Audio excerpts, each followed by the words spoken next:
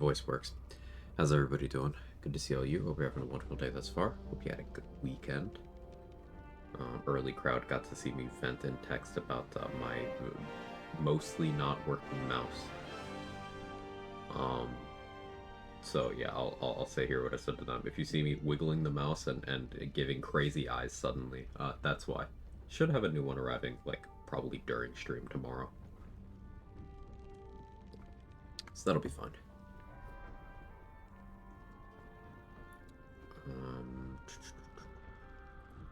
Hello. Kevin also says hello. Sling and Shoes are back. Yeah, good job, Trade. Did you parse my excitement through the pregnant emoji reaction? Hey Fries, hey Hollow, my own Sling, Foster, Mandy, Atrix, Smelvin, Aaliyah, Ogre Trials, Mick, Trade, loading screen. I said loading screen already, I think, but hi again, loading screen. There is a Kevin. He's right here. He's being very Kevin today. 14 hours of beat you through with broken mouse incoming. Yeah. Wake up! Hey, Candy May. 8 Fondue played E33. Goals. Wasn't exactly sure what the message was, but I assumed positive. Yeah. So, thank you for confirming. So, like, someone had suggested that method of fixing Tara, but, like, with fewer steps included, so, I couldn't get that to work, and also the original source was one of those sloth channels, so that original source probably ripped that from someone and copied the instructions poorly, which is why the person relaying that information to me wasn't accurate in relaying that information. But the TLDR is a trade affirmed that there is a way to fix Tara's inventory, which has been bugged in its like conventional implementation since patch 7.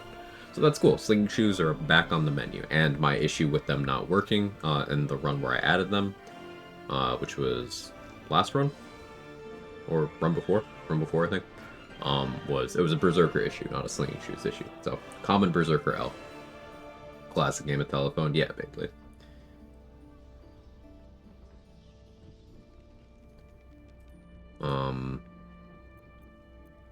Okay, Naycher. Let's continue. Poor Berserker. It's like, it's got a little sauce. It's just so outclassed.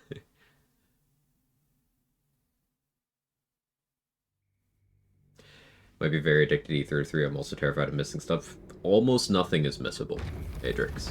Almost nothing is missable in that game, I'll tell you that much. Don't waste a step.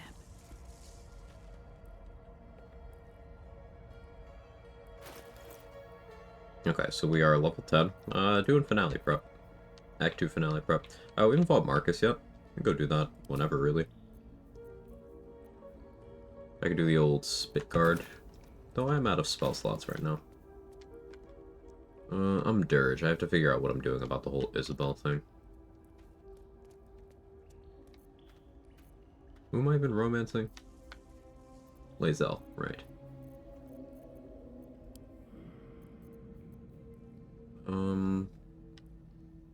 I really like having the Slayer form.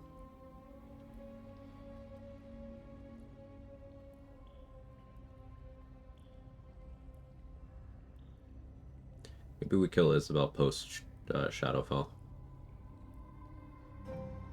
Like free Aelin. Kill Isabel at Last Light.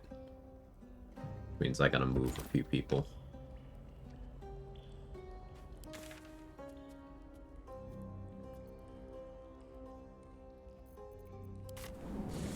Slay this form? Oh. Hey Shu. Hey Sentinel. Getting my teeth kicked in by endgame bosses in E33. I really enjoyed the problem solving that goes into dealing with some of those.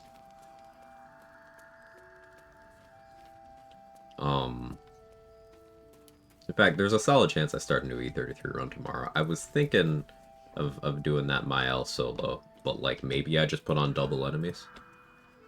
Make it a little spicy. The early game will suck because she's got no AoE worth mentioning until like halfway through the game. But I don't know. We can keep it spicy.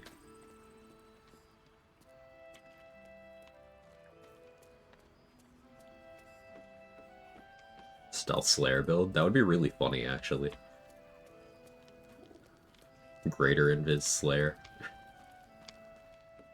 Last night's best bargains. Speed of which, is there an efficient Lumina printer?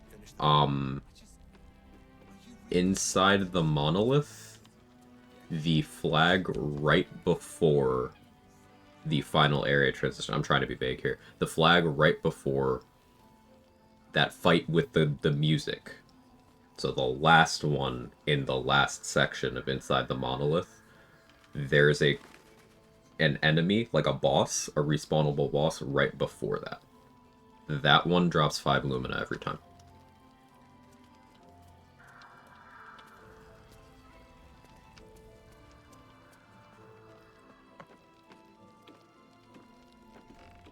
Welcome back. Does Slayer form even have a crouch animation? It does. It even has a sit animation, which I think is pretty cool.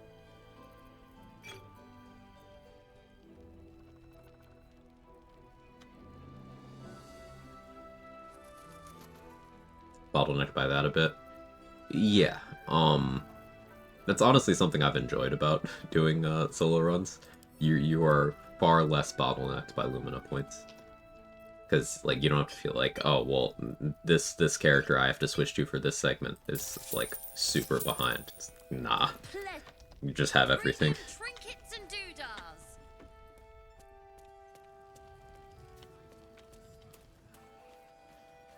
I have something to ask. If you're all right by Jahira, you're all right by me.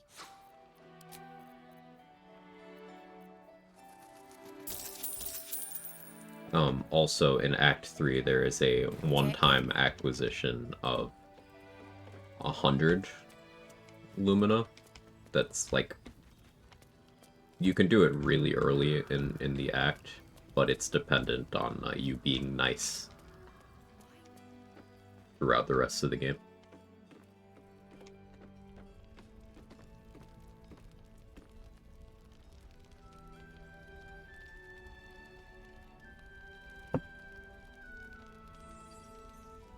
But yeah, play E33 if you haven't. It's Sleeping Award season. I don't care if it wins or not. Like, the fact that it's one of those things that as soon as it came out, people were like, oh no, this is gonna clear. It tells you a lot. Need anything? Being nice? Who does that? Yeah, spoiler talk over.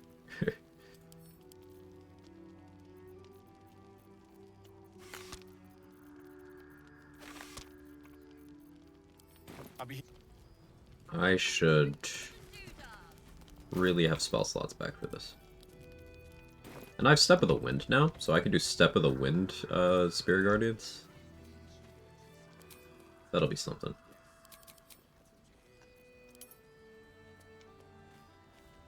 It's #1 on my list, can't stop with BG3, understandable. I got other stuff I should be playing too, but, you know, you see me doing this for stream every day.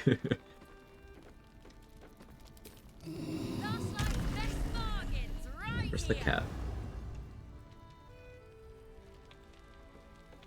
Got Merc on already. Where's the cat? There's the cat.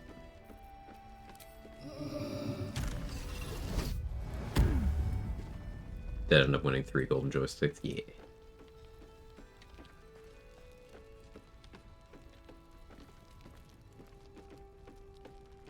Don't be shy.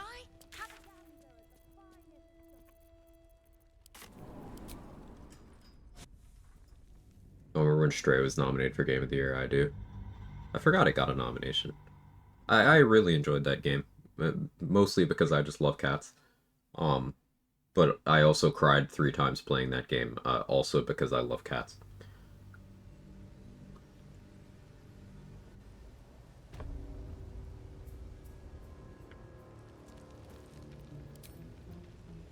I do want to play Giant now just for slinging shoes. Walk in death. The thing about slinging shoes that's awkward is, by the time you get them, like, you could just be doing Arabella Shadowblade.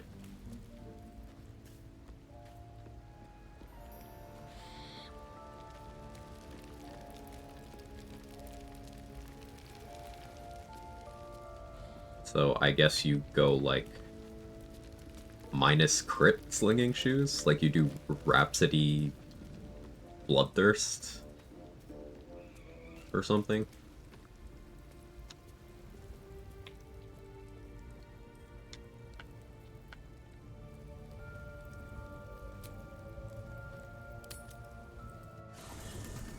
Would you do a run where you hack those shoes in an Act 1, try to build around them? I've been thinking about, I mean, mentioned this a while ago, starting to do, like, those kinds of runs. Like, the Clown Hammer was the initial one Something's on my mind. that came to mind.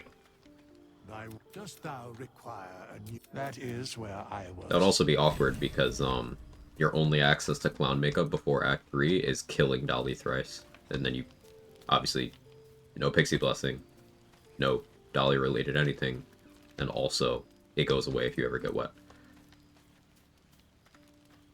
So it would certainly be interesting to navigate. You see my mouse struggling here? Jonkler run? Yeah, name the tab Balatro. Unfamiliar with slinging shoes, what do? So they're boots that when you throw them, they do psychic damage, and then they come back and re-equip to you. They are pretty hard to get because they're available only from Tara. That's the Tressum that owns Gale. And they're only available if you do things with Tara in a very specific sequence in Act 3. It's supposed to be easier, but Tara has been bugged for a couple of major patches now. Major patches.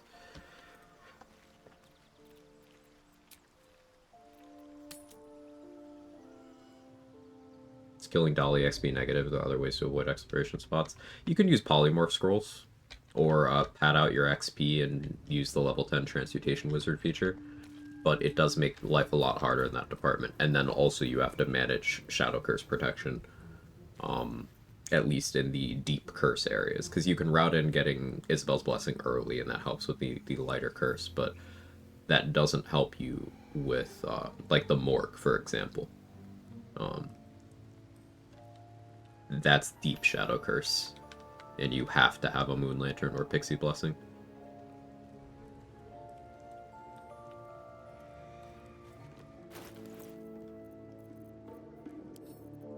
Hey, Tweedledum. So I've heard.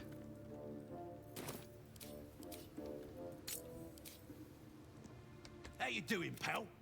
Looking for some odds and ends? I did not get the blessing from Dolly thrice on first playthrough. Healed through the curse from Rigid Moonrise and carried Lantern like a scrub. I mean, I think that's very understandable. Given how much of a big deal they make, hey, you gotta have light. It's not, like, immediately apparent that, hey, actually, you don't necessarily need light. There's an alternative solution.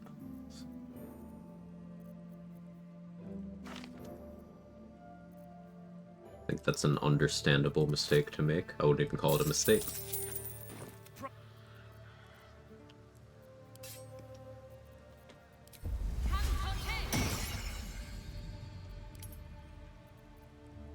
This calls for careful footwork.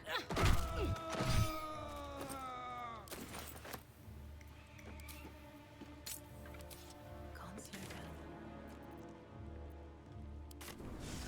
Morning, Seth. How are you? What they're saying, but at least they're peaceful.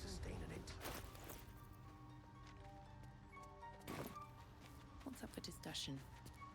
Welcome back. Have you made any new discovery? I do enjoy a good bargain, if anything in my private collection is to your liking. I guess another byproduct of my mouse being currently in the situation it is fast, like, flick things I can't really do. It's fortunate that I have not gotten in the habit of doing those things. But, it amuses me to think about.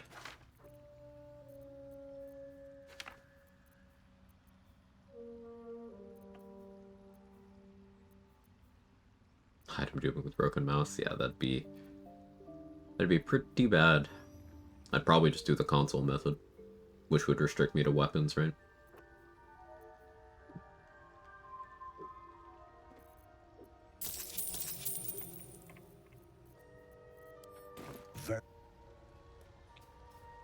Nice update to the weekend. Sunshine. It's pretty okay. Movie night over in Danny's Discord Saturday was a lot of fun. A lot of people were there. It was very cool. And then I just had a pretty chill Sunday. Perhaps Amelia is right. I should get I'm gonna say I'm gonna gear up and take you. Alright. Hi Danny, bye Danny. It's gonna be stuck in my head the rest of the stream.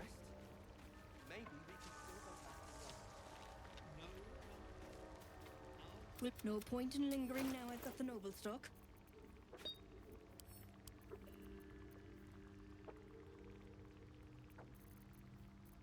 Highlight of my weekend, honestly. It was very fun.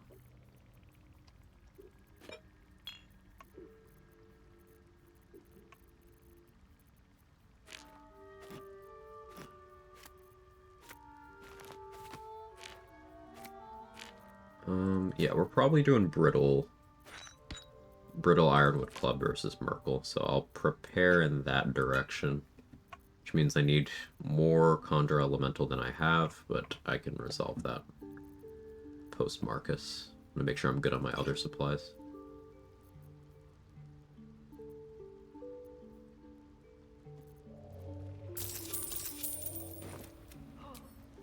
This'll do wonders for.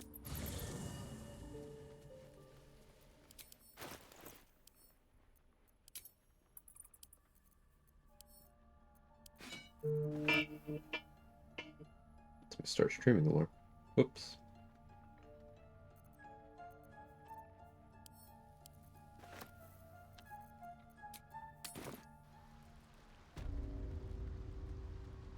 We'll be clearing out. No point. in Brittle's a lingering now fail-proof I've got the strat. No way for it to go wrong. Triggered. Yeah, you'd think I would learn. But, you know, just doing the same thing endlessly, hoping for a different result. I should totally have this on while doing this. Ah, mouse. Time to wake up. That one's actually the start streaming alarm. The wake up alarm was 30 minutes ago. You can tell it was only 30 minutes ago because I still have morning voice.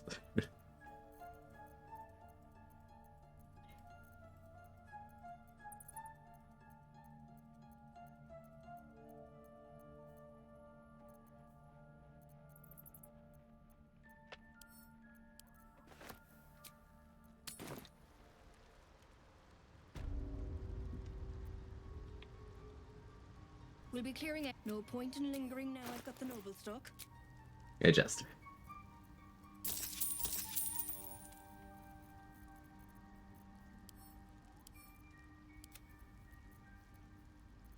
I read the book, right? Pretty sure.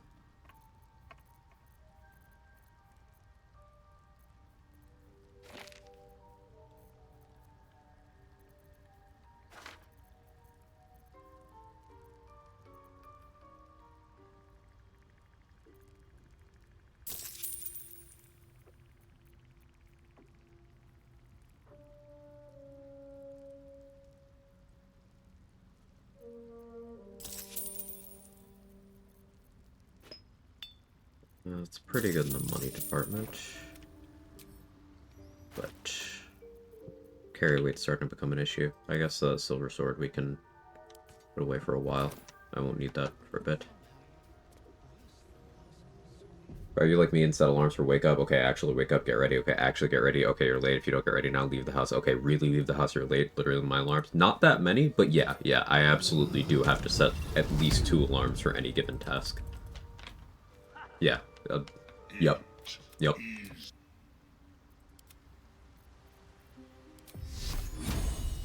Like, and I don't even have them... For most of the time, I don't schedule them. Sometimes I do. But, like, I have... Here, let me just...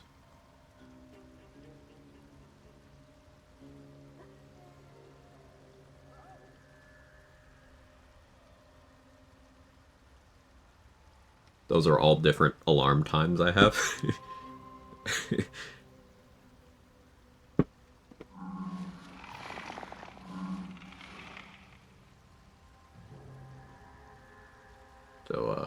Yeah. Yeah.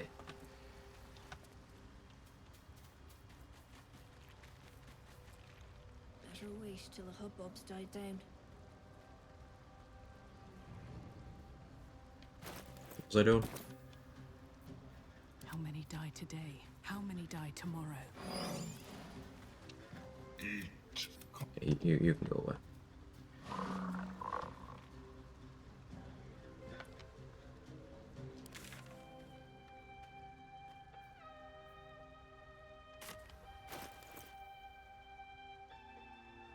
Right, let's get Nightsinger's favor. And then let's go fight Marcus.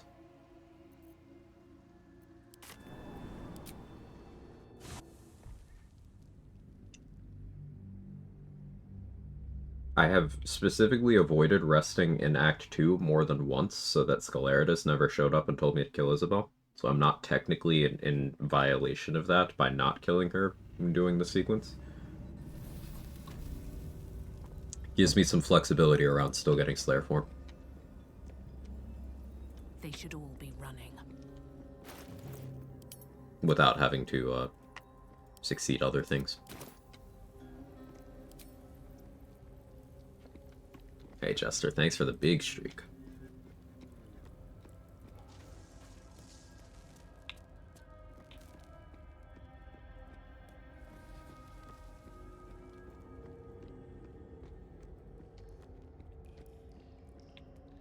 Let's see. Opposite end of the spectrum, I have 0 alarms set on my phone, yet I wake up at the same time roughly within 10 minutes of it every day. I tend to wake up, like, pretty consistently within a certain time frame, but there's some times where I don't. Like, there's a failure rate, and it's kind of, like, necessary for me to function in my day-to-day. I need to keep my stream time, like, at least mostly the same. Just how my brain works. It's like the structure I build my day around. At least my start stream time.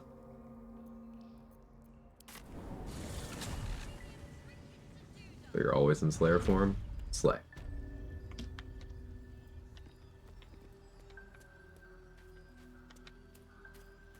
Also know you. Among the cultists, Mum. Preparing to march, I wager. Seems that way.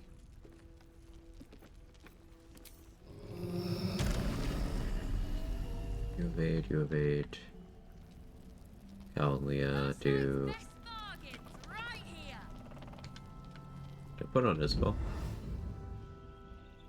I did not. Alright. That'll be for Isabel then.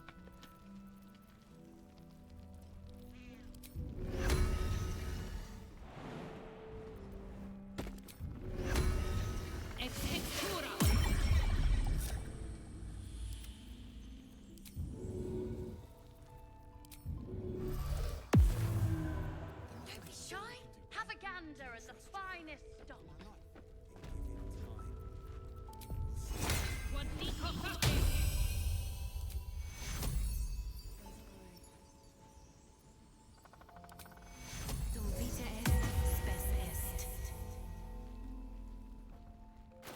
My initiative. Already enough, in all honesty. 18 dex with +9. Marcus has +6, so the most he can roll is +10, and I think he only has 16 dex. So I already have enough.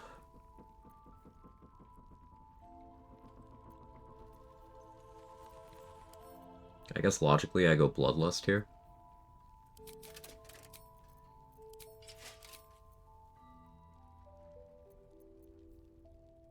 I think Harmonium Halberd's actually the play.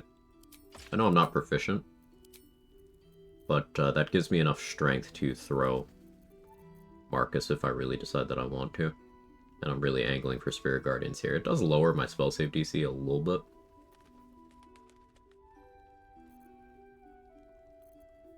That shouldn't really matter.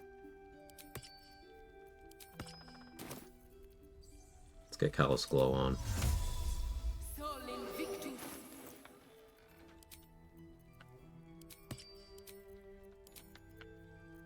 Still gotta go grab Flesh Melter Cloak. Someone remind me after this fight to go do that.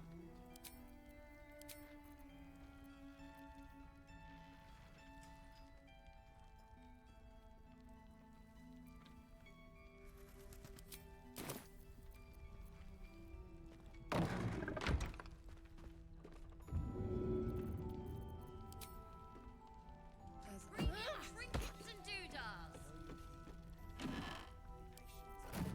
Chance will come. Until then, keep watch. Keep wary. Ira et Doro.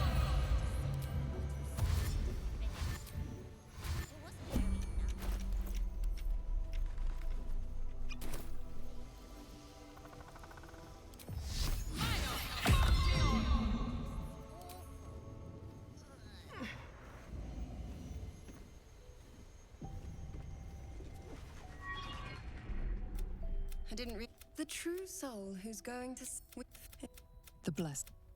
But the cultists are able to trip. while you're busy.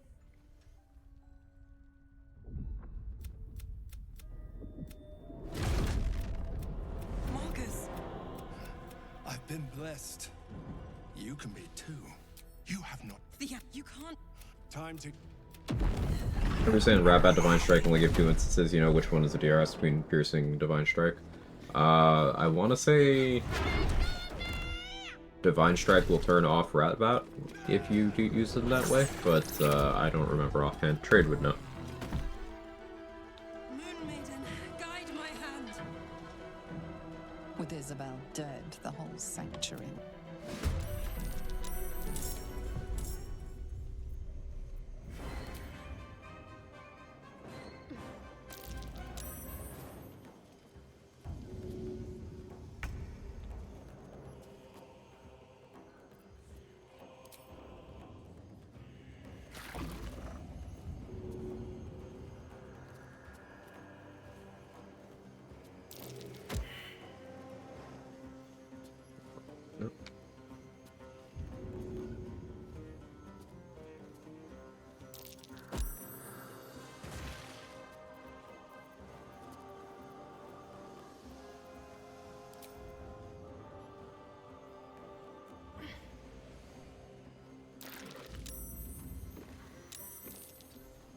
We got Murkon in the turn order. He's gonna hold it down.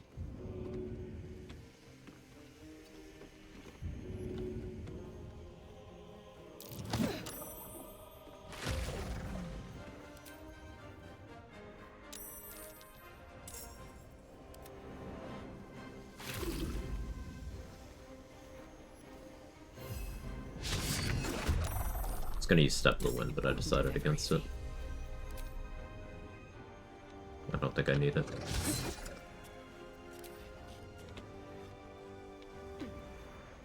Maybe next turn.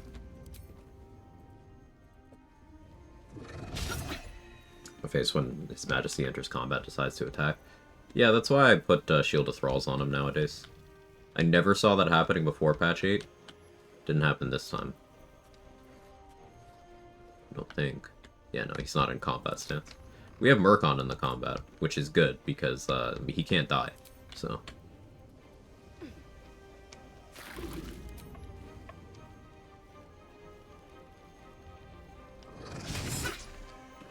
And I got the wrap out my Ancient Mega Pack run, they removed the extra D4, D6. Piercing damage, yeah. The Ancient Mega Pack is a stupid mod with stupid decisions.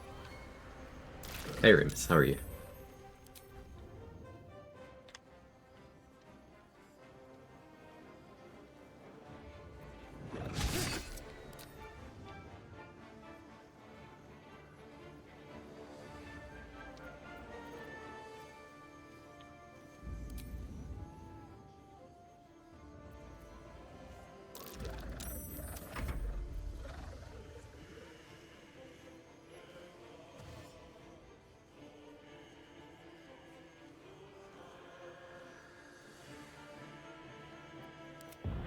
Magic Missile, Leo.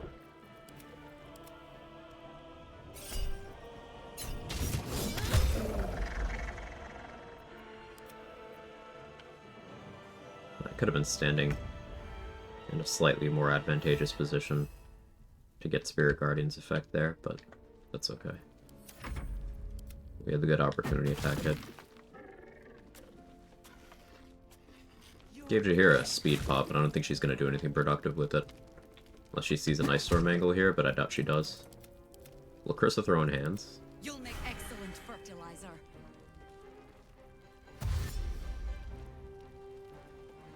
She dashed? What are you doing now? Oh, she did find a nice storm angle. Knocked Harper and Asa prone, but still. Wolverine piecing up that one. Maybe I should have sold Cal a scroll too.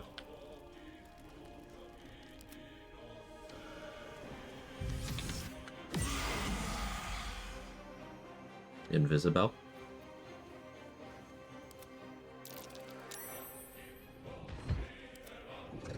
Hero paralyzed. Wolverine got crit. Nimble. Come on. My goat, Art Kala, is staring at a wall. Okay. My goat, Murkon. He's ready to throw hands. Isabel have scroll AI? I'm unsure. She has potion AI.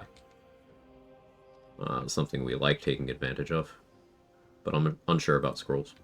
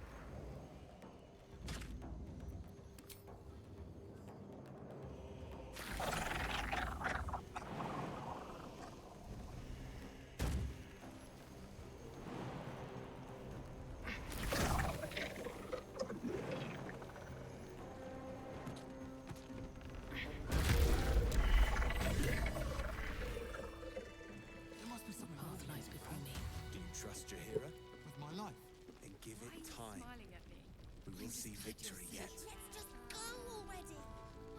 We don't even know the way to Moonrise. That's why we should leave now. Yeah, giving Isabel an Invis Potion is a good strategy, because she usually uses it second. She'll prioritize using her action. So, Isabel. I guess the takeaway there is, if you're worried about her breaking her Invis at an inopportune time, give her more than one potion.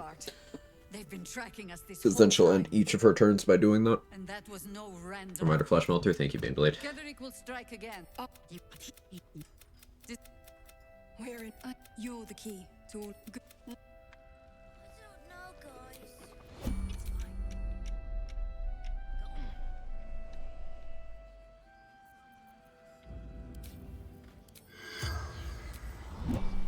Not take concealment. The corpse regards you. Life. Outside. Do this first, then I'll head over there.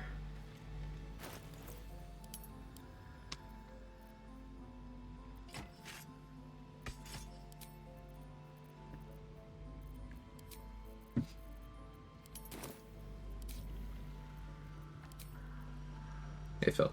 Ding dong. Anything you want to say? Any.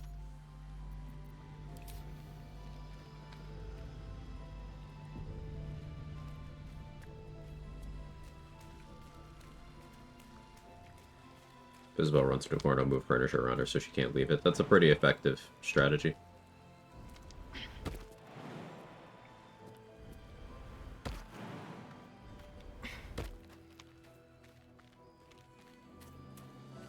Here goes nothing.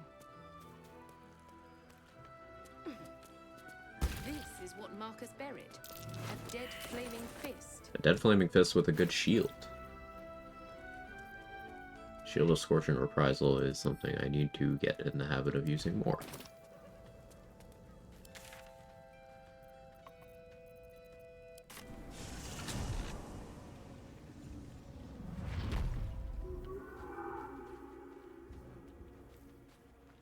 I left one of the fish. Hey, Exile, thanks for streaking.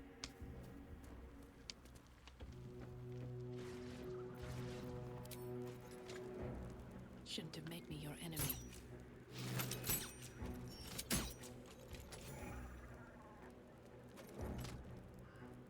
Like that you can see the outlines of Last Light over there.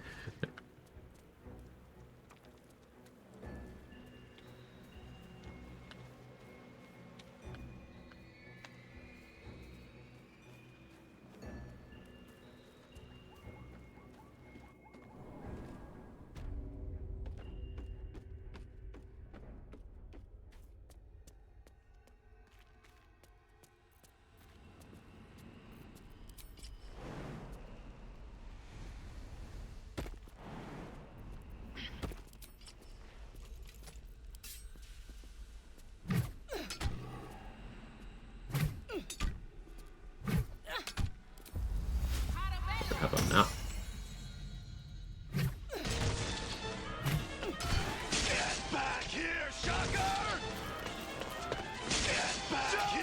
Oh, we're doing this.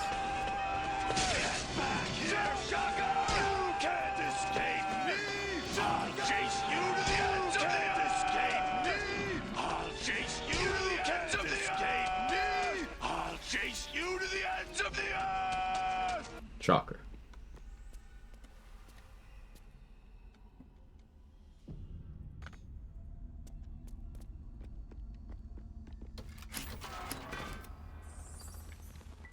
Clementine! Clementine?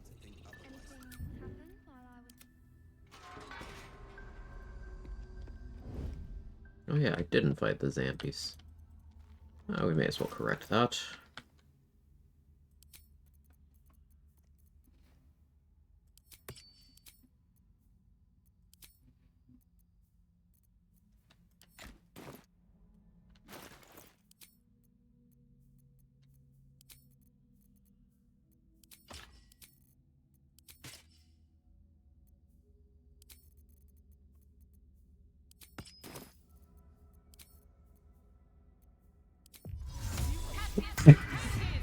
Excuse me.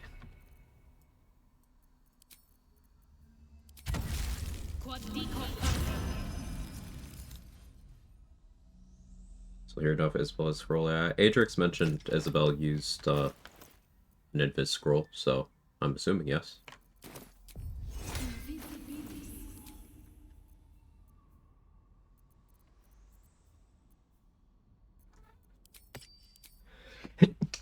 Excuse me again.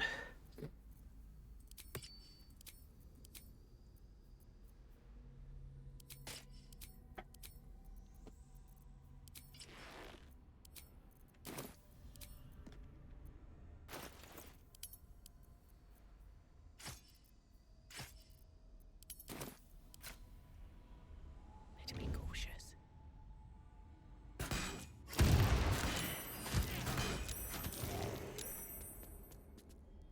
Dream in red. What path lies before me?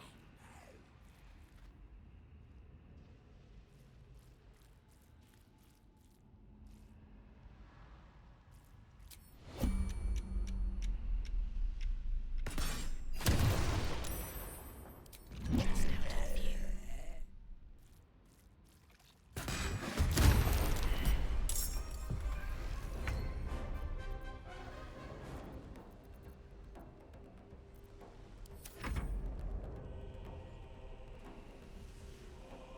Bluff, thank you. Bless you, thank you. 1d4, thank you. Bless you, thank you. 1d4, thank you.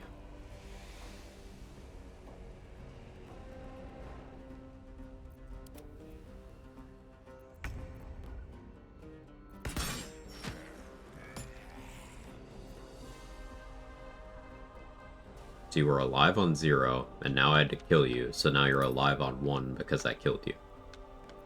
Yeah, sure.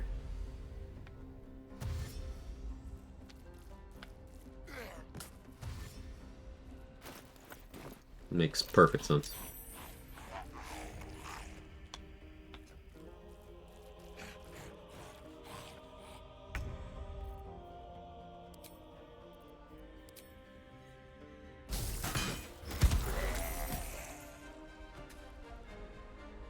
very well.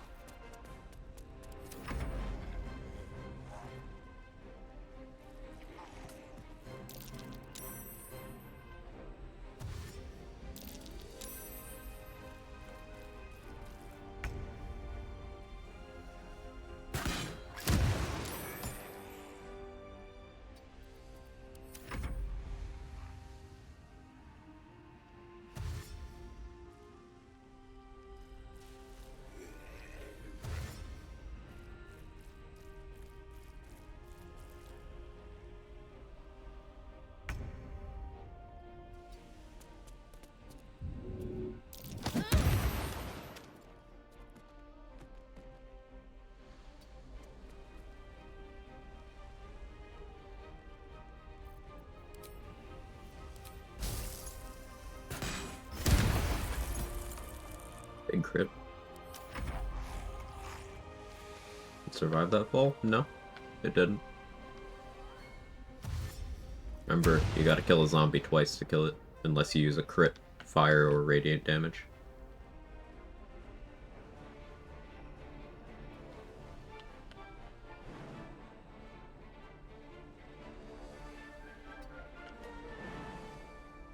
Hate having low strength.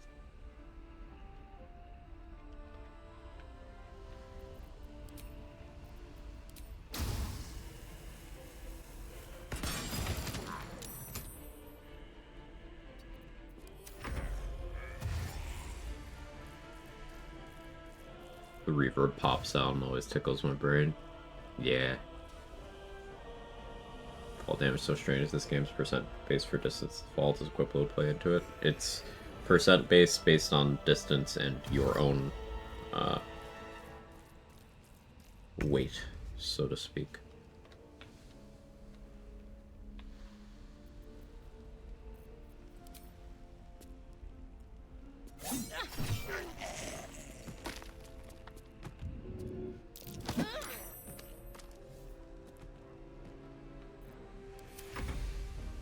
Equip load does not affect it at all.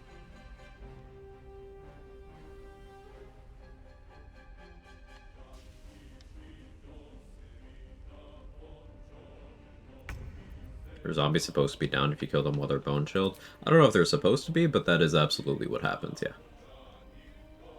Think you can take me on? Because their res still works, it's just they don't actually get healed, so they're just alive at 0, which usually means they're in a downed state.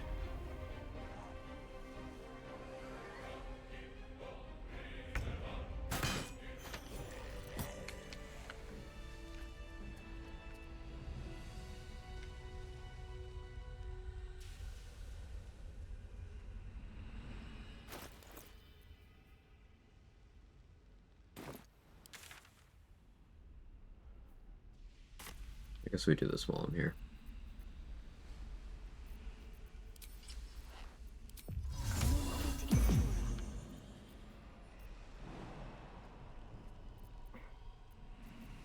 Can't risk being in open view.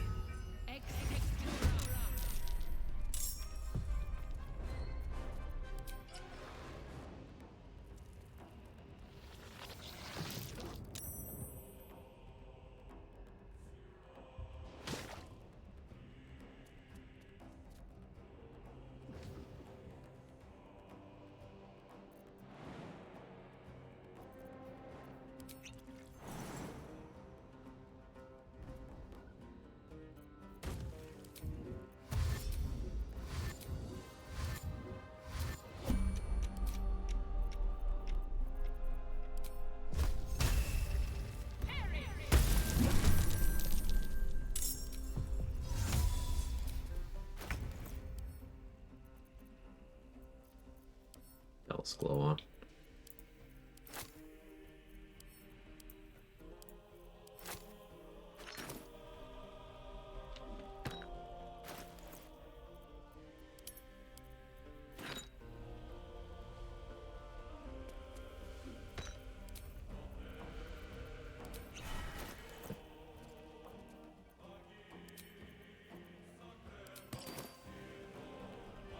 These boots have seen everything. Speedy Lifey with me either. Gross.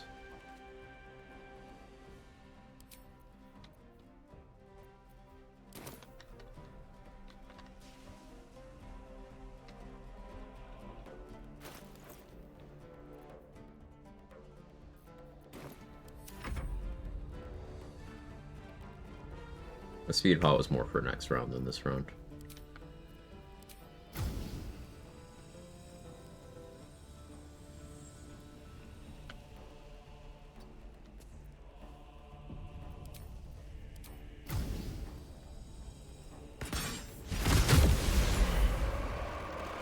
Three.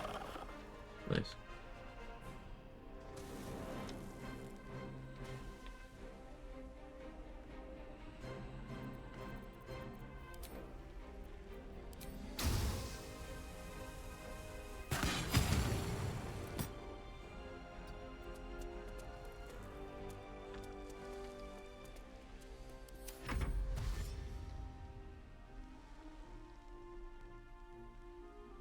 What's the significant difference between getting a 21 strength, buffs like feats, ethyl hair, etc., versus strength pots, or is there even a difference?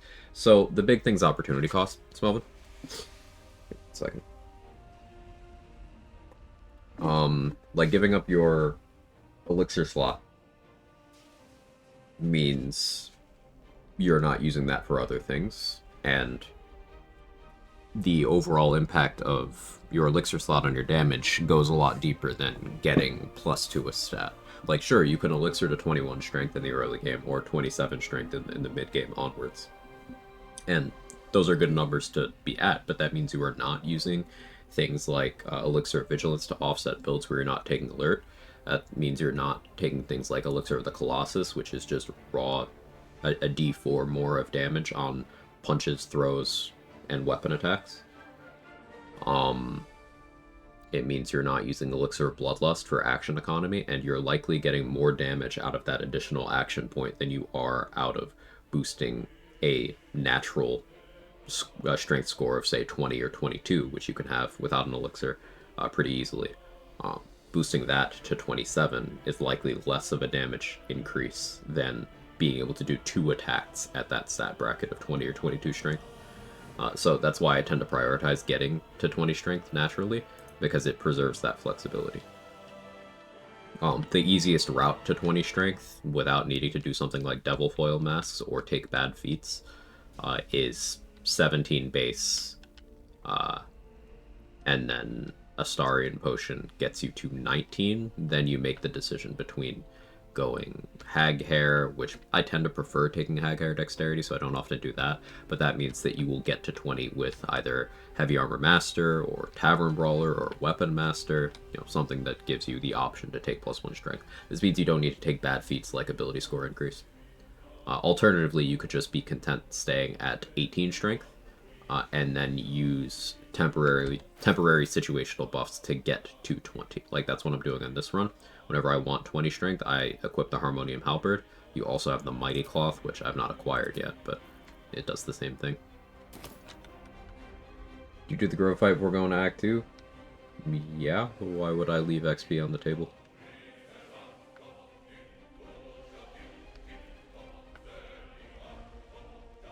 Like, if you don't resolve the Grove versus Goblins conflict before you leave the act, then all the tieflings are killed, you lose your opportunity to deal with most of that scariest things. Yeah.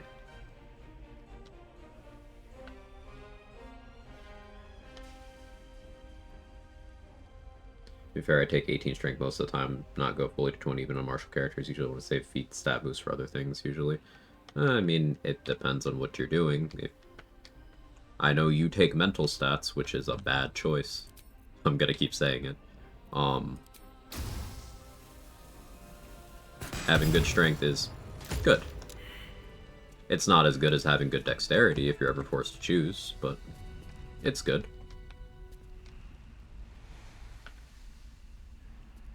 But you don't really find your physical stats in competition too often. Like, Hag Hair and Mirror of Loss are the real exceptions. Other than that, your strength and dexterity are never really in competition. And then Constitution is just ultimately secondary to those.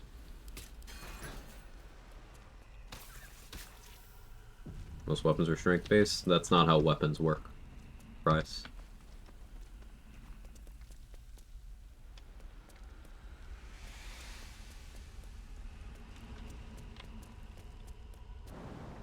Ranged weapons inherently scale off of dexterity. Like, all of them. You doing my mind? Yeah, well, correct your mind. I'm sorry that you've chosen to believe something that isn't true. Wait, no, that's not true. I'm not sorry about that. You can always do better. So, let's look at weapons. King's Knife. It's a short sword. Short swords have the finesse property. What does the finesse property do? Strength or dexterity. Whichever one's higher. Which categories of weapon are finesse? Daggers. Short swords. Situationally, some items outside of the category, like Fowler or Louvre, Lorethian's Wrath, are finesse longswords. Dancing Breeze is a finesse glaive in Act 3. And daggers and short swords in particular are very stacked categories. There's just a lot of them, quantity-wise, throughout the game, uniques and otherwise. So, like, that already covers a lot of things. But you also have classes that serve to modify your scaling options. Like, for Monk, you have this feature, martial arts dexterous attacks. Attacks with monk weapons, that is anything that is not two-handed, that I am proficient with. Scale with dex instead of strength if my dex is greater than or equal to my strength. So I can make almost all weapons scale off dex on this character. Warlocks with Pact of the Blade or any Hexblade Warlock can force their weapon to scale off of Charisma. Casters that have access to Shillelagh can make any quarterstaff or club scale off of their casting stat.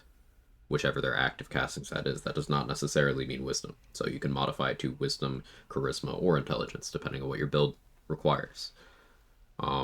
Jaheira's Sylvan Scimitar and Will's Infernal Rapier also inherently attack off of your casting stat rather than a physical stat. So, like, this idea that most weapons are strength, yeah, most weapons are strength if you completely omit the various stat scaling mechanics in the game.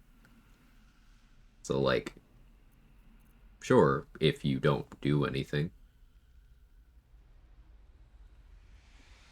But I think that's a bad framing.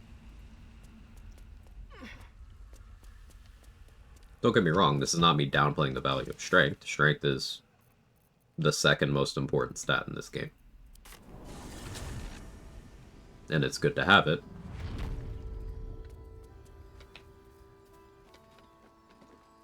But we can also be precise in our reasoning. Pair of boots to that traitor. Can't believe it.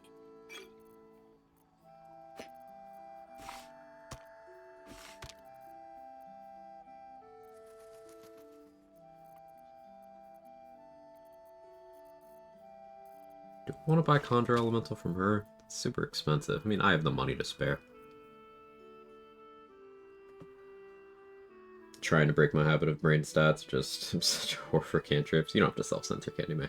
Having a lot of spells repair, it's a hard habit to break.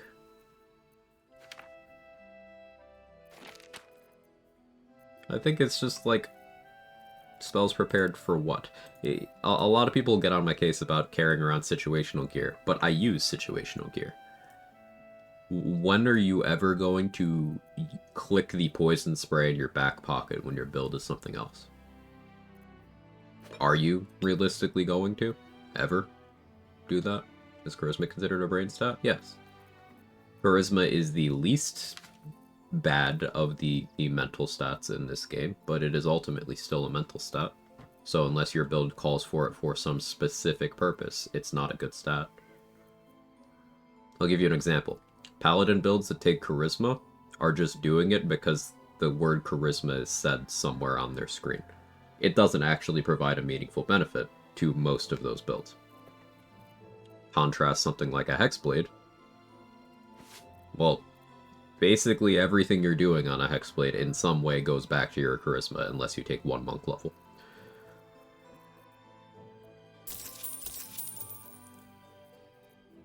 So, your mileage may vary.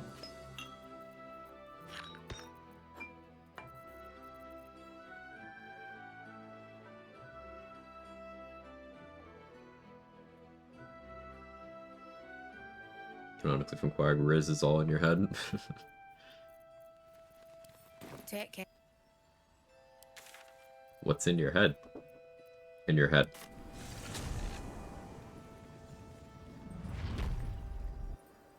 So sorry for commenting. Never be sorry. Apologize for being sorry. I care what you have to say. Quag mad. I'm curious. I know you've mentioned this before, not being a fan of Wisdom with stats you prioritize for Cleric build. Thinking of doing Pure Tempest for my first duo. Dexterity is the most important stat in the game. Hey, Superman. Mandy got it. Aether's got it, yeah.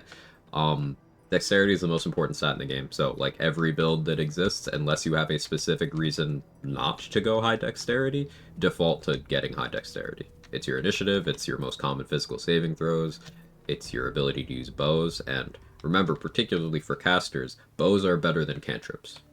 No, you don't need extra attack. Bows are just better than cantrips.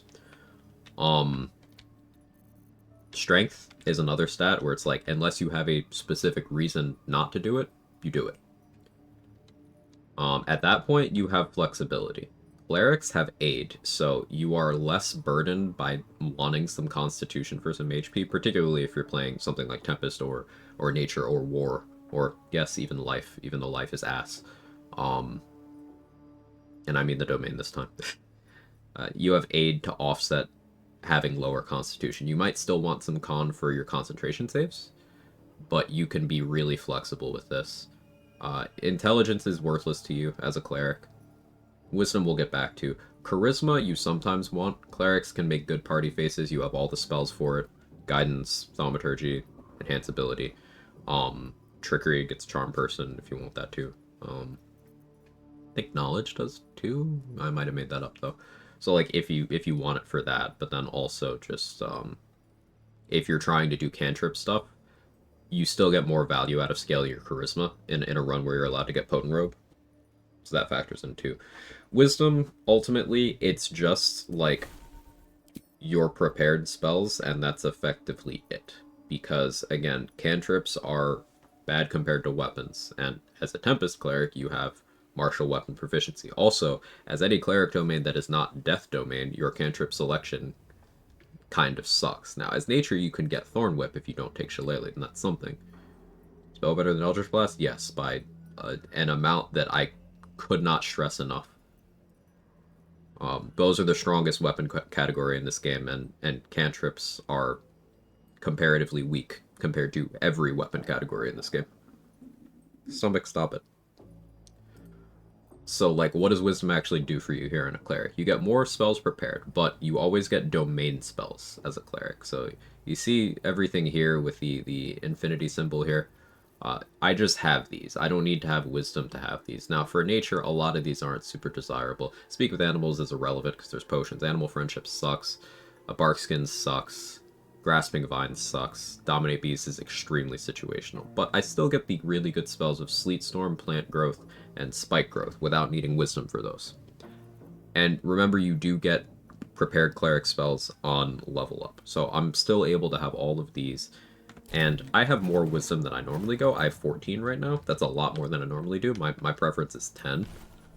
But that would really just mean I have, like, 2 less spells here. So I wouldn't be able to always be walking around with Enhance Ability prepared, and I maybe wouldn't do Protection from Poison, which is fine, because I can just swap those in situationally, or maybe I don't keep Protection from Evil and Good prepared, and I rely on Scrolls instead.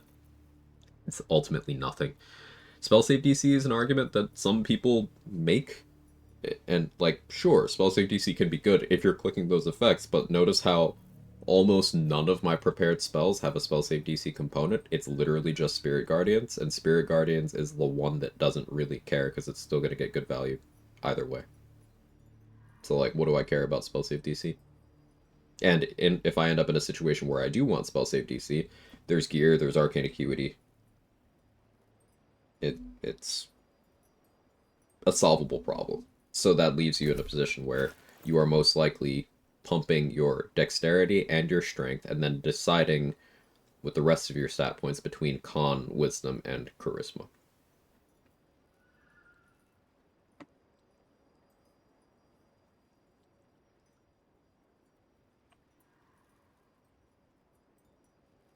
which gear loadout are you using to stack with the bow damage? I think you're overthinking this, Wooden Bean. Like, as a baseline, at no point do cantrips outscale bows. Like, even build agnostic. Like, I cannot stress this enough. If you put absolutely everything you could fathomably put into an Eldritch Blast, for example. Thank you so much. Of course, Melvin. If you put everything you could reasonably and even unreasonably put into an Eldritch Blast, it is still losing to a special arrow from a level 1 character using a bow they're not proficient with, peak to peak. Cantrips just don't win. This is not me saying cantrips are bad, but this is me saying cantrips simply lose to bows. They just do. That's how the game works. Again, not me saying not to use cantrips, but bows are simply objectively better 100% of the game for the purpose of damage.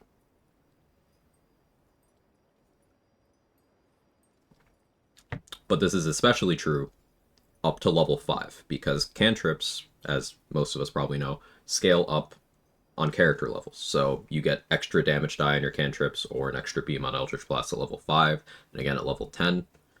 But bows are at their full power the whole time.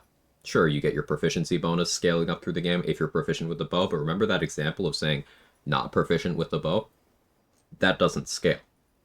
A level 1 Trickery Domain Cleric shooting the Titan String Bow, for example, is going to outdamage the most well-optimized 10 Evocation Wizard, 2 Hexblade Warlock, Eldritch Blaster with perfect gear and stat spread.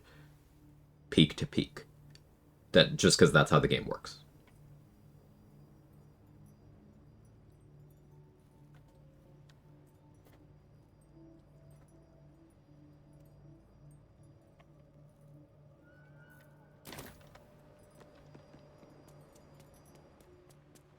Cantrips and bows can be best friends, not mutually exclusive. I mean, that's not really how that works either, because they are mutually exclusive unless you are getting bonus action cantrips.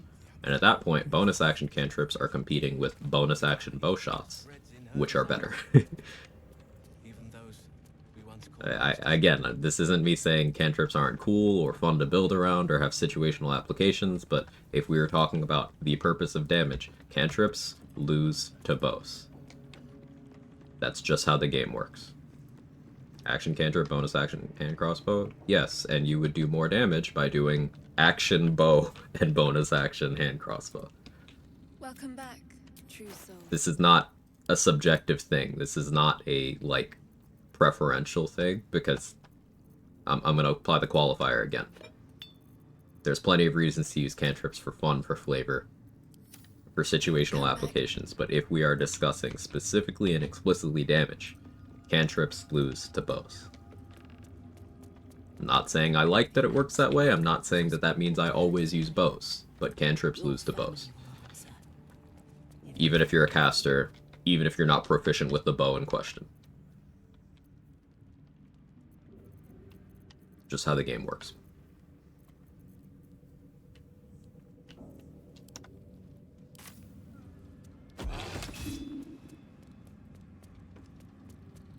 Better not be cursed. I killed all the cards, right? That's just a scrying eye up there, surely.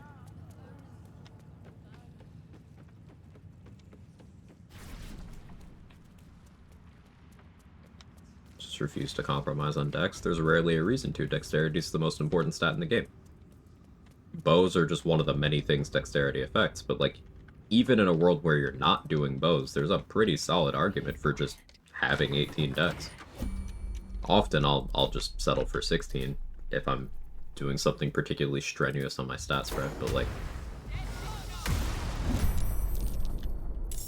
First of all, how dare you?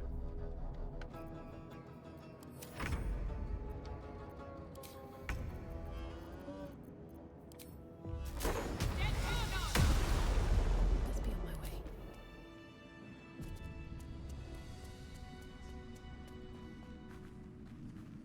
All right. Same thing I just ran into. Minsk has voice lines in Act 2. Running them all last minute plays Minsk, though it doesn't recognize Jair in Act 2. It does have voice lines about Cleric. Yeah. I mean, Minthara has voice lines on the Nautiloid. They changed course with companions.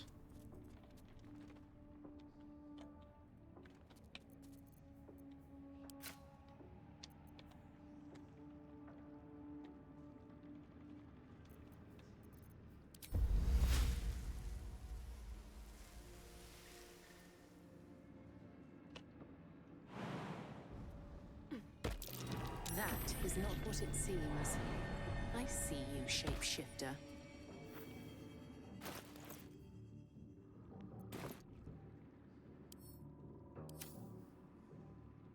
Time to press ahead.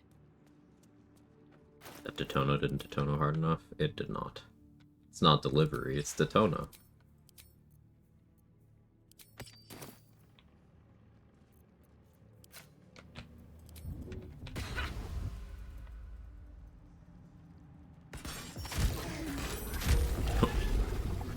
Just the 2-tap. That'll do it. Here's a proper morning hello after sending shitpost earlier. Oh, I must have missed it. Hi, Kels. What if I want my mage hand to throw my bow for damage?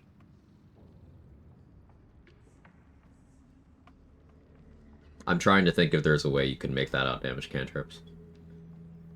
Hyper situationally, yes, because there's no bludgeoning damage cantrips. Asterisk next to this entire long conversation. We're not counting Booming Blade for any of this.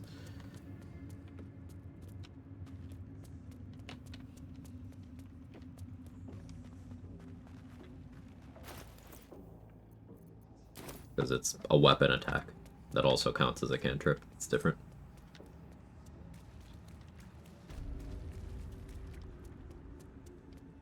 You knew about Minthara, had no clue about Minsk, would have loved to see him before Act 3, such a wasted potential from a historically significant character the Baldur's Gate franchise. I disagree. It's not wasted potential. We already had 2 full games of Minsk. What would he add to being in more of the game? He doesn't have anything to do in the part of the game he is in. That's your nostalgia speaking and not your sense. Each of us threads in her design. Even those we once called monsters. I want to have a word. Want a Minthara Origin mod? It exists. A new It exists. face come to bask in the light of Minthara innocence. Origin mod is very How fun. can I be of service, true If soul? Minthara became like a origin character, like legit, she's far and away the strongest. I mean, already in gameplay, she is far and away the most powerful companion. It isn't even remotely close. Because peak soul branding is fucked up. But, she allows Ascended Astarion to play in the shallow end of the power pool.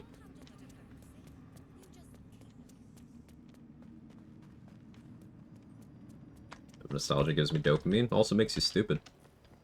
Just, not you specifically, in general. Nostalgia makes people very, very stupid.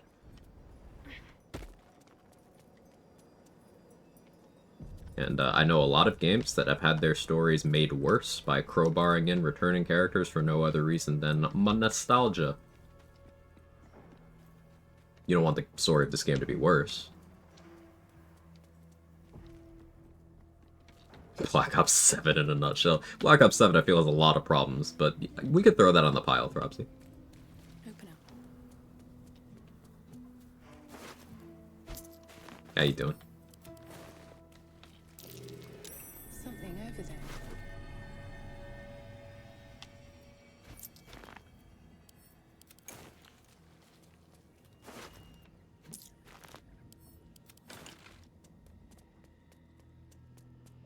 What about adding characters? Because horny. I mean, even that can be done with varying degrees of quality. Like, you know, the entire game of the first Hades game was a lot of people's buy-in Pan Awakenings because they're like, wait, oh no, I want to fuck all of them. Oh no, what do I do? Was that a click So, like, I heard? you could do that pretty well. There's something about this. And then, on the other end of the spectrum, it's like, My hands on everything. Halsin's first personality trait is Naycher. His second personality trait is horny. He doesn't have a third one. Now, for some people, that's enough. I'm not one of them, but for some people, it's enough.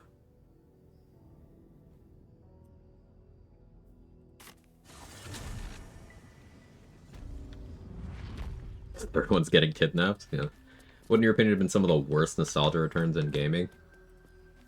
As Throbsy said, the Call of Duty series has that a lot. Like a lot. Throbsy was talking about campaign, I imagine, but like also Call of Duty Zombies has storylines. And some of them are cool, but then some of them are absolutely just like nostalgia strangled. Like back in Black Ops 4, they introduced a new cast of characters with like as a side thing to the existing zombie storyline. So they had two storylines at once, right?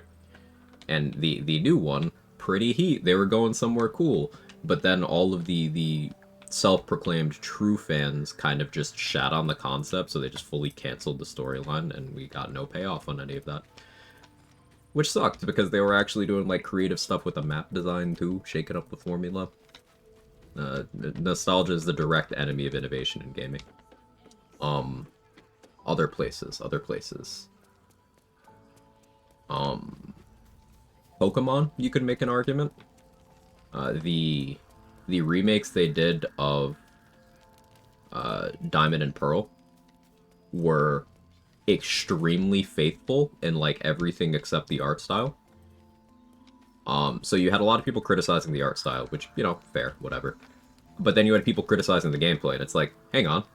It's 1-to-1 in 99% of cases. It's 1-to-1 the same gameplay. So do you not have this issue with the original? And then some of the people who have that criticism will pivot to like, okay, well, Pokemon Platinum, which came out after Diamond and Pearl, was just like the director's cut version of those games that fixed a lot of those issues. And yeah, that's true. But that they didn't remake that. They remade the other games. So, like, if you have a problem with the gameplay of that game, you have a problem with the gameplay of the original game. And that's okay to have, because I do have problems with those, despite my nostalgia telling me that I like those games, because I grew up playing those games and I have an emotional attachment to those games. But I'm able to criticize those games. Nostalgia gets in the way of a lot of people being able to do that.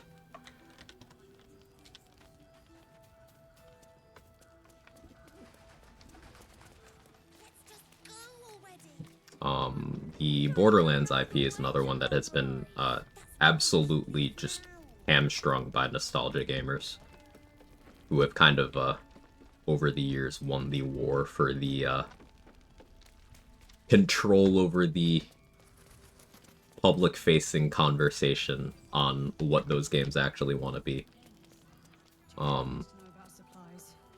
So yeah, that's a bit of a tragedy too. Didn't care much about the art style of the gameplay. I'm mad because 2 Fire-type Elite Four. I guess Lopunny's a Fire-type. I mean, in Gen 9. Media literacy in my racist homophobic voice chat game? I think not. I think Borderlands 4 falls in this category. By all accounts, gameplay-wise, yes. Narratively, no. They're actually doing cool stuff with the story by all accounts. Actually, like, writing more mature stuff, kind of coming into their own there. Graduated from, you know, brain rot. But in gameplay, basically, what Borderlands has evolved into is the wish list of 3 people on Twitter that Gearbox invariably caves to, no matter what they want. It's what happens. And of those 3 people on Twitter, 2 of them are incredibly nostalgia-oriented. One of those 2 does it intentionally in bad faith.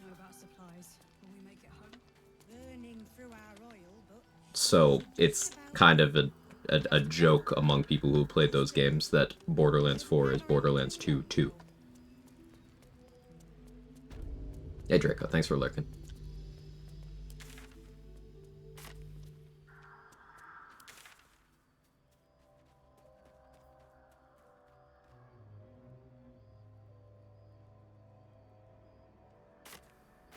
I really don't have many fights left. I have the Jith, I guess. We can go for the Jith.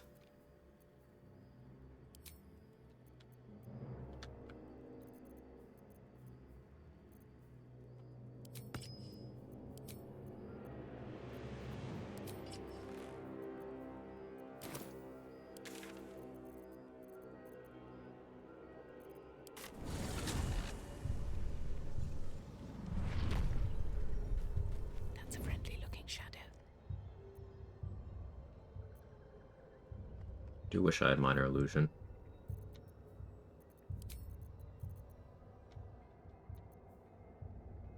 But oh well.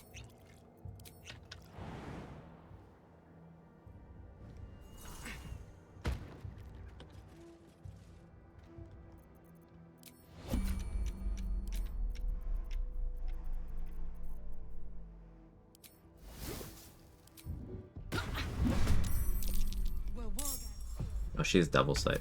I forgot. The same mistake.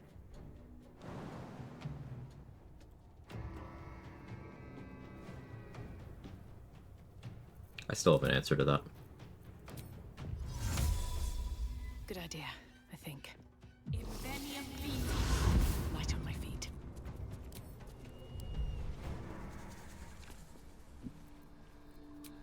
The answer is just not darkness. Clustered fires and tents. Thought Devil Sight didn't work with The Fog's Absolute's clouds. army is camped here. It doesn't Push my luck. until it does. That's the best way I can explain it. So, like, fog clouds work against, like Marigans and Yurgir. Darkness doesn't, and that's because they have Devil Sight. But in the case of Tiscan here, my working theory is the way that light interacts with fog clouds is, in some situations, you can have a light and fog coexisting. Which means you can have a space that is both obscured and illuminated. If you're in an illuminated spot, as long as something's dark vision, like, is within that range, they can just see you. If you're in their sight cone, they just see you. Now, I wasn't in her sight cone, and this is where I think there's cases of sometimes Devil Sight does allow you to just kind of cheat.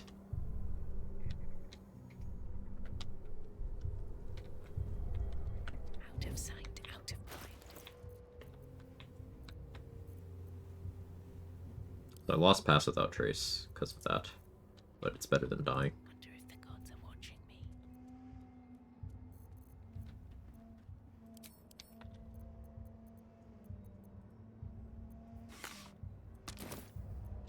I need more Darkness Arrows. Yeah, man. Never wanted the easy path. Yeah, thanks for the streak, Superman. So another example of fog and light being able to work together is on my no-hit run. If you need something I was playing Shadow Monk. My Cazador strategy, I made... Yeah, trade's going there too. I made a huge area of fog clouds, and I used the Blood of Lathander. Cazador was looking for me as I was stealth killing him inside of the fog cloud, and he couldn't find me, but he was taking sunlight damage inside of the fog cloud. So they can coexist.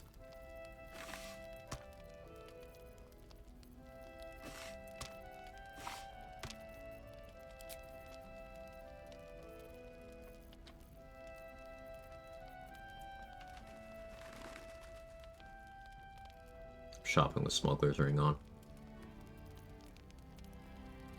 It's fine. Ish.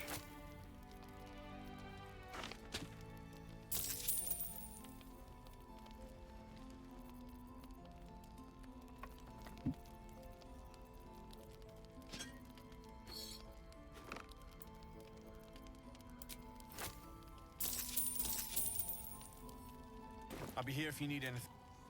Hey Poppy, how you doing?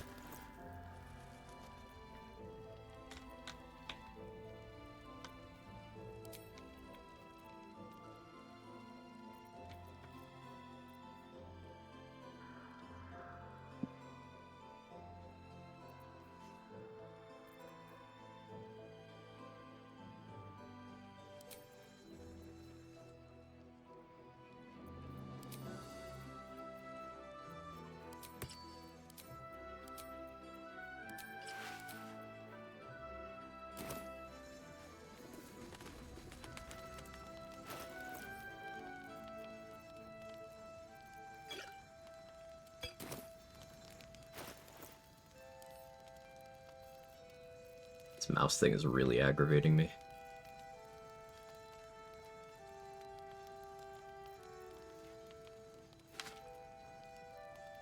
A little low on supplies.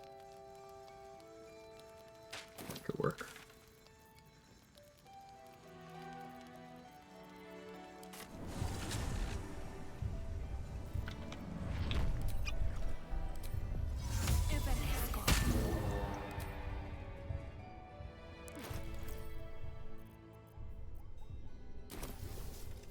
I don't need any attention right now.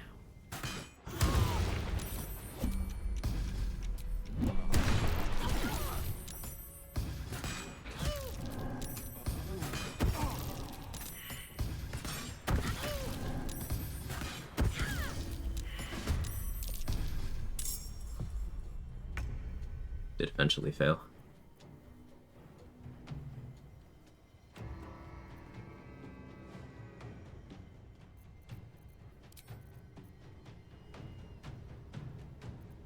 So no surprise round here.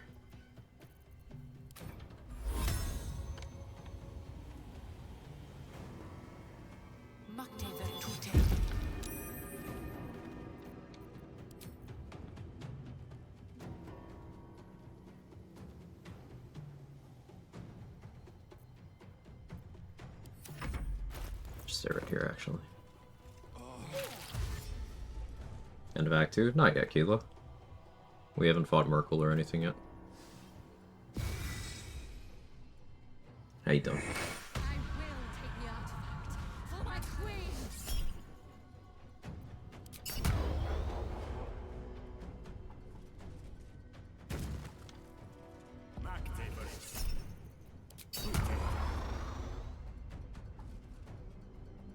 So you saw me firing off darkness arrows there. Darkness arrows do not break invisibility, even if you shoot them, like, at someone.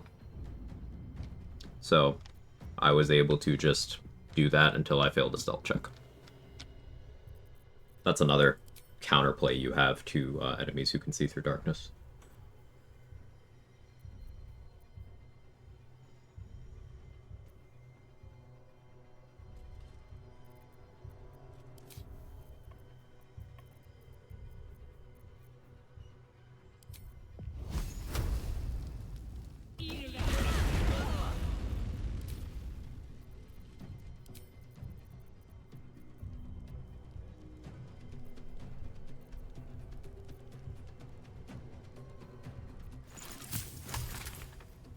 Thought I'd speed pot there, I don't. Okay. Alternatives.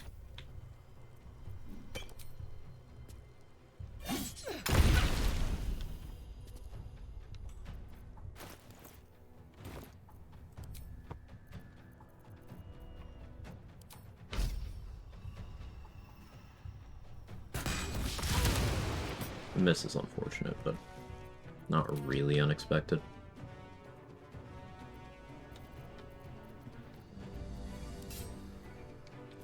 This archer probably breaks my concentration.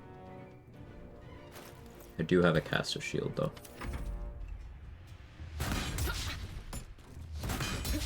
Oh, they missed. Good.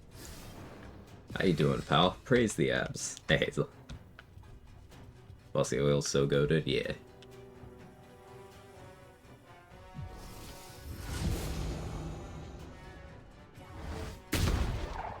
She whipped it into the wall. Yeah, good for you. Black has really sent it her best here.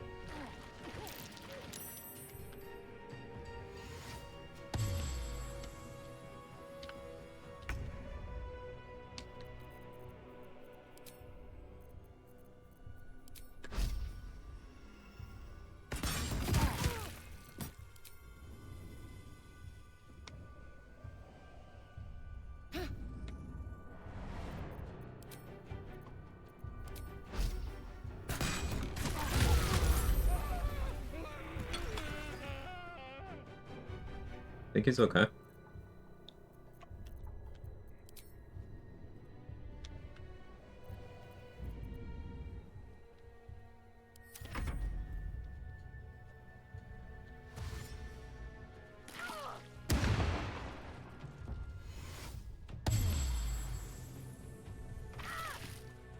Wild soda pop.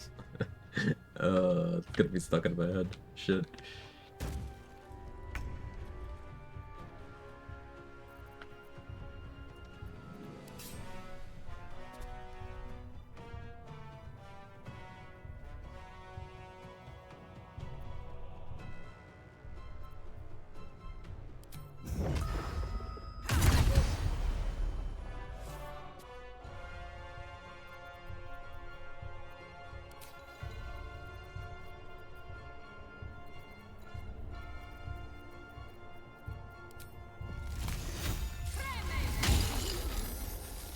It was funny.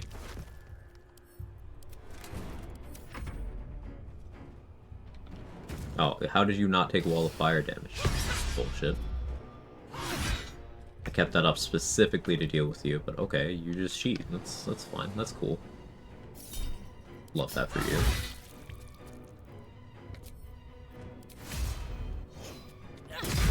Asshole. Breathe deep and move.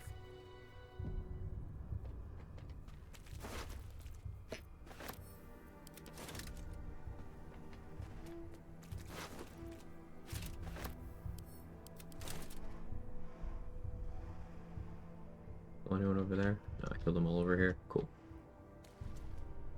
Start up Hordebreaker Hunter and entertain going Colossus Slayer instead. It's best practice, use Minor Illusion or something to group enemies and use Hordebreaker.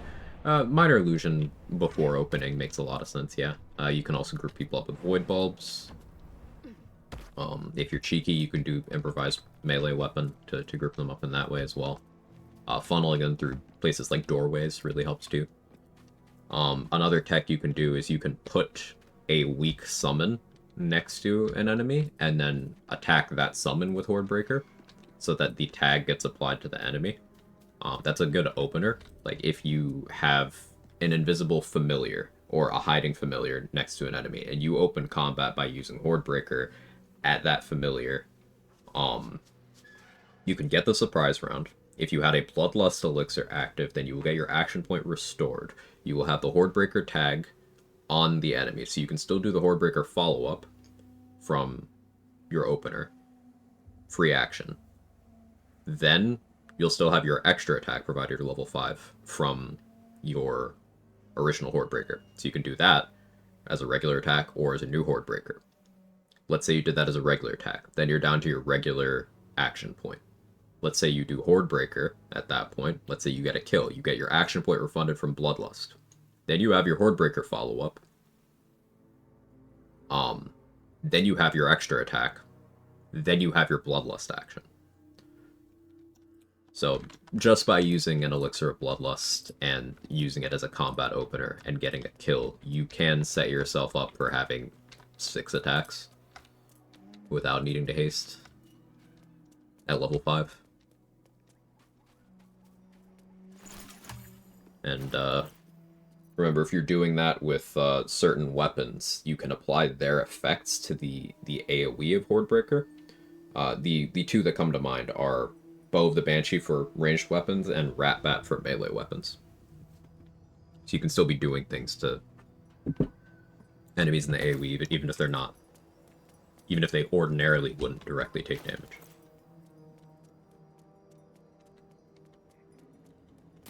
Any ways of increasing Colossus Slayer damage? I know they neutered it for Honor Mode. Wonder if anything slipped through the cracks with that one. I think the sauce there, Mick, is what Colossus Slayer applies to. You can do Colossus Slayer on Tenacity. I did a Tenacity-focused run, and it was really good to have there. Also keep in mind Colossus Slayer is weapon type, so it'll match your weapon. That means you can make it do Piercing on Piercing Vuln, Bludgeoning on Bludgeoning Vuln, Psychic with a Shadow Blade, Fire with a Flame Blade,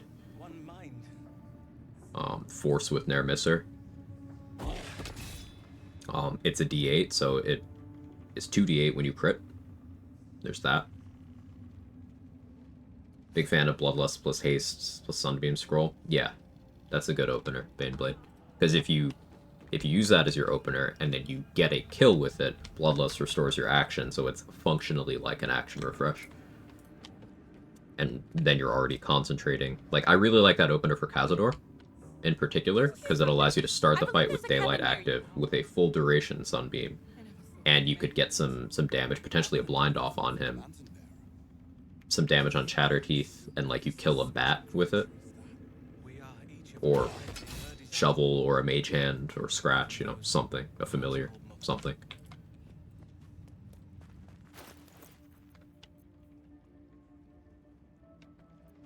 Keith3's calling you. Enjoy. Relax, buddy. He's a good boy.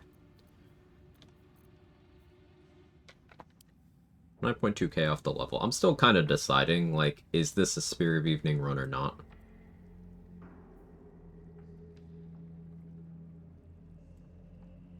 Hey, thanks for streaking, Kilo. Appreciate you. Lovely having you around.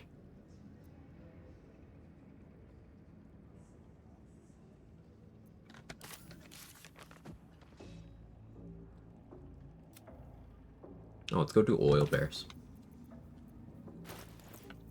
We'll do non-stealth mode for that, I think.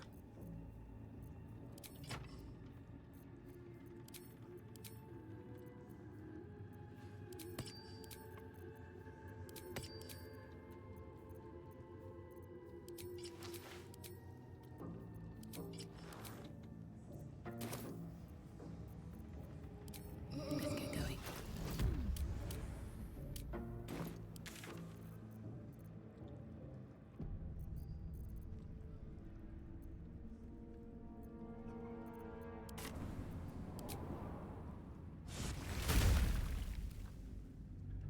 Every run is a Spirit of Evening run if you set your mind to it. It's been so hard to justify lately. Like, Aelin and Gale are characters that have been on roller coasters of, like, whether or not they live, at least for, like, my runs, and I know Trades had this problem as well. Because it depends on our, like, level of knowledge and what our focus is at the time.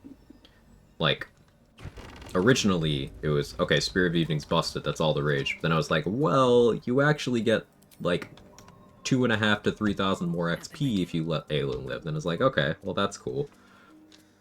And with Gale, it was like, alright, 1,000 XP off Elminster, but, well, Act 3 stuff from Tara, it's a dance. Currently, Gale stonks are up and Aelin stonks are down, but, like, that could obviously change with even one discovery.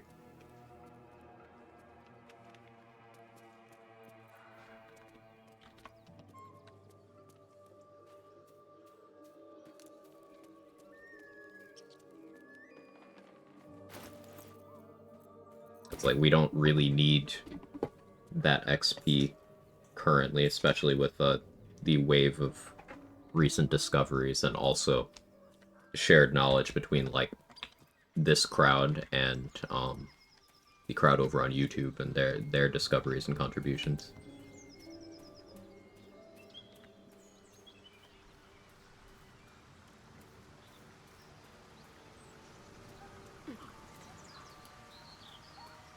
Let's see what this does.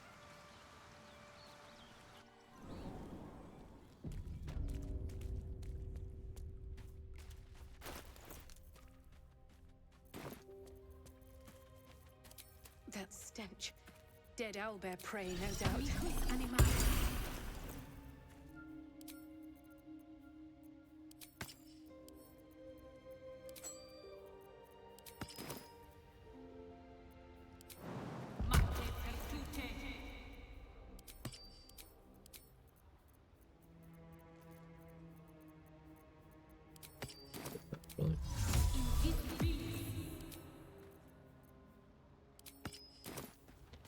Forgot Shillelagh.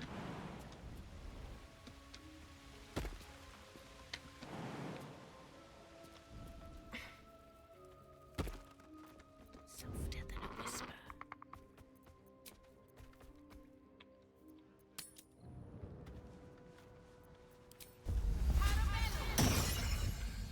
Light on my feet. Don't want to draw any attention.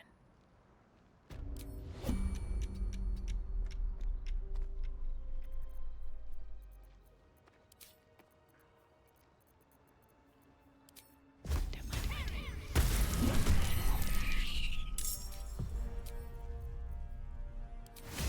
Fall by my hand.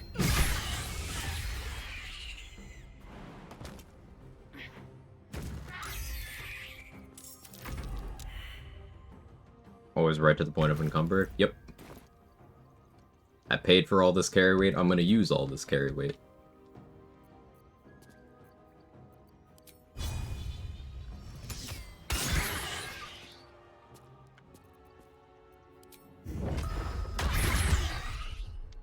Gaping wounds, flurry of blows is something.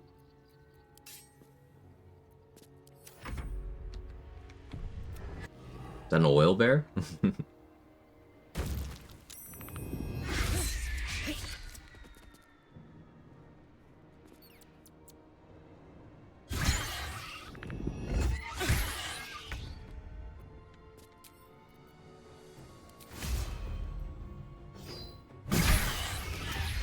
Juicy. Good psionic overload here. Sure. Goes on Flesh Melter if they hit me. Goes on all my attacks.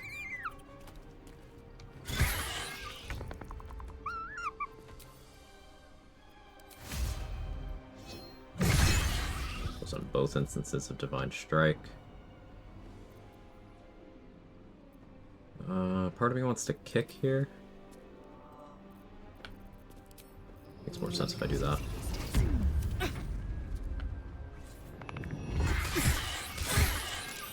That's why. The Magic Club? No, this is the Ironwood Club. The weapon dropped by the Shambling Mount.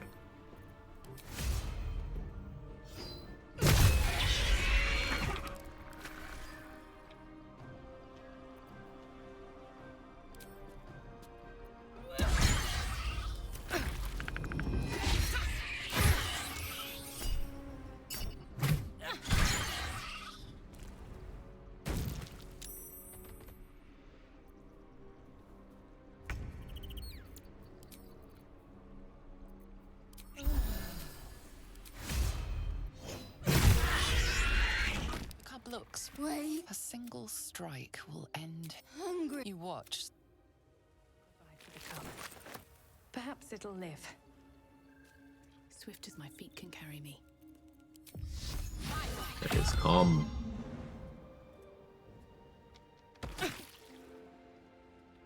Forgot I had that on. Could have died from that if I hadn't Blade Warded, actually. Huh. Am I gonna change my ways? No. Wish I had a bag of holding. An owlbear. Hey, Keith.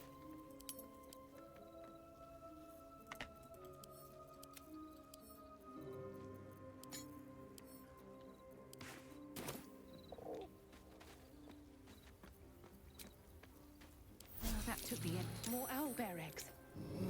Already hatched. No point in taking these.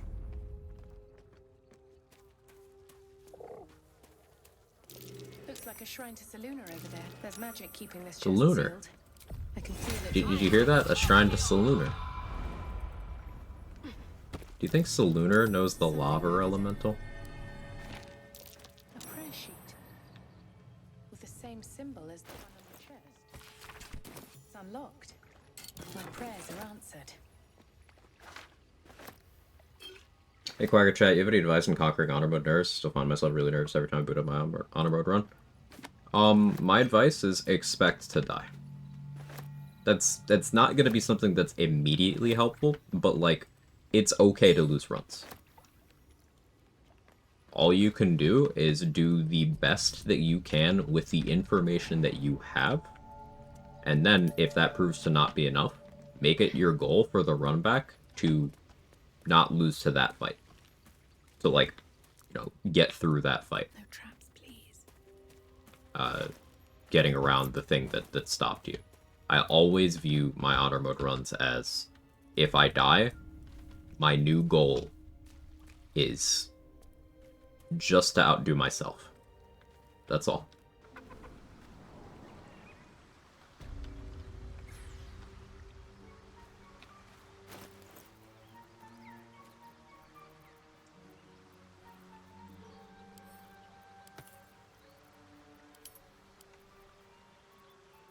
take it as not a failure, but a learning experience. Yeah. I know that's hard to do, like, to override your brain like that. It's almost like just saying, hey, just stop being afraid. Like, I know that's not inherently helpful, but it is a good dogma to keep in mind as you do honor mode stuff, because, like, you don't want to be afraid of resetting. Because that's the point. That's part of what makes it fun, like that consequence being a real possibility, at least for me. I wouldn't have fun doing honor mode if I never lost runs.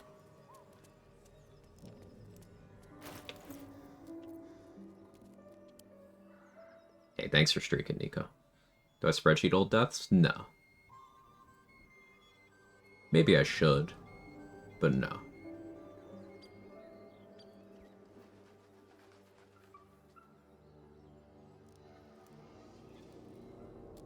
Or we did fail the spiders this run.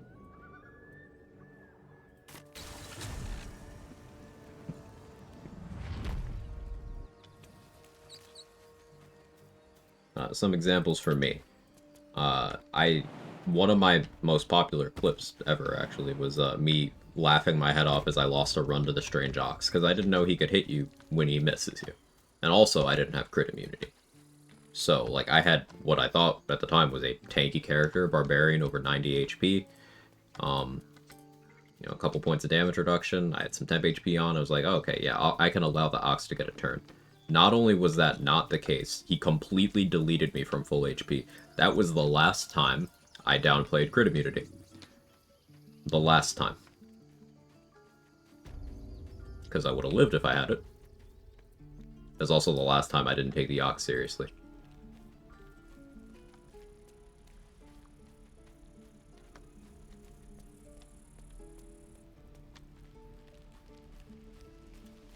The way I learned to be afraid of hold person is by dying to hold person a lot. And guess what? I still didn't learn that lesson because I even had a somewhat recent death to hold person, but in that case it was an enemy that I didn't know could do it. But before that, there was a case where there was something I did know could do it, I just didn't take reasonable precautions. So the best thing you can do is just, like, if you know better than to do something, don't do that thing.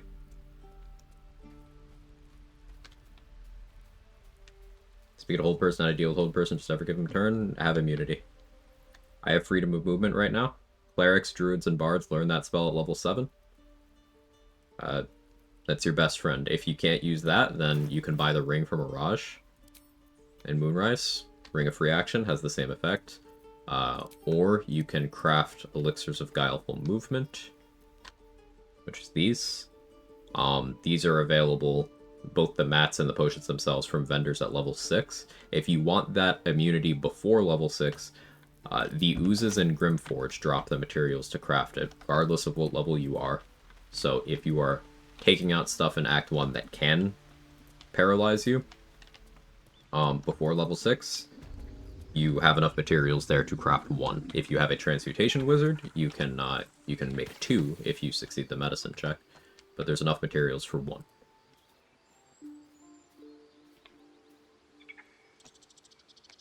It'll take a Died while many for times, some old to- person. of course. Yeah. The best thing you can do is, if there's something that kills you, make sure that specific thing doesn't kill you again.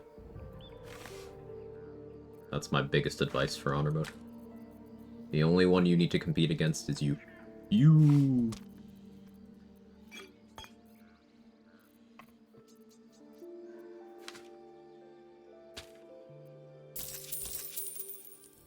May you Like, use a hireling for freedom of movement. Yeah, whatever appeals to you.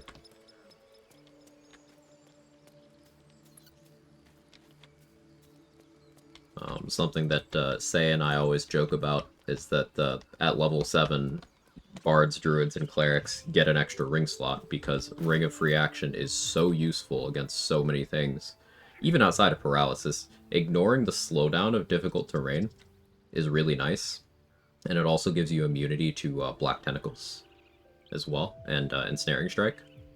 So, like, it just covers a lot of fights in the game.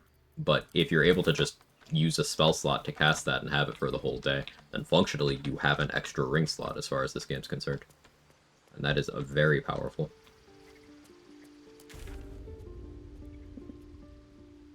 Settle down, stomach.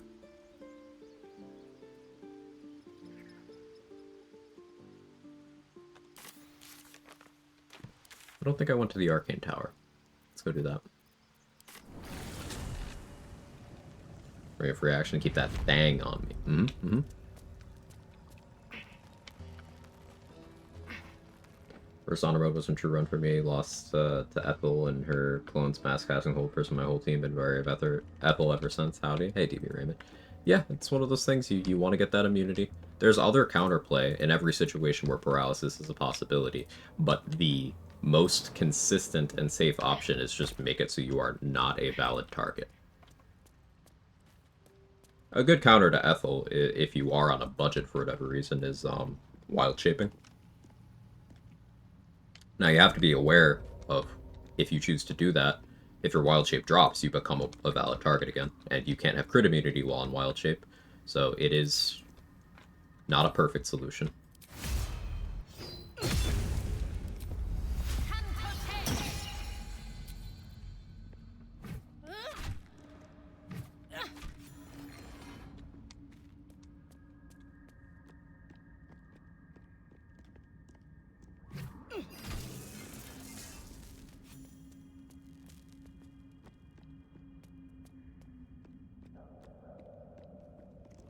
Time to eat, perhaps? Not yet. But soon.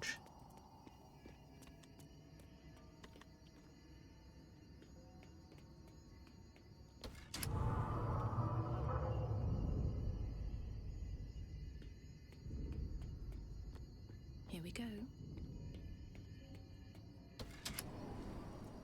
Only thing I had to get over regarding auto mode is the idea of having to start over. Now I'm fine. Also recommend taking breaks as needed. Yeah.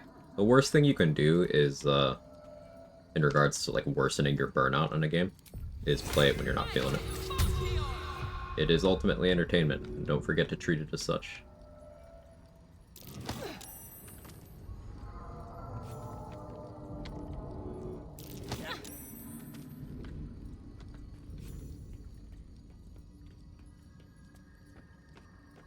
Wife and I are currently running honor mode together, trying to finally earn our golden dice. We only do a couple hours every night, every second night. Doing it bite size helps a ton. Yeah, I bet.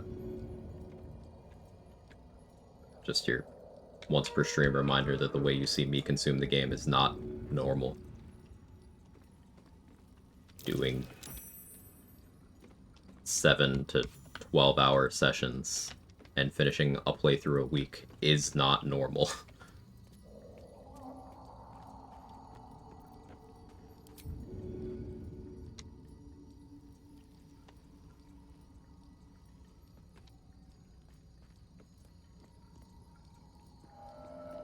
If everyone else minds their business, I'll be fine.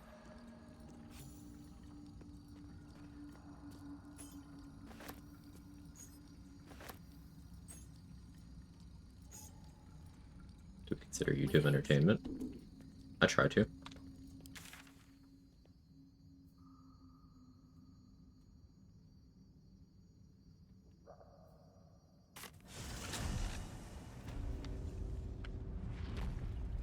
The thing I'd caution is that I see a lot of people trying to take on fights too early, use the loot loop that solo runners utilize, trying not to fight much to level 3 or 4 makes a big difference. I would say, like, if you're fighting anything at level 3, it's greed, because you can get to level 4 by just walking around and, like, unlocking everywhere you want to go on the maps.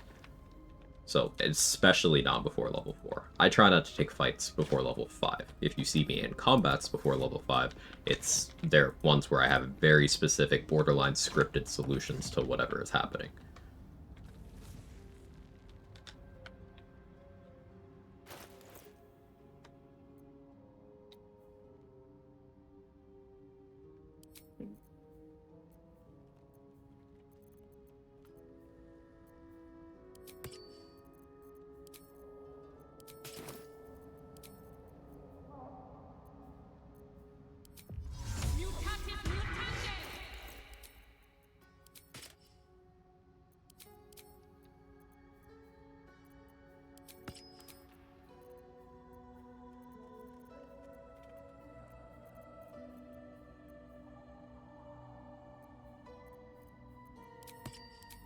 There.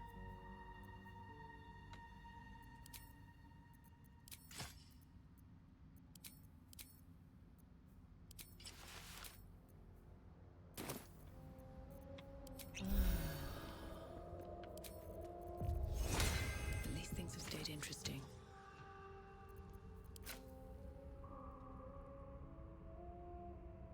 Just out of view. A knife in the dark.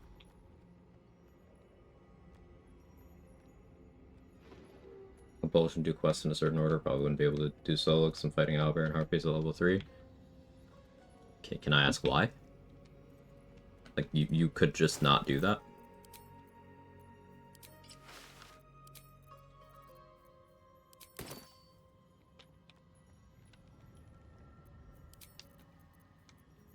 Like, especially the game itself encourages you to not do that.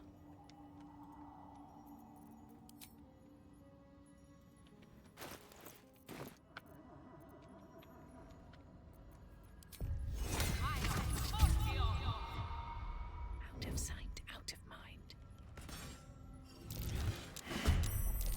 Stealth failed on the first one. That's DC 27. That makes sense, actually.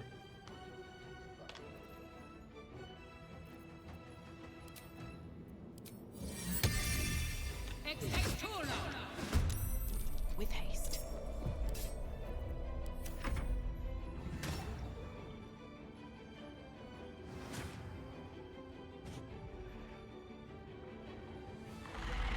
Archon's a little sweetheart, though. Yeah, you don't need to do that at level 3. Move,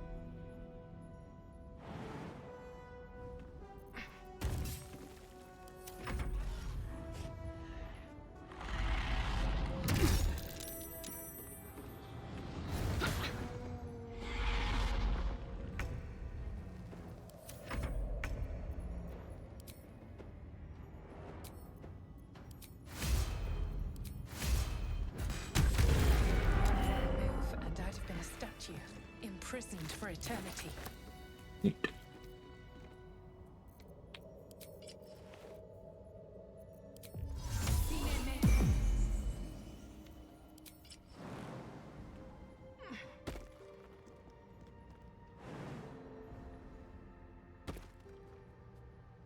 The butcher calls.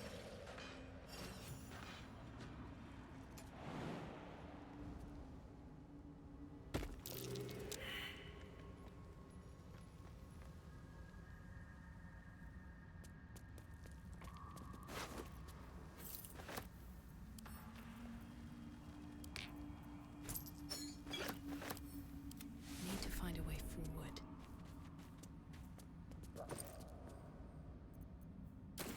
Yeah, the owlbears are another example of an encounter that you not only have no reason to do early, the game also gives you multiple warning signs and multiple outs, and then also the reward from doing it is disproportionate to the risk. You're looking at coming out of that with, at max, assuming you killed the owlbear and the mate, knocked out the cub, recruited the cub, you're looking at a grand total of 65 XP. What's hiding here?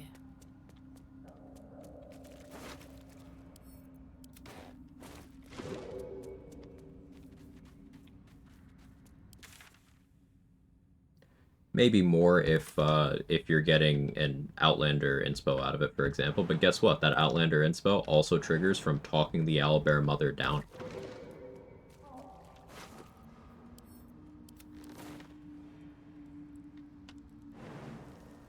And half an item.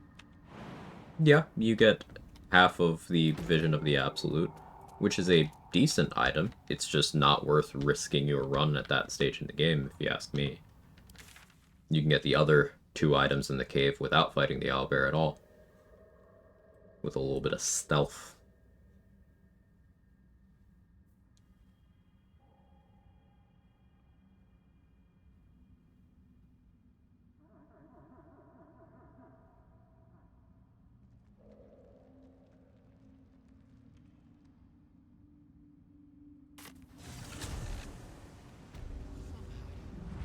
I'll bear a couple of my camps to pay off, tiny baby. Here's the thing, though, about that. Again, my entire point is you don't have to do that early. Seems like a good moment to Like, talk. I just did that Back. more than halfway to level I 11. do enjoy a good bargain. If anything in my private collection is to your liking.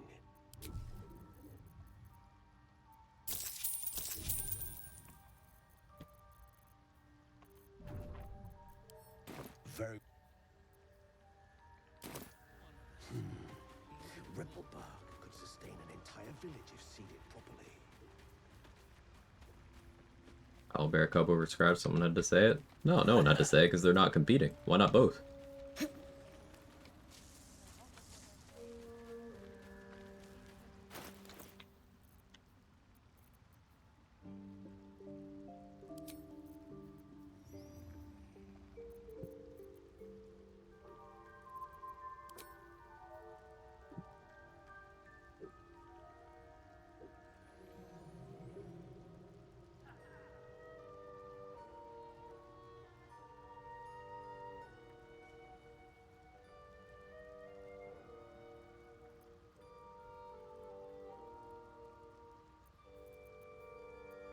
If I go kill Isabel after the shadow fell, I won't be able to sequence getting Slayer form, like, immediately. Which is not something I really need to care about. But I'm just determining the order I want to do events in.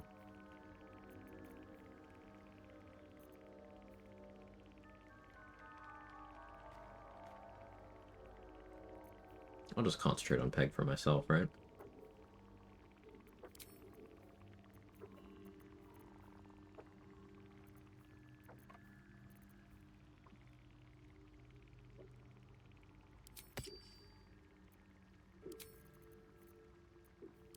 Alright, last light's gonna have an accident now.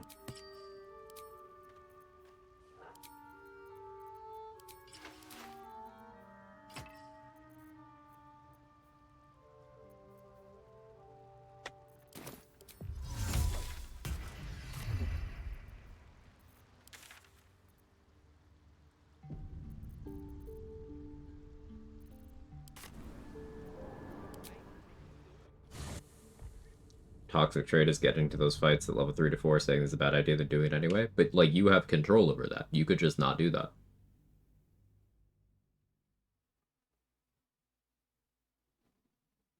Like, in fact, as I originally said, a lot of those situations, they give you multiple outs to where you have to go out of your way to get into those fights at levels 3 and 4.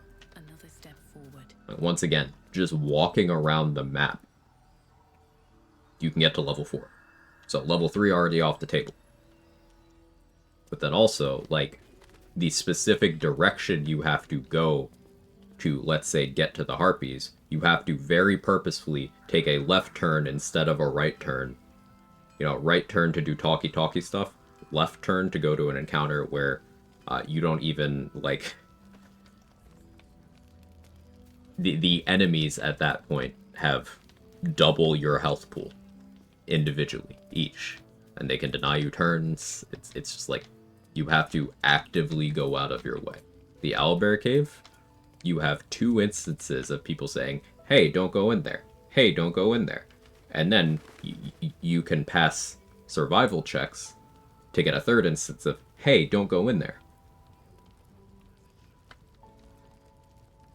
You go into the cave, provided you go in without the siblings there. If you have Speak with Animals on, you'll get a final instance of, hey, do you really want to do this? You could just talk her down and leave. She'll be chill.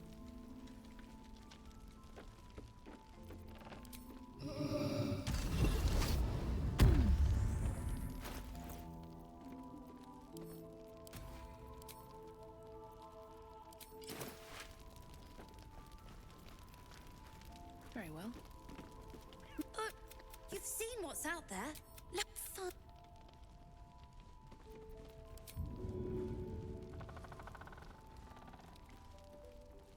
going and fighting the gnolls early on is another example of, okay, so if you are somehow getting to Flind early, it is the third pack of gnolls if you were approaching this in a direction a casual player reasonably might. So you have to get through 2 very hard encounters to get to the third very hard encounter. And this is also in a minefield of dialogue warnings of being like, hey, maybe don't. You talk to Alfira in the Grove, she'll mention, hey, gnolls. You stumble upon the corpses by the toll house, be like, hey, gnolls. You see the river of blood with bloated hyenas and one hyena that's walking around, it's like, hey, maybe no.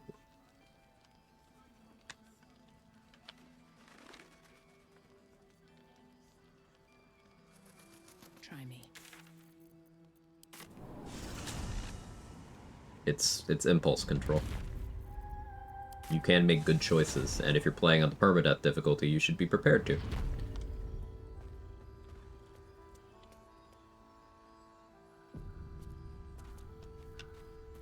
Scratch also says, hey, Knowles, yeah. That's true, forgot about that one, Tweedledum.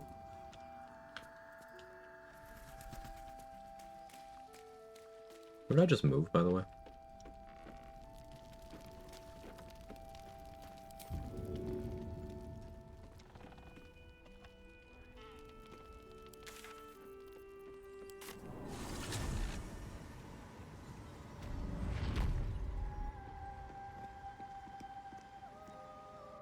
Failed. That's what I did. It did. Red Dead Redemption 2 update shot a eugenics support in the head directly in front of the Saint Denis police and didn't get wanted. Rare cop W. Mm-hmm. Mm-hmm.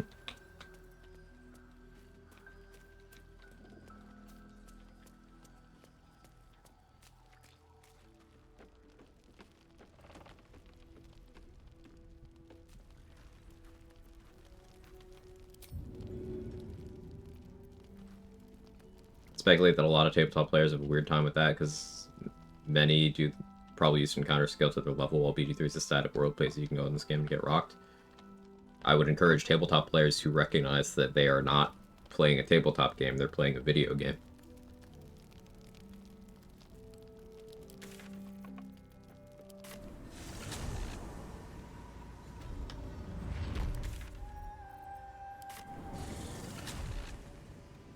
Are you Quagstifer? I'm doing okay today, dude.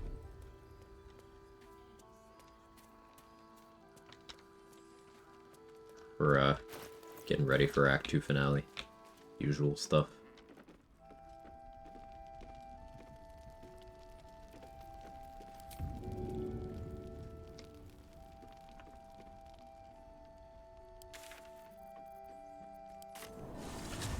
Who do you usually kidnap? All the tieflings. Now, it's not optimal to kidnap Ceres, like, I should just be killing her, but, like, yeah, I feel bad about it. All the tieflings, Wolbrin, His Majesty.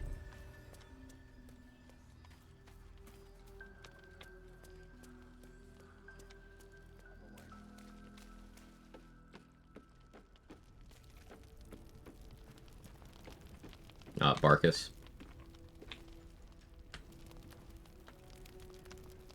The kids you can actually leave, but if you want to keep Mattis as a vendor, bring Mattis too. So all the adult tieflings plus Mattis. Wolbrin and Barkus. And the cat.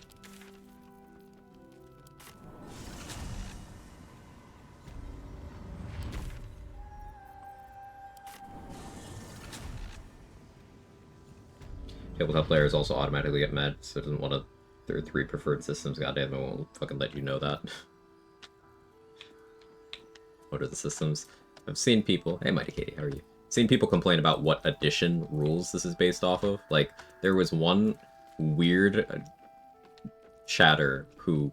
They would do nothing but go into BG3 streams, and this was over the course of, like, 6 months to a year. They would just go into BG3 streams and complain that, like, this wasn't 3rd edition.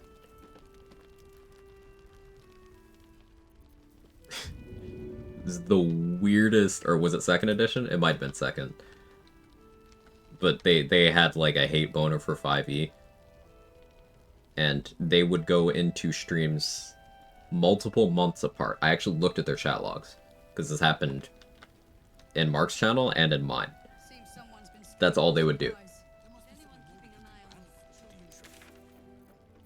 Like, they only came in, again, months apart, to just be like, man, this game sucks because it's 5e.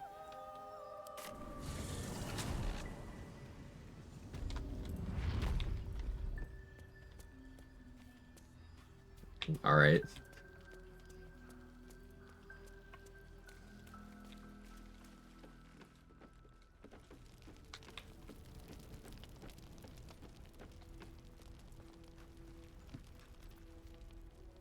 Can't risk being in open view. Oh yeah, there's also the D20 initiative discourse, yeah. I'll strike you down. There's a lot of people who are, people who struggle to do napkin math without the TI-99 that Mustard's mentioned, who are adamant that no, this has to be on D20 initiative, or else it's not true D&D. Well, one, it's not trying to be true D&D. It's a fucking video game.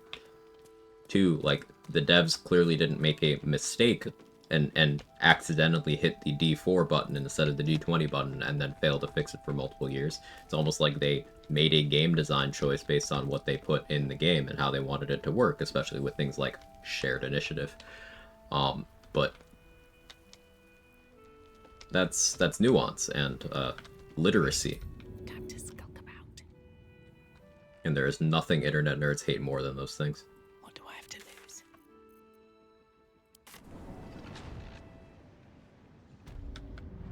Their main communication style is complaint. Good way of putting it.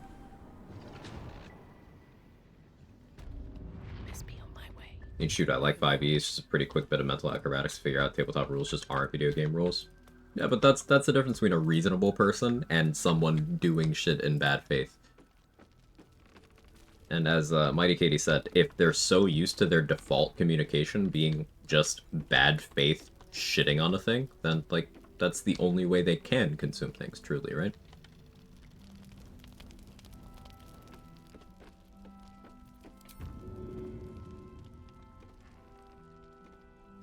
Blood follows me everywhere.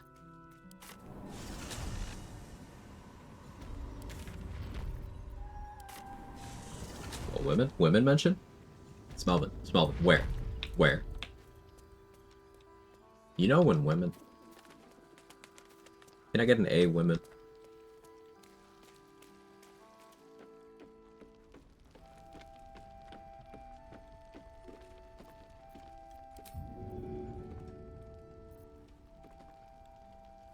Tragedy.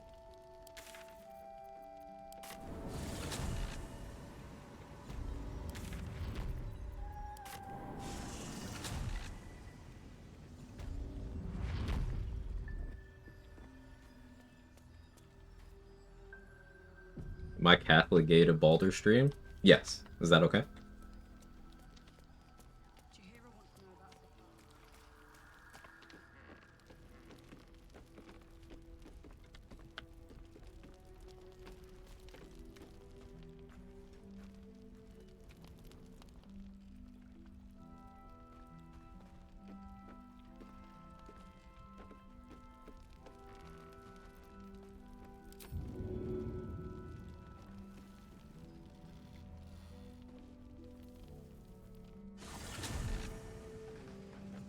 Do not come with me. Weird. Now we dispose of Harper's.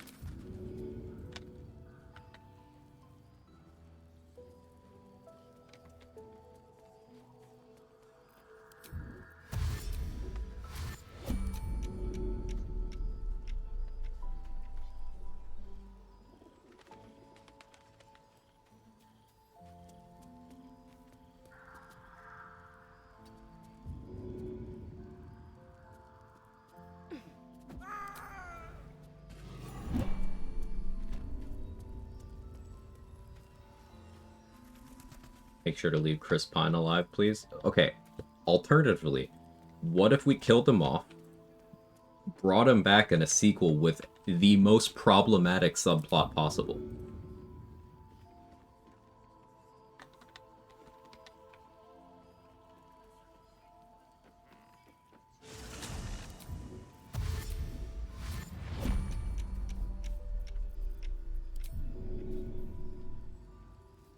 I'm unsure anyone has suffered enough through watching bad films to understand the reference I'm making, but I understood it. Hey Megahedron, how are you? Is there a bug where you don't get an XP if you kill an NPC with fall damage? If an NPC dies to fall damage, that wasn't explicitly caused by you, you don't get the XP. Because it's considered as them killing themselves.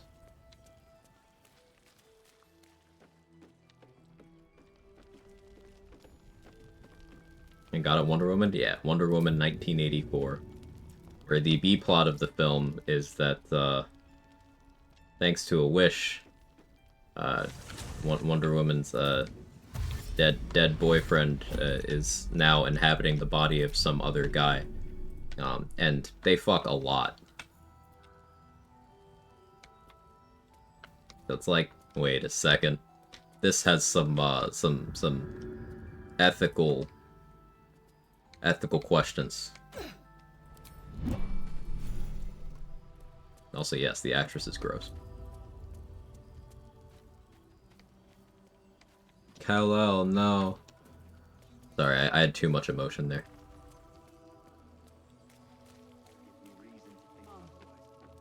The trolls report more activity among the cultists, Mum. Preparing to march, I wager. Seems that way.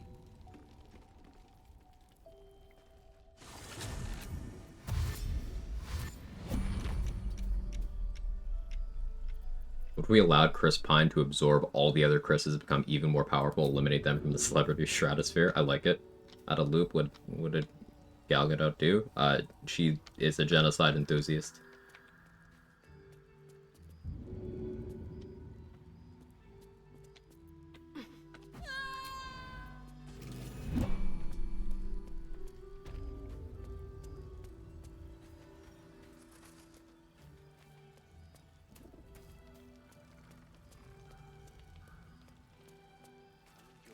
The only thing she loves more than being a dogshit actor is the IDF. Put it that way.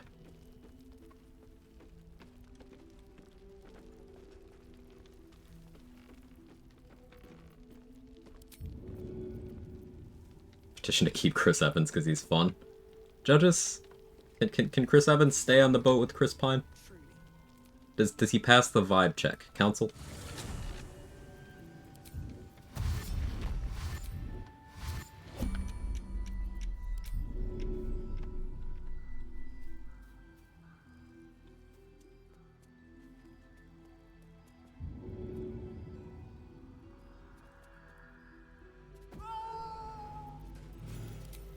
Yeah, Pine's good. Evans will allow. Pratt has to go.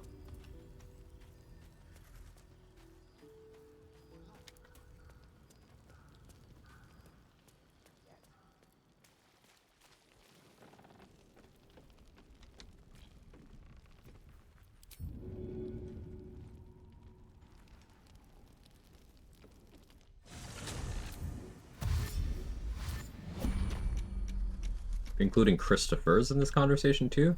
I mean, I feel like we could, but that's casting a much wider net, right?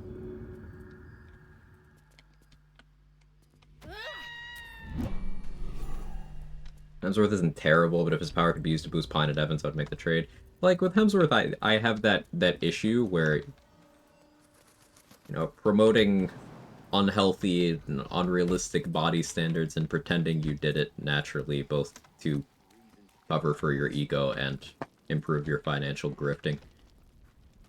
Like, I don't fuck with that.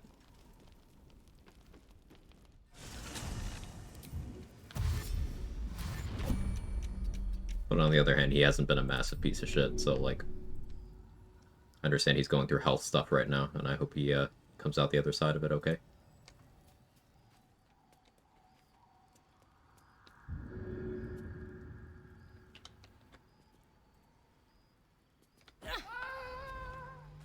What's on Farley? Who's gonna tell Nico?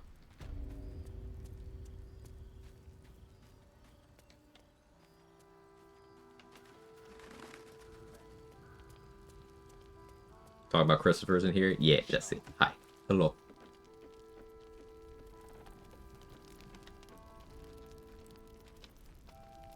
Thanks for streaking, Sora.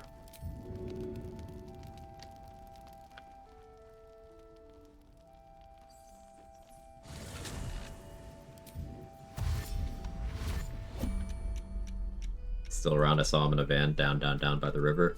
Oh, yeah, yeah. Was Tupac also there?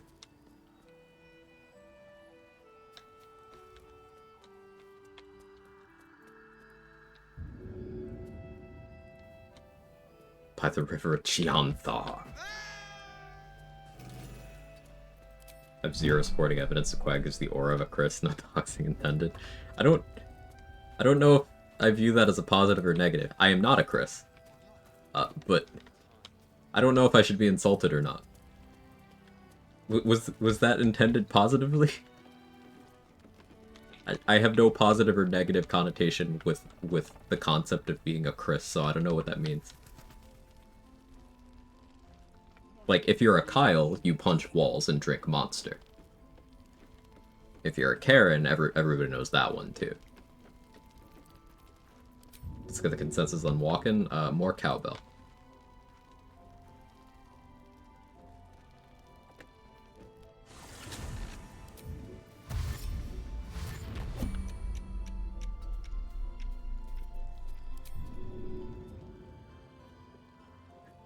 Energy. Nah. I'd rather have Kenergy.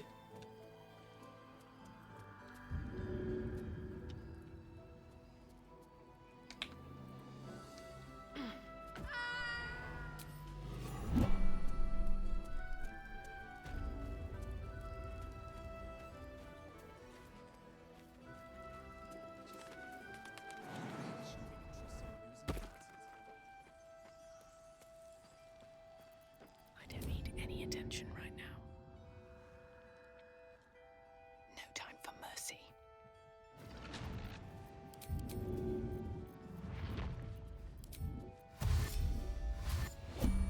Breathe deep and move.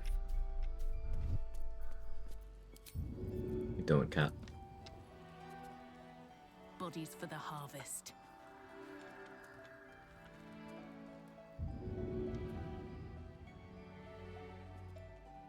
How about Chris Redfield?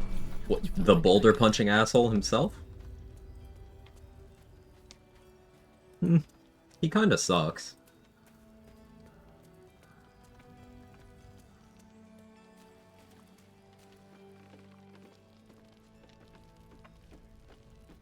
Like, he kinda sucks. To be cautious.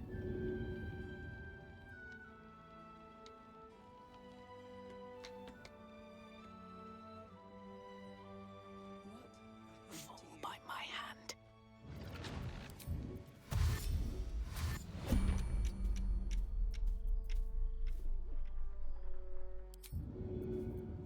I don't know who that is. Just time to Google. Time to Google.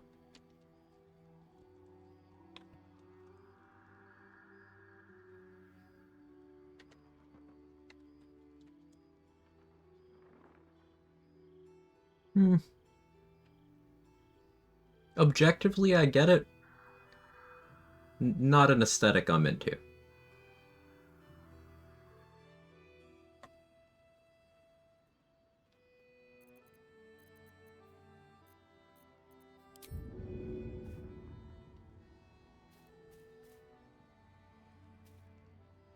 Okay. What about Chris the Nerd 84? Chris gets to stay on the boat.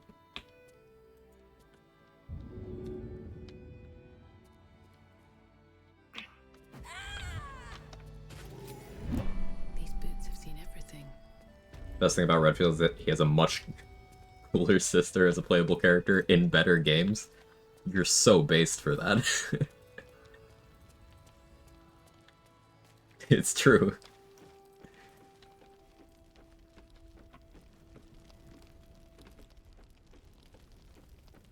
He even loses in the one where they're both playable.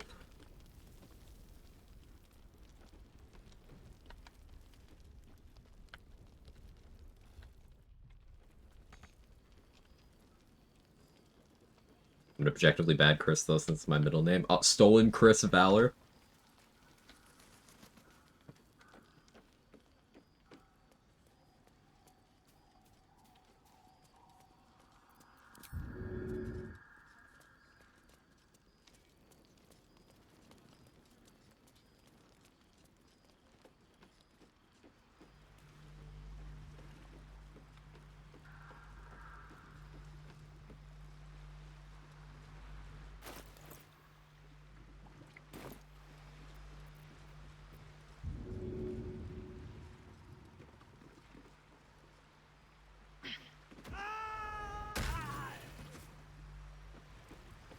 think it's probably a bad sign that I've done this enough that I know where to stand to throw them without turn-based mode.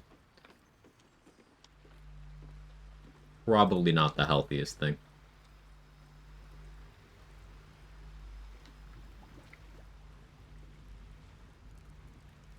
Only the good thing about Chris Redfield is the way Wesker says his name. Chris!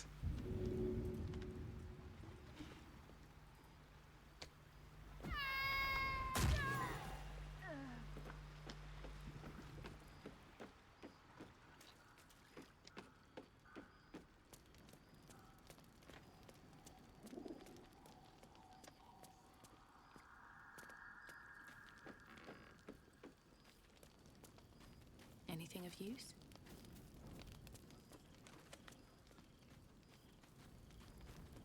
Eight out of 10 scream there. That's what she said. Haha. We're trying to work things out.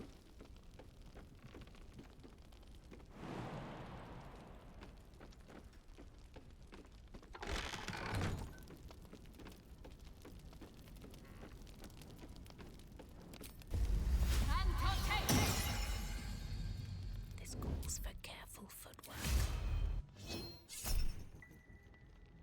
Oh, it's okay. I can dampen elephant. You will witness assault. Literally one. Have I been this way before?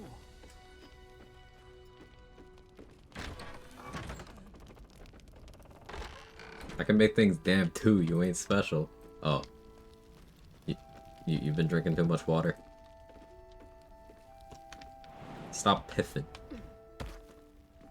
Trying to work things out. Good luck, brother. Are these NPCs just free kills? They don't show up later in the game for any relevance? Yeah, basically. And additionally, like, I'm gonna kill Isabel, so everyone located here in Last Light's gonna die anyway. The ones I care about, I moved already, except for Vex and Danis and Damon. I still have to move them. And the kids here don't die. When Last Light falls, they just get teleported to Act 3. Here we go again.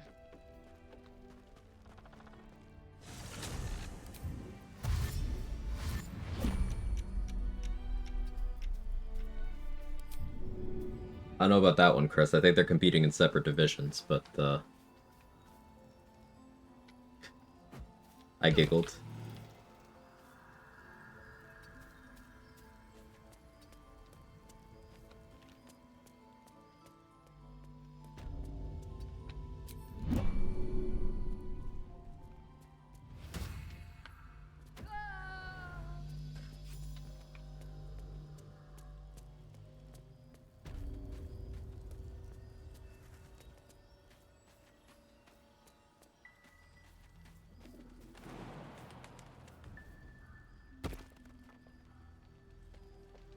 A faster way to do this is probably abduct Jaheira elsewhere so she doesn't get mad at me and then just kill them all in a fight.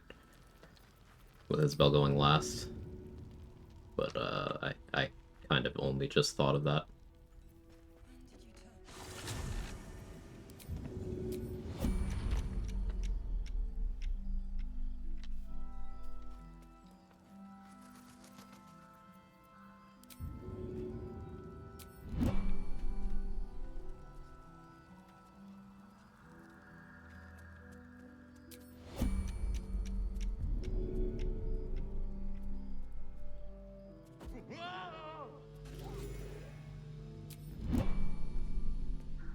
Every once in a while I get a reminder I'm in friendly territory here. I can let go of a breath I didn't know I was holding.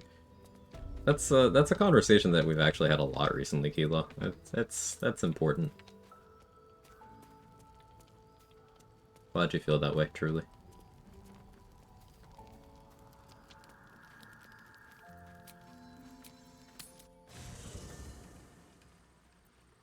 So just saw Roa use an arrow of transposition on Squire, who's in Kethric's room. She ended up on the rafters.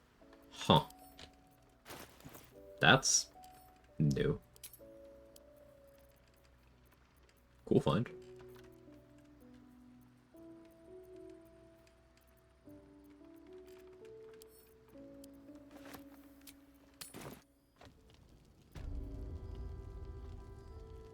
Can't sleep, so I might as well hammer. Need anything? I'll be here if you need it.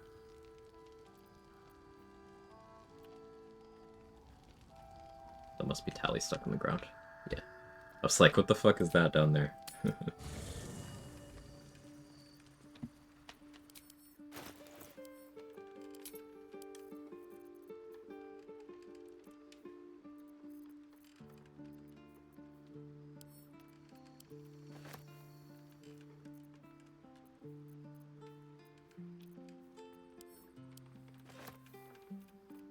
I still have the Mighty Cloth on. I was like, why am I not encumbered by that? That makes sense, actually.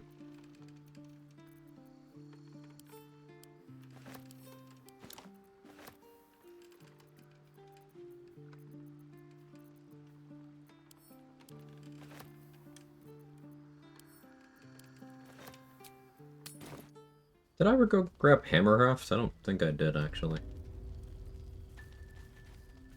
Can't sleep, so I might as well hammer. Need anything?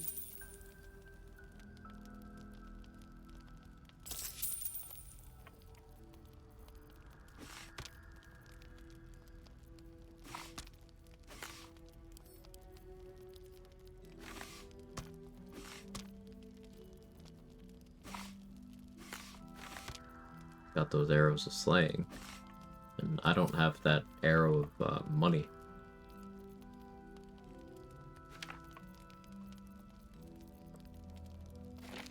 No? Is that anything? Was that a funny?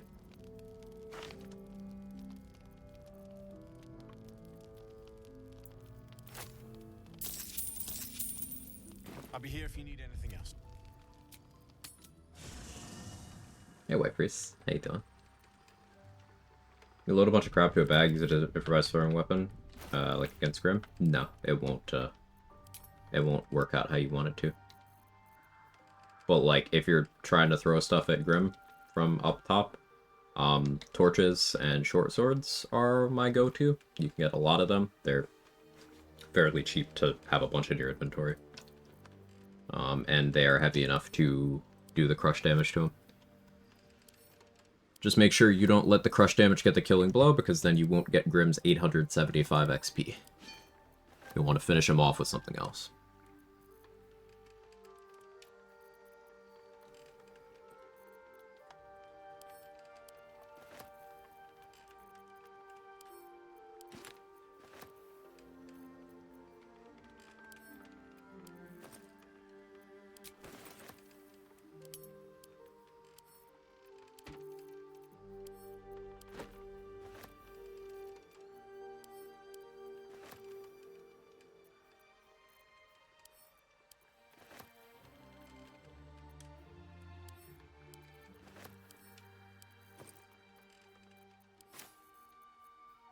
Got you, finish him off right here.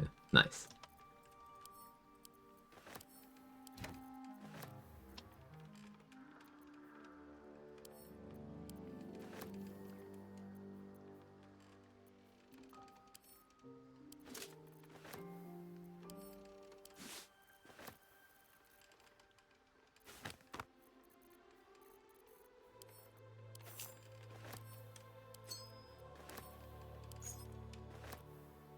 Finish him off with a grapefruit technique. Not the sloppy grapefruit 3000 double glug twist supreme. That's a forbidden technique. Can't sleep, so I might as well hammer. Need anything?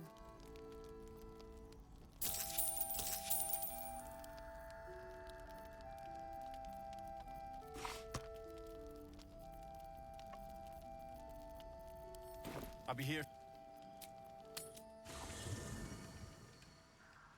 That's what happened to Quag's mouse.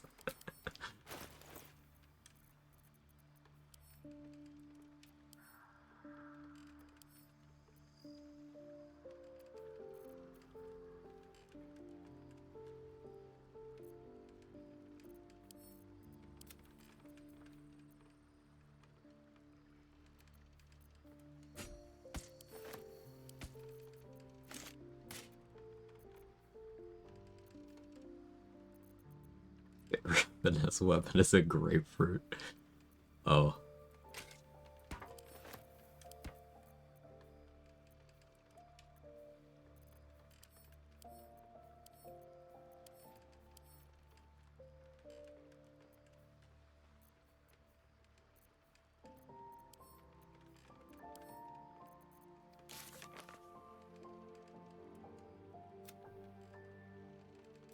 I did upgrade Carla.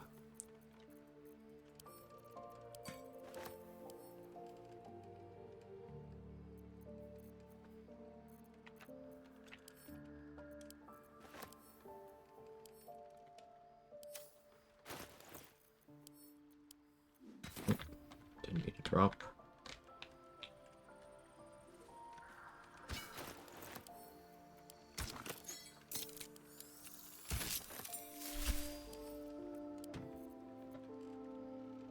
Oh, allowed spunk again. You can spunk if you want.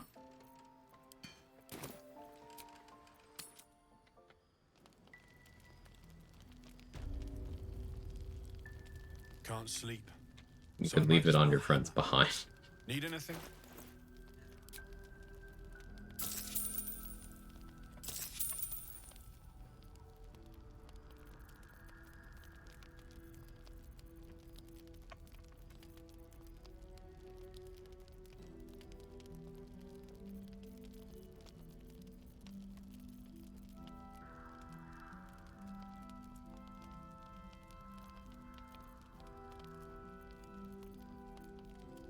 I'll be here if you need anything else. When cats insist on smelling your food, they have no interest in actually eating it. Yep. Yep. Why is Carlac holding so much meat? She packing a little something extra. Because they took it away from the gift. Yes, I had to work that one in there.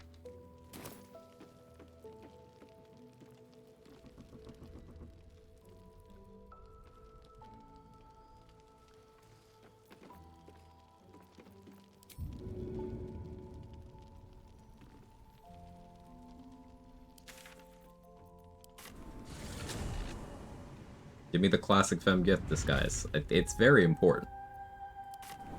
Got your Naycher right here. Hey, gyrating dog. I would work her one in there. They didn't take it away, right? You just want Carlac to main attack hand you with her slug. See, I don't know if you meant main hand attack or main attack hand. Either way, yes. Doesn't change the answer.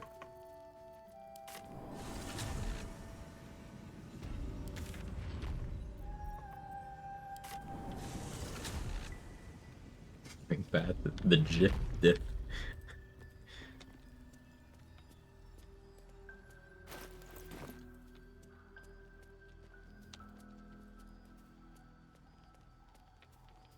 Favorite Grim kills when I did thematic throwing laser check weapons, chart toss wine bottles, gale toss books, dirt or sucking bones, skulls and body parts, Gale and laser did heavy lifting. That's funny.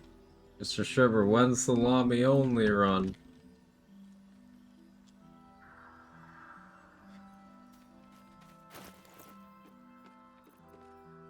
Around then.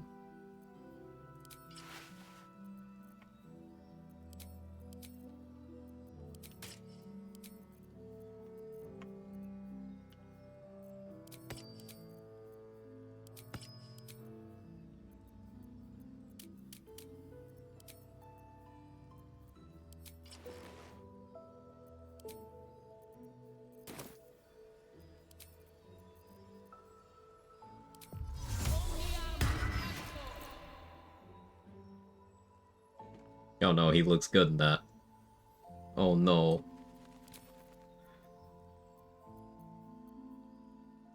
We got fucking elf Reacher over here.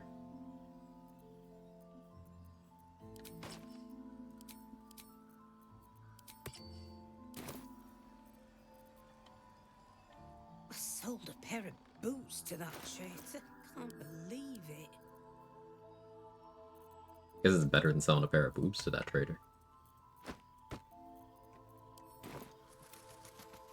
Marcus Big Naturals 1.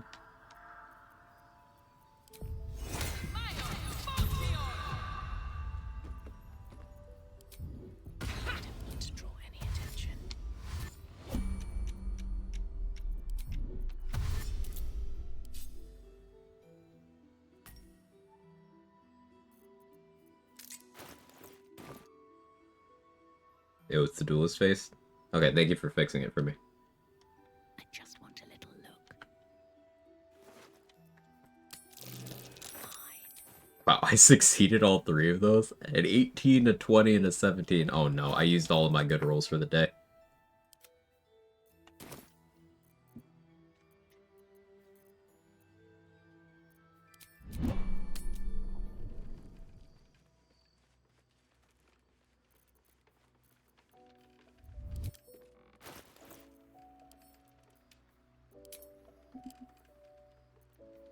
I've remarked a nat 20 30 times in a row. If that happens, I might use Luck of the Far Realms on myself.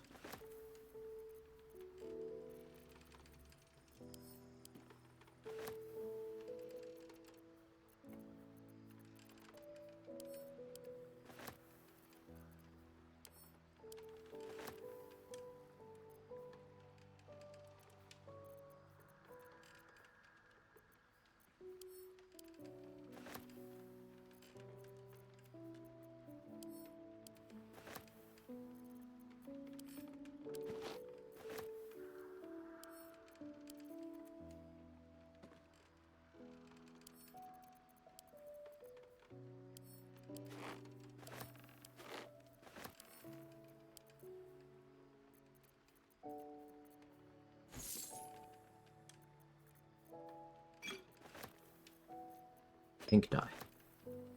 That's the most important thing in that bag.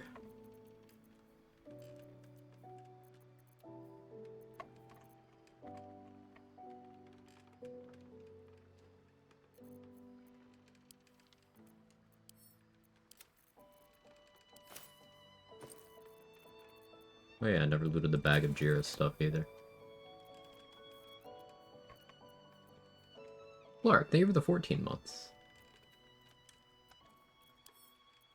Thank you very much.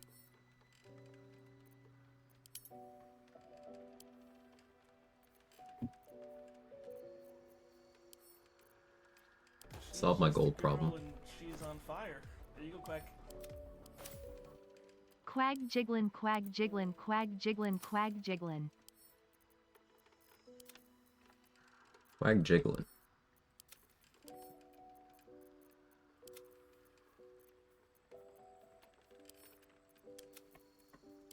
I don't think there's enough jiggling happening. I'm not seeing a lot of motion. I like that that's an old reference now. That makes me feel nice.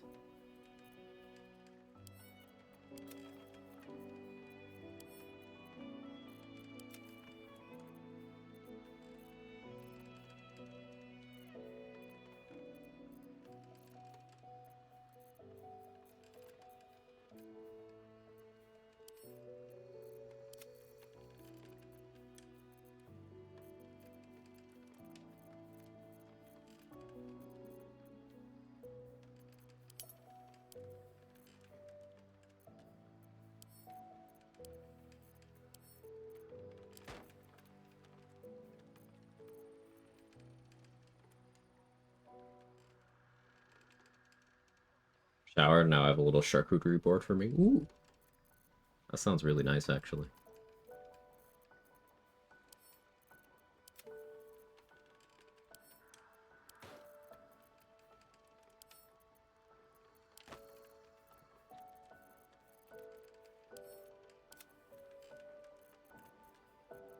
Yeah, we're definitely deep in the inventory management episode, because how the fuck does that add up to that? And I guess I do have a lot of throwables.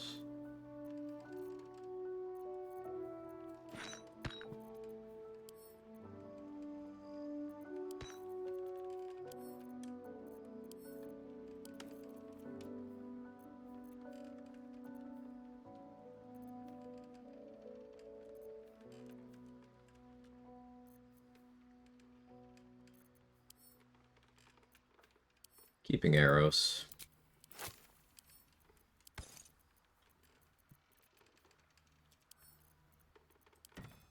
I don't know, trident proficiency, I don't actually need that.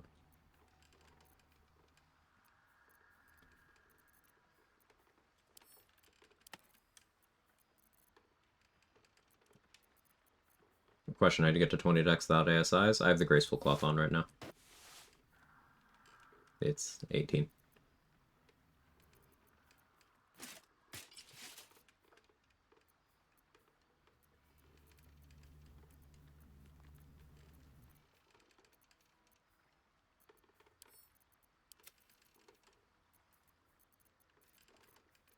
I will be taking a Mirror of Loss on my dexterity in Act 3, so I will have natural 20 dexterity. But that'll be post Mirror of Loss.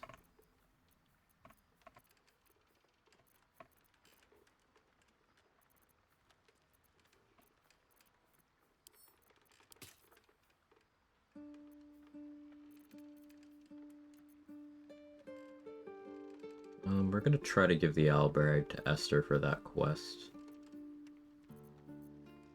Guess I could do that right now. Mighty Claw, so I don't actually have to resolve my carry weight situation just yet.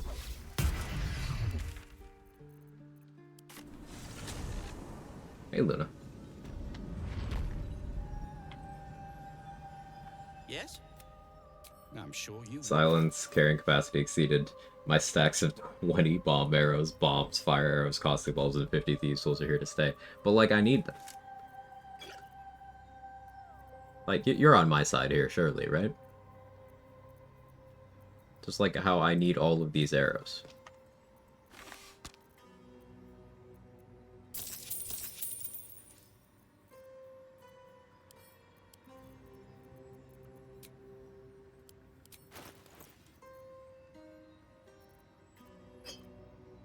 And also these arrows. And also these arrows.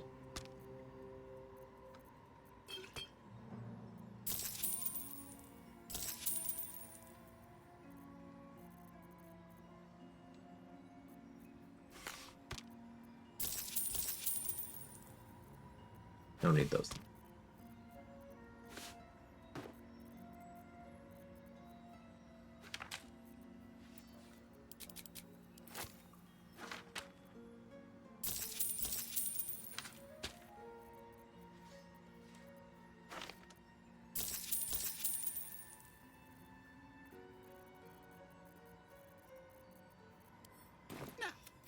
No. You're not massively hoarding, you're not playing right, I'll die on that hill? Hell yeah. So open a path of water for the gnomes to cross and nearest, so once the gnomes had to walk through the pathway, there's no fire, just circles around steps, the only patch of fire that exists. Amazing. Yeah, I've started, instead of putting the water down, I just walk forward so the cutscene triggers. I'll die on that shambling mound, if you will. Why is the mound shambling?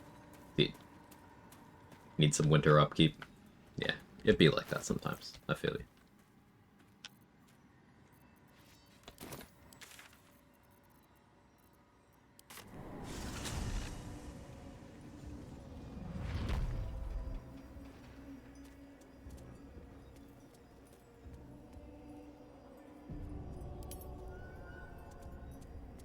Maybe someone forgot to pack razors. Leave me alone. Oh.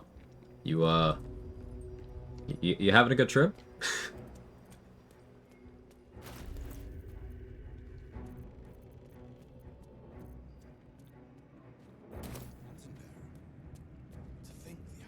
The Absolute's war drums beat loud in your chest. How may I serve? At this point, I'm just buying the arrows because it's funny.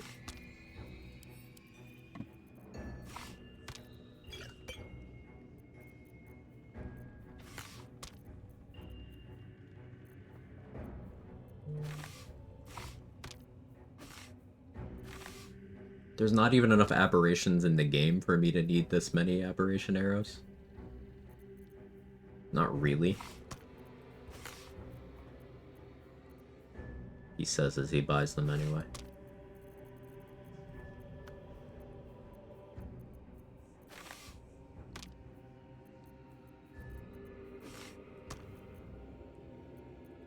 About sending a message.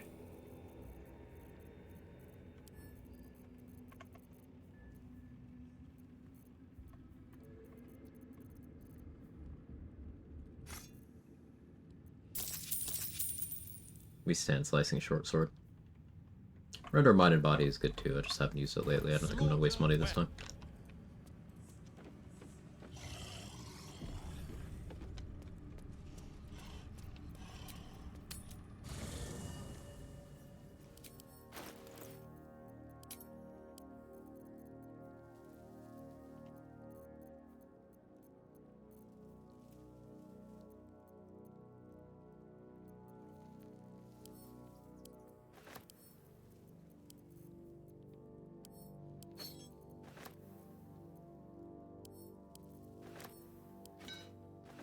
Not too much longer of the shopping episode, I don't think. Maybe another hour or something. Because I probably want speed pots, and I could just stock up for the rest of the game instead of the rest of the act. We'll be here for a little bit.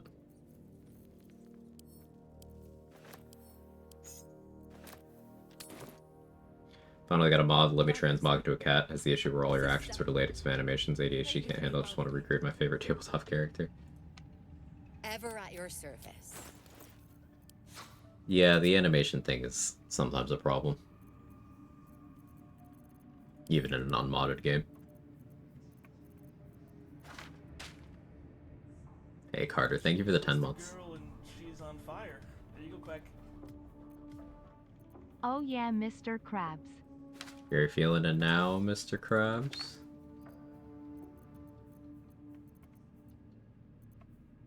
Thank you very much.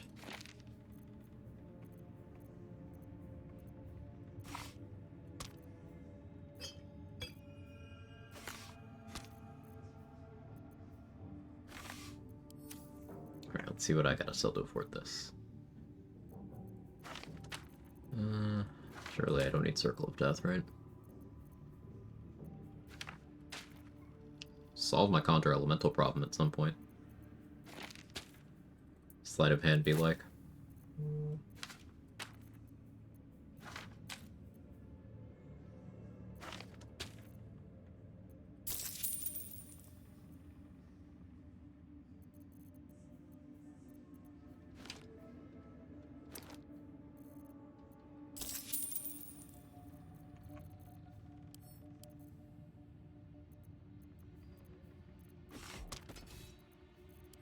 And all.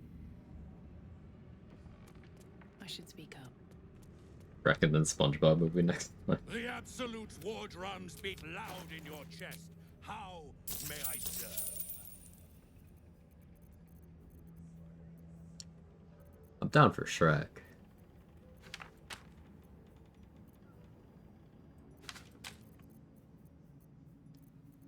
So that's my goat, you know?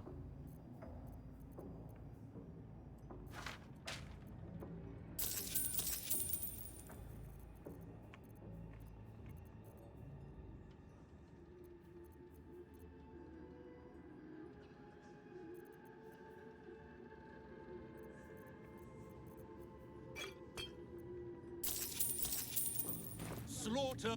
Lord. Pray with me while we wait. Get Out is a movie, not a suggestion. Oh yeah, Get Out, yeah, yeah, yeah, yeah, yeah, yeah, yeah. Welcome back, true soul. I'm gonna make sure to bring Minty and House in here for Elven Elegance elixirs.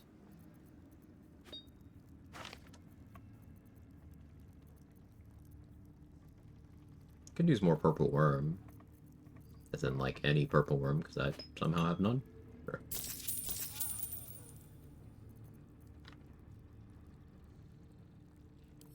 Come.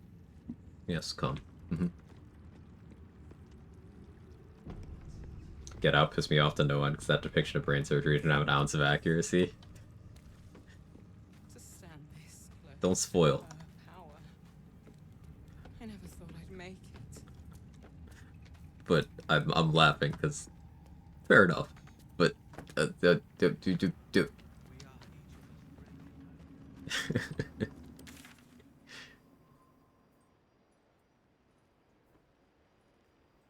still haven't dealt with Jerry, have I?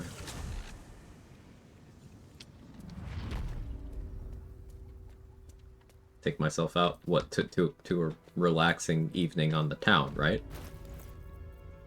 Right?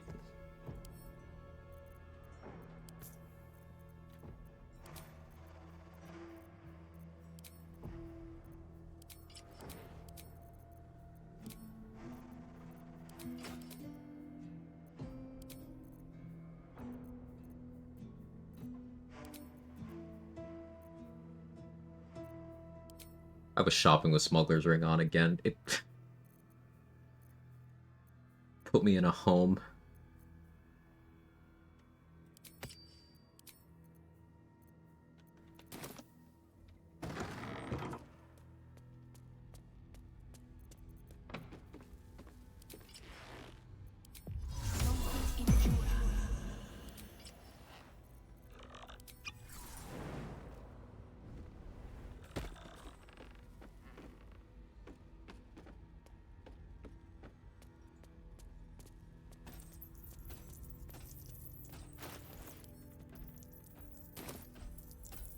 That's a friendly looking shadow.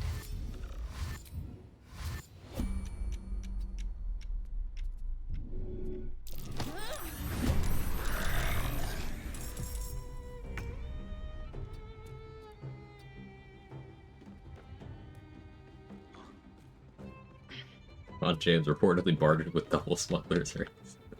Need to find a way forward.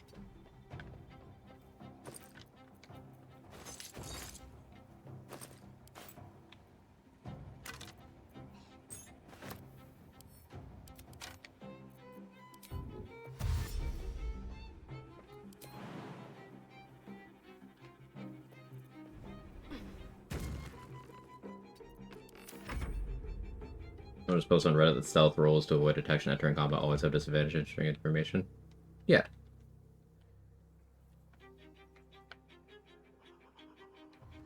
Sounds wrong.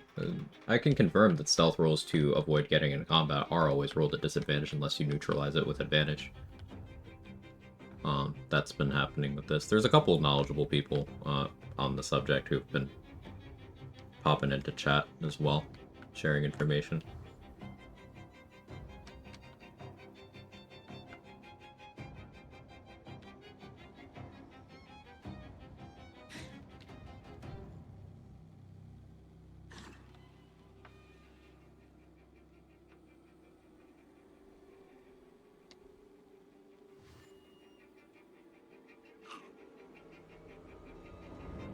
Someone on Reddit, though? Yeah. Obviously, it is correct to immediately discard Reddit and then adjust based on exceptions, but yeah.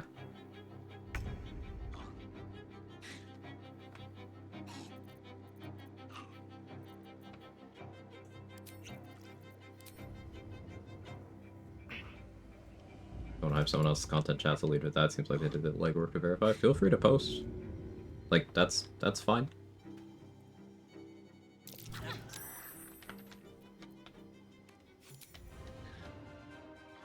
Good job being careful and stuff, but yeah, no, that's fine.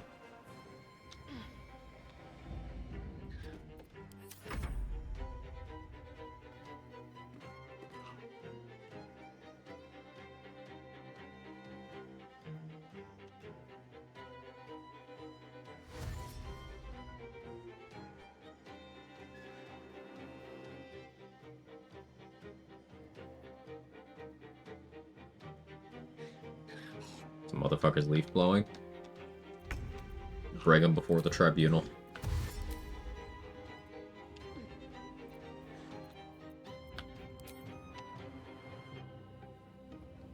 No mercy.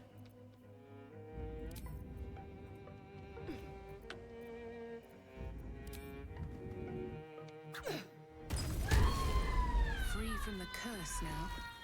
Perhaps she'll find peace.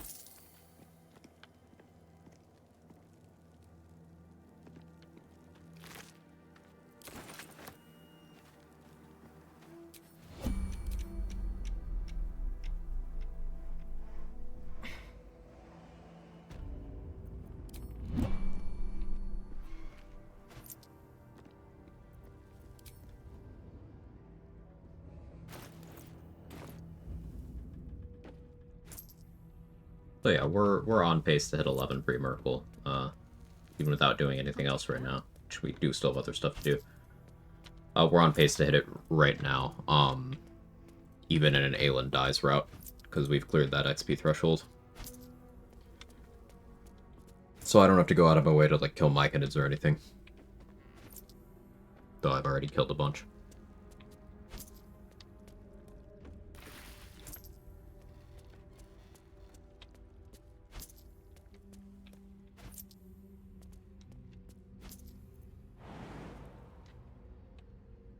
I haven't been into the Prism yet either, I just remembered, and it's because I want to test out keeping that Bless in a Lae'zel alive route. Since I'd killed Voss anyway, it should be possible, because I didn't read the note. But, like, we'll see.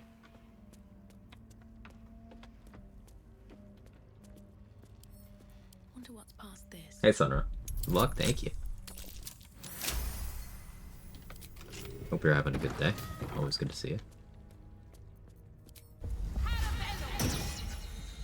I killed a Myconid since I like big combustion numbers. That's valid.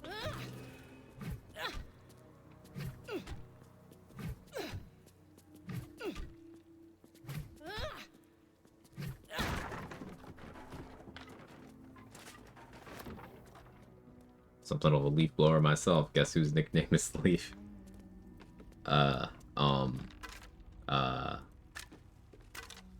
Gortash.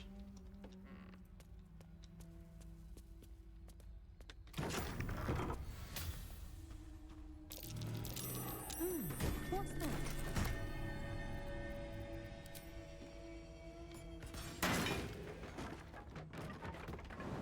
He's trying to fall.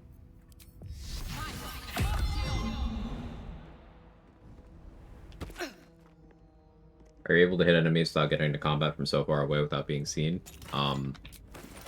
Have good stealth score, and preferably advantage on stealth checks, but also make sure you are not anywhere that is well lit.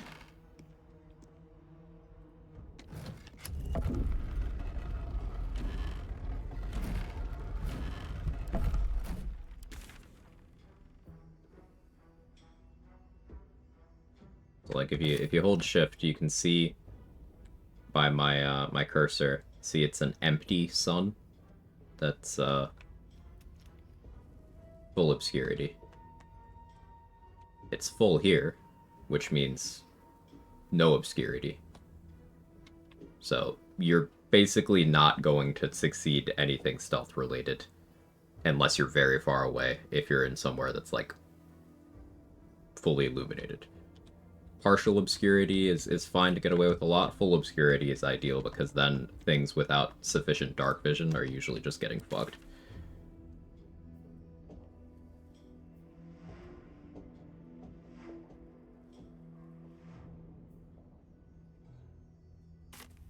That's how I feel attacked.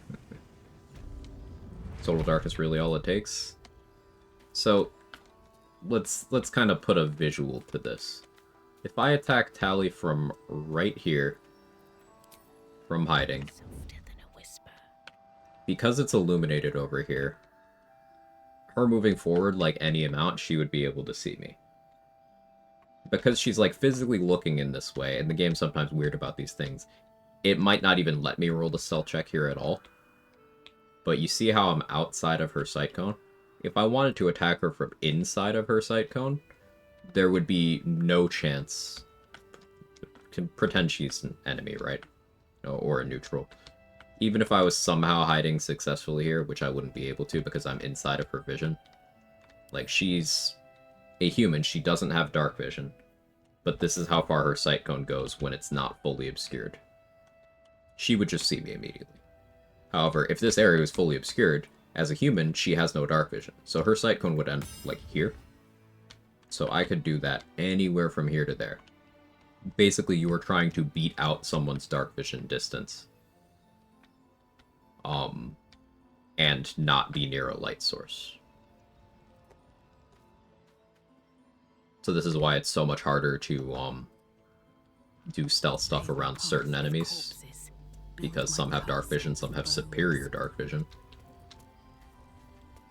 But against, like, an enemy human, an enemy halfling, it's completely free because they can't see shit.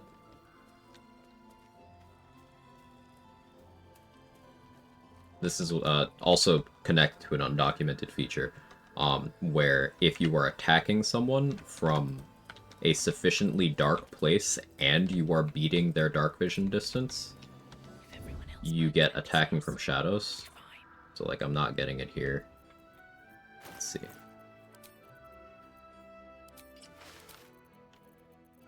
See if I can turn that on.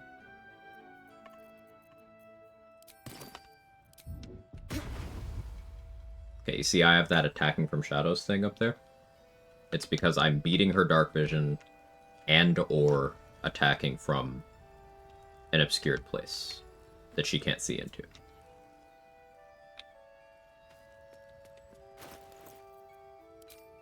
That's not listed anywhere in the game, it's just a thing.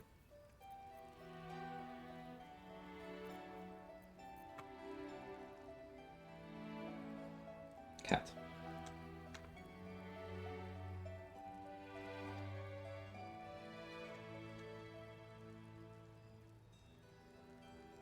That's quite the jump.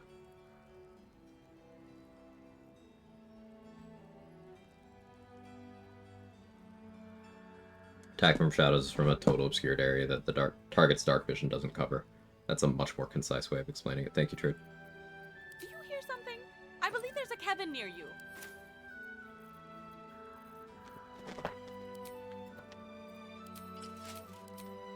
Oh, turns out I still need the Mighty Cloth right now. We're bored about that.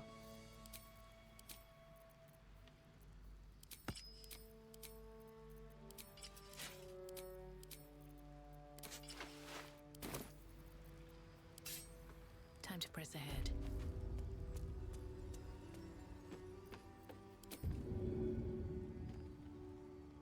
Let's get this over with.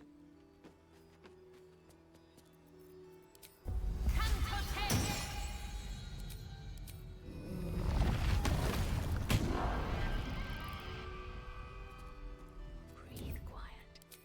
With care. You will witness assault. If everyone else minds their business, I'll be fine. Should mind my step.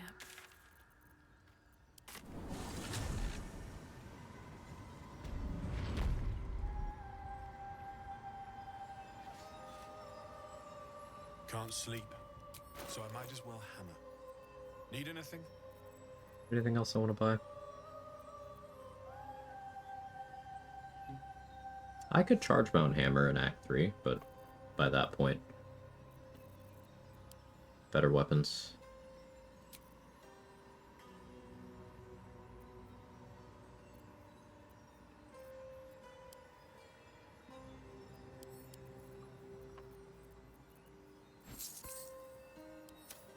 Don't need anything from you.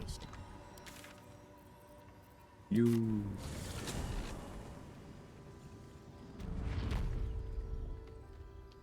You were witnessed assault. Unrelated question, who's the easiest oath to break if I want to get oath break as soon as possible? Devotion or Ancients both break if you attack Demeza and Nymessa in dialogue. That's the earliest break I know of.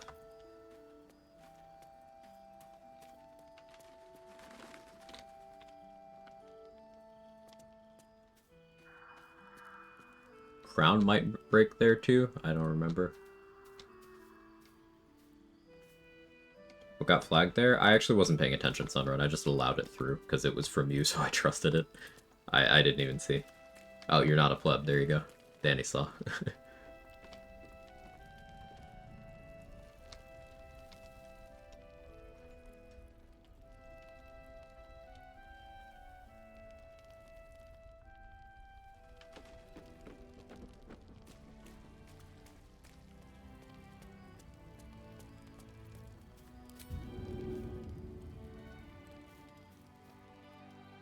What do I have to lose?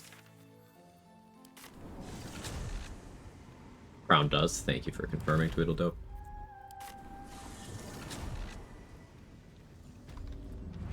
Yeah, so I think Vengeance probably doesn't, but maybe that does too. But the Maze and MS are very early Oathbreak. Unfortunately, they're also super fucking scary at that point in the game, so be careful.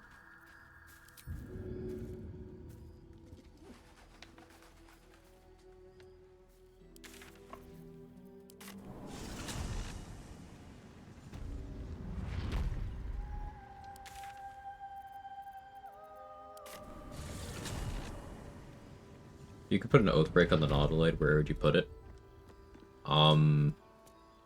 Oath of Vengeance, Oathbreaks by freeing us, because us is an agent of your captors. That's where I'd put it. It'd be so toxic, it would not make the game better at all, but that's where I'd put it.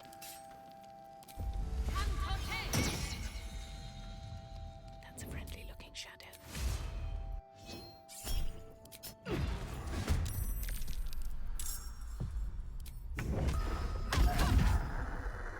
One day I'll catch a break.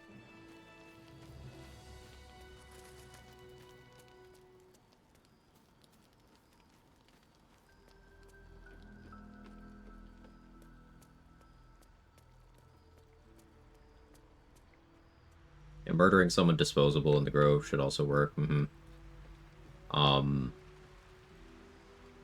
I think poking the bird's wing as a dirge, the injured bird, is also one.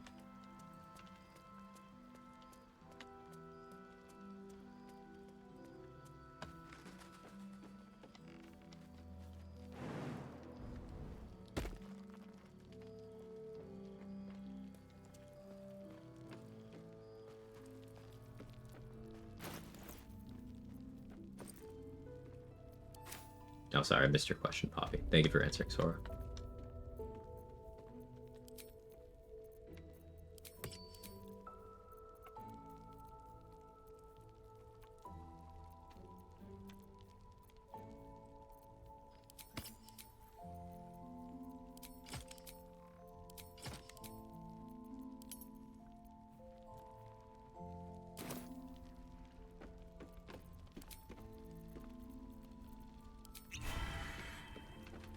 That just wasn't on an elixir.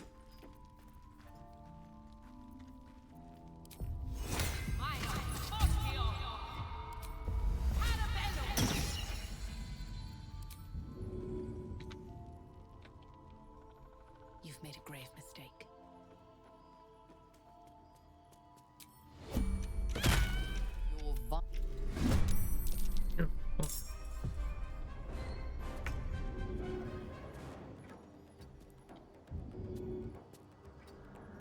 Unintended, but surely this still gets the job done.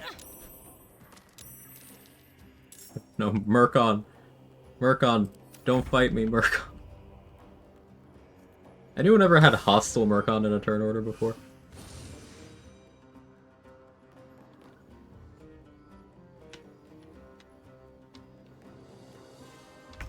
Might have missed it. Does Monk Weapon override Shillelagh? It does.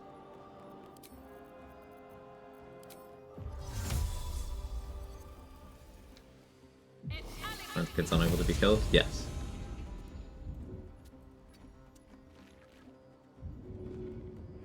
He remembers what you did to him in the Grove? Probably.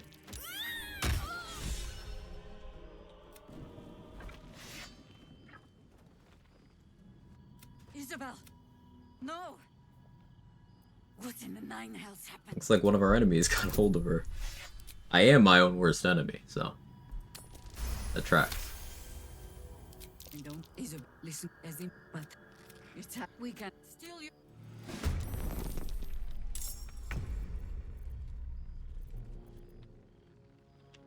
Oh yeah. I mean, they don't have weapons, so that's fine.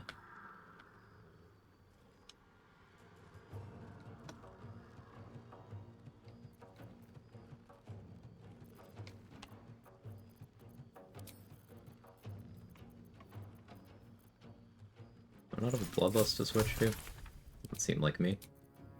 Oof. Huh. Well, we'll be in crafting jail for a bit.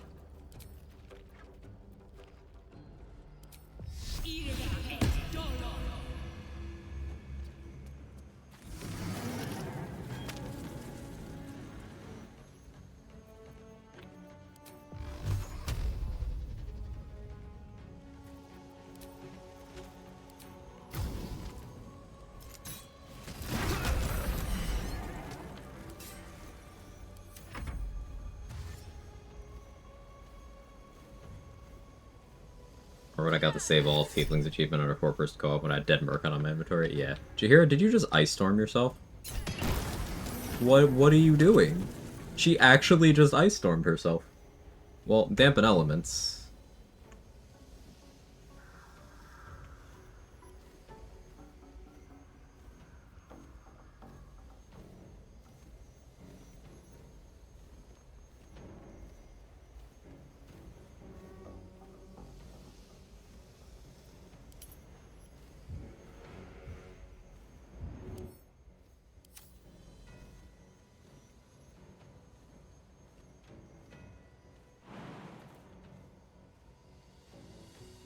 Here goes nothing.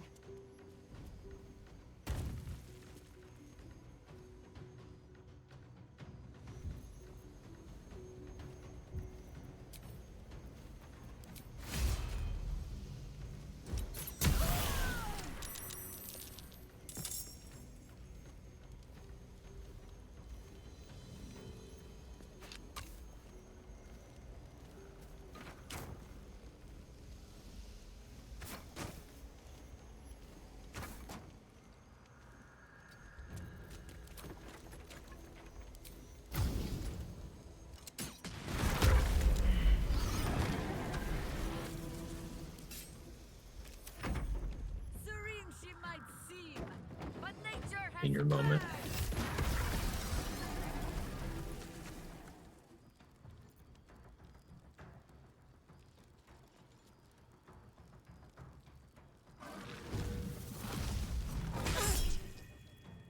Rude.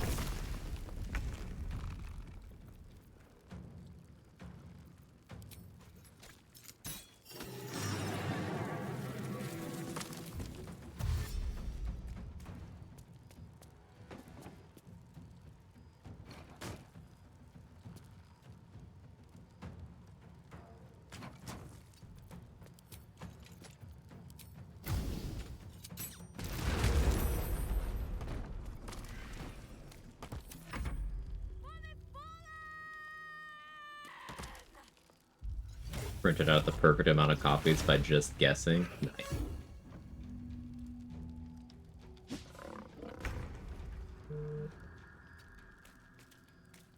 Is killing Isabel mathematically more XP? Yes. Is it meaningfully more? No. Making Last Light fall is meaningfully more, but technically speaking, killing Isabel is the most XP. Because if you kill Isabel at this point, before the Shadowfell, then her body gets taken away, and she gets reanimated with a tadpole as an extra enemy during the Merkle fight, where she's then worth XP again. And that also causes Last Light to fall. And these shadow creepers that spawned, those are worth XP.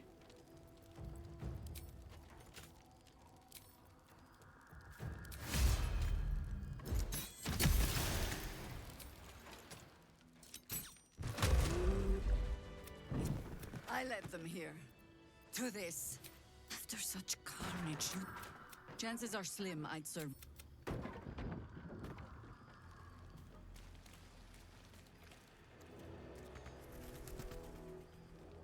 Shadow Creeper's my nickname in college? Oh. Everyone's got an arc. Always room for more. I think my only Merkle loss ever was with Isabel in the fight that made me very upset, so now she gets to live. I mean, if anything, Isabel being an enemy in that fight is a boon to you, because she is so far below the level of power of, like, you, but then also Merkle and the Mind Flayer. It's like, she's just there as an Elixir of Bloodlust target, more than anything. She can't really do anything.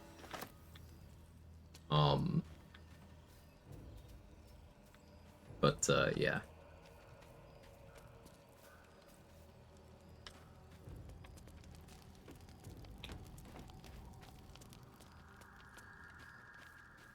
Mine is less of an arc and more of a full-on spray.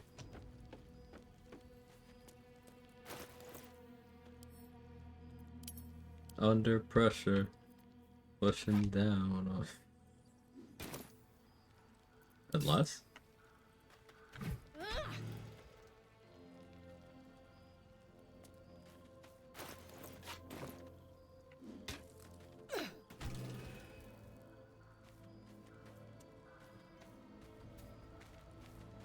She's a good twin lightning arrow target, yeah.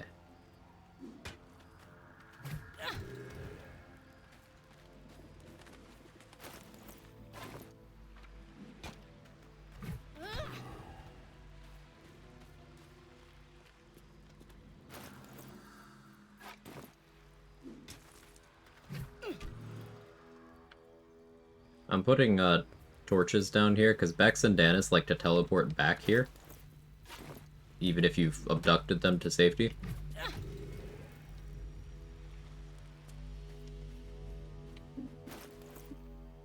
Settle down, stomach. So I'm making it so they don't die to the Shadow Curse.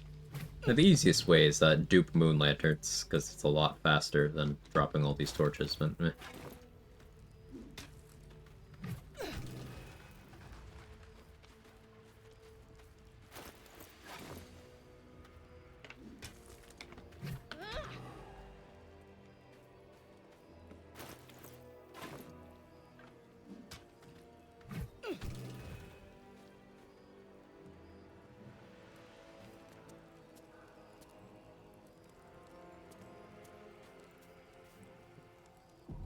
Dupe Moon Lanterns? Yeah. A level 2 Trickery Cleric can dupe any equipable item in the game.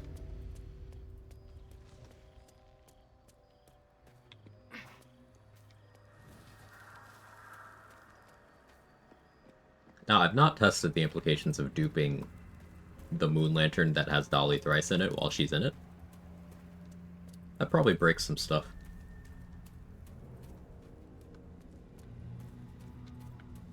Or does nothing at all. No in between there.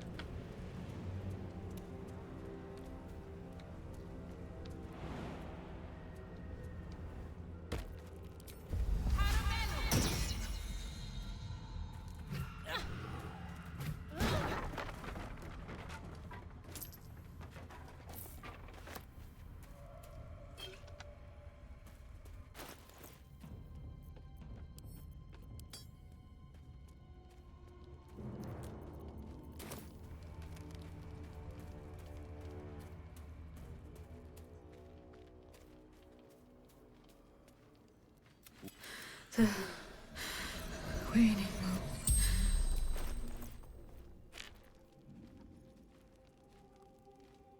Don't want using Freezing Sphere on me. That would probably hurt a little. I mean, I have Dampen Elements, but probably hurt a little. Indeed. The murdered lie silent. Depend. Yet they died because of her. You see it? Through it, I can summon her spirit. Kill the dead, kill the killed dead, kill the killed dead again and again. Your mind swoons with possibilities. This blessed loon may murder the same soul as many times as he wishes. No. I seek only justice, not murderous deviancy. I offer you a Me when I chance lie. to avenge this murderer's victims. Will you take it?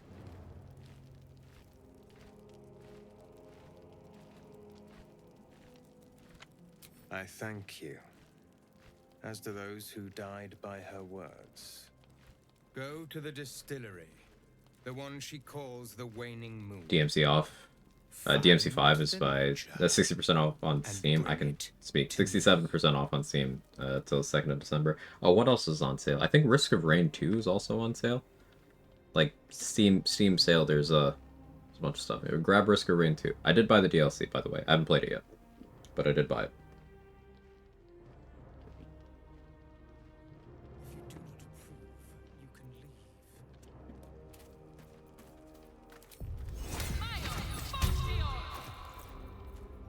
I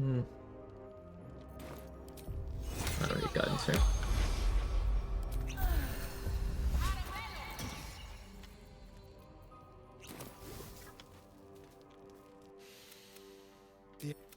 And you will be the judge. Make her bear. I thought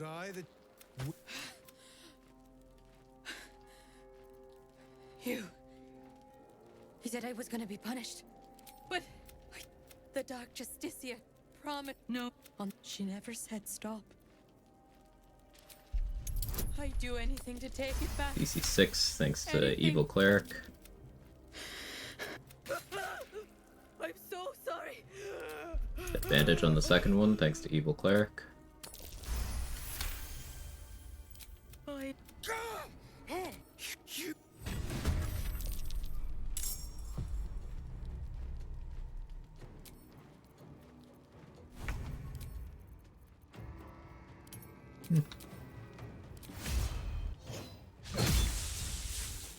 Ooh.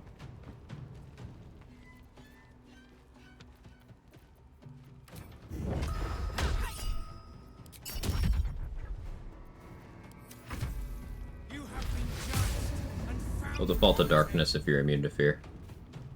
Basically guaranteeing he wastes his first turn.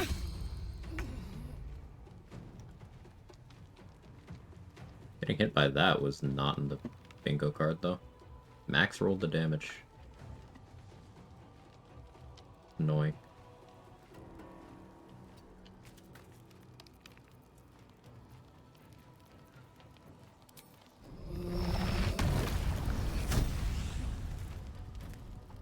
We can inflict wounds.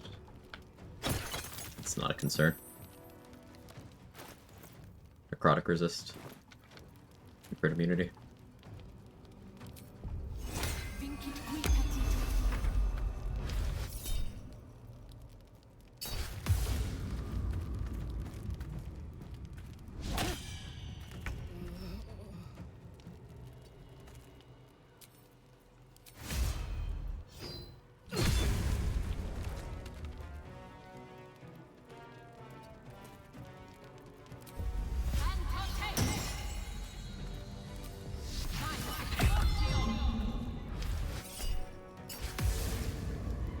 Keep casting darkness on yourself, man.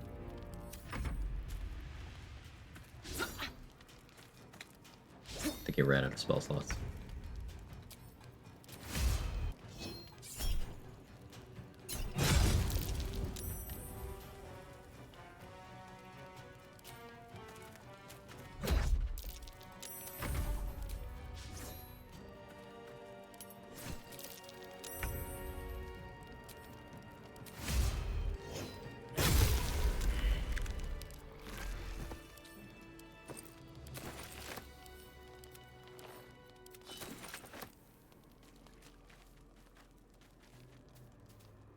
No, Joel.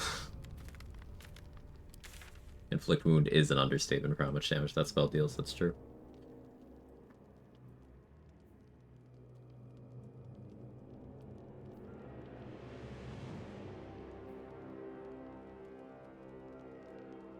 Okay, now I can long rest in this map.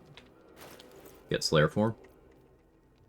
Damon's AI will cease to function, but I bought everything I wanted to from him.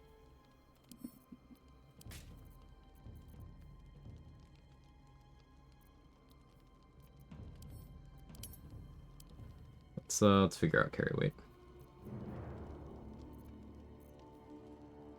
Alright, I need to give the egg to Esther first, actually. Let's go do that.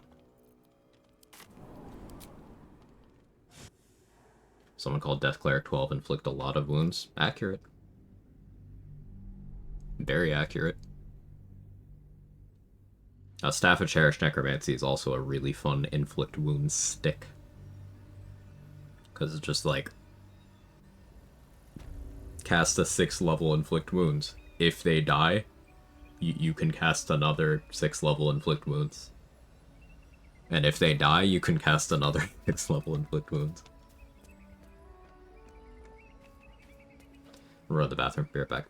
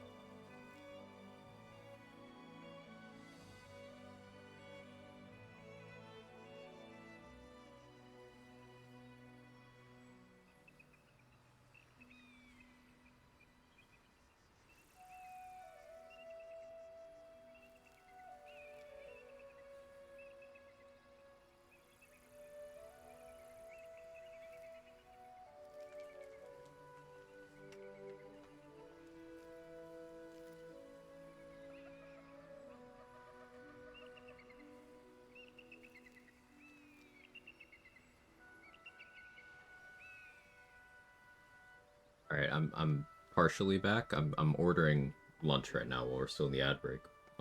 So that's why I'm still sitting here on BRB.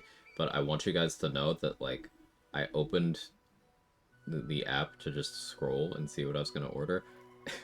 And there's a like athletic wear store. And I don't know why that's here.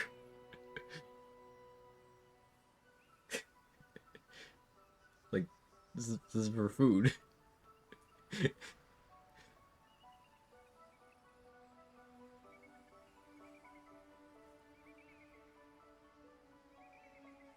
UG3 Wiki says a life essence cast a spell can't grant another life essence. Is that bad info? That's probably accurate, but you can stack up multiple life essence charges. And you have multiple other ways of casting them, so it's a little more complicated than the process I initially laid out, but yeah, it's likely accurate, Kilo.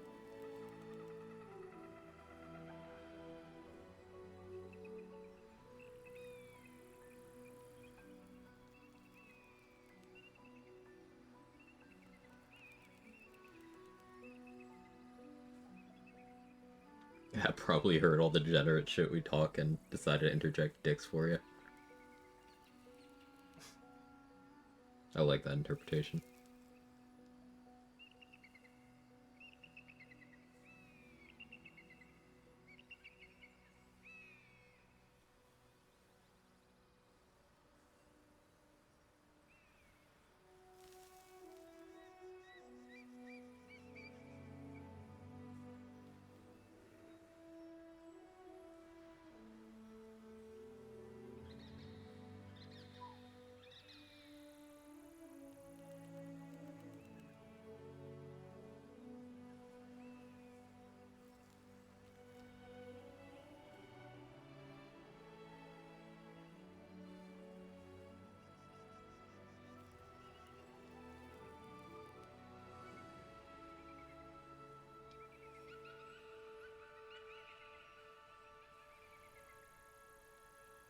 Just reminded me I had to take an obligatory plain window pic. Open my photo album. There's so many pregnant Astarians.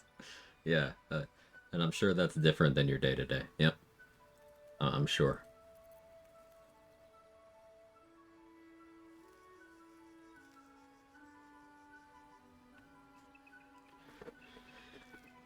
Dicks on demand. I thought we went over this. Quag has an app for that already. Thank you. Somebody listens.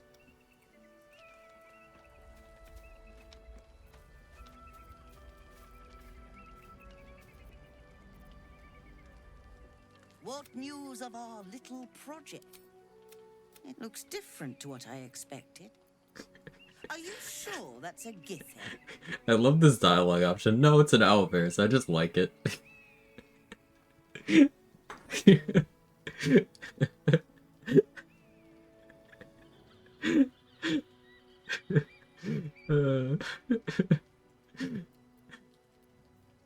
It's so stupid.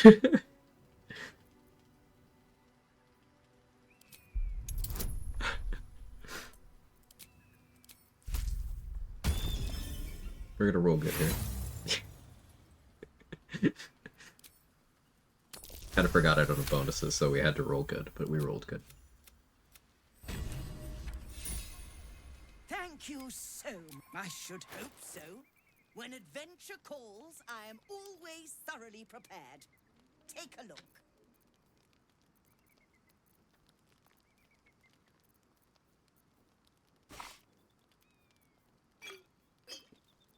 I just like it. Oh, man.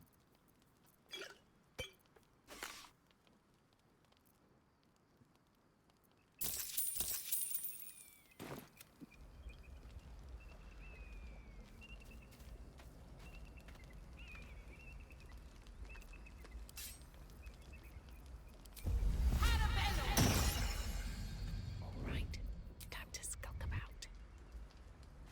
Just out of view.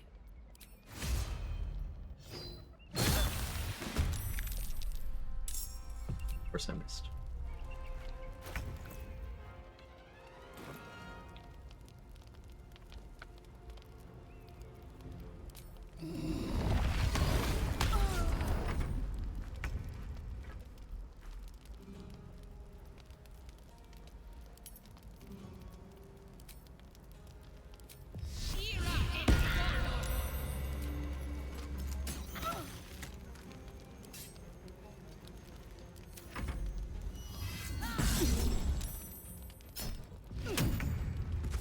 fruit.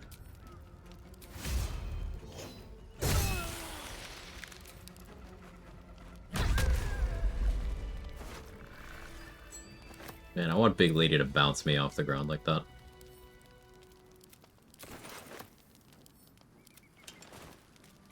On my way.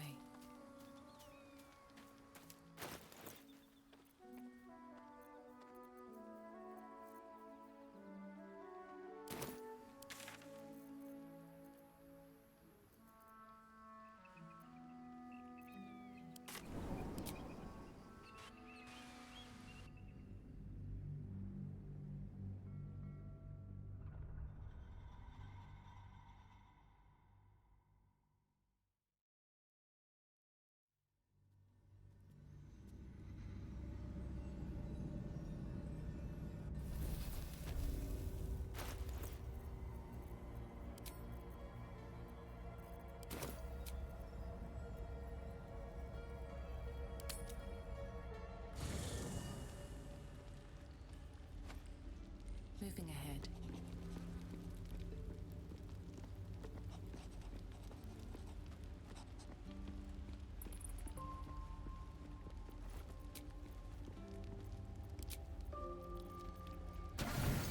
Gale still wants to talk to me about the Elminster thing, and I'm just not having it.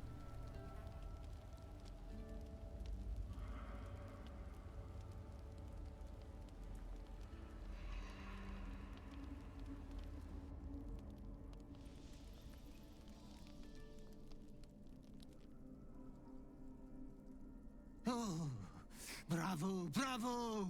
You are growing up to be a fine fellow of the most degraded caliber. Ha! The Cleric and Last Light, all are now but an ichord slag heap. And it was all your own work. You didn't even need your butler's advice. You Needed Milkers for the first time in my current run. How was your first experience with Milkers? Did you enjoy it? Now, this triumph. Don't worry, Master. I will ensure you have a pushing for the diverse Slayer roster form. of victims from now on. Hapless menfolk deserve death just as much as the girl is. Base It Scaleritus. would damage your reputation if the fearing public thought you a predator. After all, you're far worse than one of those base, lusty spree killers. A part Inclusivity. of your past is here for you. I come with your disgusting prize. Hey, that's my line.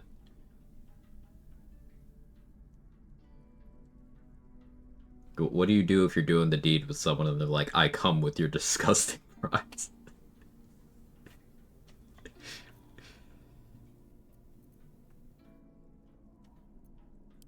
This prize is no payment, but a sign of reverence. What did Scleritus just say? He said, yeah, I'll make sure you kill some more men. Don't want people to think that you're weird. Depraved prodigy. Try on your new gym jams. They're a present from Father. It would be rude not to.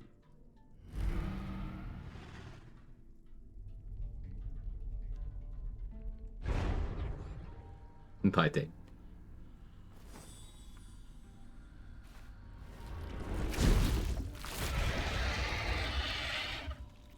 Slay. Oh, such a strapping young behemoth. You cannot speak, but you have command over your own cruelty.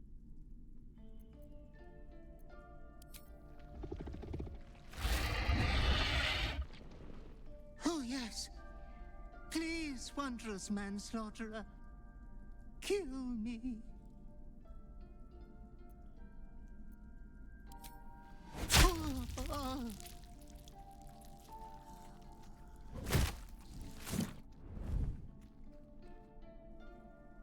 There's a different animation for that depending on which camp you're in. It's pretty cool.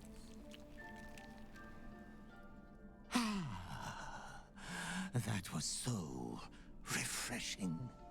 Thank you. Your clothes hit like a kiss.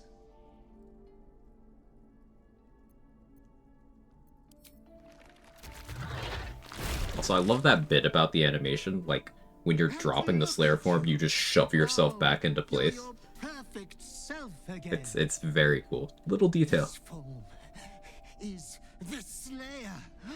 You will do many naughty feats with it. Oh, I wish I had time to wax your hide and brush your spines. But your adoring butler must away. Huh? Game, you haven't... But you should be hopeful for your bright Game's having some future. trouble there.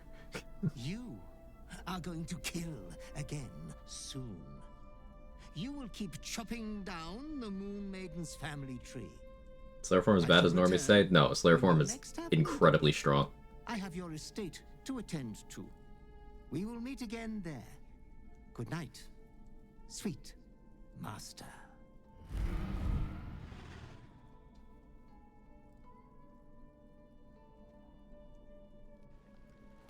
Please talk about that? Sure. So, something to keep in mind is the Slayer form is much like a wild shape, and that most gear and such doesn't affect it, so its effectiveness is going to be decided largely by your strategies and what preparation outside of your, like, build that you have. So, feats apply. A lot of feats apply. Consumables apply, so having good elixirs. Buffing up with relevant things like freedom of movement can also help. But then also stat management. So, here's my current stat block. Hang on, let me go somewhere.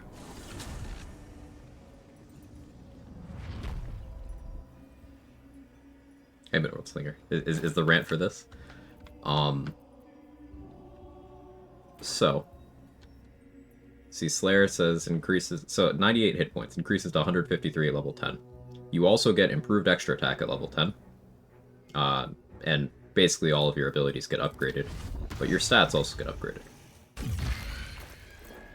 So you'll see I have 27 strength right now. I don't have a Cloud Giant elixir on. I just have 27 strength in Slayer form with no investment. Just, it's got 25 out of the gate at level 10, and Everlasting Vigor does apply. So, it is possible to build your Slayer form setup to have 30 strength. 30 strength in Act 3. You could have 28 at this point in the game, but then you could be running around with 30 in Act 3, which is the game's cap. Stats don't go higher than 30. What this means is, at a 30 strength score, you have plus 10 to hit and plus 10 damage, so that's so much that you don't even need Tavern Brawler accuracy at that point. Like, you're just hitting everything. But let's look at the damage die on Slay. 14 to 44 damage currently. Again, no investment. Just up to 44. And remember, this automatically crits anyone who's prone. If they're prone, you crit them. That's it. You just crit them. So, 12d6 plus 8 slashing damage on someone who's prone. And you have improved extra attack, so you can do that 3 times.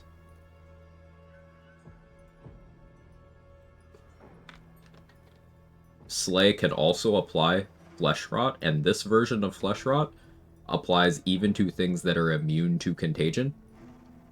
So, for example, you can use the Slayer to apply vulnerability to all damage types, to Raphael, to Cazador, to Answer, because they're immune to regular contagion, but not that.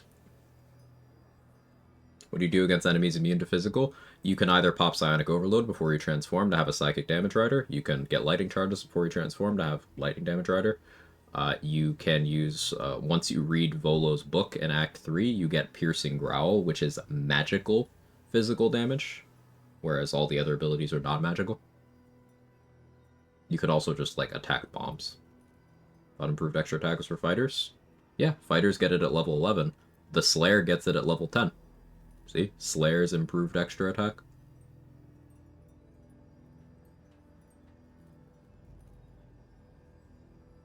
Posing this again for damage comparison, Slay at level 10 has the same base damage as level 11 Rogue Sneak Attack, and a level 11 Rogue Sneak Attack is incredibly strong. What about using Charisma so low attack rolls? You don't scale your attack rolls off of Charisma. You scale your attack rolls off of Strength. Now, the DC for your saving throw based effects is determined by your casting stat, but it's not inherently charisma. It's your casting stat. So for me right now, that's wisdom.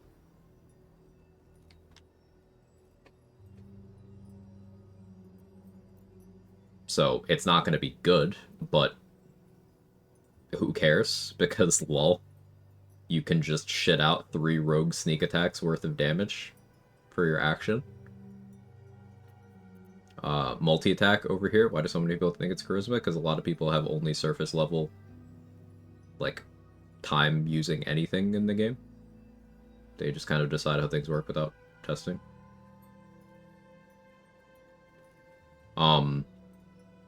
Multi-attack here gets extra damage if the target's bleeding. You get your strength mod as extra damage. So yeah, if you have plus 10 strength mod from having 30 strength, like I mentioned, multi-attack is doing minimum 11 damage per hit.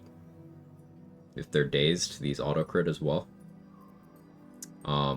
Sumptuous Bloodbath here is a heal, a 3-turn, start of your turn you heal for 4d6 damage, or 4d6 healing rather, and you can trigger this on inanimate objects.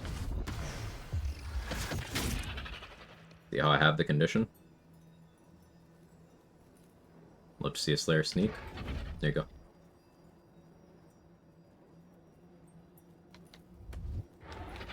You can just keep healing passively. Piercing Growl, as mentioned, you get it in Act 3. It is magical piercing damage in a cone that applies bleeding and fearful. It's not an attack, so it takes your whole action, but it's still good.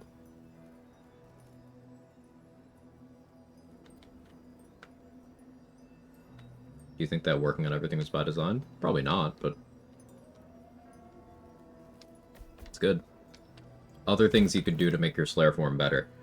You can have things like Long Strider, because those will persist. Any buff spells you put on yourself that are not, like, giving HP will persist. So, often if I know I'm going to use Slayer in a fight right before, I will cast, like, Blur, maybe Fire Shield even. And you can have retaliation damage going while you're in Slayer form. You could still use all of your consumables. If you want to apply Bleed for the purpose of buffing up your Slay and multi-attack, you can put down Spike Bulbs and attack those. You can put down Spike Bulbs and then jump on them with Relentless Lunge. You can put down Spike Bulbs and then hit them with Sumptuous Bloodbath to turn on the healing for yourself and make everyone bleed to make them susceptible to your abilities. Jump boosts, jump distance increases from class features apply. So if you have the extra jump distance from being a champion fighter or by being a monk, that applies here. If you have the minus crit by being a champion fighter, that applies here. If you have the AoE Frighten on crit from Great Old One Warlock, that applies here. If you have the extra bonus action from Thief, that applies here. If you have Arcane Ward from Abjuration, that applies here. Like, there are so many things you can do to make your Slayer form more effective. And again, you get all of these abilities and you get improved extra attack independent of what your levels are. So it's this entire sphere of build crafting you can do.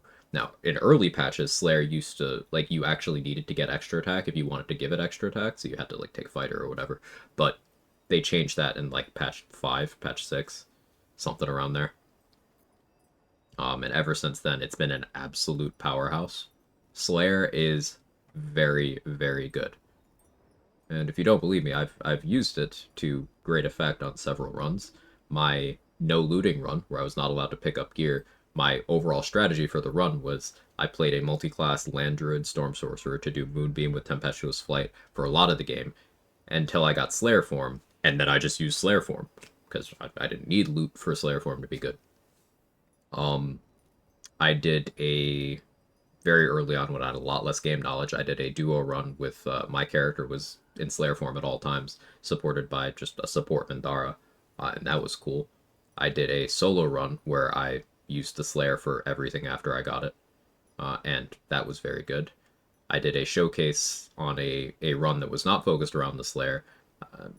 I kind of had an incident in camp where I had to do the companion kill thing, so I ended up getting Slayer, and I failed the deception check to get everyone to chill out. So I had no companions. So at that point I was like, fuck it, I have the Slayer, I may as well show it off. And I used a Slayer build, used no summons, no outside assistance, and I beat Merkel just in the Slayer. Used that and nothing else. And it was easy. It wasn't even close.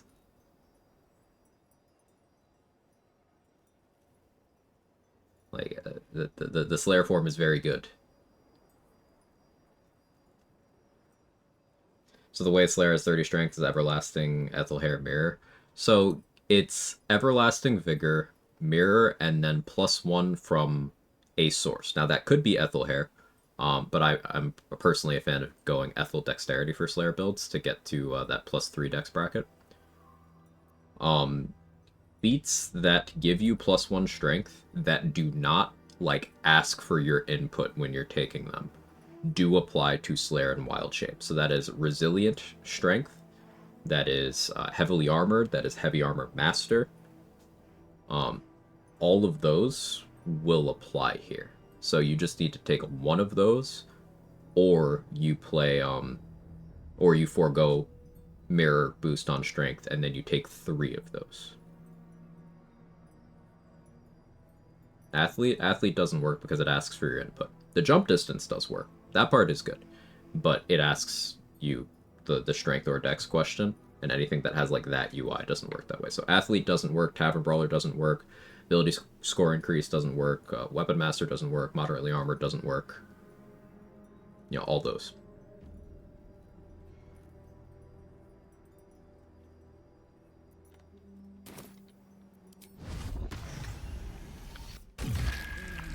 But yeah, Slayer form is extremely good. I've had a lot of success with it. Even if you are not building around it, it's a great option to have in your back pocket.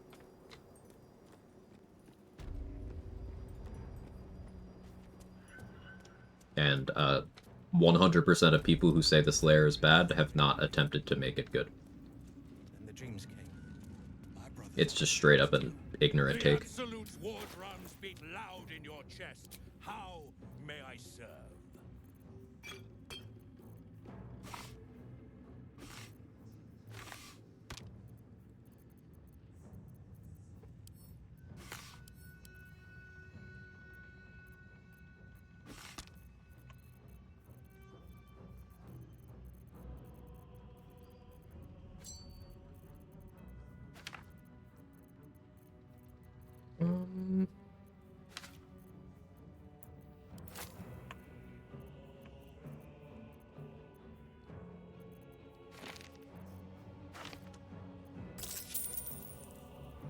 Post. There we go. I need a quick word. Many hearts. It's just something I never really played and decided it's bad category of Reddit rot. Yep. And, like, there's layers to that particular annoying bit of misinfo, because you'll have some people claim that Orin is, like, weak with it, and then you'll have some people claim that, well, I wish ours was as good as Orin's is. It's like, okay. They're exactly the same. Like, 1-to-1. All of the same abilities. The only thing different is Orin can summon ads, instead of all of the shit we can do, like retain access to our inventory. But 1-to-1, same abilities, same stat block, everything. Everything is the same. And Slayer Orin is one of the most dangerous bosses to fight if you are not doing the Dirge 1v1. And if you are doing the Dirge 1v1 and you allow her to get a turn and you do that without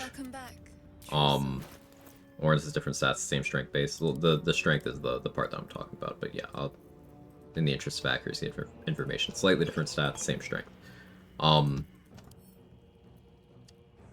If you are fighting Slayer Orin without prone immunity, she can auto crit you through critical hit immunity, because Slay auto crits prone creatures, and it does not care if you're immune. It just crits you. So if that's a massive threat to you, the player, who is more powerful than anything you fight in the game, Come back anytime. would that not be a massive threat to enemies? Just, you know, almost none of whom have prone immunity? And also, remember, you're smarter than she is. You can do a lot of shit that she can't. Like put down a bomb and jump on it. You can use a bloodlust elixir. You can get your strength score in the Slayer form to 30. Highest she gets is 27. And that 27 is only if you piss her off, with a specific dialogue option that you have no real reason to take unless you want to see that happen.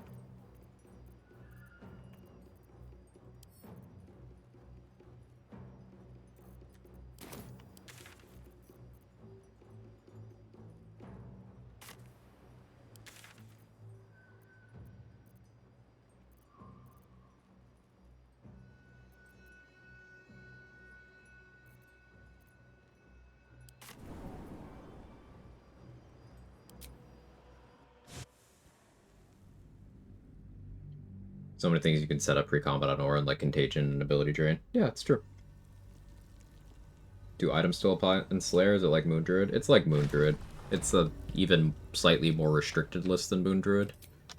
Another step forward. Very few items will continue to apply while you're in Slayer form, but there are some that will have some impact, and there's some that you only really need them to be equipped when you start the combat if you're starting outside of Slayer form.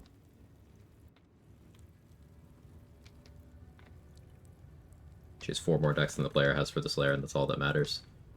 And that comes at the cost of she will never willingly haste herself unless you provide her the means to do so. And you can stack 2 haste effects to have that same +4 dex while having 2 more action points than she does. So ultimately,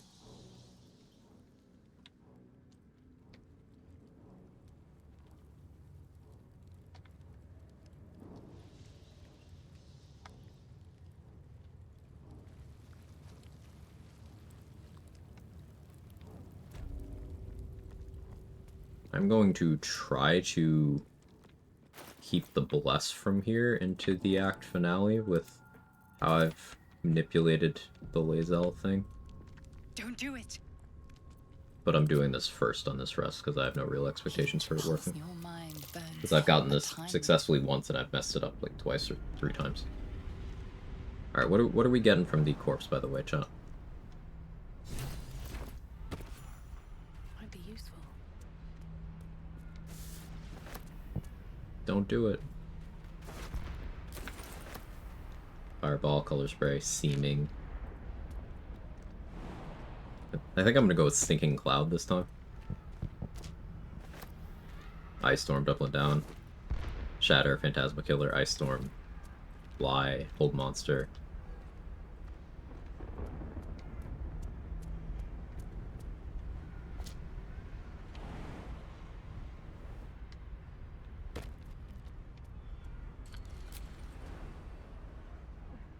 Battle Master. I don't think that can be there. But good guess.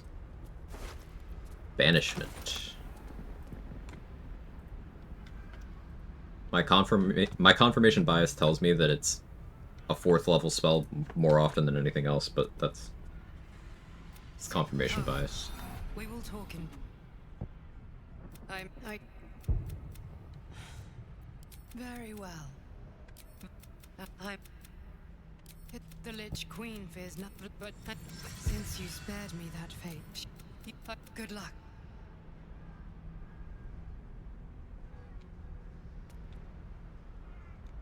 See, we got that Bless.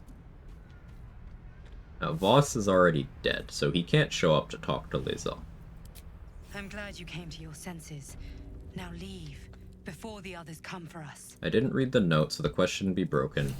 It might still try to force me into that event.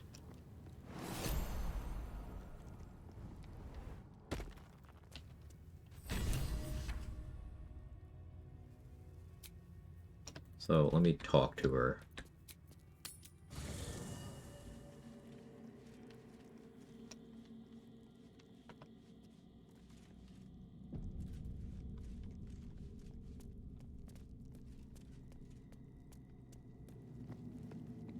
she's here. I need a moment for the two of us. Did you hear her just studying Lae'zel's feet? I know there's a rat there. Tell me you don't trust it. Tell me you reject this abomination and I then keep an eye. You're another part of the when true.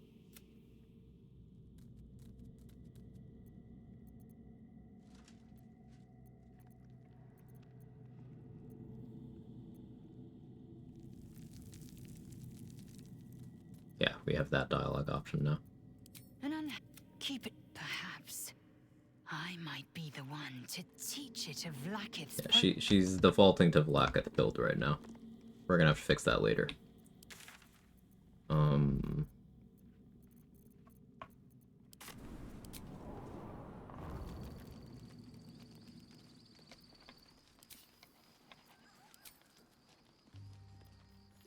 Anything you want to say? Snurl.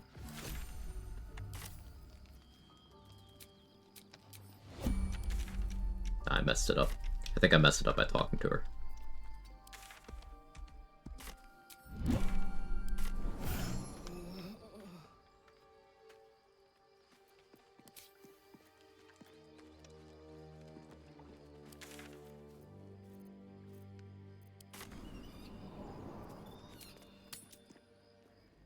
Nope, I fixed it.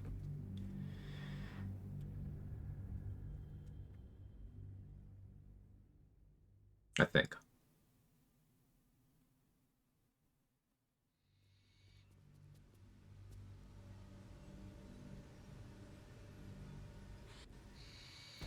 Yeah, we're good. I did do it correctly. So, Rothea Dimension, I have the Bless, and a Lae'zel Alive run.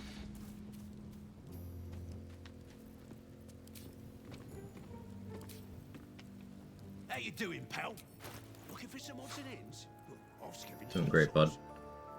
You sell me these? I really want that blade scroll. Actually, I have 4. Never mind, I don't need that.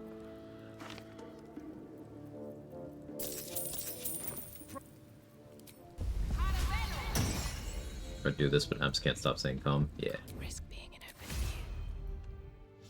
open Thank you for your service, Glump. One day I'll catch a break.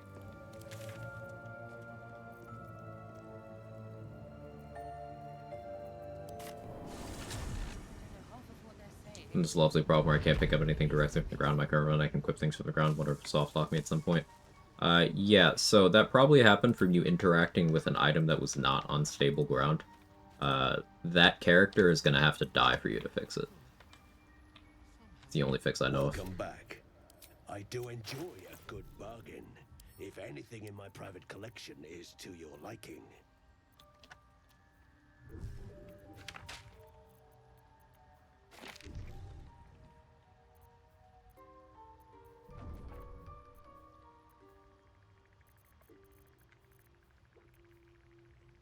Yeah, lumber camps run into that as well.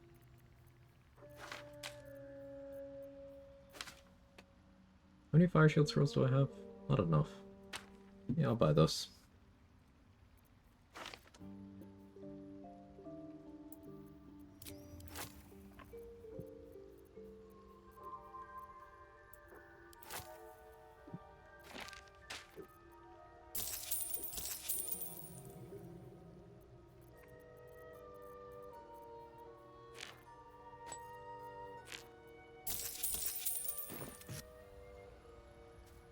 I greet you, son child. May your A long strider on Omelum. This run's gonna make Iron Throne slightly harder. Same as us, I expect.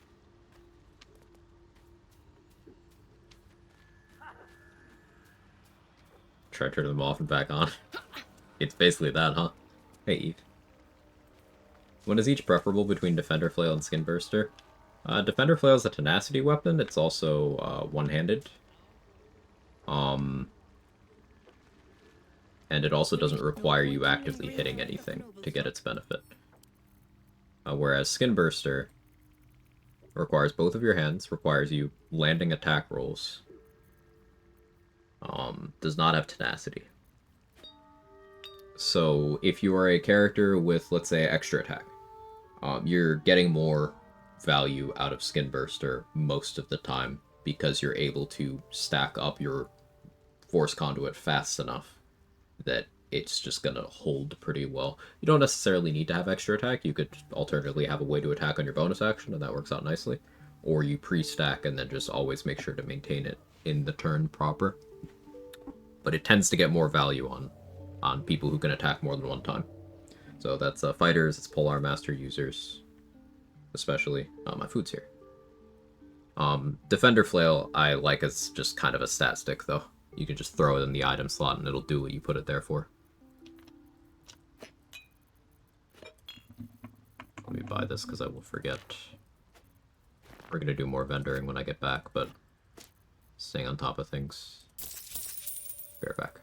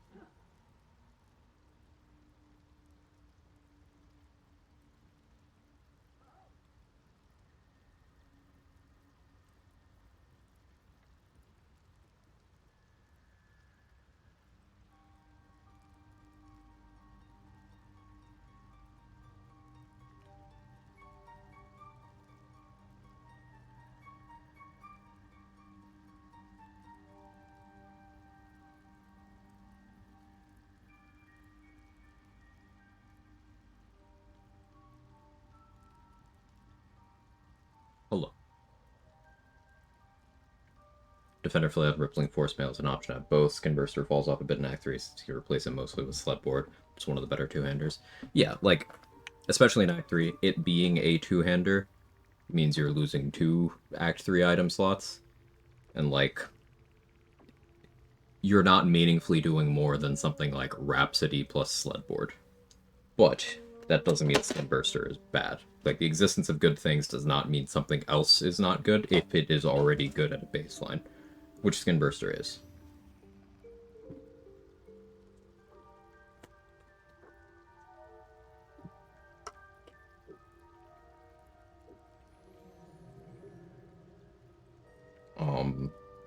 An example of where I really, really like Skin Burster is Tiger Heart, Wild Heart Barbarian. Camera's also on lunch break.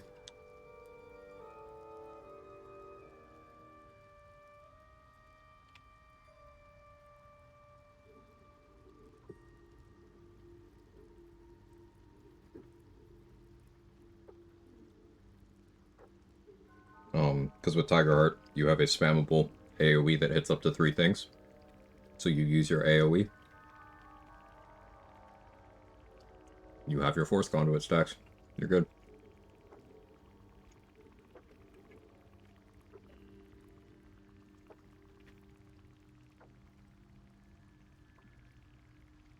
hello, handsome. And Quag. Oh. Hi, I guess.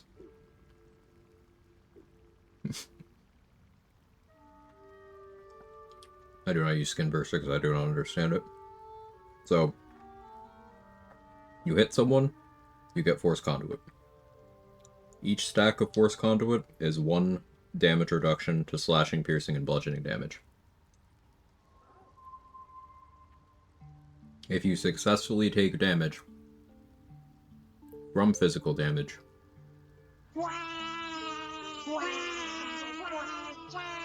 while you have more than 5 Force Conduit stacks, then your stacks are cleared and you get a Force damage explosion around you. Force Conduit stacks up to 7 times. So Skin Burster by itself. Hey, Mark. Mark's actually using Skin Burster on his Karlach. He's doing no consumables. 7 physical damage reduction. Like by itself. Just by attacking.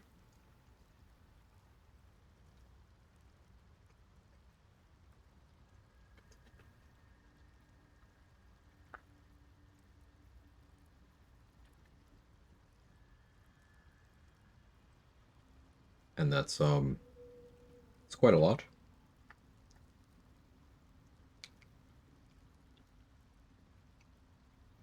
Like most enemies with melee weapons, on their dice they're rolling 8 at most of the time. It'll be 8 plus their proficiency plus their attacking stat a lot of the time, but still. That means that having resistance, again, possibly by being a barbarian and raging, plus that reduction, means that things that do physical damage just don't really hurt you. They can't.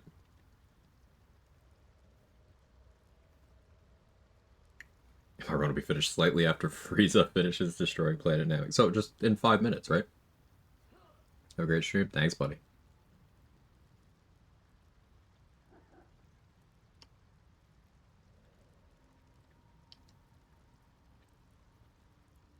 I don't know if you saw, but in just this year fight, I had Adamantine Splint, Ham, and Skin Burster took 0 damage in the fight. Oh yeah, that sounds right. Seedsy was doing that.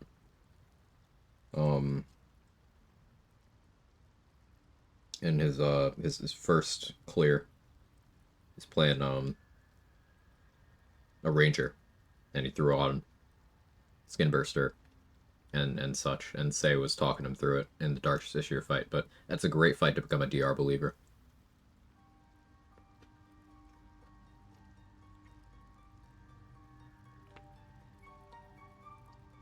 Anyone see my panties? No, but I see your massive streak. RYP, it's DR, not resistance. It's damage reduction. So, if you were to take, let's say, someone shot you with a short bow with no outside bonuses, and they max roll. Let's say they hit you for 6 damage. Force Conduit. Subtract the number of your stacks from the damage. Force Conduit goes up to 7.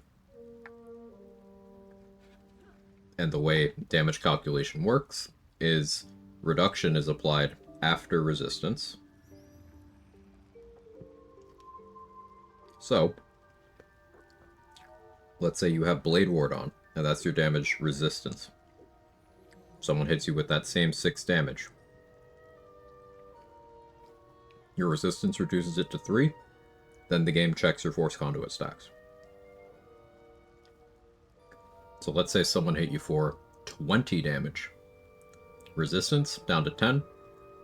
Force Conduit down to 3. If you had Helldusk armor on by itself, you're down to 0. Alternatively, if you had Adamantine Splint on, you're down to 1. If you had Heavy Armor Master and Adamantine Splint, you're also down to 0. Someone would have to hit you for, provided you have Adamantine Splint, Heavy Armor Master, and max force conduit stack, someone would have to hit you for 25 damage? Sorry, 26 damage to hit you for anything at all. Because the game also rounds down.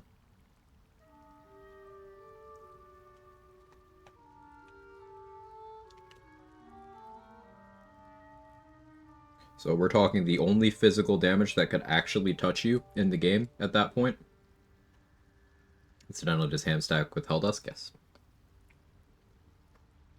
The only physical damage that could touch you in the game at that point is like high rolls on Steel Watcher weapons.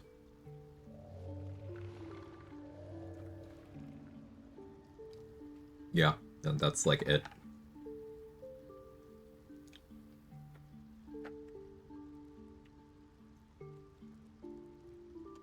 Nine fingers, I guess.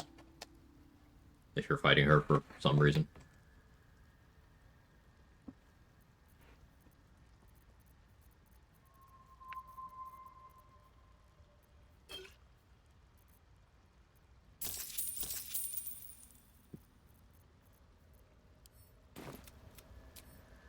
This'll do wonders for the shop. When I sell the purple rune powder because it's dog shit. Why would I do anything but sell it?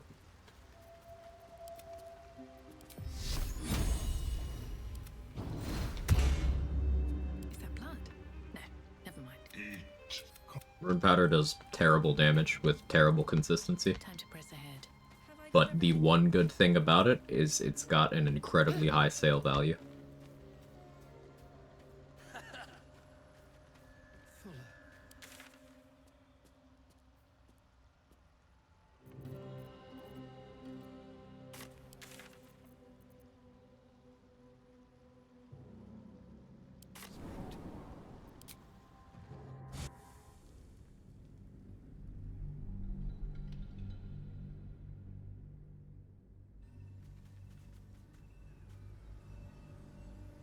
Like, I feel like we have this conversation somewhat often, but, what do we think rune powder is capable of killing? Just, like, off of vibes.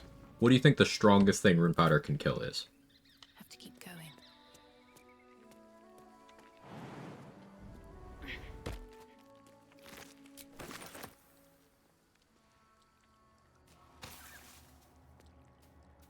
Philomene, I'm one goblin camp. My run.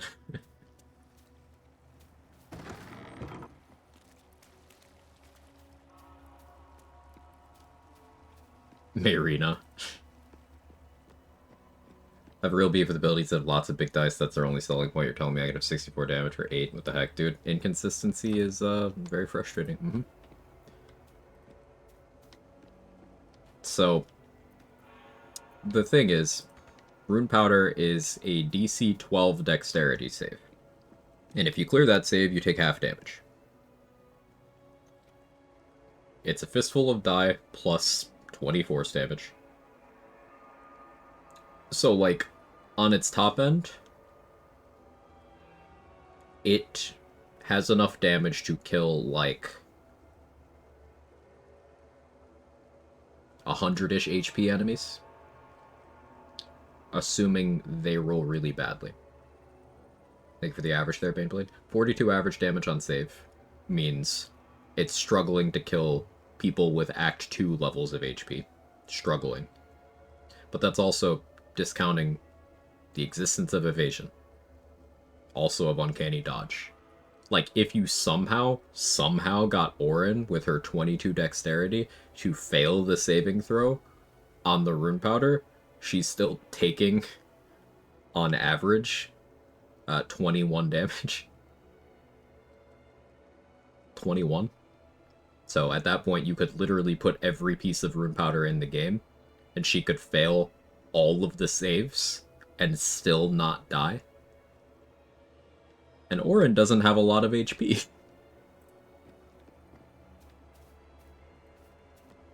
Gortash, for example, has enough HP that, like, he just tanks it. Same with Answer, same with Raphael. But Answer has 4 damage reduction, Gortash and Raphael have high dexterity. Like, it doesn't kill things.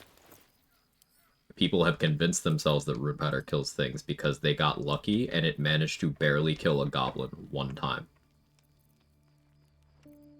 It doesn't kill things. But it can let you buy things. So, highly recommend getting the barrel. And then also, this is one of the main reasons we let Wolbrin live to Act 3, so that 2 more barrels and a bomb spawn in, which are the same price. Because that Panic used 3 barrels, 2 grenades, the fire arrow. Well, the grenades did all the lifting there. That's the funny thing about smoke powder bombs. It was the smoke powder bombs that got that kill, not the rune powder, because these unironically just do more.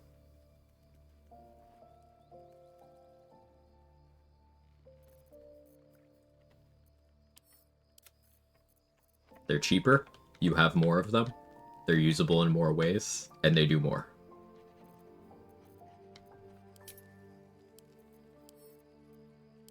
You'll kill a rat, though. That's really valuable. You know, that's fair. How you doing, Comrade Mayonnaise?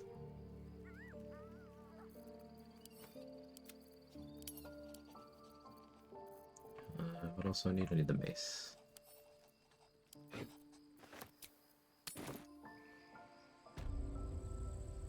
One thing the rune powder can't do is crash your game, so can smoke powder bombs.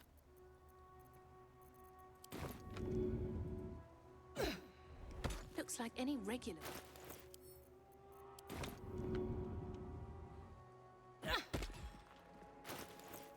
My life sucks since I actually memorized this puzzle. I wasn't thinking, and I wanted to do it wrong, but I didn't.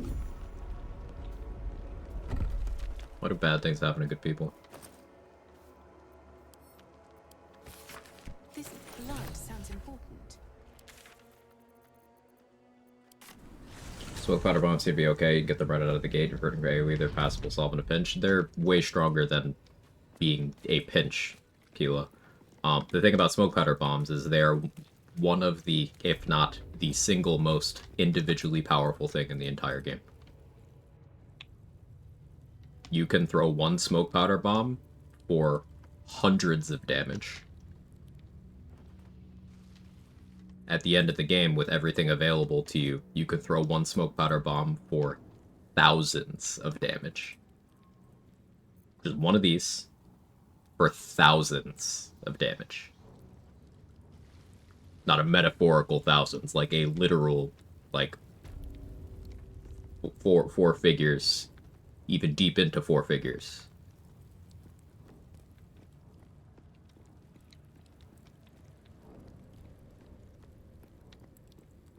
Talking about FPS, right? Yeah, that's what gets it from hundreds to thousands.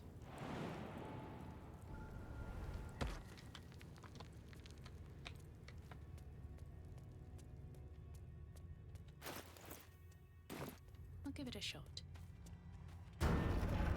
Remarkable that this stayed hidden all this time. FPS, Fierce Perilous Stakes. It's a tadpole power available to full mind flayers not named the Emperor, common MPL, in the Act 3 endgame. It's a 15 bonus psychic damage on every instance of damage you do per stack of Fierce Perilous Stakes. Now you can stack it up, and the sauce for smoke powder bombs is you can make one explode many times.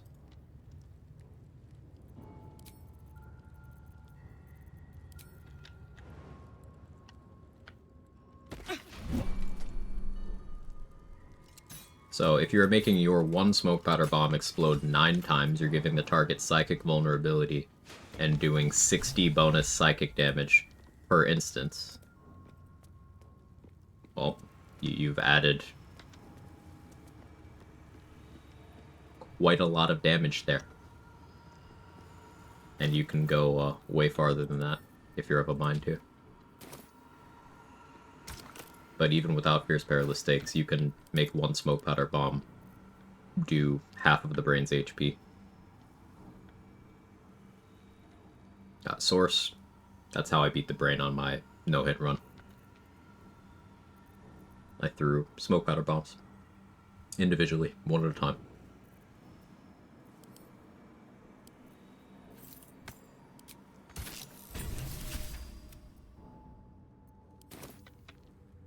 Just finished Act 1, let's go. I'm enjoying your updates.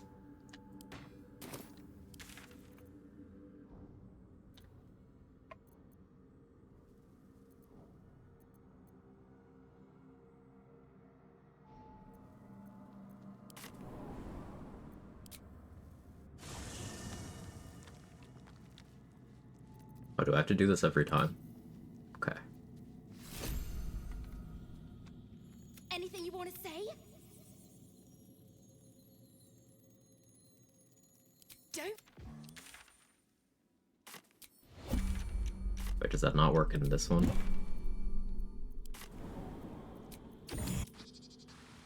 Okay. I just had to rotate dimension out again. Yeah, referring to E33.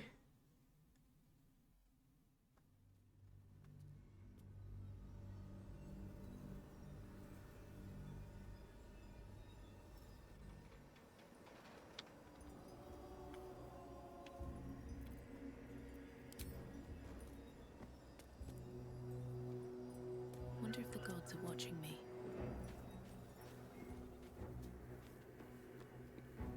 But Lae'zel really wants to have that conversation still, but we're not doing it. The bearded dragon Rory says hi. Oh, hi, Rory. How's it roaring? You roar here often?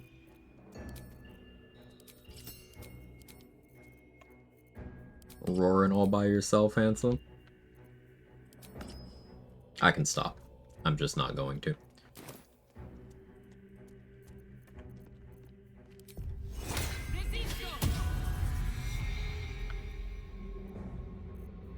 Do you accept Shah's Both stacking for test of Merkel? your Yeah. intellect? You feel...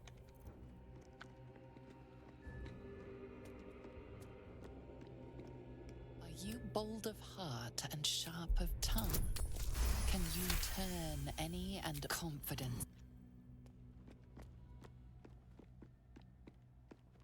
Do you think yourself wise enough to be granted Shah's blessing?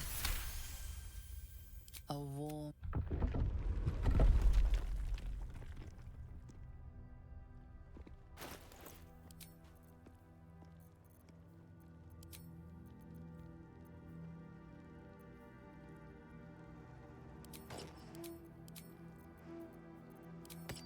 Not gonna do the fight here at the moment.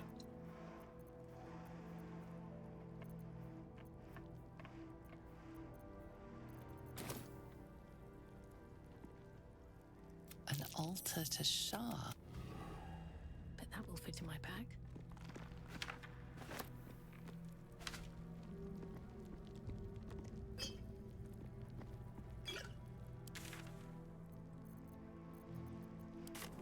Get Night Singer's favor, because I'll forget.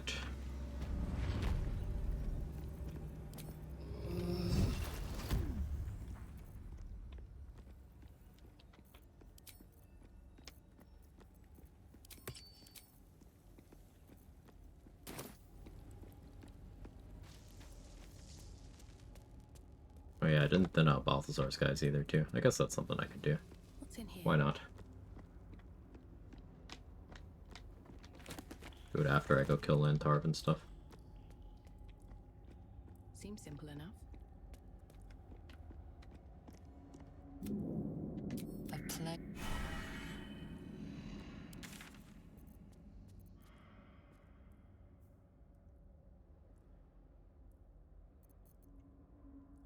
Let's keep grabbing buffs first. Go here. You can show this fight the smoke powder tech for horror sets passable. No, I don't think it needs to be said. Like, that was not a maliciously ignorant thing said. I could do it on whatever fight, though, and I've done it throughout this run. If you ever see me throw bombs from elevation into a fire surface, you have witnessed me doing the smoke powder bomb tech. Callous Glow also facilitates that. Lightning Charges also facilitate that, though I've not been going out of my way to set those up.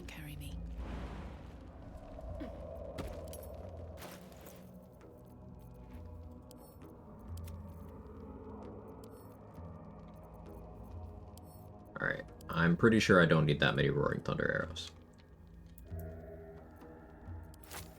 I have 41 many target arrows. That feels nice.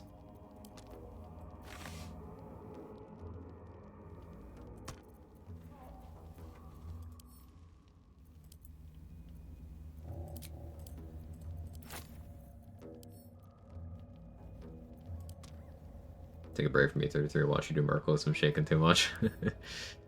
I'm glad you're playing it.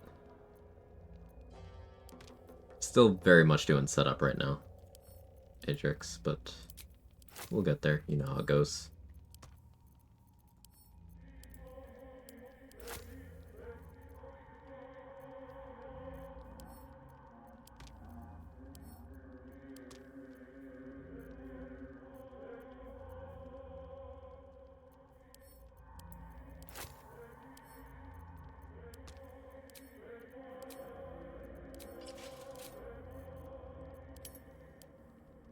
The 33's combat more akin to Final Fantasy. That's turn-based, so you can take your times at times. It's turn-based, so you can take your time. There's a dodge parry system that has a couple layers to it, and there's QTEs you do during your attacks, some of your attacks anyway, to either, depending on the attack, make sure they work or make them more effective. Again, depending on what exactly you're doing.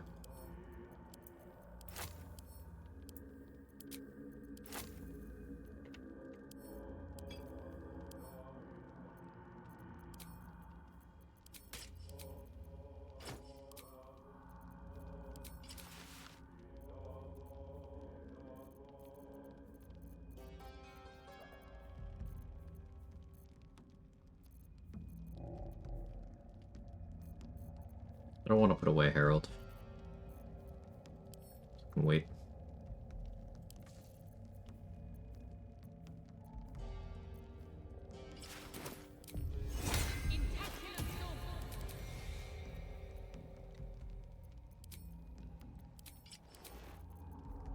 Man, I hate having low strength. I have to make a lot of concessions with what I can carry around here. Yes, 18 strength is low strength as far as I'm concerned.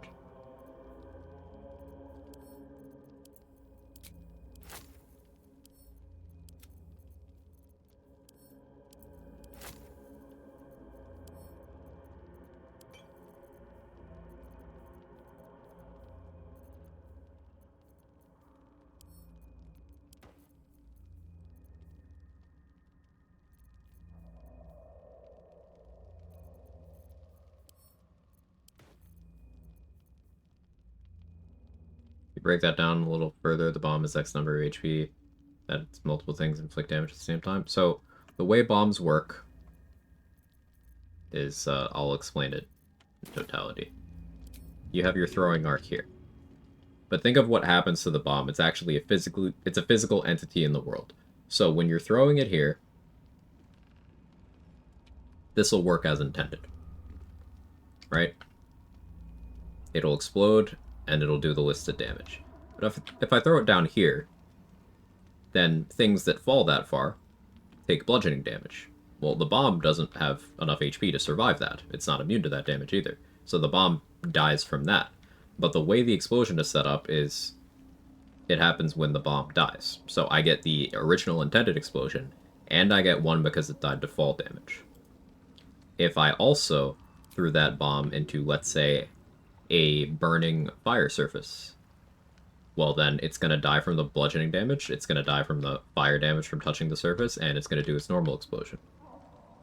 If I have Callous Glow Ring, well, that's an illuminated area. So the bomb will then die from the radiant damage as well. If I have lightning charges, I'm dealing damage to it with all of those things, so the bomb will die from the lightning damage as well. If there was a cloud of daggers on top of that fire surface and I aimed properly, it would die from the cloud of daggers while also dying from the fall, the fire surface, then the callous glow on the fall, and the callous glow on the fire surface, and then the lighting charges on the fall and the lighting charges on the fire surface. Basically, you can use that sort of logic, and you can get a bomb to explode 8, 9, 10 times.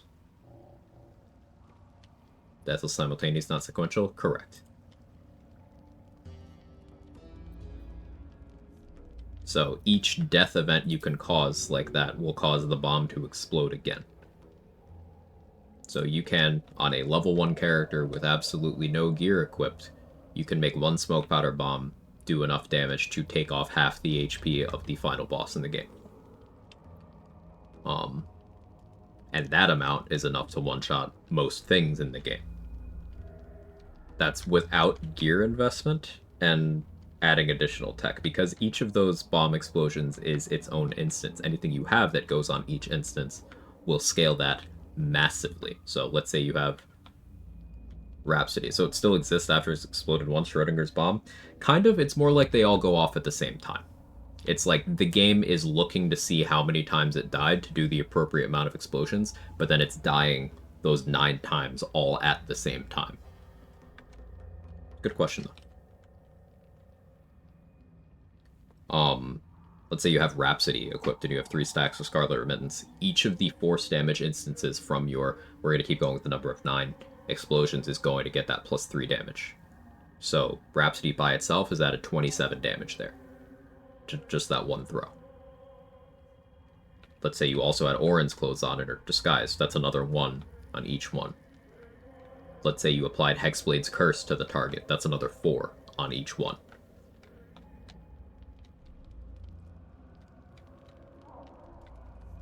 Yeah, and then the actual purpose of lightning charges and Callous Glow will be 1 lightning damage and 2 radiant damage on each one. So, like, the force damage by itself is already killing anything. But then when you have that amount of instances of damage, and you have those damage riders, it's the same principle as, like, the magic missile build that everyone really likes, right?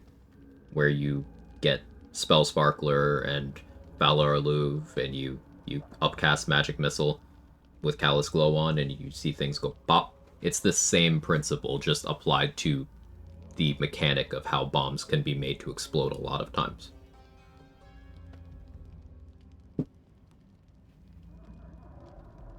It's weird the riders apply both to the bomb, those affected by the bomb. No, I think you're misunderstanding, Kilo. It's not that the riders apply to anything other than the bomb. The riders are just applying to the bomb. But the bomb itself is exploding 9 times.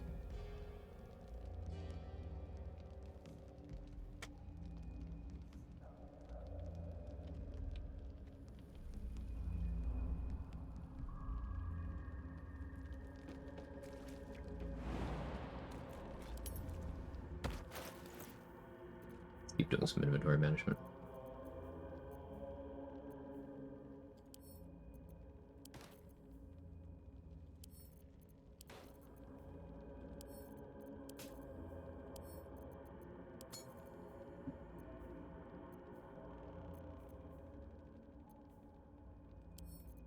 I think I need fire acuity.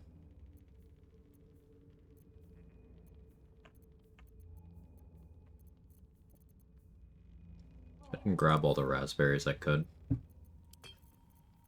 that's fine. I don't really feel like changing that.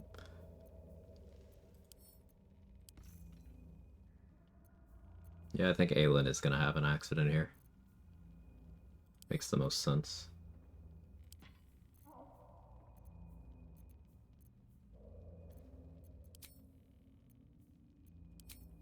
Keeping Harold. Want to keep a hand axe to throw. Keep a hammer to throw.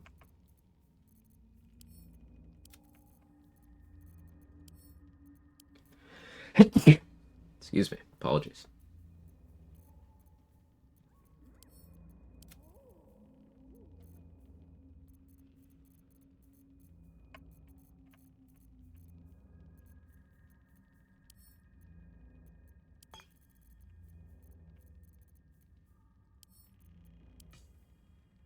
Thank you.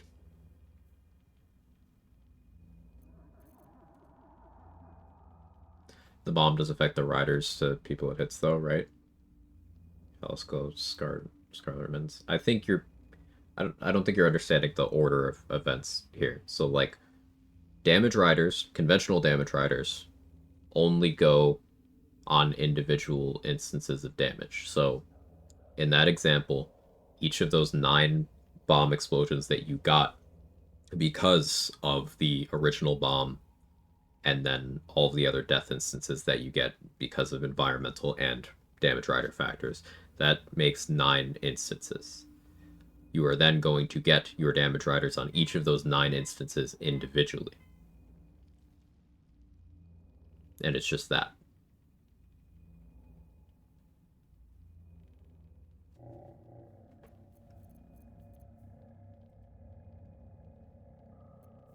None of those riders are triggering any more than they're supposed to.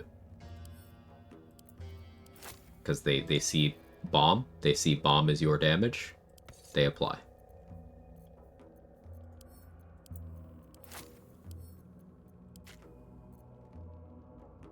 Those caustic bulbs are quite heavy, actually.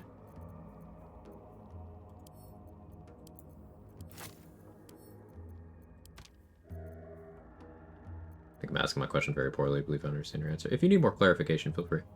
I'm happy to explain stuff, as you know.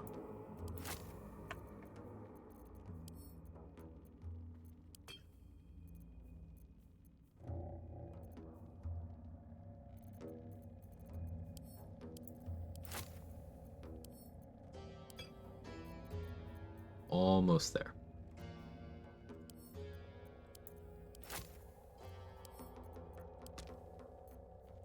Cool.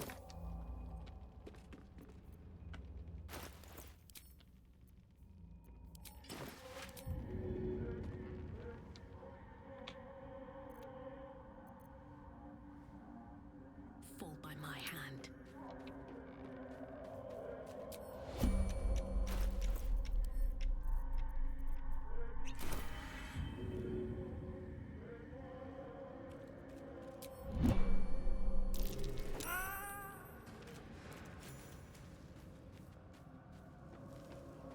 Strength carry weight moment, yeah.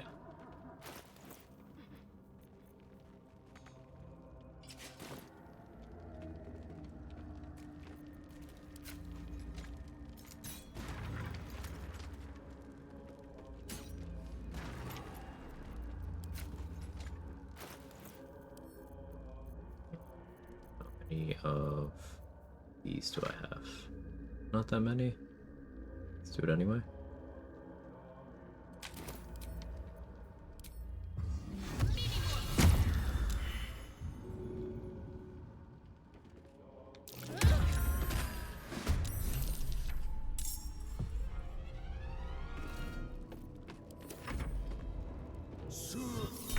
Need to cancel and immediately go turn-based for them not to aggro. So I wanted him to hit the chasm when not in turn-based, because if he was in turn-based, time would stop. He would hit the destination point and still be alive, and then start dialogue with me and be like, hey, you picked a fight, and that would give Gek also time to aggro. So when throwing those Dwergar, if you want the other ones to not get pissed off, you have to do it outside of turn-based mode. Part of finding odd is you own the damage you deal to the bomb for the purpose of riders. You also own the damage that the bomb deals for the purpose of riders. The natural interaction throwing the bomb seems to invoke riders twice. That seems strange to me. I mean, think about the mechanics of what happens when you throw someone. See how I threw Gek Cole? He took the falling damage, but he also took the bludgeoning damage from the fact that I threw him at an object and he hit it.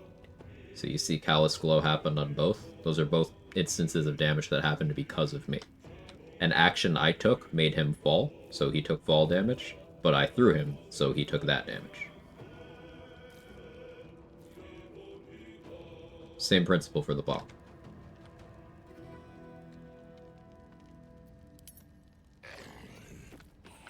Hey Roxy, thanks for streaking.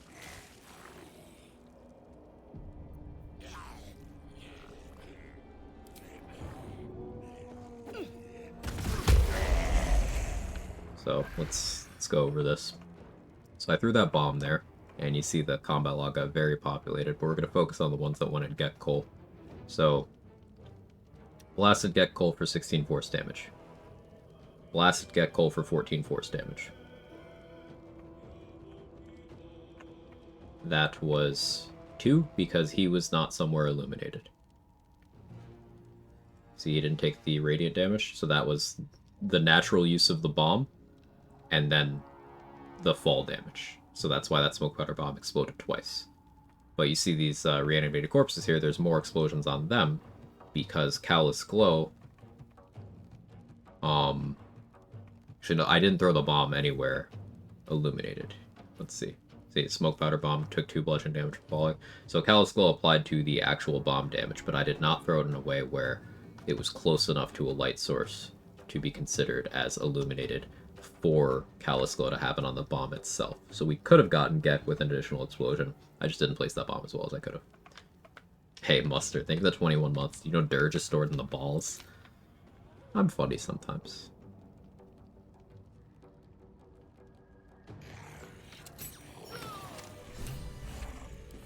Thank you very much.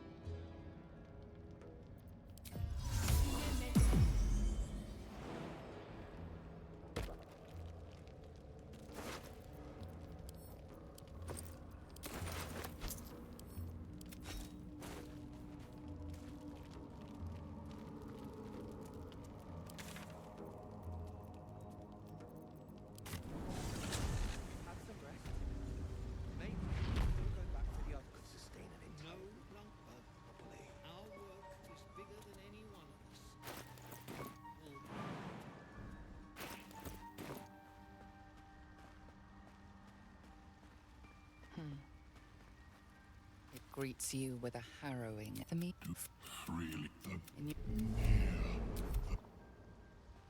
Getting inspo back from cutting Nier's head off, so that's why I haven't been rushing to go from 3 back to 4. Casual Dirge, just swimming in inspos.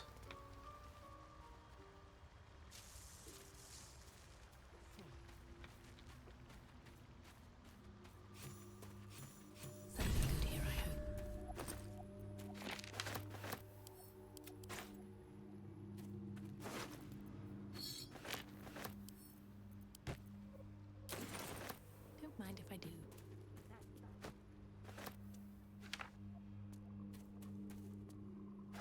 Waited for this last 2 to be an exploration point. Yeah, I could have come in here at level 10, just Misty stepped through, but it wasn't going to change whether or not I got a level, so I figured I'd just do it organically after I got Bliss Force.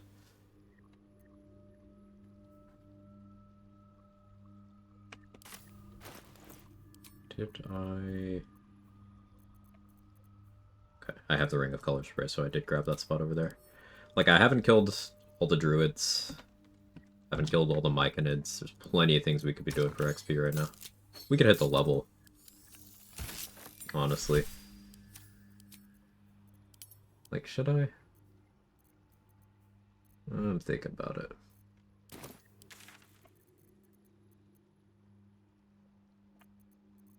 Meh. It just means I have Pass Without Trace for things that don't matter.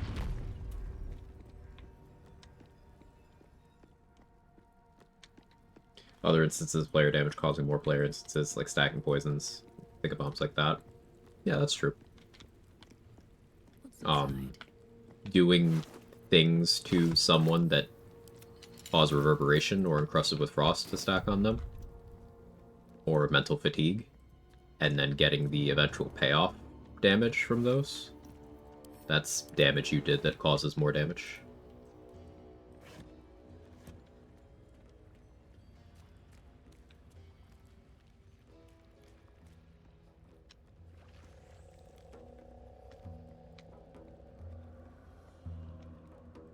The decaying corpse lies before you. The head.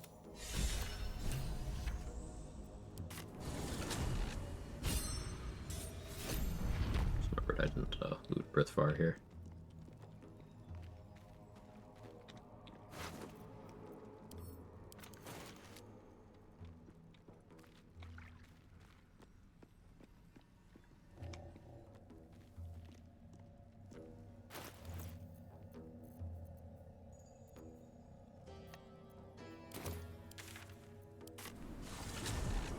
Bombs always like this? Yeah. As far as we know. This is tech that was popularized within the challenge running community in patch 6. And the speedrunning community picked it up once it started getting popular over here. And a lot of us expected it to be fixed in patch 7. When it wasn't, we were like, oh, they're never fixing this, are they? And they never did.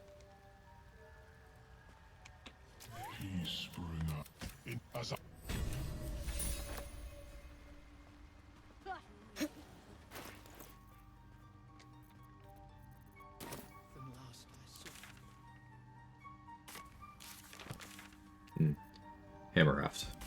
Pretty sure I didn't grab that. I have Step of the Wind, so maybe that could be funny. Though, at this point, I'm not far off having Flight, so... But still, the funny.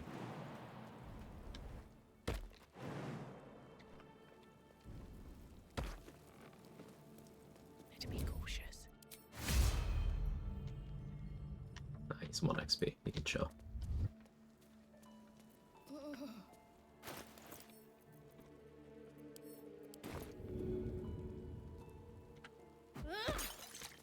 Pave my path with corpses. Build my castle with bones.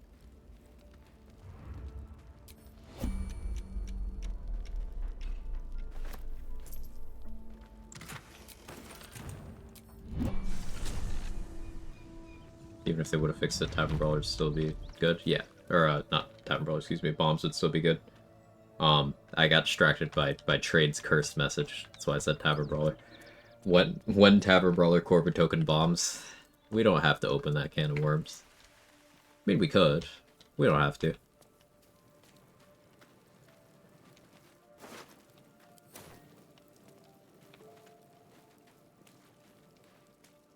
Trying to think of the best way to use that. That's probably like you multi-class for evasion.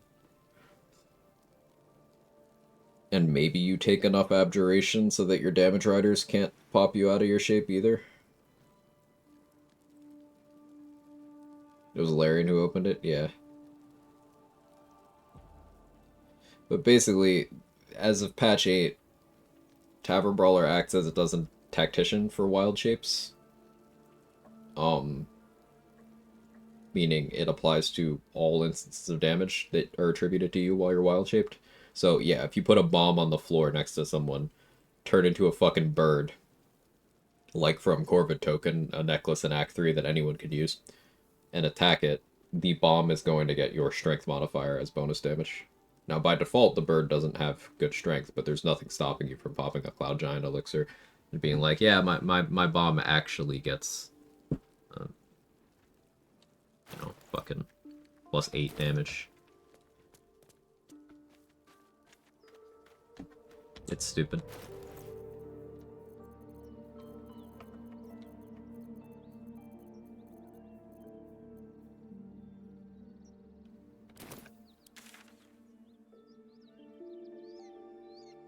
Is there anything else?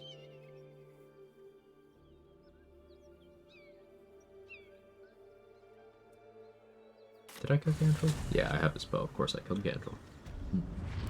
Other than bombs, it's the most disgustingly BS use of wild shape Tavern Brawler you can think of. Purple Worm Toxin.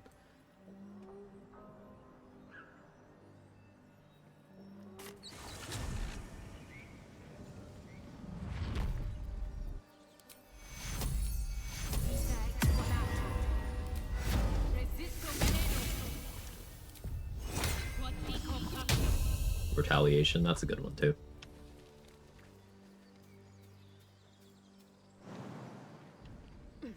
Spike Growth's not up there? No.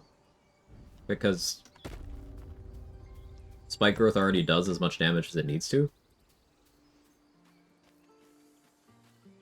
Like, what do you get out of giving Spike Growth more damage per tick? by the time you can do this.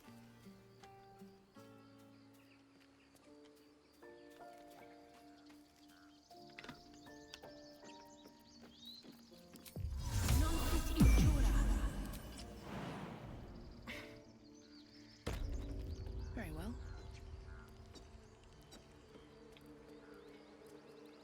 It'll take a while for us, of course.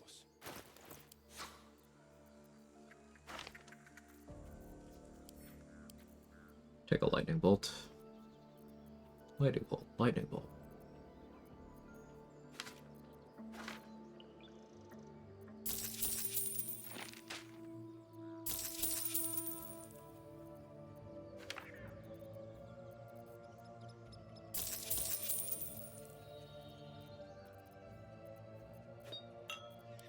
May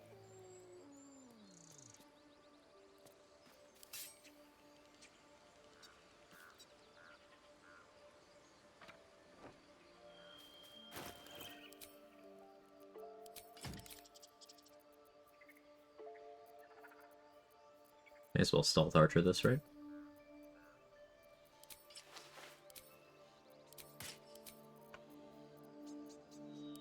Haven't done too much of that today.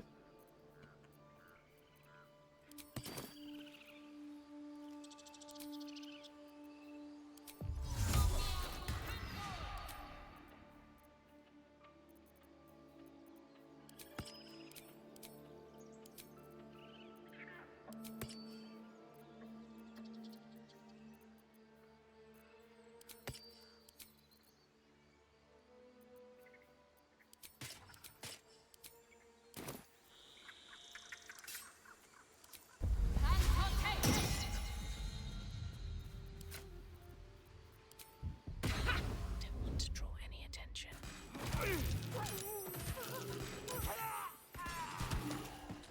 Out of sight, out of mind. What do we have here? I need a quick word. Don't waste a step.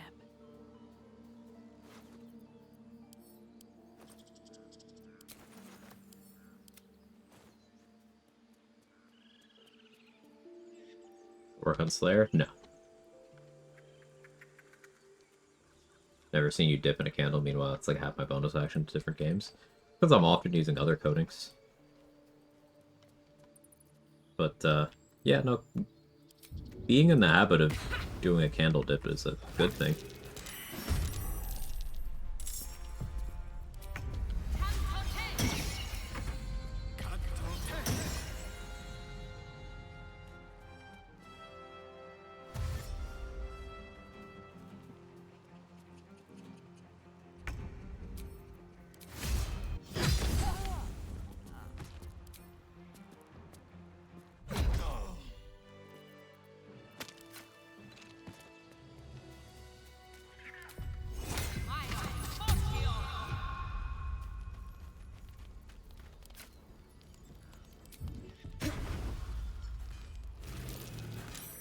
Cutting to the chase.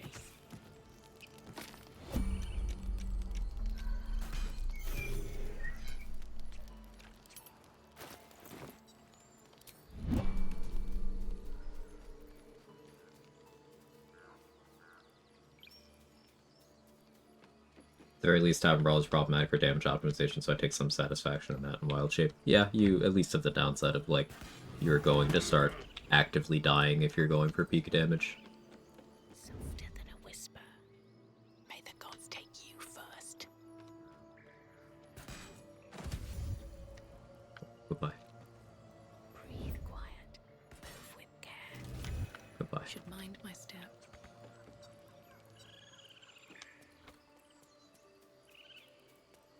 Spike growth scaling, though, like I just talked about, like 2 minutes ago, maybe 3, was by the time you can do that to spike growth, you don't care about spike growth. Like, what does spike growth do in Act 3? Any attention right now. Carefully now. Best be on my way. Unless that's the point you're making. But, like, even in a lot of Act 2, spike growth, like, has served its purpose. It's served with dignity. This calls for careful. What else do we need? Hey, Regiment, what happened to all these forgers? The consequences of their own actions. Mostly.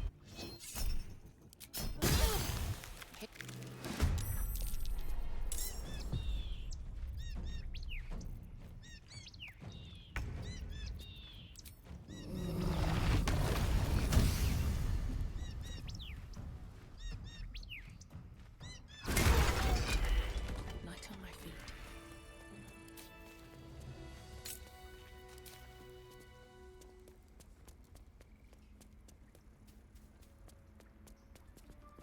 Can't risk being in open view. Free for the taking. Your violent behavior is proving unpopular. Tread carefully. Also Options access to my may Twitch get account out a little of bit there. Hey, glad you're back in. It's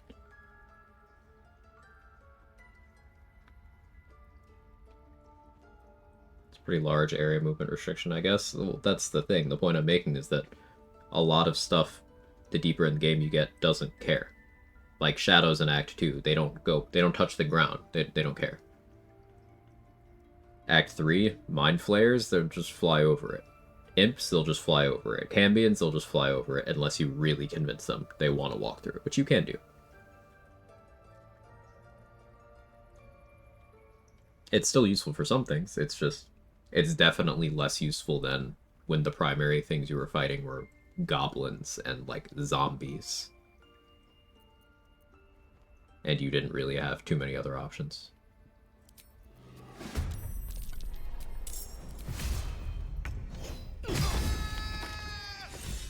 Walk in death.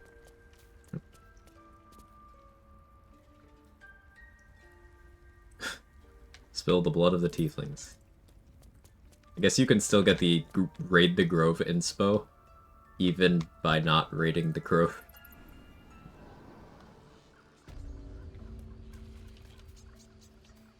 And yeah, I don't want this to come across as me downplaying Spike Growth, because absolutely not. Spike Growth is awesome.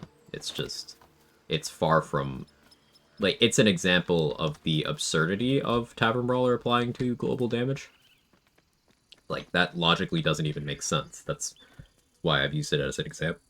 Excuse me, as an example of that. But, like, in terms of absurdity of how far you can take your damage, it's not really relevant, because LOL Purple Worm, LOL Bombs.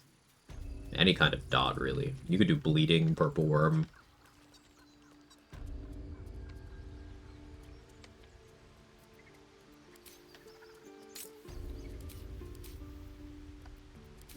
You could cast Insect Plague and then Wild Shape.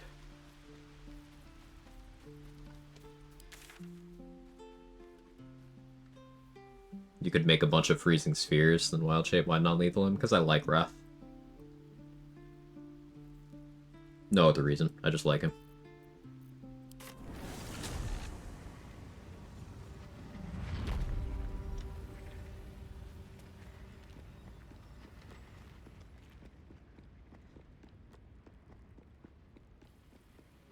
He's the only one of the druids in that grove who you could reasonably consider to be a good person.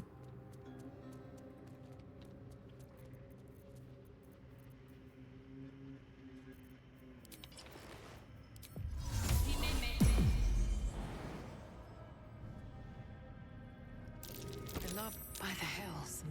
A lava elemental. A lava elemental? Makes it volatile. I already killed it, but okay, sure.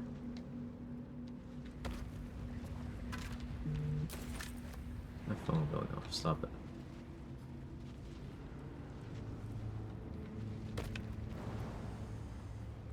Lots of appreciation for how much enjoyment you still get out of this game.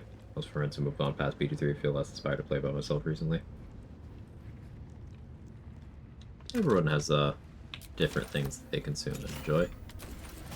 Yes. Can thou endure? Flying machines. Walking brains. Gee, I did. It's all so absurd.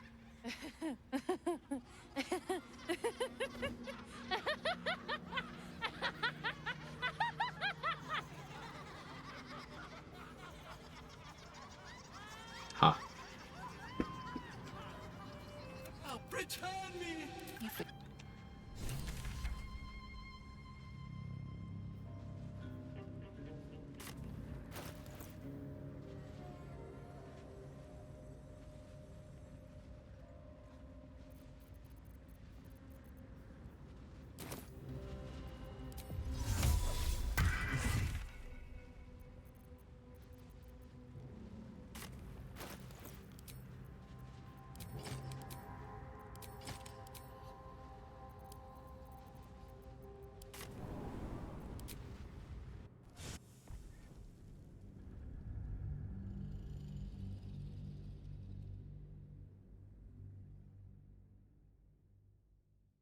Alright, so now we clear out the remainder of our ops in Moonrise.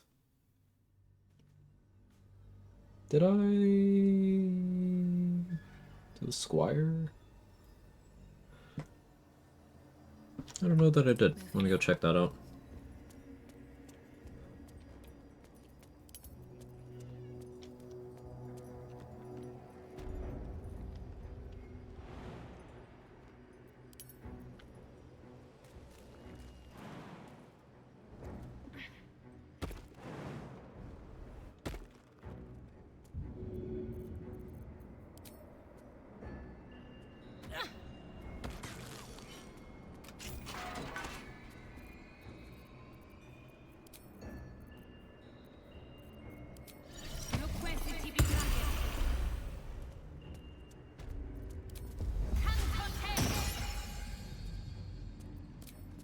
Stand. Wait.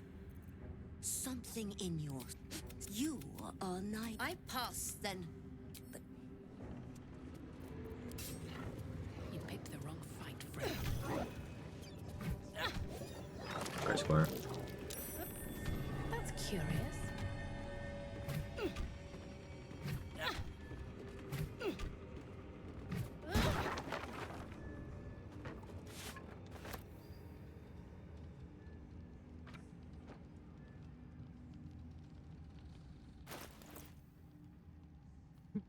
Interesting.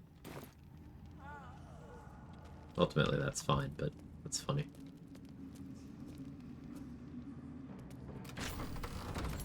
Tommy's good boy didn't deserve non-lethal. Cannot non-lethal undead. Doesn't work. Something good here, I hope. Justice for Squirt. Is that the title of your tape?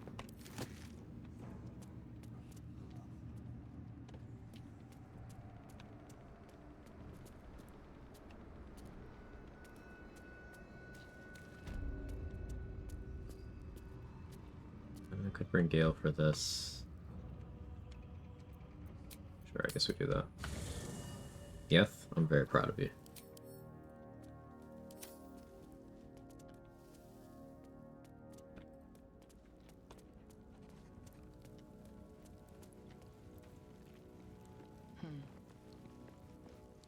Suppose it's time we dealt with the Hollyphant in the room.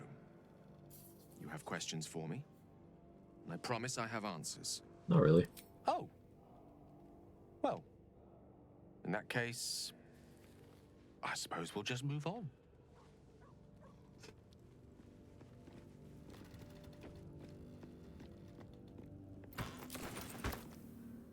Go ahead. I'm listening.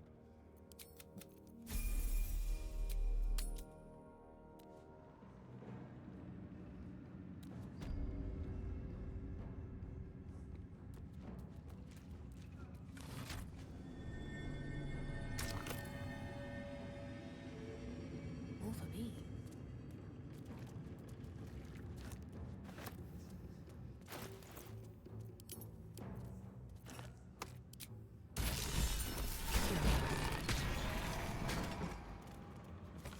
This night song sounds like the source of Ketheric's immortality.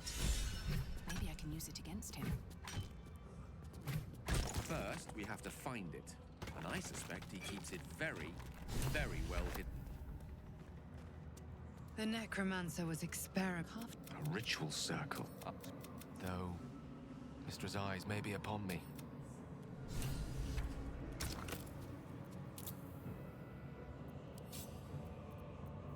Move the game over button off the bar real quick.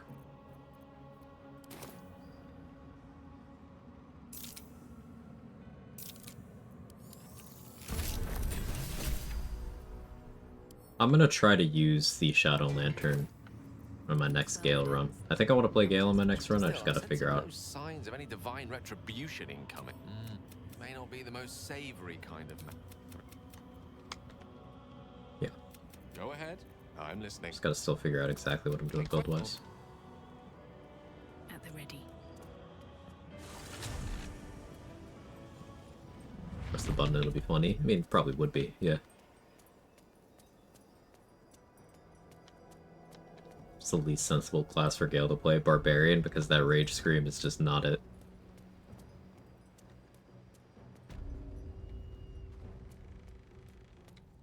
I'm not worthy. Honorable mention for Rogue because he complains about his bad knees, but mechanically Gale is actually quite good at being a rogue. He has human gear proficiencies, he has the Ring of Evasion, and he has the Shadow Weave spell slot.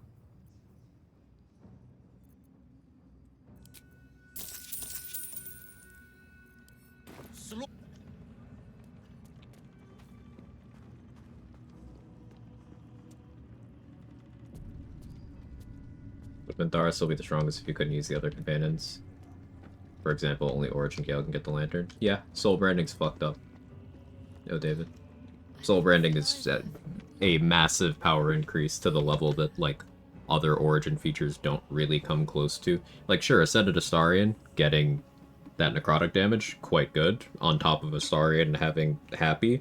Like, that's the thing that comes closest, but Soul Branding's contribution to damage is immense. And it's also movement speed. Just Soul Branding by itself puts her in a league where, like, no one's really touching her. Like, if we had to go honorable mentions after her, then yeah, Astarion, Gale, Karlach, they're definitely filling out the next 3 slots, but it's Minthara. What makes Soul Branding so good in your eyes? Never really used it. Pulling up the page.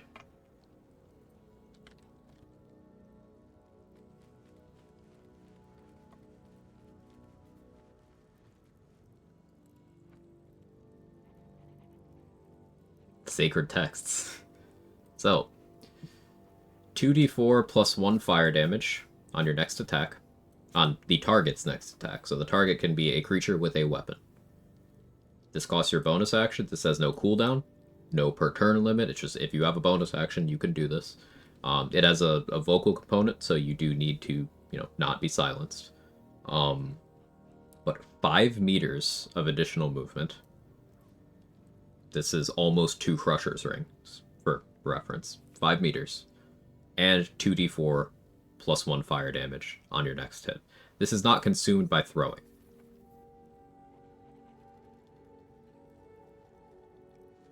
It's also not consumed by curving shot.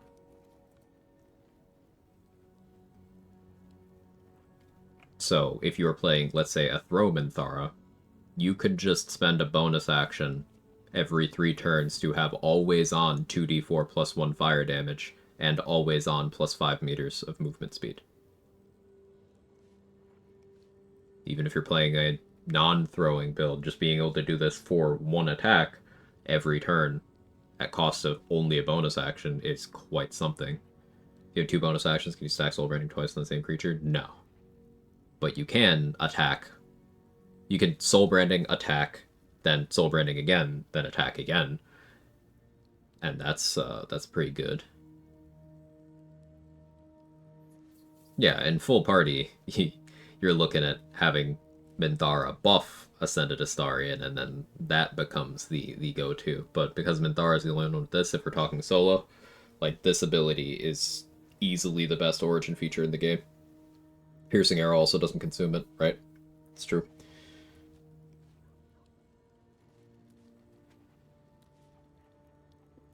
Filling out my slots too, AO. Nice.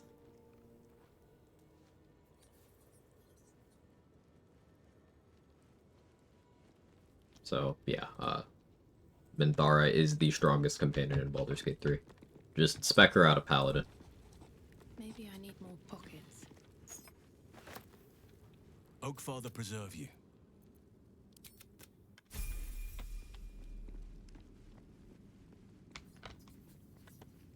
I should speak up. Forgetting the shard has a buff where she's Since this afraid of individual wolves. doesn't offer Oh yeah, that's true. Minty, can you fucking not, maybe? You wish to consult me? Good.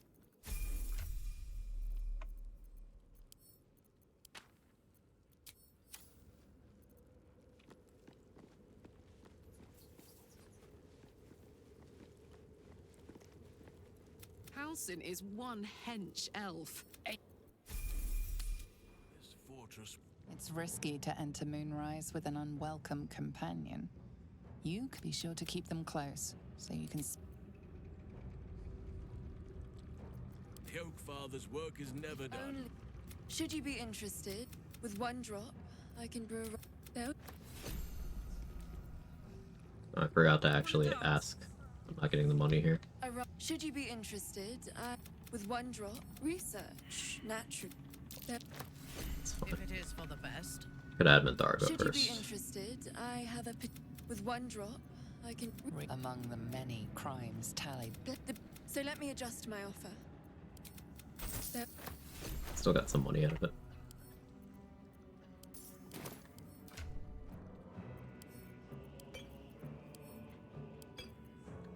Could bring Shadowheart and Lae'zel for some money.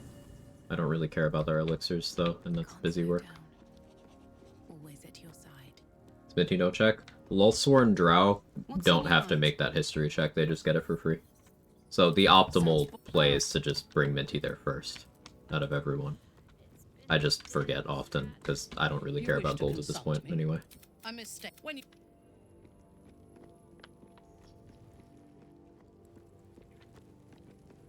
Wizards get a second opportunity to do the history check.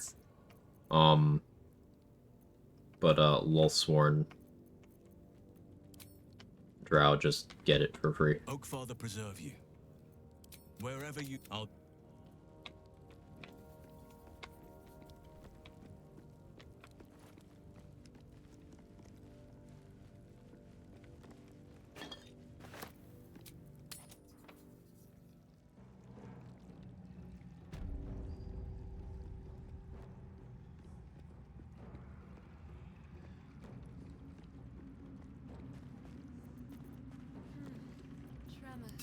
This calls for careful focus. Need to find a way forward. They want a business complete, socializing is tiring. Good job, Danny. My brothers had the dreams too. Same as me. Something's on my mind. The absolute cause. Ever at your service.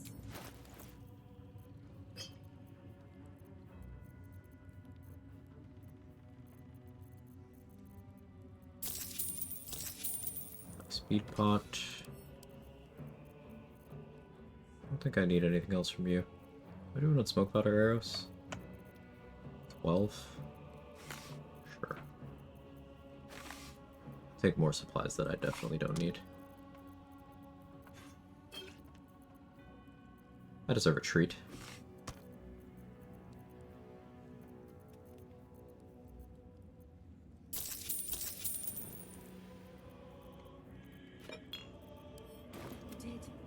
She gives them to smile.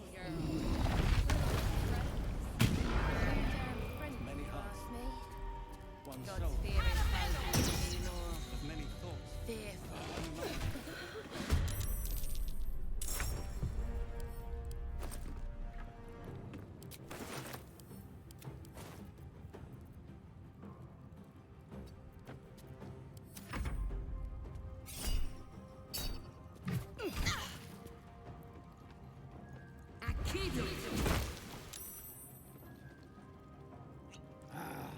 A little fun at last.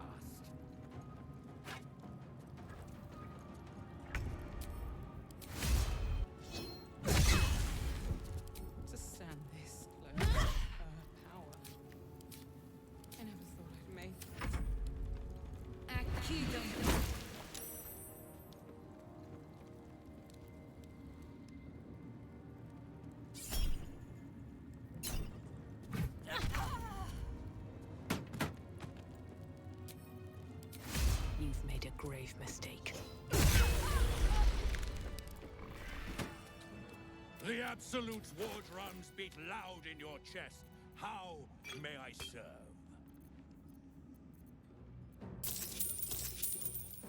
Grand Lantar, my man. It's time to close shop. Thank you for everything.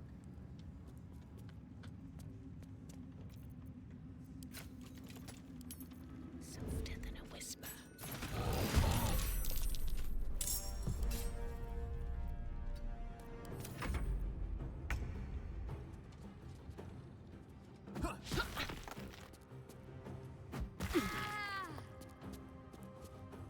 Iron Vine Shield. Which I have good wisdom for. That's weird.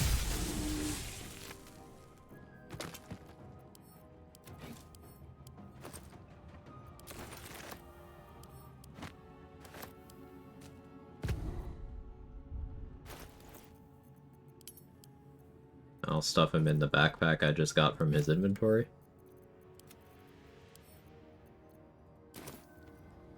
On my way.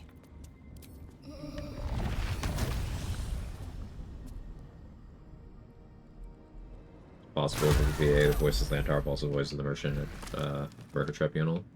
Sounds like the same voice to me, yeah.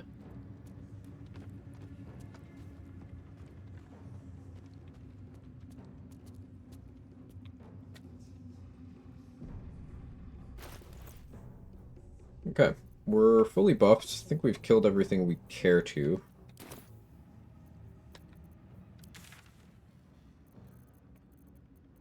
No.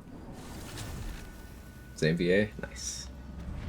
Wish Karlach would stuff me in a backpack. I wish Karlach would use me as a backpack.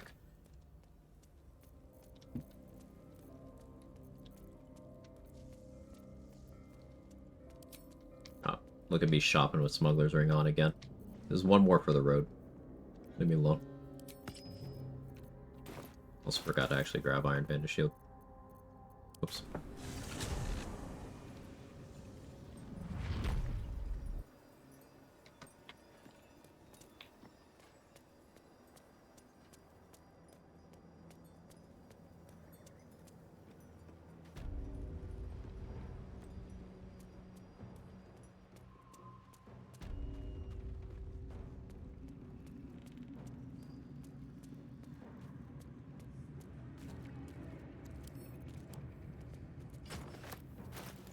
That the rare AC angle.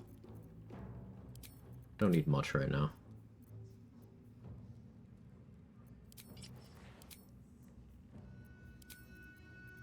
Just enough.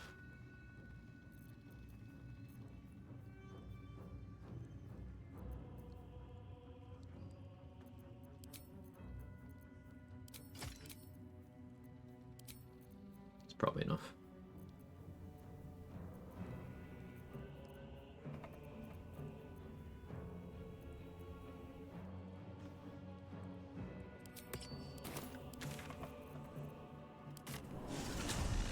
Gonna roll out for a while. Thanks, Keela. Have a good one.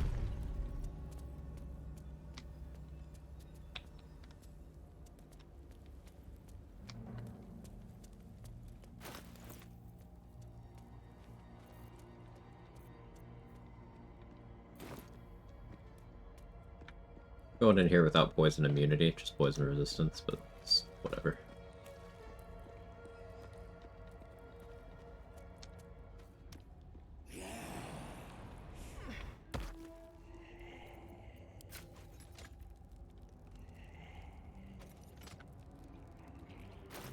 Probably stealth archer this if I really wanted to. Fuck it, we ball.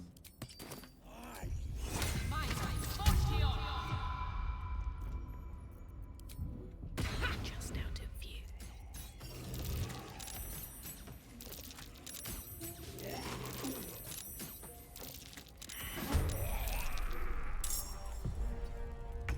Good progress.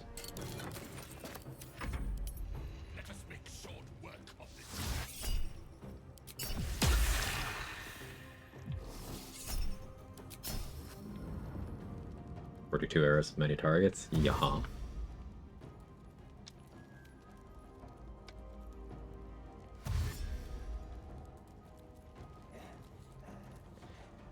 She smuggle my ring till I take -1 to Riz. She can have all my Riz if she smuggles my ring to Flavor Town, where the tyrant resides. I don't know where I was going with that when I started. I just kind of kept saying words until I was satisfied.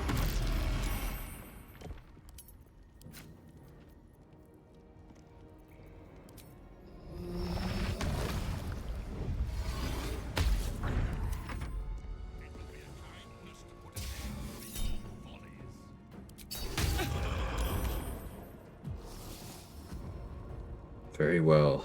Spew words.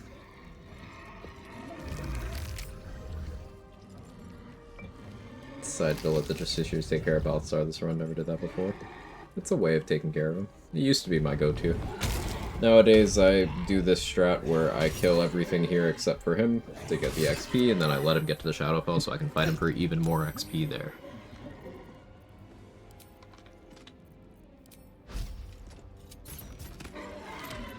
Oh, scammed. I love being scammed. It's my favorite.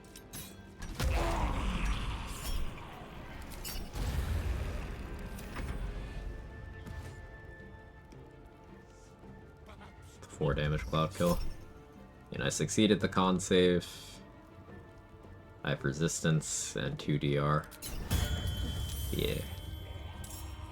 Was it bugged arrow? No, just arrows of many targets. They need a direct line, and sometimes the game is bad at choosing that direct line, so you just will get scammed.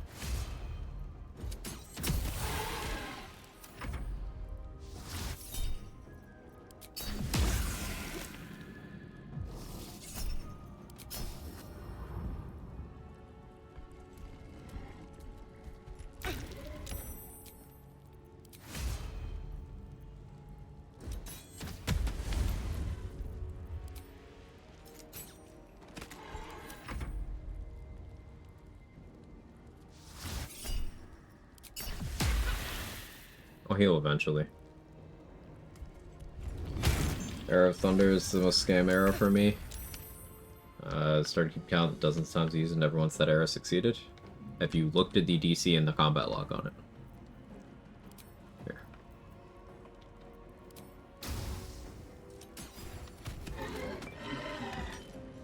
It's DC 12. It's a DC 12 strength save. That's not likely to work. And remember, DC 12 is not good. Earlier we were talking about that that whole rune powder thing. That's DC 12 dexterity. So it's not likely that this works. The way you make Roaring Thunder arrows work more consistently is stunned enemies automatically fail all strength and dex checks and saving throws. So that's one way. But you can also impose disadvantage. You can apply things like reverb, like baneful striking, cutting words. That's how you make that happen more consistently. Ability draining someone's strength down, even. But Roaring Thunder arrows are not a consistent solution to any strat unless you do some legwork. Daze equals disadvantage. Daze is a disadvantage on wisdom saving throws, specifically.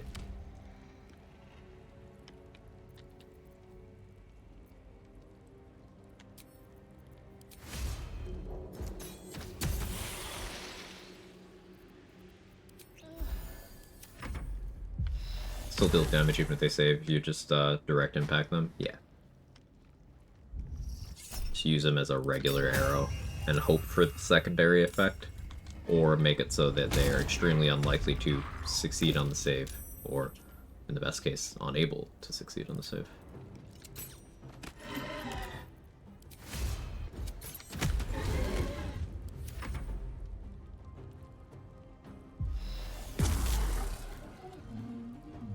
Need to do a lot more leg work before I commit to any hip work. I see. Taking notes. I know what you're doing. That's the ensnare of flytrap work. It's the way to apply the ensnare more consistently. To reduce the enemy saving throws. Wanna say that's DC 13 strength save? Someone fact check me.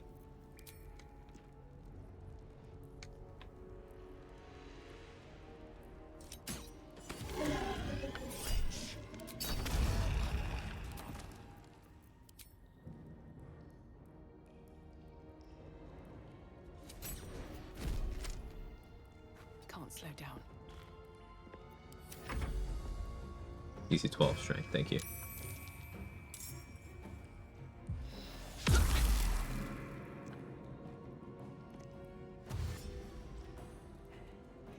I can read. I'm jealous. I can't.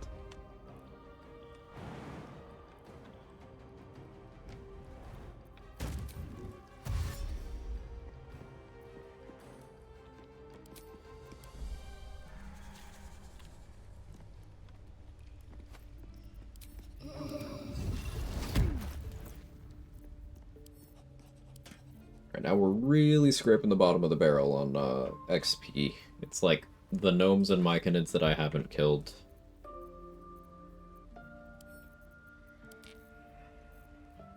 The Sharon Skelly's Sister Lidwin, a Raj knockout. Stuff I don't really care about.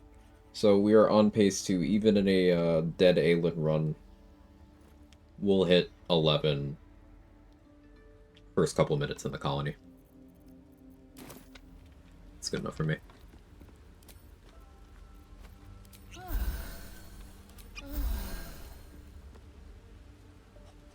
No matter. She wishes for Ketheric Thorn to be punished. Her dark aura...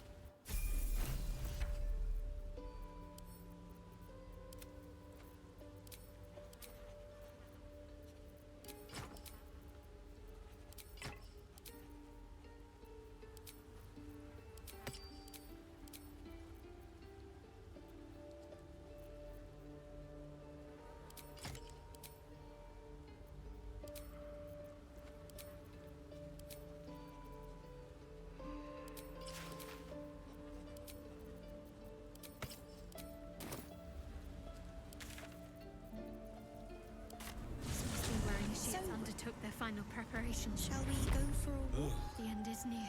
Just when I think I've seen Anyway, it all. my love. At least it's dead now. Be right I'll back. go where you go.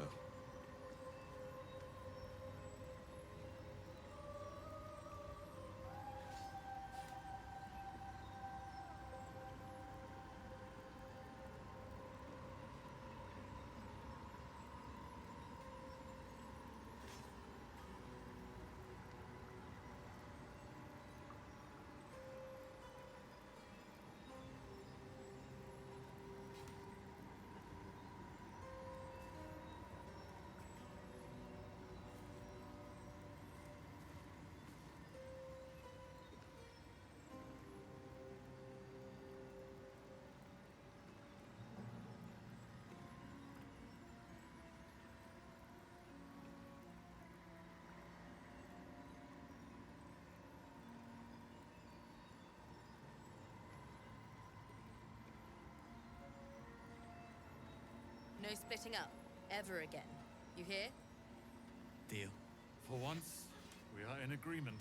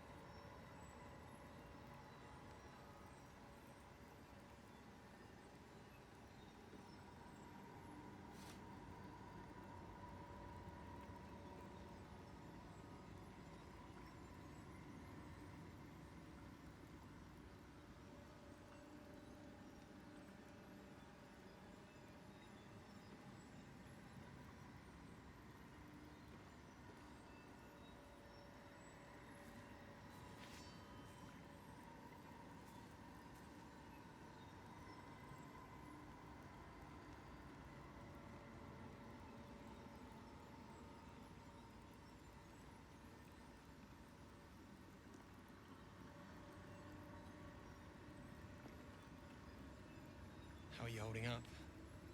Perfectly fine. The accommodation leaves much to be desired, but it will suffice for now. It could be a lot worse, Roland. Trust us.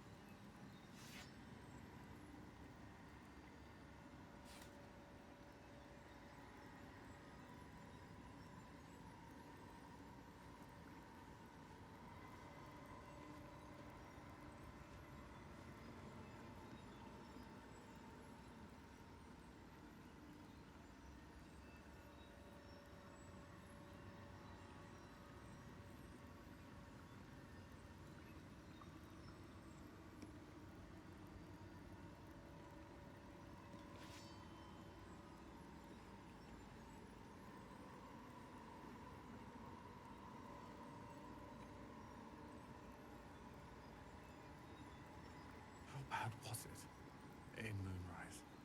Alright, I'm back. PG3 Twitch integration, so cool and smart. I agree. Mind if Love a good Twitch integration. Of course, of course. Keeping it together, Bree. God damn it. Ah.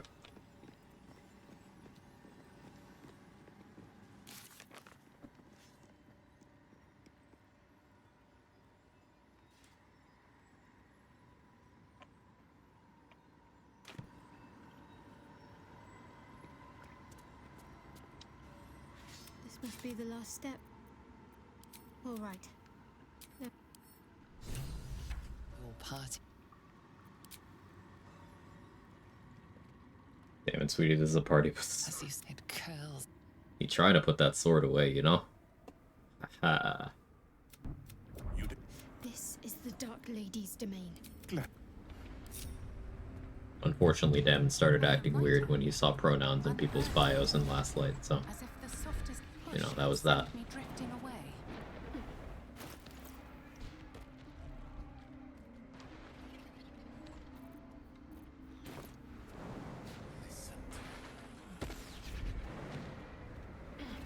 Skibbities away toiletly.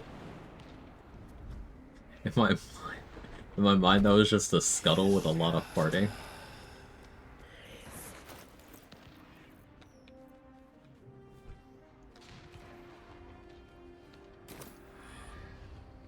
Short, heavily encumbered by her massive cake. I mean, you gotta have a lot of strength for that thing.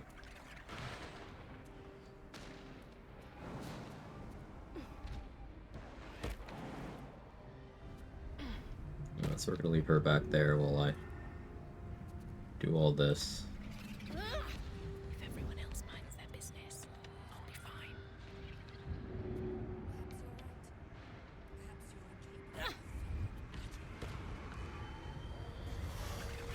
To be cautious.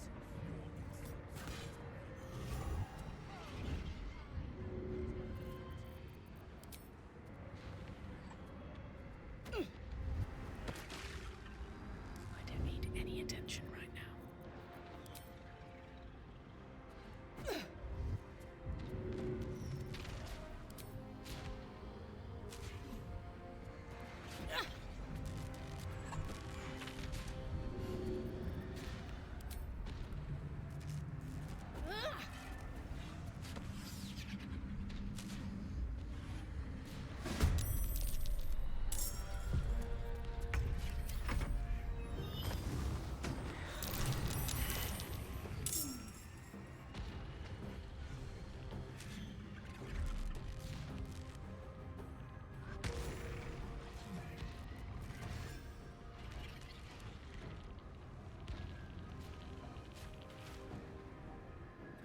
Picking myself out back. Ooh, you're going to Outback? Can you bring back a bloomin' onion?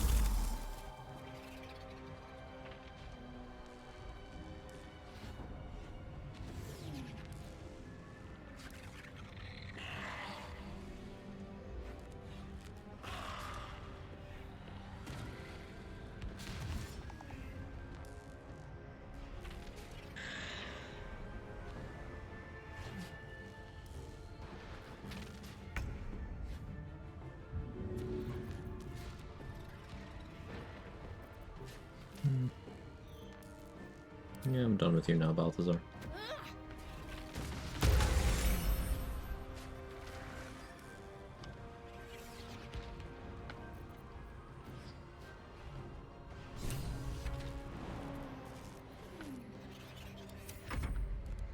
It's important to brine your prostate destroyers, yeah. And your prostate sentinels. Especially can't forget your prostate librarians.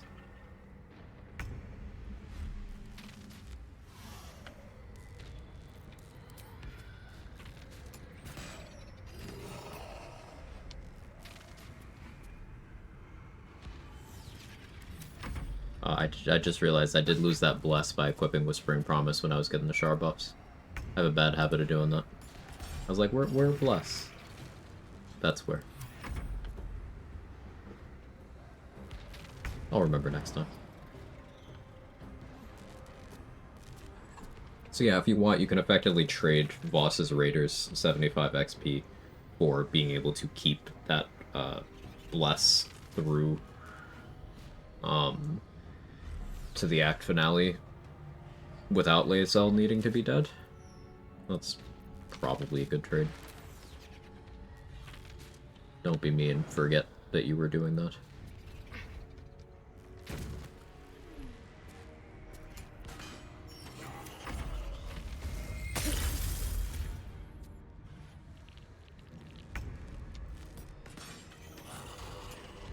Anything of use?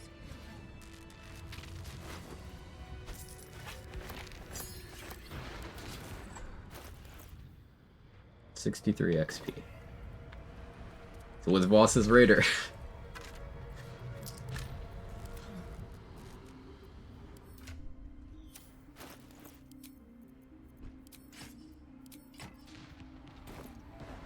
Got to press on.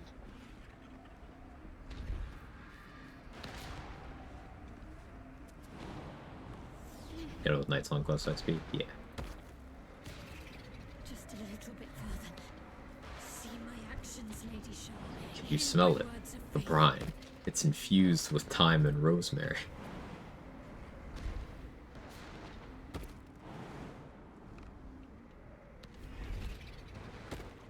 Blessed Nightsinger, witness my I don't know why I've loved that so much. I have emptied my heart of falsehoods.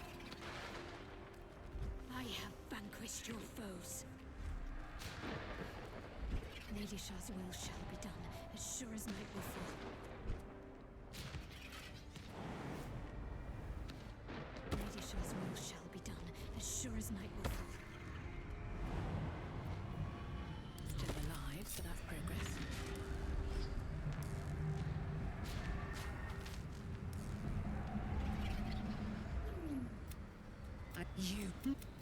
Even Night Song is not blind. You must. Much. Whatever you think you know of me won't matter. Alright, 07 for Big Lady. Aelin cannot catch a break.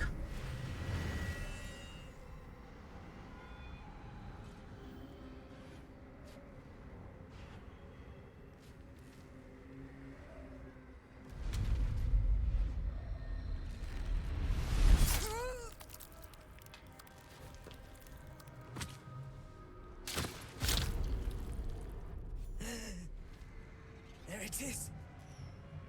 True death at last. It is done. No You. more hide you free. My child first, but once he is back. My spear. Yeah, her Lady Shar's spear.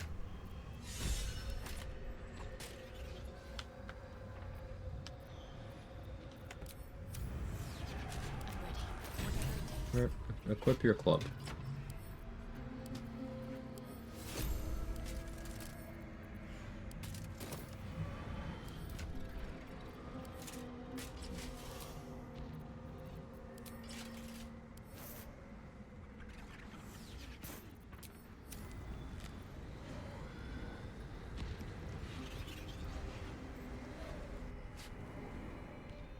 I can feel the shadow's power here. I've done it.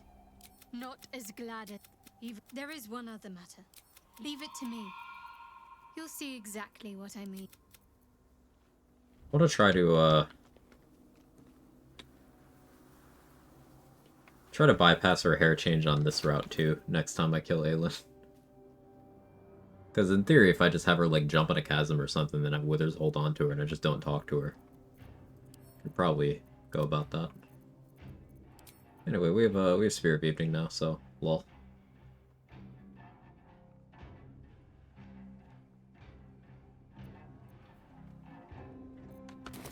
If not over, then through.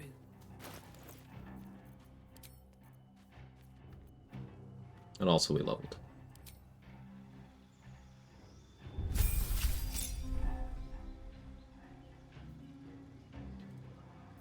Monk subclass, Way of Shadow. This is so we get Pass Without Trace. We also have Shadow Arts Hide and Minor Illusion. Which is good stuff. Good stuff.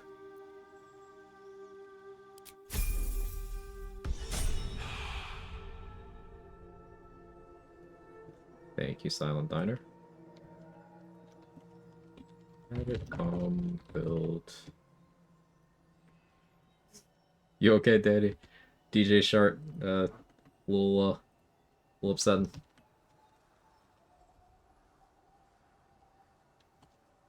Secrecy.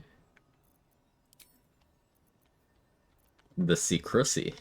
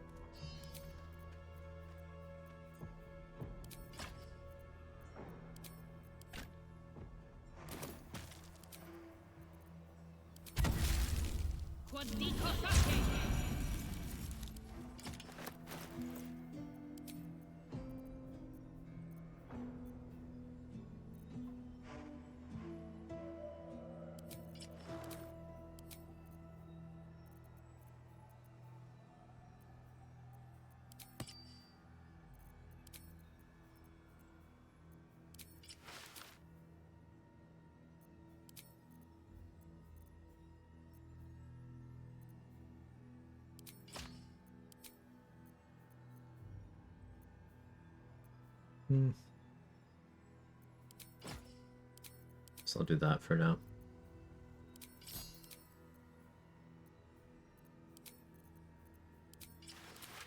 For now.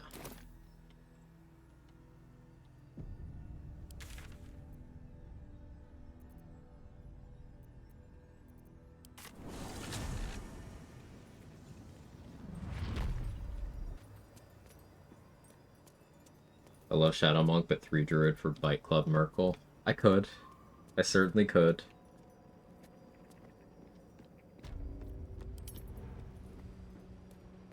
And that's better here.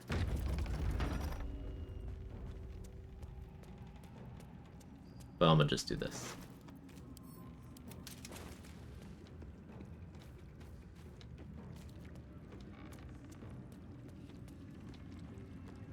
What if I turned off your brain and we were both girls? Oh, that's Kiffin. I know what that means. That's Kiffin. What is Bite Club? So I did a run where I wanted to explore the Wolf Wild Shapes Exposing Bite ability. Did this run a while ago. We called the run Bite Club. But basically the idea is you use Exposing Bite, which, if it lands, makes the next attack sent at that target within melee range automatically crit. But that doesn't have to be an attack you do in Wild Shape. So, the idea is you land that Exposing Bite, and then you follow up with a crit with whatever you want. But on sufficiently large enemies, sometimes the game fails to remove the condition, so all of your attacks just become crits, as long as that condition stays, which it does for 2 turns, 3 turns. Merkel is one of those instances where we've confirmed that behavior. So basically, with 2 levels of Druid, you can just be like, actually everybody crits Merkel the entire fight.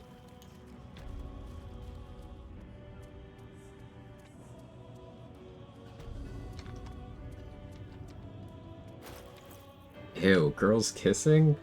Where? So I can. Yeah, huh? What were we saying, Smallwood? I got distracted. Disgusting. Downloads torrent.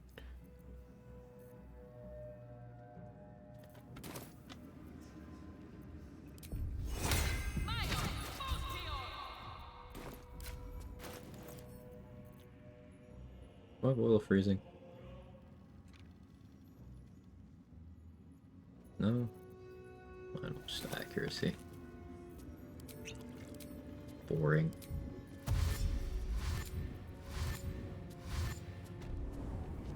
You. What have you done? Oh hey, I forgot to read that note. What have you done to me? Okay.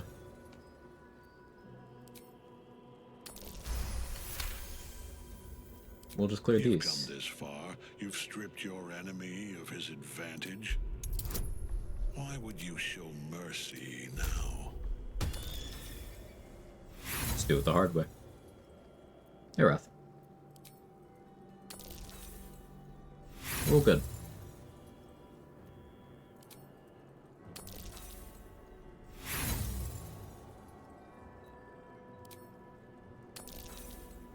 And this means I actually have to deal with phase 1 Cleric down there.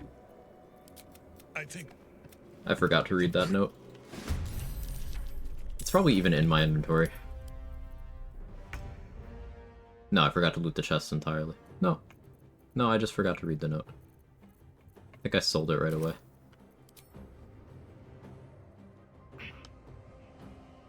That's fine.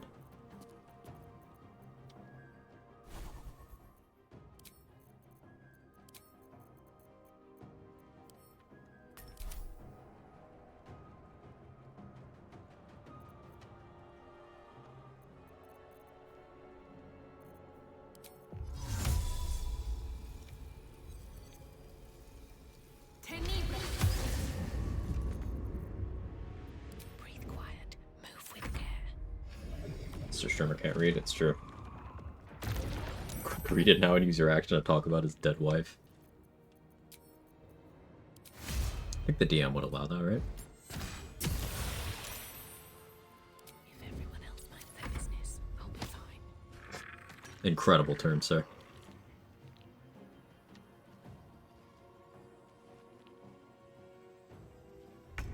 Clack clack, motherfucker.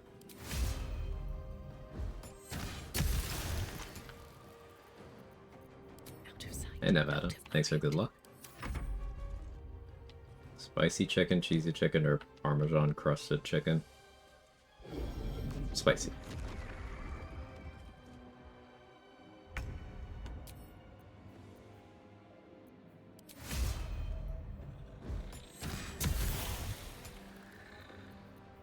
Don't want to draw any attention.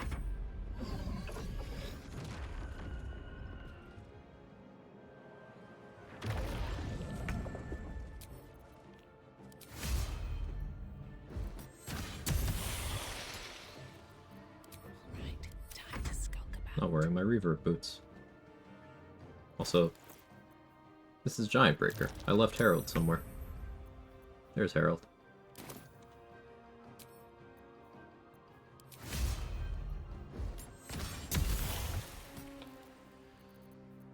That's a friendly looking shadow.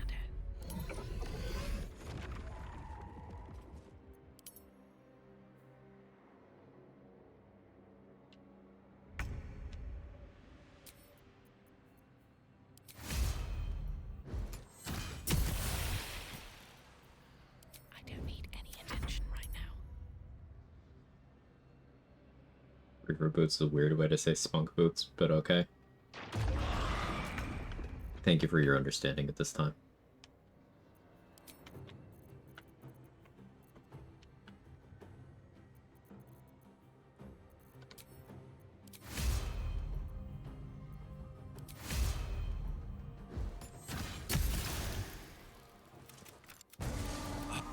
That tentacle was colossal. How can such a thing be possible?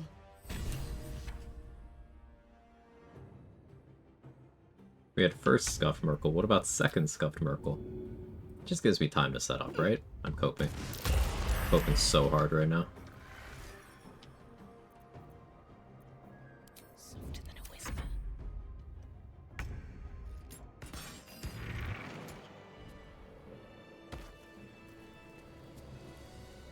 That thing came from below. We need to find out where it took Ketheric. Gale, I need you to do nerd shit. How much much further can I go? Seems like a good moment to talk. Go ahead. Yeah, I'm listening. For the third time, I'm gonna let you spunk today, Spelman. Drink a Gatorade, please.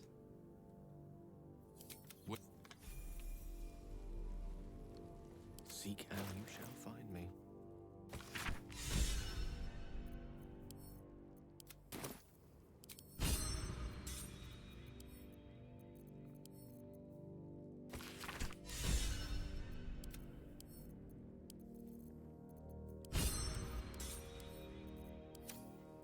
Shouldn't have wished to live in more interesting times. What's on your mind? I question. I'll be. They should all be running.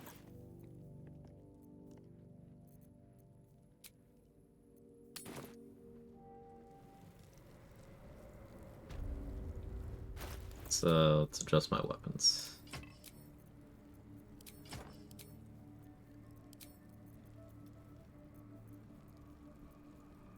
Still need to change them up a little bit, but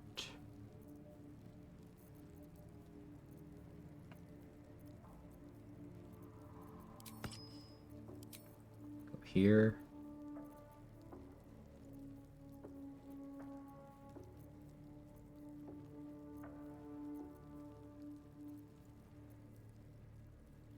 Don't really have a compelling second option.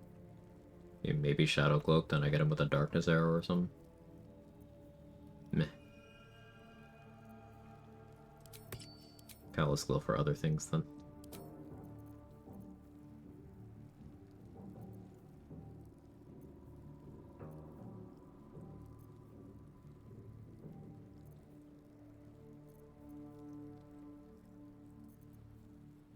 Is it just still Baneful Striking there? I think it is, actually. Okay.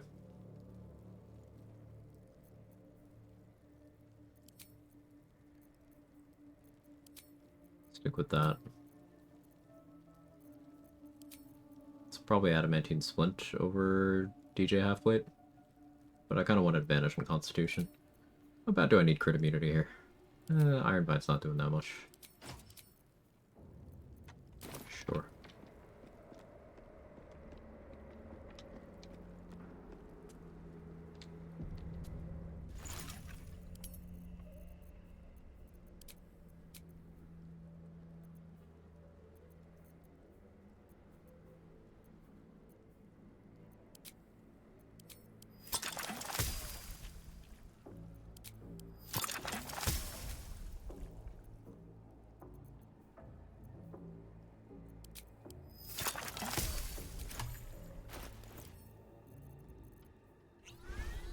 Colossus actually does more for our damage right now.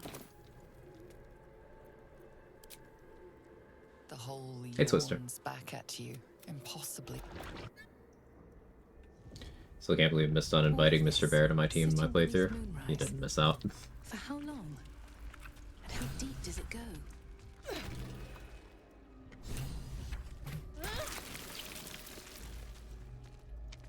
Tread carefully. We are very close to Shadowblade is good as it seems. Depends on how good you think it is. It's good. It's one of those very commonly overrated good things, you know? But it is good.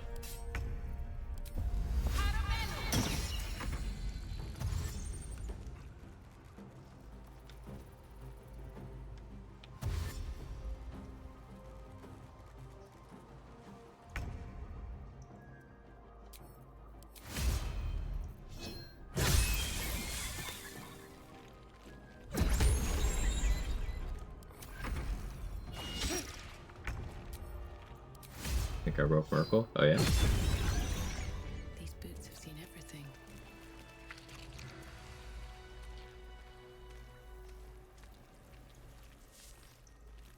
He's rebranded as Merkin. Where you can't see those hip bones down there just because it's all bush. A whole fleet of nautiloids.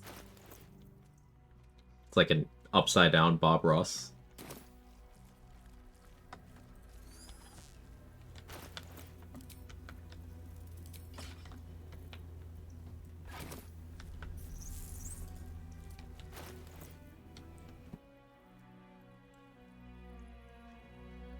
It's his turn, she's floating there menacingly.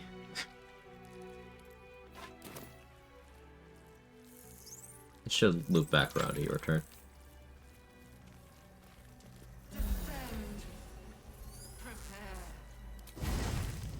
That should work. Guess if I go fire here, then that makes sense again.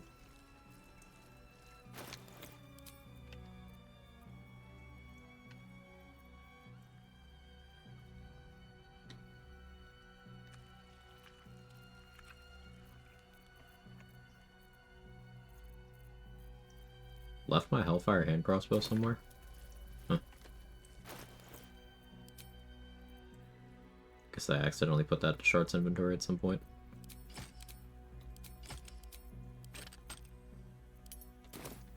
Okay.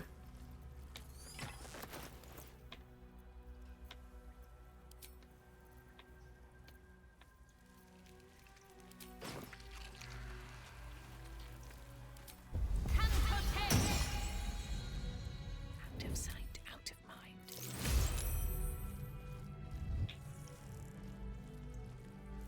Time for some bloody work. Descend, assemble.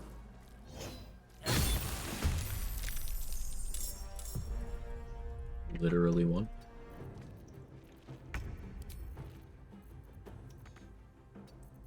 This calls for careful footwork.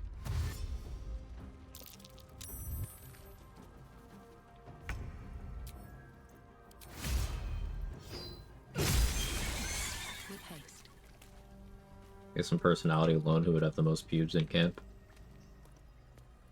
I don't know, because the answer I can't get past is, like, we know for a fact that it's Shard who has the most pubes in the camp. Like, we know that.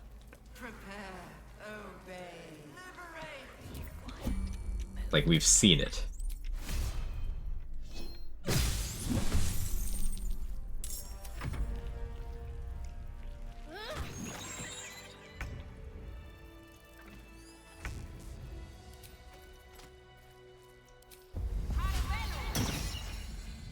Moving ahead.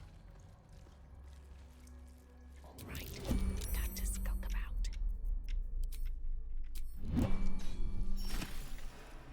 Dream in red.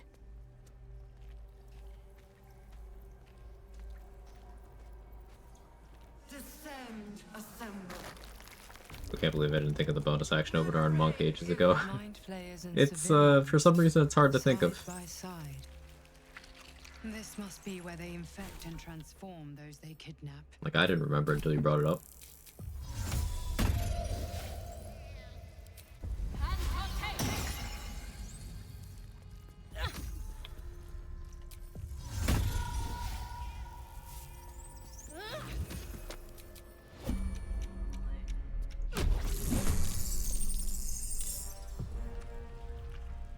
Should have hit, but...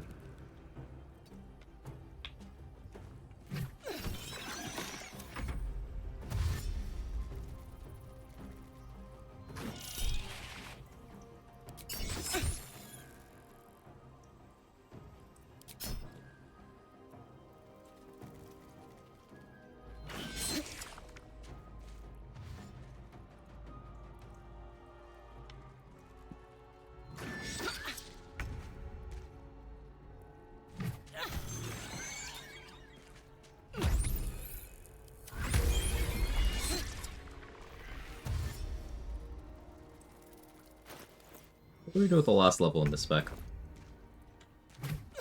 We go Rogue for stealth expertise. Go Hexblade for raw damage.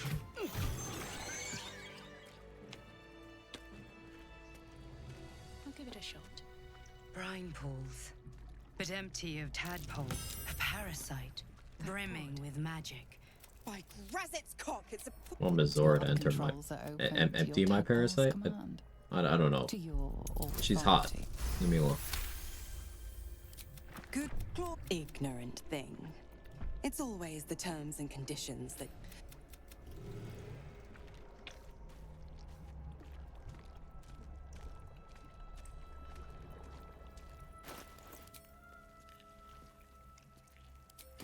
It was supposed to be Herald that's buffed up, not Giant Breaker, but I just kind of accidentally grabbed the wrong bow. That's definitely where my Hellfire hand crossbow went.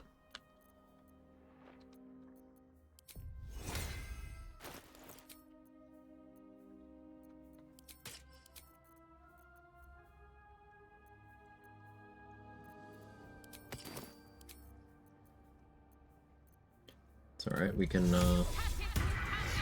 build it full power now. Let's go Snowburst Ring, Smuggler's Ring.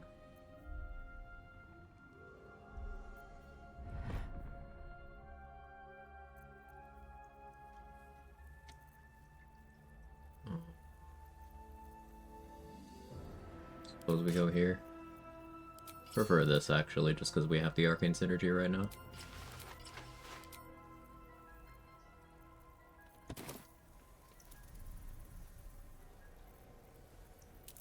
The moment comes.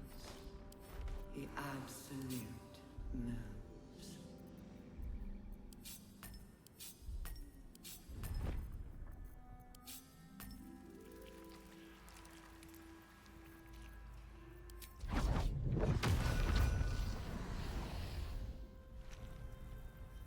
Or just get Contagion? Yeah.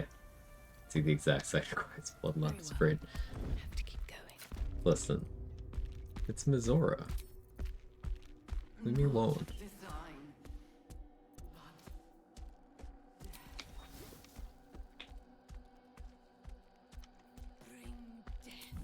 Embrace death. Sacred hand that reaches from the grave. You are the lasher of souls, carver of crypts,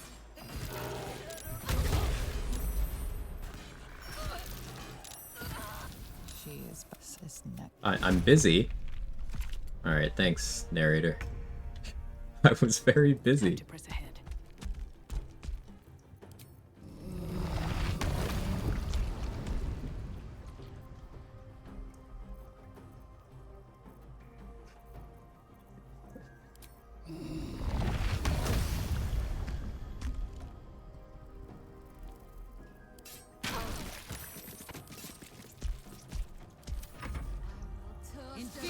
of your blood and dead.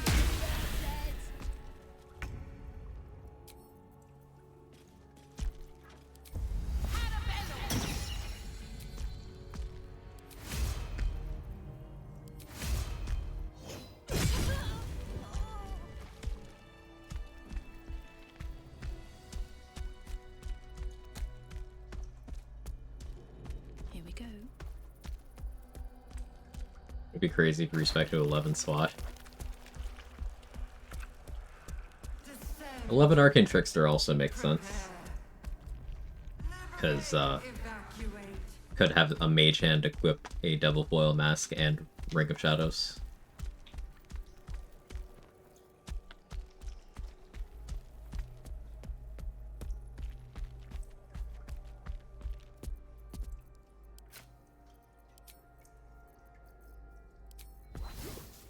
If everyone else minds their business, I'll be fine. What path lies before me?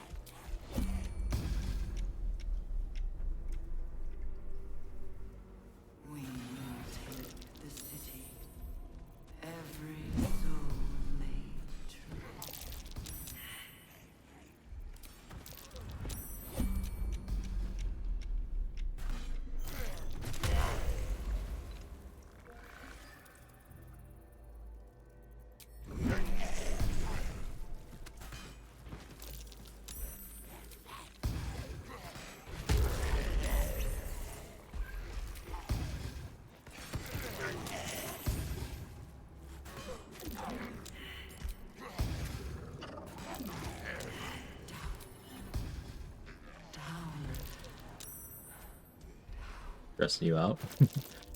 They're not gonna see me. This calls for careful footwork.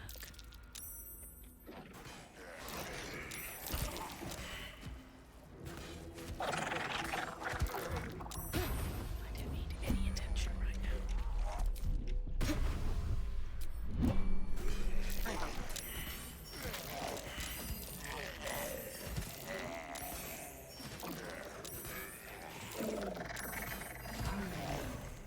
The city calls out for salvation. Yeah, good fight.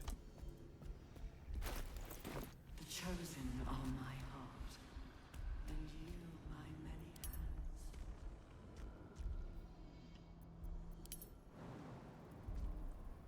hands. Turn-based game. To the easy path.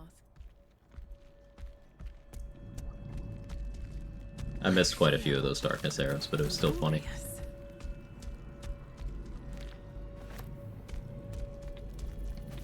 This is Mole's eye patch. What's become of her? Average BG2 gameplay.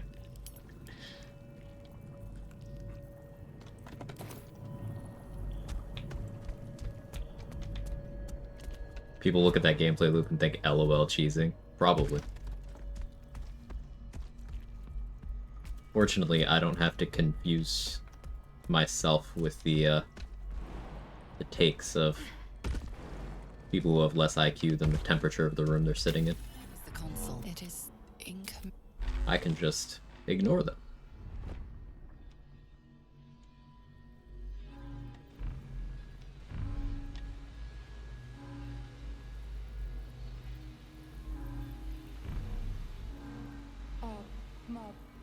What was climate change?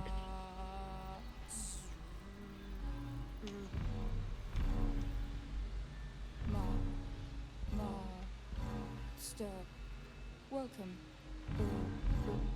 Change this climate. That should do it. Time to see what's back there.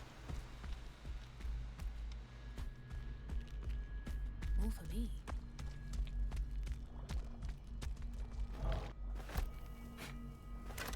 Question mark? Oh, my DJ name is PH Balance. Does that help explain things?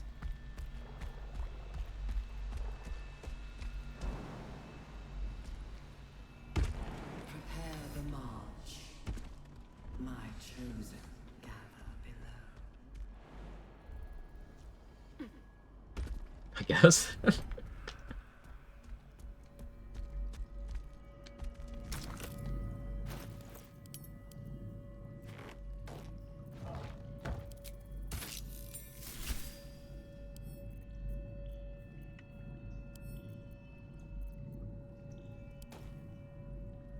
I just tired Gustav carnally. That's it. That's the post.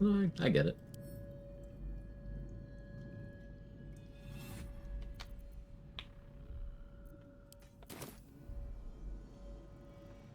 Pretty enough. I'd guess you're no willing guest. What I use You catch the lie. As you Please. Touch. Thank no.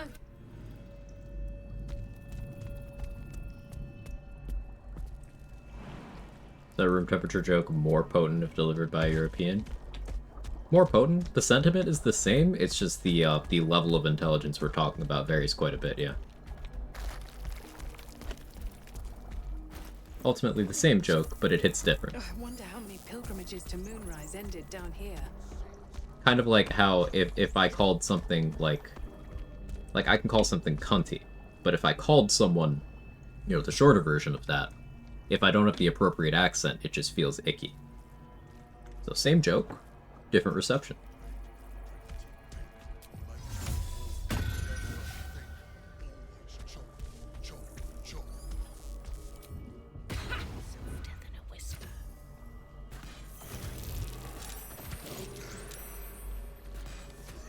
At last.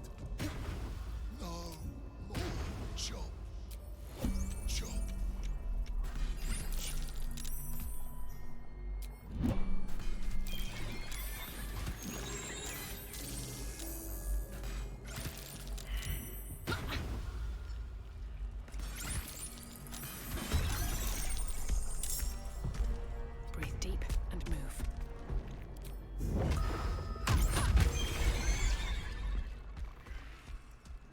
We did not save us this run.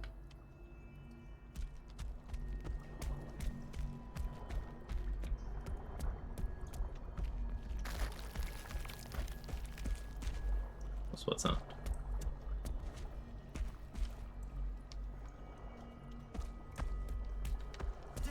What?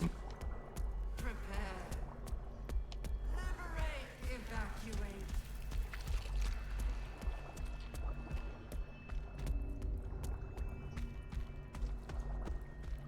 Yeah, I wonder if Settler's in here.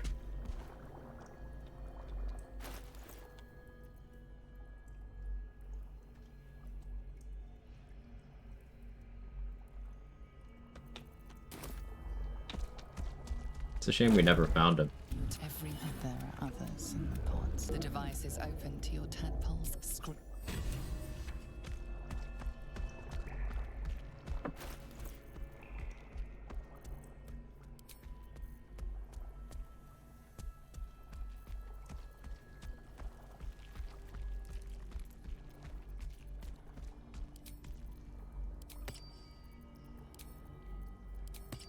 Guess we just do that.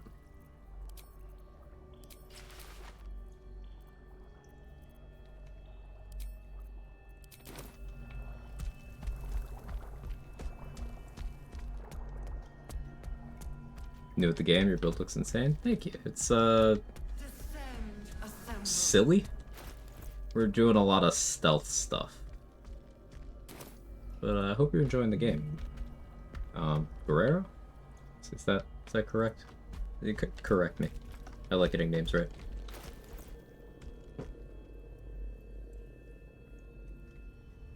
Can you stop, phone? People don't message me things. What was I doing? Yeah, I don't need to be a dwarf anymore. I wish I had my Hellfire hand crossbow here. I don't. But that's okay.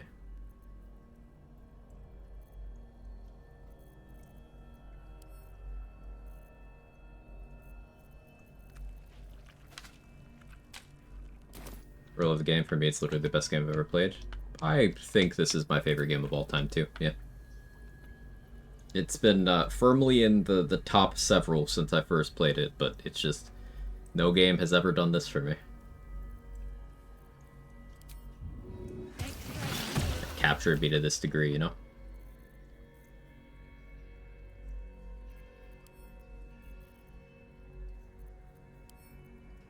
We'll actually have some turns to pass because of my earlier blunder.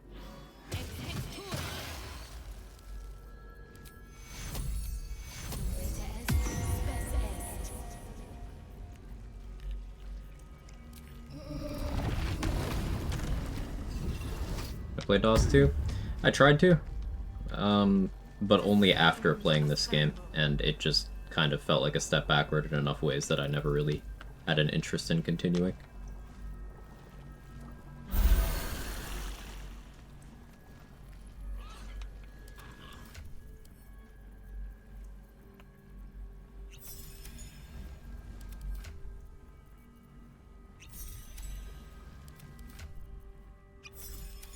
Intestines throb. Blood whispers.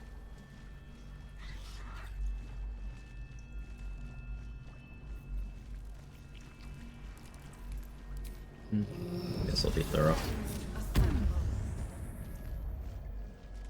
Breathe deep and move. Seems simple enough.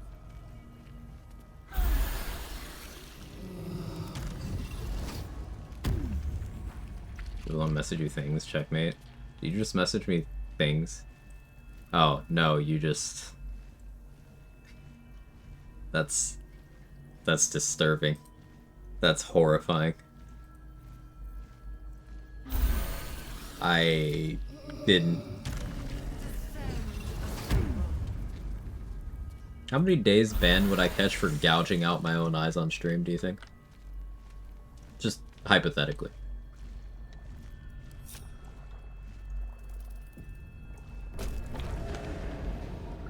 My tadpole's squirming like it's excited or scared.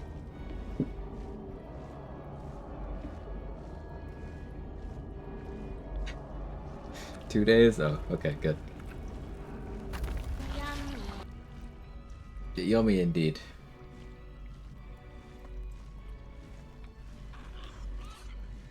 Try the bomb thing versus Gutfighter Flame Arrow. Toss bomb with burning air. Bombs kill 3 times. Did 8 damage rolls versus her. Is that normal?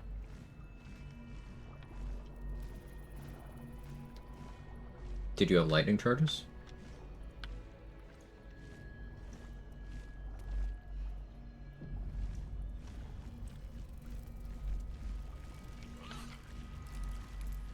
No? There's a... Did you destroy any, like, trash in the environment? Any objects with the bombs? Because that also has a multi-bombing interaction that I always forget about. Yeah, lots of chairs. It would be that, then. I'm not actually precisely sure how that aspect of it works, but I know there's some sort of interaction with multi-bombing and destroying objects in the environment.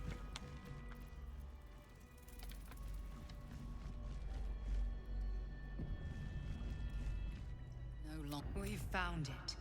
The absolute is... What did Danny send? So... You know, like, the standard photo pose when someone's got, like, a pregnant belly? You know, the one person standing behind. Now, imagine if the person in the back looked very disgusted and was Astarion, and the person in the front was Cazador. Salute, yes, with cleavers through his blood-starved flesh. How it crawls with failure, like flies on lick-wet carrion. You The lash of... Now, and kept it up. What the hell, sure? No, don't imagine that.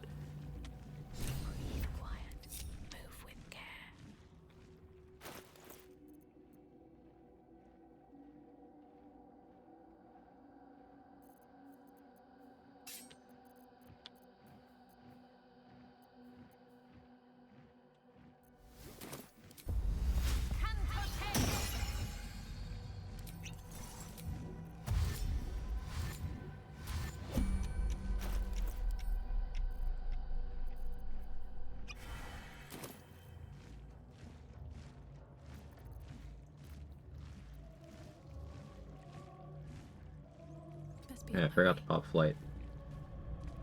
Surely that'll be fine, right? I can just blight him from here. Maybe.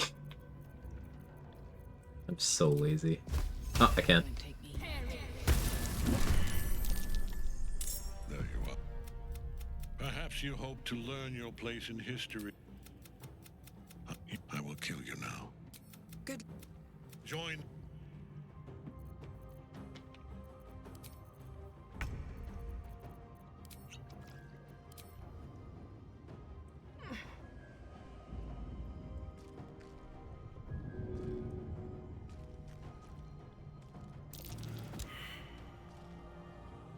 Well, that's rude.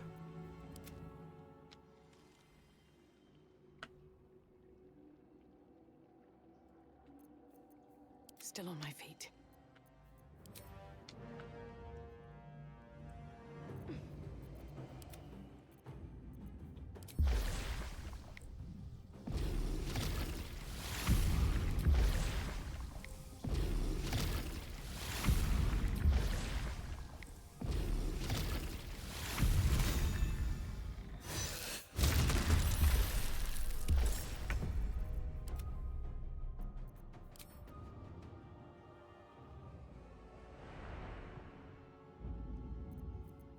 Nothing will stand in my way.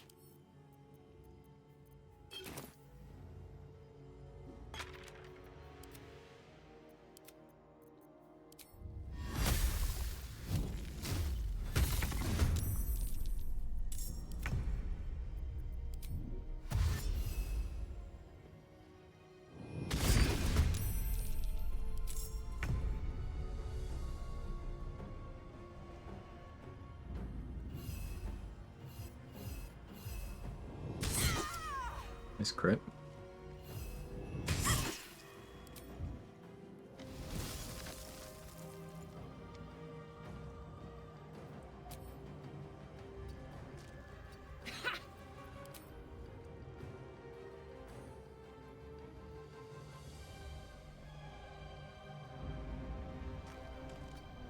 really need you to not be alive anymore.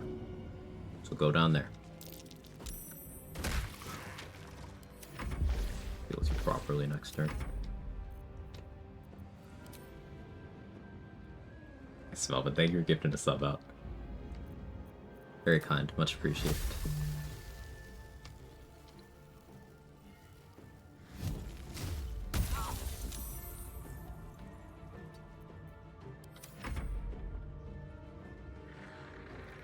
Or a Spore Cloud, are we? Yeah. If the fight's gonna be scuffed, well, we're gonna perma Spore Cloud.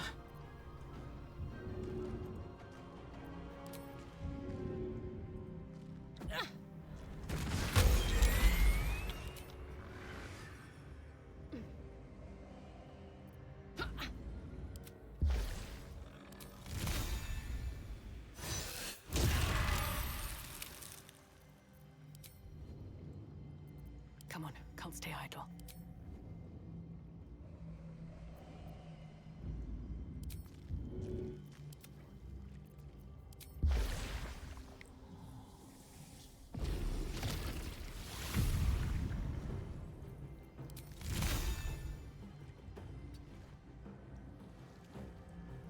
Perma Spore Cloud Spore work exactly. So I had this haste spore grenade spawn attributed to the second ice method that is no longer alive. So I had the method destroy it. Then I had the method die. Now, for the duration of this combat, the game is going to be checking for that method's turn to increment the Spore Cloud down. But that turn's never going to come because it's dead.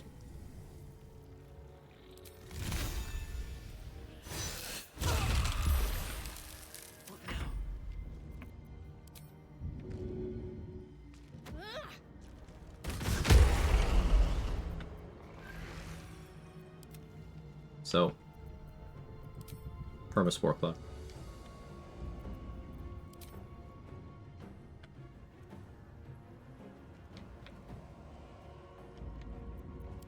Thank you for the Hive Train, everyone. Naycher, thank you for the gifted sub. Very much appreciated.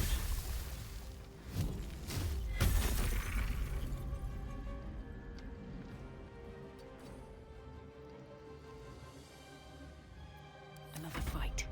Let's go.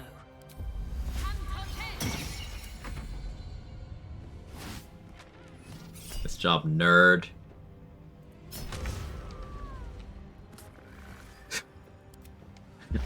This fucking guy. Thank you for all the signs, the recommendation E33. Of course.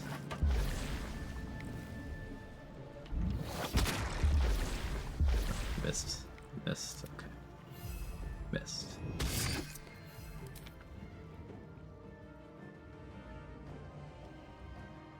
Hey, Kels, thank you for gifting us up as well.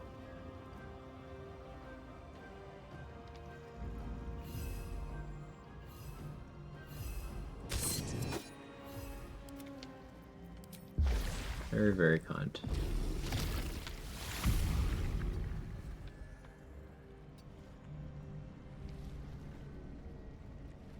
Feel like we're straight up bouncing on that thing. Is this what crazy style looks like? Sometimes the only way out is through.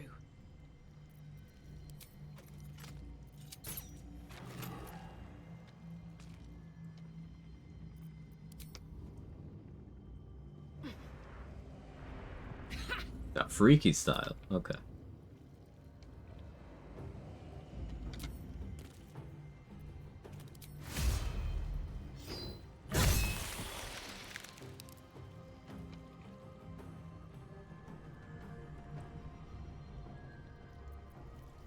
I get real greedy here.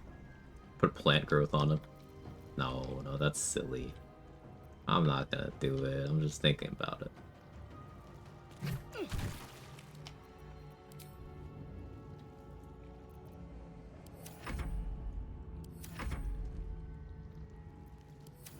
Isabel! You're a little late, Catherine. Mick, thank you for the gifted stuff. And Smelvin, thank you for the gifted stuff. Your death will be final.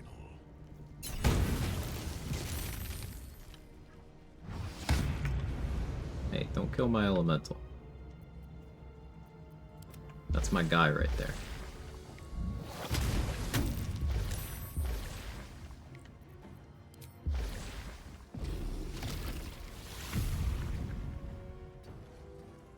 Time to push my luck again.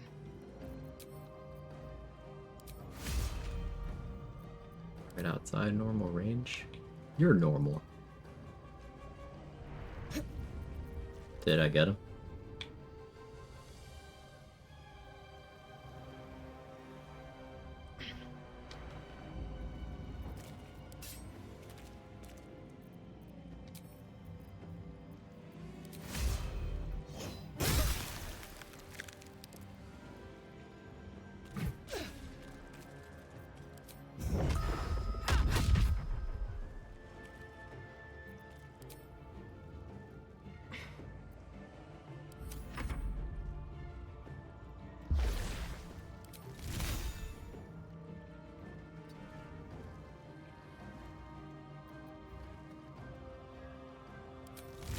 I'm gonna have to figure out how to pronounce your name, but Umilin? Correct me. I'm horrible with names. Thank you very much for the gifted sub.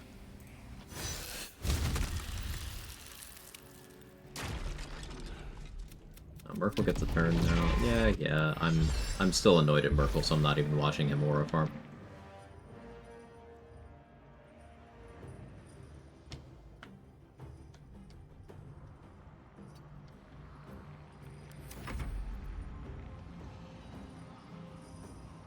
Here comes the boy. Is Rick freezable? I know Merkel isn't. I don't think Rick is, but I'm unsure. Unsubbed, unfollowed. Understandable.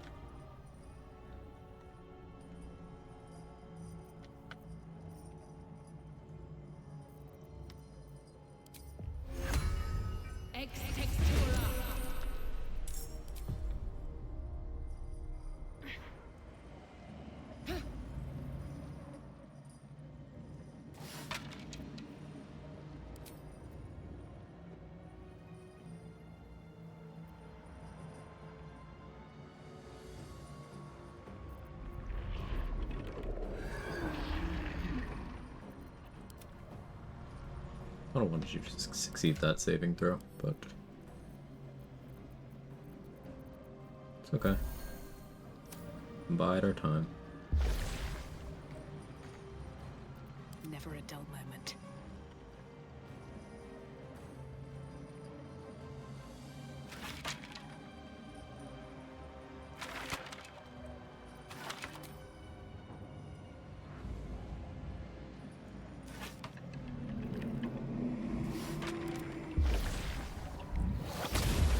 Not an earth elemental, so that being a guaranteed kill isn't a thing. Did I remember to bring flammable slime bombs this time? I did.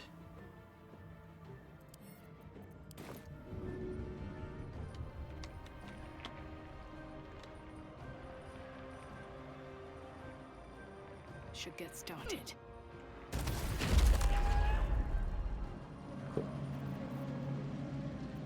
Turns of Shillelagh left 7.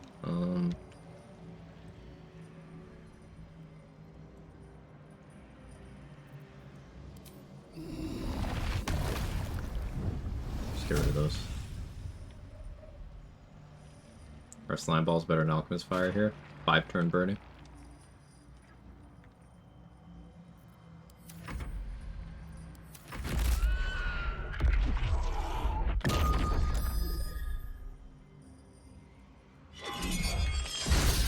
Thanks, Scratch. You hear the hype train, everybody. Very well. Chew.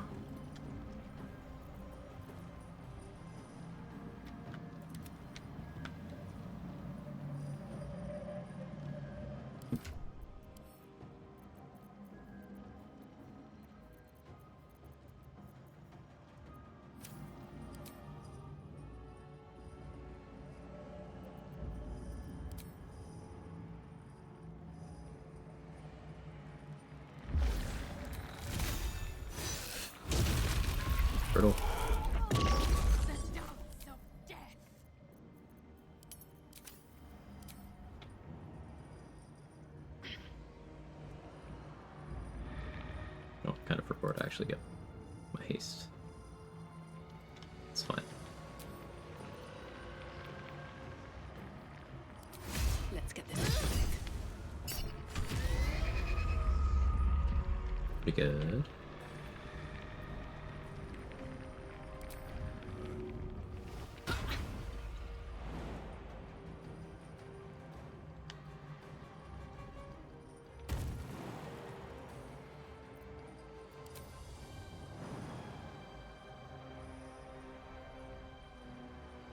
Should have done step the one dash, but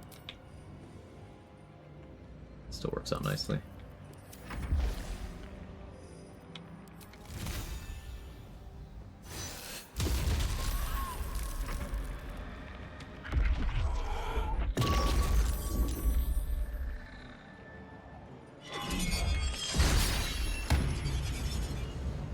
Nice.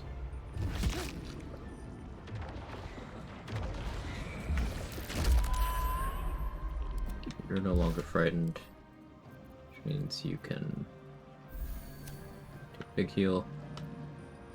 Oh, you are still frightened. Never mind. Dream ruined. Is all that matters. Motherfucker saved.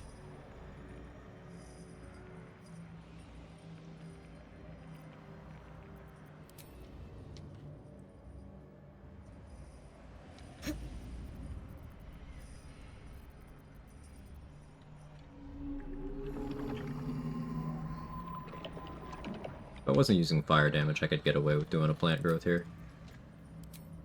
But we gotta go on Necromite maintenance for a turn. Unfortunately. Also, I should probably keep you alive.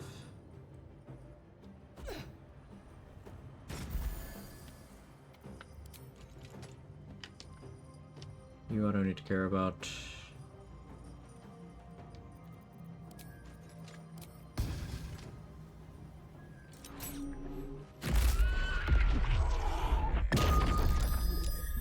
Did that way in case my concentration fails. Where do we go from here?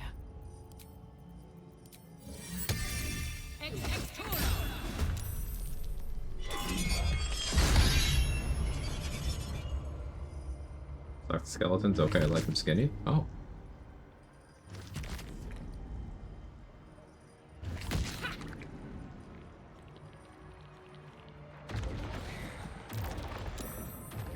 But skeletons don't have skin, I don't get it.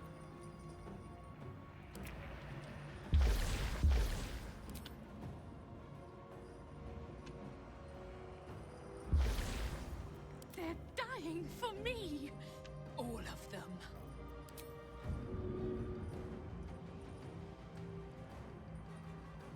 I'm unsure this will even work. No hesitation. It did.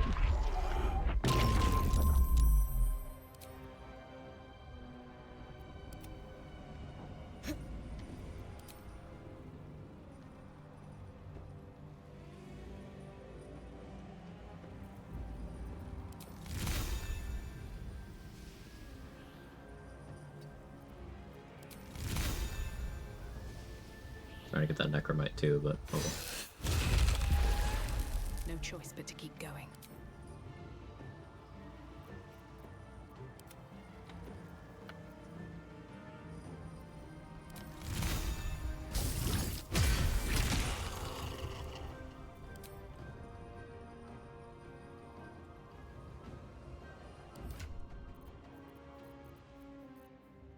I could have stocked up a little more on the really big heals, but Give in.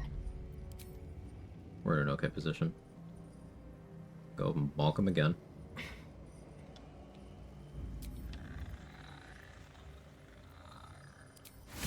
Cutting to the chase. Even crit. Even crit.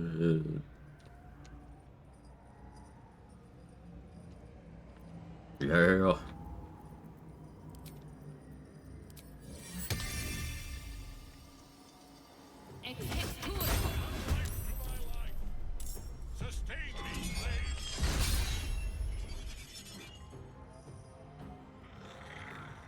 Gonna get a heal off here, but I don't really care. If anything, I'll just prop it by backlashing the Finger of Death. be somewhere around slight net loss. Just got that out of your head.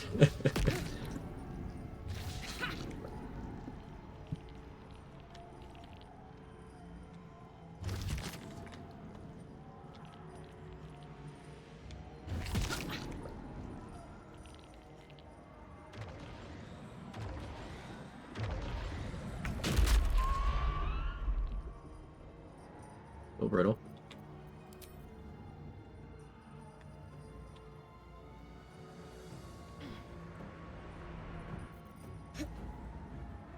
Like 3 turns of Shillelagh left.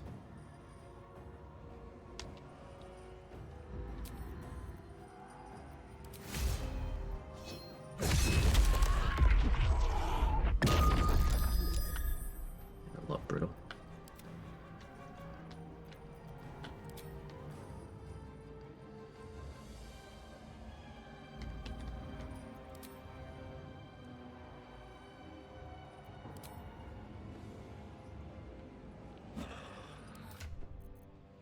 Take that, take that.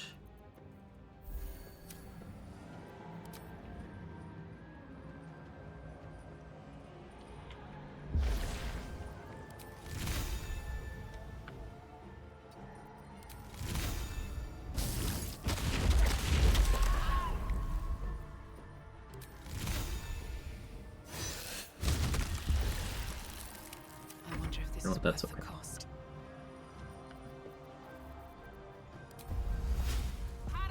Let's just refresh this now.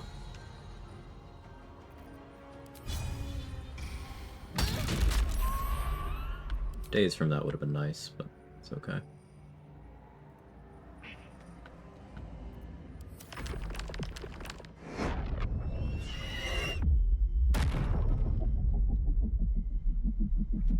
Yeah, net negative on 10 on HP, but it works out just fine. Don't save. I suppose that'll be checked on the water elemental's turn, huh?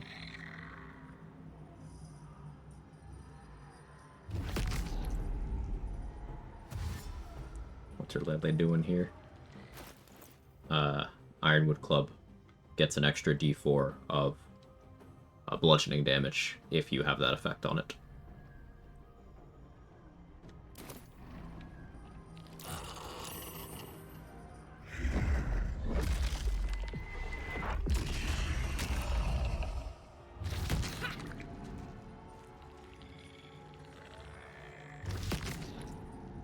Max roll backlash. One of my favorite things about Hexblade for Merkle is you get Hexblade's Curse backlash.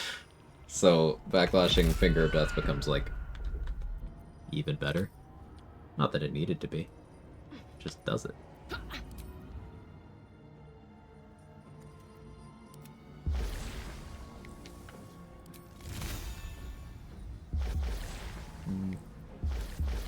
Still breathing, despite everything.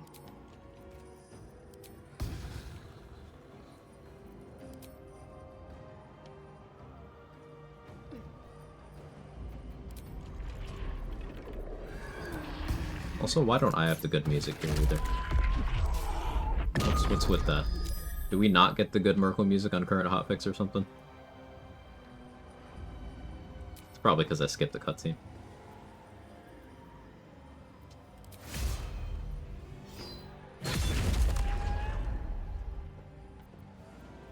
Good hit.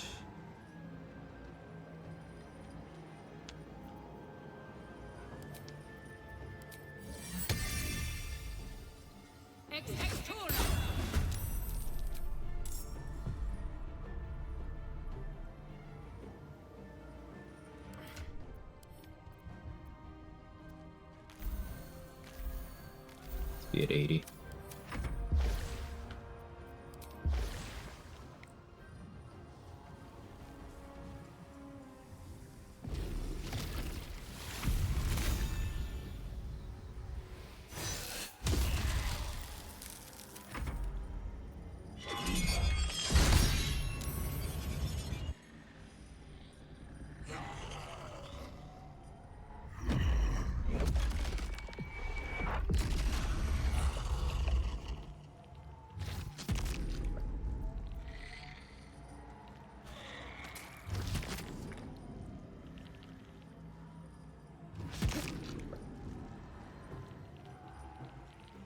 Pretty smooth, pretty simple gameplay loop here.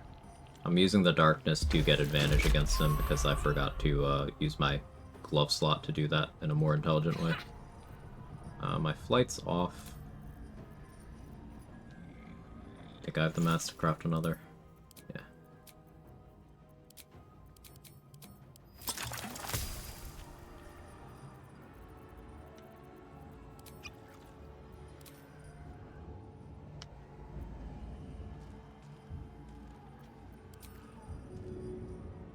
That should work.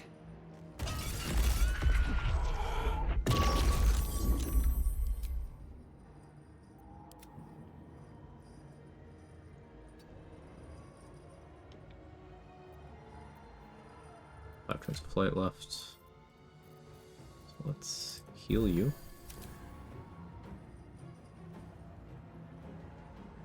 Later, skaters. GG's, Quag. Thanks, Melvin. See you later. You bastard.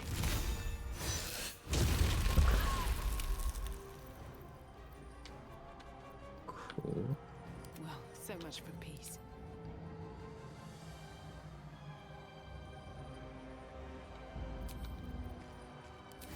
What do I have?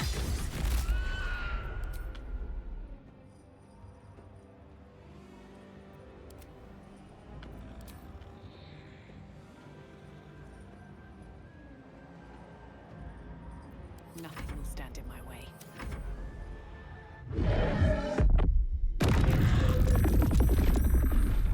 That one's gonna get that off on him, but that's fine. Maybe it's you. Slip? No. It's okay. I'm not worried about it.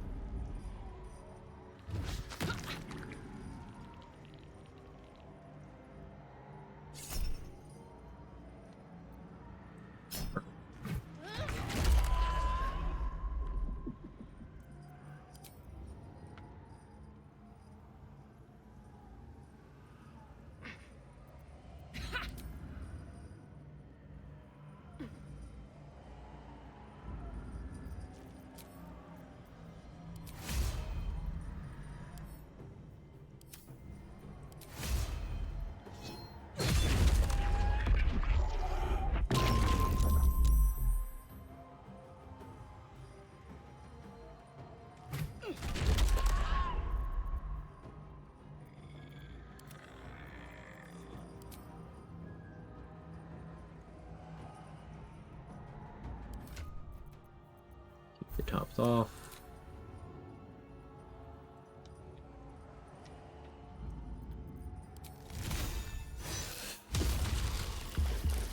Probably you over there that's gonna get the heal off.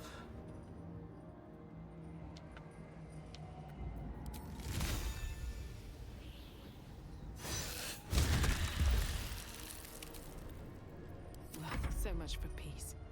Just accept the call of the damned. Tanky am I right now? Oh, reasonably.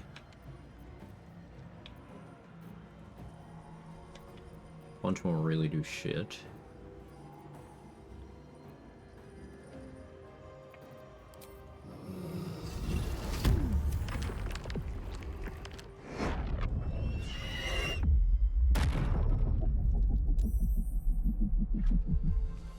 Meh.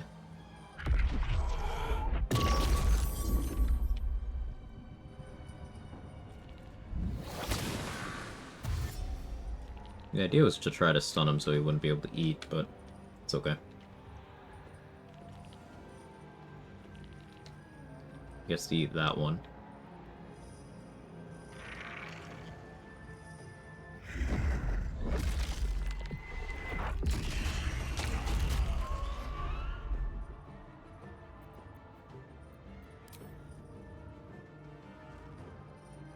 Don't have a reaction right now because you just ate.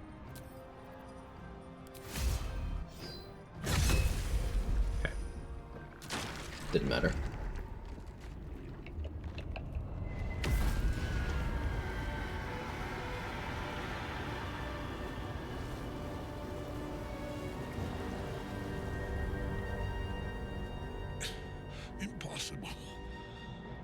Death cannot take me.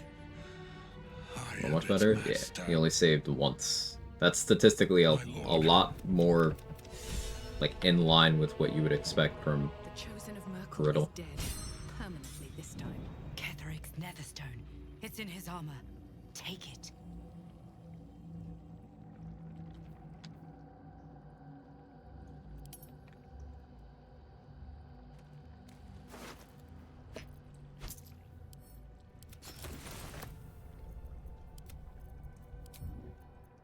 Keep it together.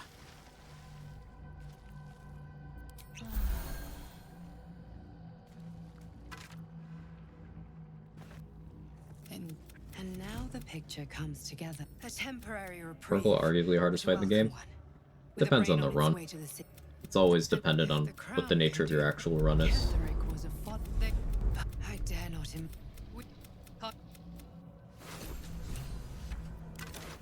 It's like if you're a Hexblade, for example, Merkel's not even a fight.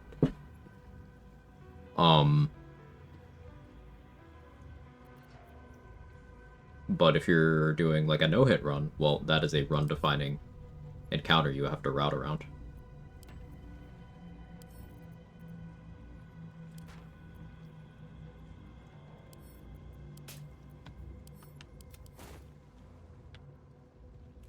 These boots have seen everything.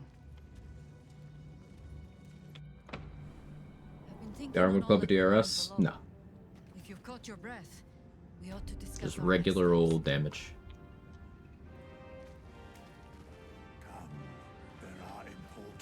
I will never tire. Deadman's Thrones. Yes, yes, yes. She is the Iblis. I will find her. I will. In killing when we killed the tieflings at the Grove, We didn't do I was that. not in control of my actions. You do not have that excuse. So I ask you, why? Why kill them? A violent urge drives me. I wasn't in control of my actions. But you had the prism. Are you in control of your actions now? No, an omnipresent authority figure controls all of my actions. That is a callback to a Jaheira line in BG2, which is pretty great. If you click on Jaheira's portrait enough in BG2, she says, "Yes, oh omnipresent authority figure."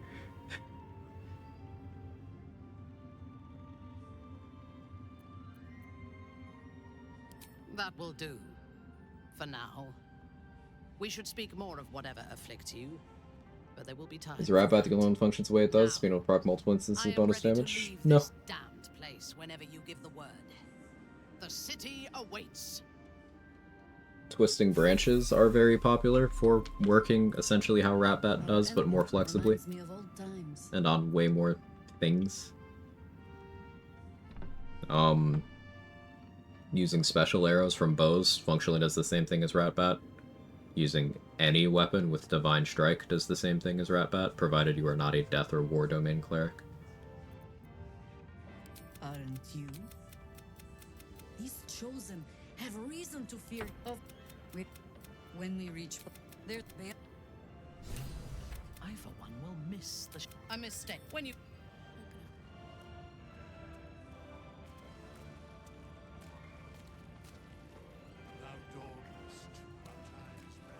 I think I lost most of my auto runs to the fight where Cannon dies. That's genuinely one of the hardest ones in the game. Yeah. No shame in losing runs there.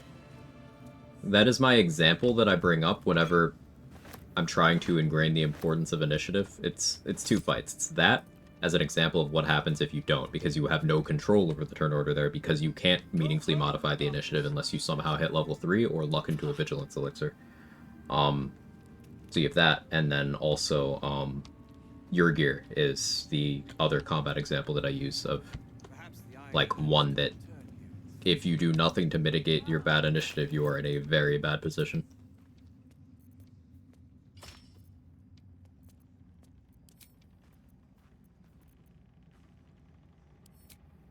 We're totally gonna go dwarf mode against the monks here and shoot them. Well, maybe against the last one. I'm gonna do the usual for the rest, but we'll get the boots this time. I have a little wisdom. It's not the worst decision I could make.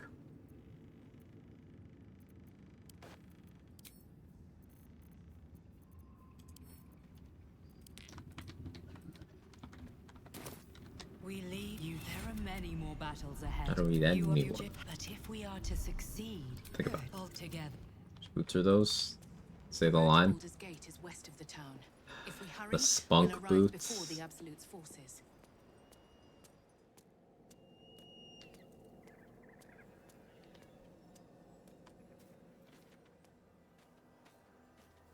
Say twisting branch? I did. Assume you mean the ones dropped by the woodwoods near Caugus tree? I don't. I mean the ones you can get from summoned woodwoods.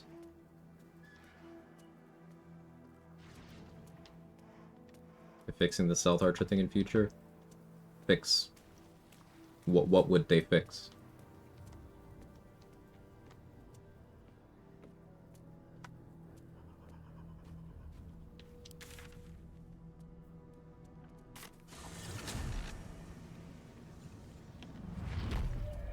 Ones with magic glove? Yeah, Tweedledum.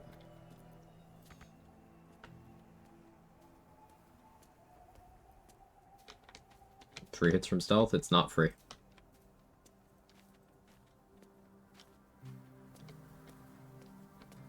It's not free, and there's nothing there that isn't working as it's supposed to, so no. There's nothing to fix. It's not a bug.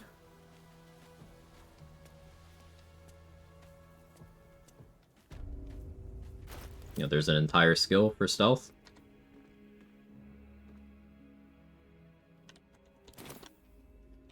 I don't think they're gonna delete the stealth skill from the game. The doctor's found still not feeling better. Let's see if I can help you.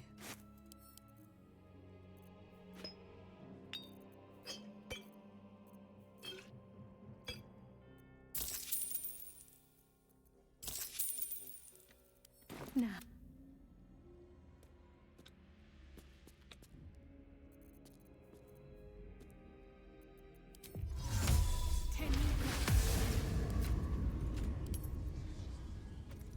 Just out of view. Never went to the easy path.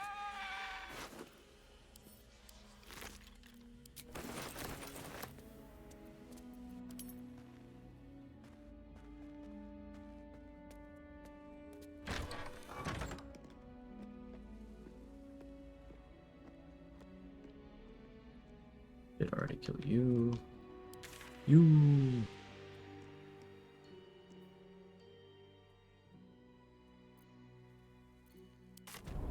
Love how colorful the damage rolls are. It is satisfying.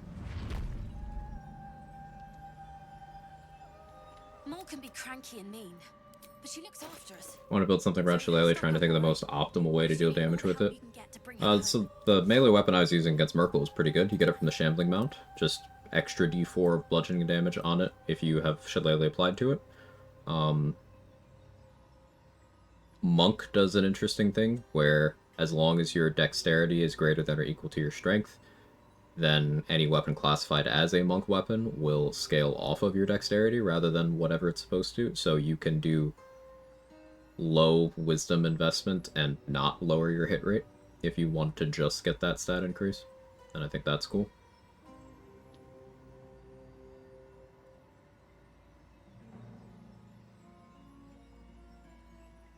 A warlock can also do it and then override it with their packed weapon scaling, right? Because is packed weapon higher priority trade?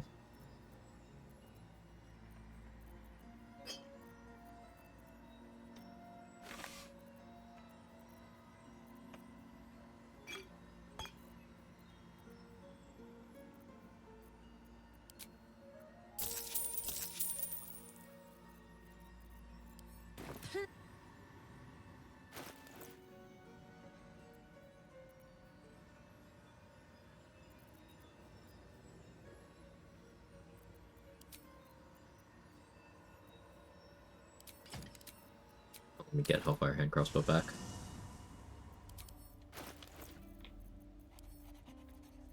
Yep, there it is, right where I left it.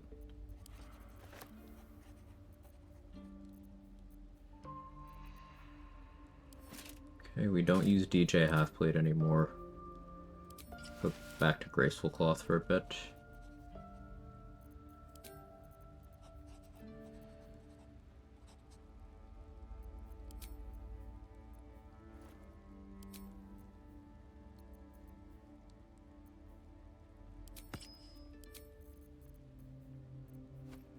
We'll go Snowburst.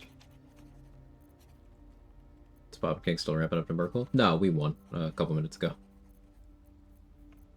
Welcome back, Hila. Go Arcane Force? No, it's just Giant Breaker.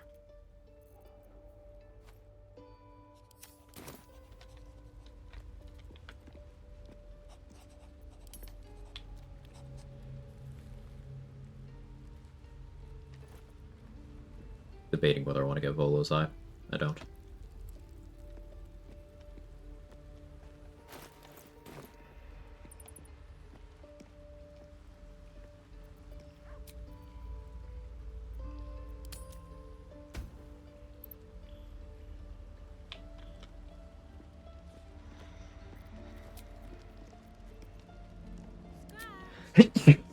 Excuse me.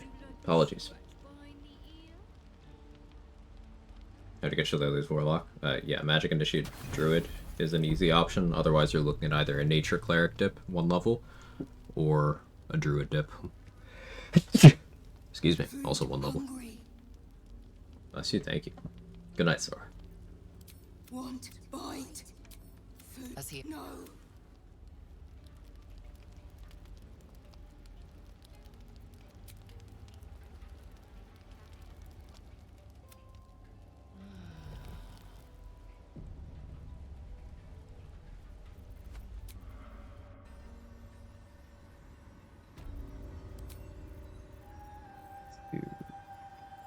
If I really wanted to min-max my money here, I'd also be knocking out Mattis.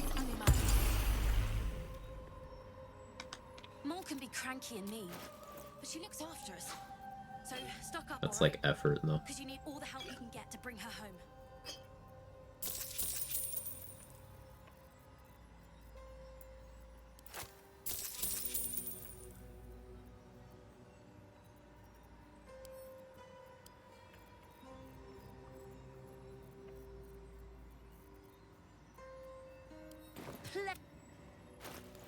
Am I still encumbered? Oh yeah.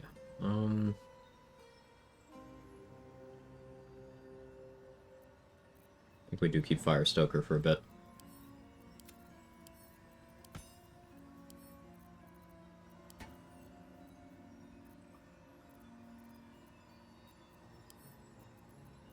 Well, Lae'zel could hold Pistone for now.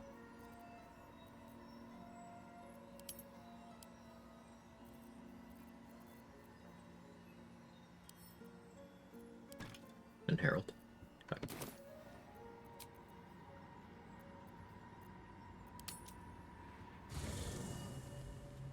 Naycher Cleric for that heavy armor and Sanctuary just feels right. It is nice. Tend to not dip it on Warlocks. If you use pack weapons, might as well get Life Drinker. It is a choice between those.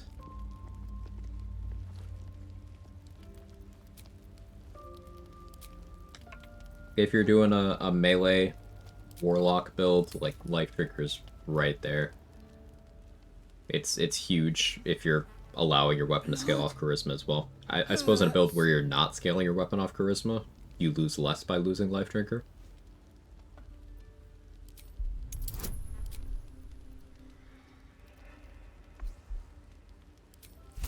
Charm animals and plants didn't actually work. Look. Cut.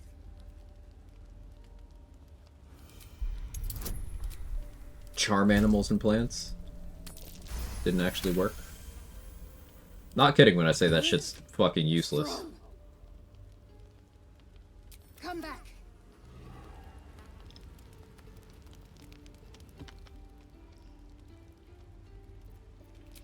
Could knock him out for 20 XP, but I don't need that.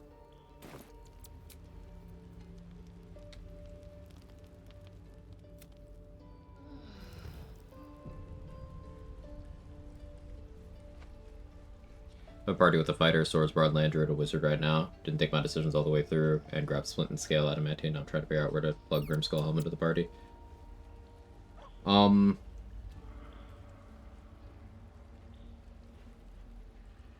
could have someone multi-class to get the proficiency.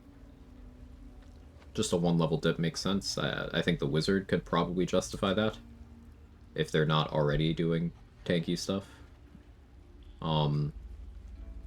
Because wizard is very multi-classable. You get all of your class features by level 10. The only thing you get at 11 is access to the 6th level spell list, but your wizard spell scribing is still off of combined progression. So you'd basically be giving up access to these spells that you can only learn by level up at level 11 in exchange for whatever you get out of that one level dip.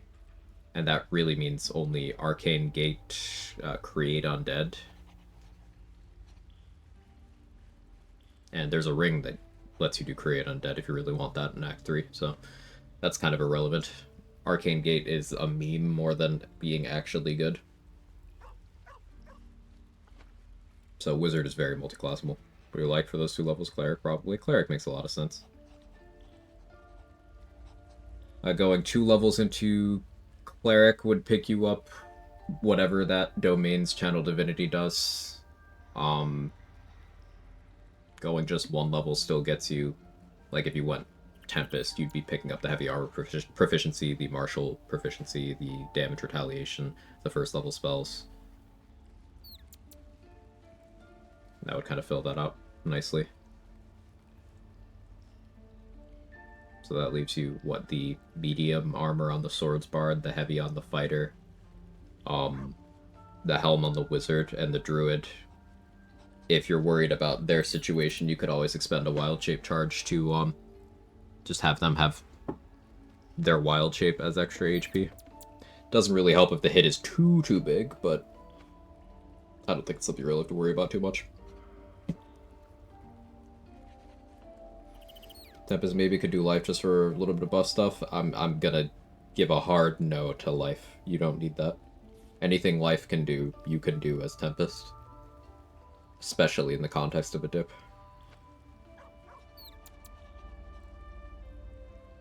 Like, you can just still play support on Tempest Cleric while being better at everything.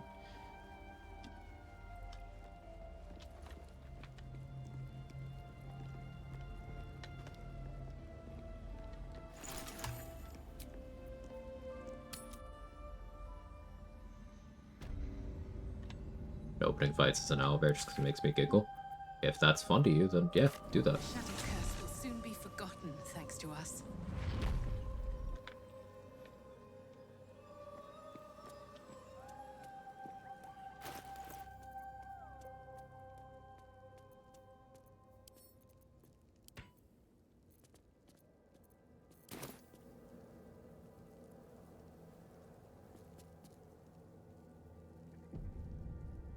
Off for dinner, smell you later. Later, Danny. The curse, your courage. Curse.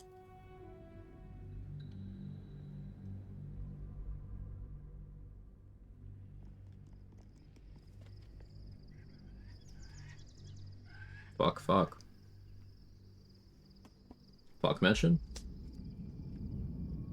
2 level stars druid. Yeah. That's a good suggestion, October Day. You can use your bonus action to bait counter spells. That's a good tech. That's from Archer form. Or you can play Dragon form and just have your concentration be functionally unbreakable.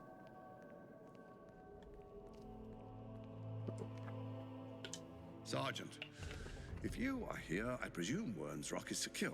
Doesn't solve the gear proficiency issue at hand. That was the original question, but if the question was good caster dips for wizards, then yeah, that's a really good one. So you came cowering to my chambers? Forgive me, my lord. Perhaps the people would be... Get back to your duties. Duties. Patrolling and saluting and following and bowing and scraping and yes sir, no sir, rip and cut your throat, sir.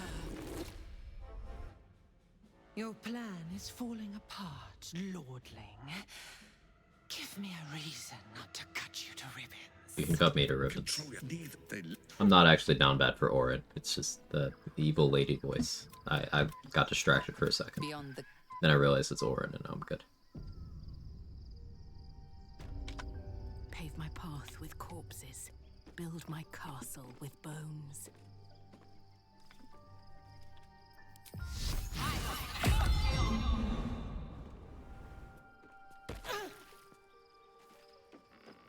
Nah, bro, Orin is smelly. That's true. That's true.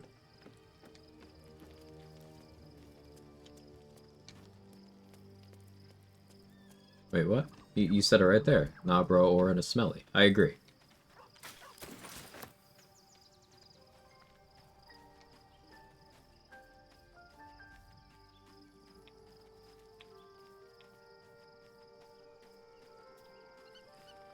How dare you? I mean, I'm right. What's hiding here? Joe, the popular discourse that is all three of the main antagonists probably stink. Yeah, Cleric is like literally decomposing.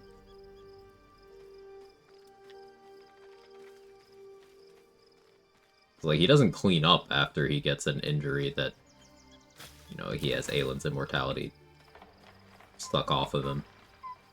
So he's at the very least got a bunch of like old blood and gore and shit. Gortash hasn't taken a shower since My Chemical Romance was originally touring. He hasn't changed either. Somehow his eyeliner stayed on from then too. And then Orin is literally wearing someone's inside-out skin. Now, play nice. Close and beak to yourself, please.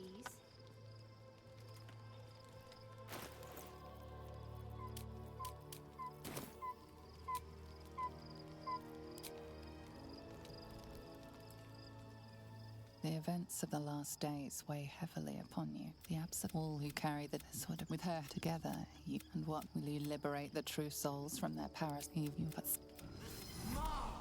under attack. Fight your Would smell way the to worst bottom. though. I need your help. Probably Orin.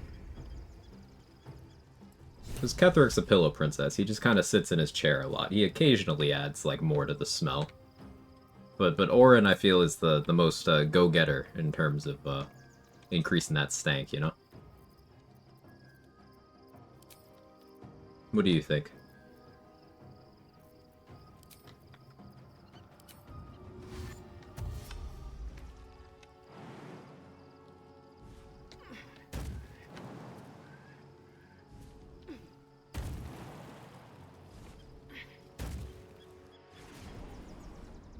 You're also barefoot? Yeah. I'm here. Help me. I'm under attack. You could reasonably bathe Gortash. Yeah. There's fewer reasons for him to be stinky.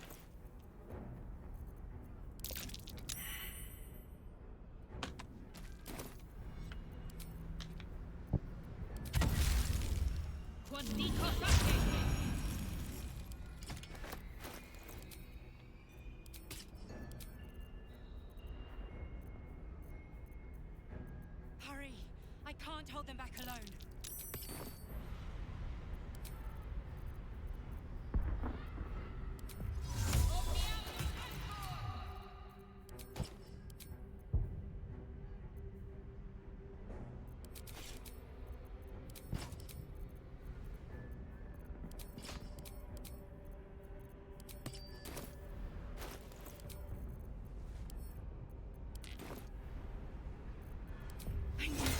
Make sure not to forget freedom of movement. One of the monks does have a hold person equivalent. Can't risk being in open view. Should mind my step.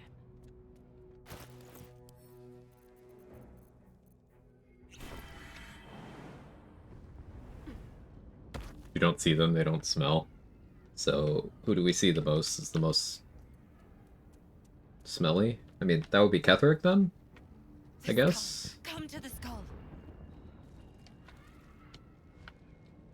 Yeah, Orin does also live underneath a sewer too. That isn't helping.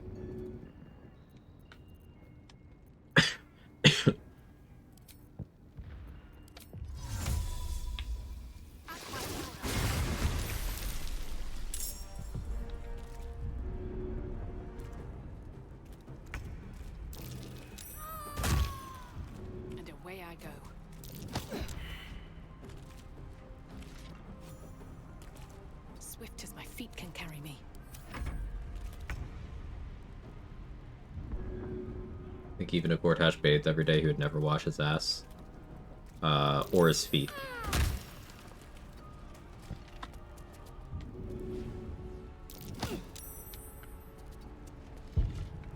It's not over. Come to the skull.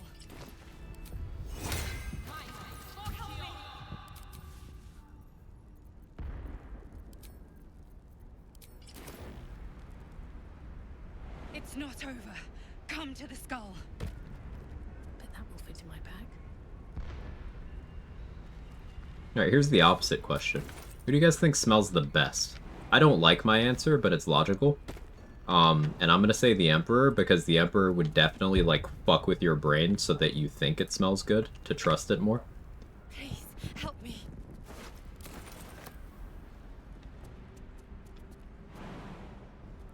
And it debatably does, if you fuck it. Because you get a weird line about how its breath smells like things a Mind Flayer's breath shouldn't smell like.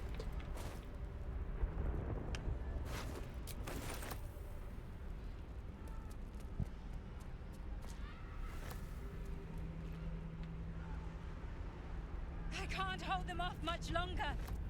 Of the companions, Will or Gale? I think Gale makes sense. Will talks about how he stinks, like, covered in entrails and stuff a lot. Gale did... Yeah, Gale would perfume. Minthara? I could see Minthara, maybe, yeah. She likes nice things.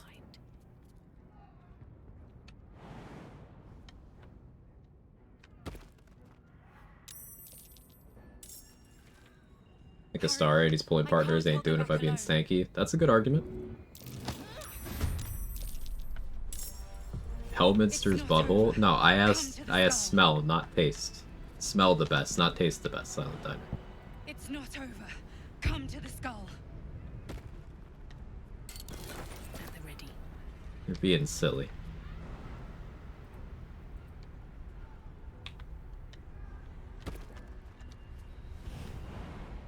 I need you now.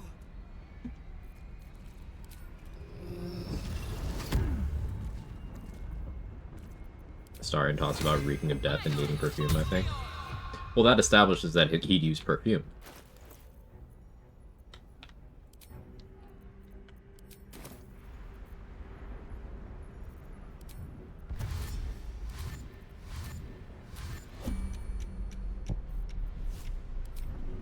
The skull. Come to the skull.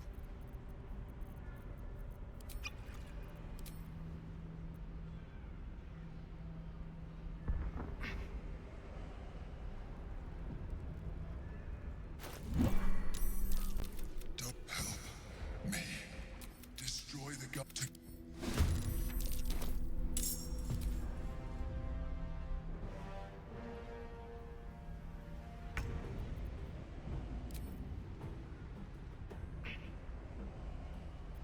You know, I think Zarel probably smells nice. I want Zarel to smell nice. I don't know if I believe that she does, but I believe in your belief.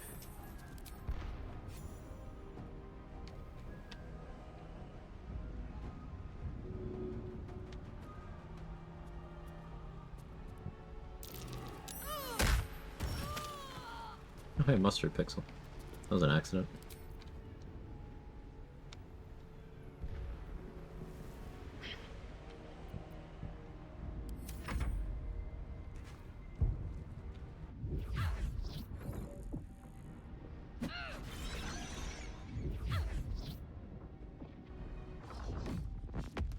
Cellar smells like aftershave and mothballs for sure.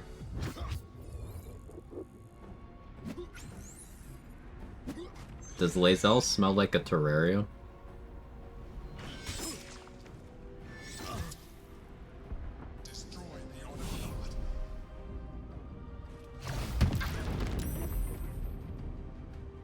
I don't like my answer either, but Raphael, that's logical.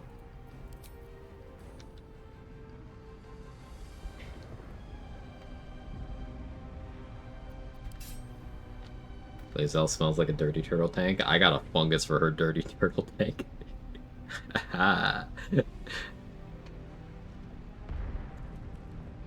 least you won't judge me, Jake. Even though you should.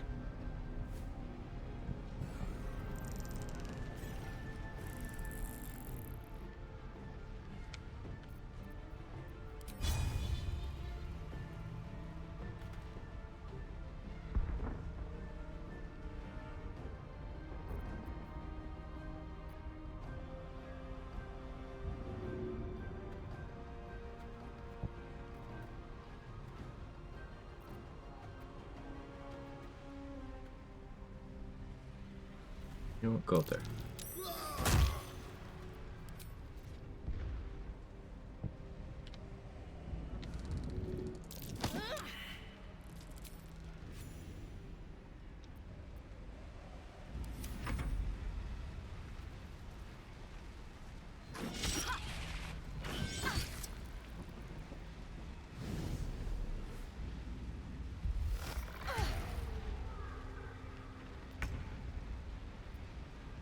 Well, I wanted to test some deflect missile stuff, but I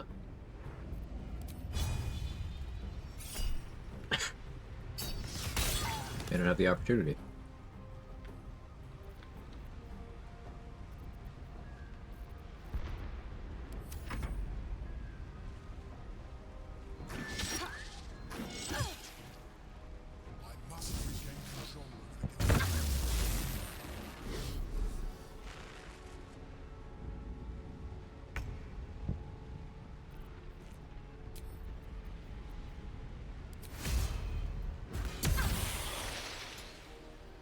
Yep, they can't deflect missiles on Dwarf.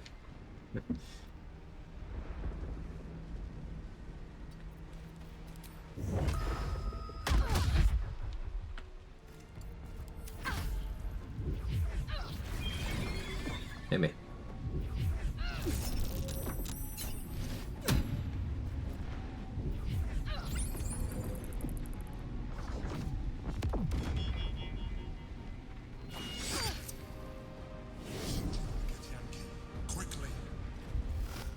It's a smelling stream now? What happened here?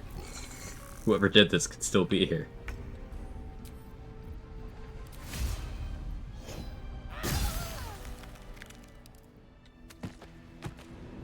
Thank you. Don't. I am a mind flayer. Yes. Without if, but it's like an adventurer. That Who longing brought me asked? to Moonrise Towers. For years, I sustained my. I had the good people. My need. He told me the name was intended as a slight. Alone, Orpheus will be much easier. But all I needed to do was subdue. We may look different. As an Illithid, would you like to do now? Hold. It wants to evolve, but it cannot.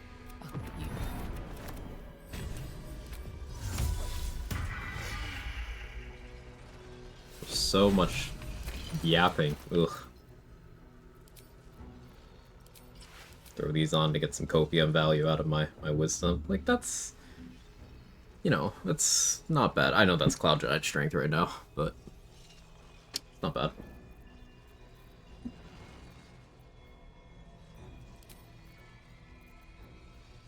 Ooh, we could Snowburst with the gloves that add bonus cold damage. I did that on a Giant Barb run with the kick, and it was very funny.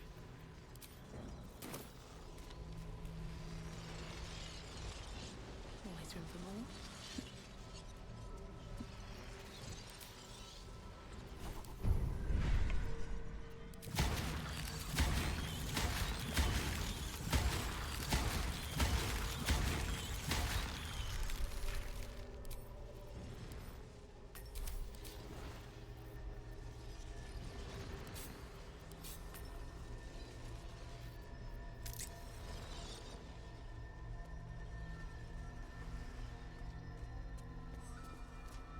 Let's have a look. Like that? Yeah, I had leftover tadpoles.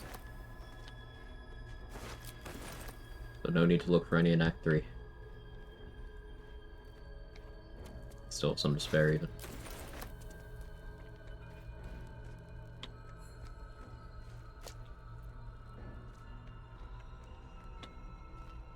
Without going too far out of your way, There's enough tadpoles to fill 2.5 brains. If you really, really min-max, you can fill 3 brains.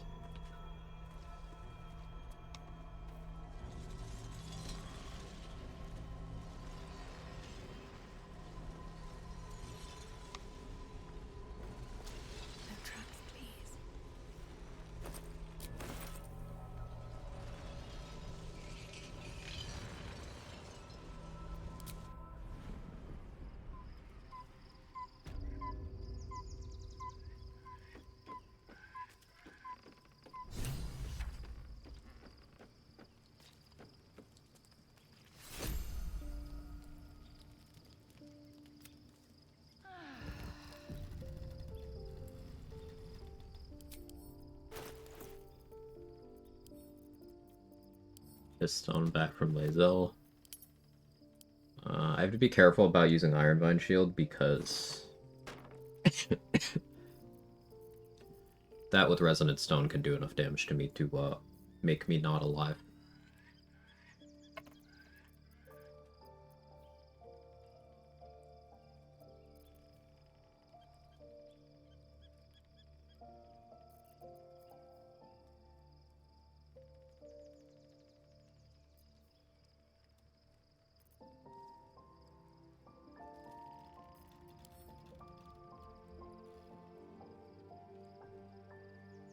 Debating whether I'd throw the Adamantine Splint on here. I think I can get away with not doing that. At least for now.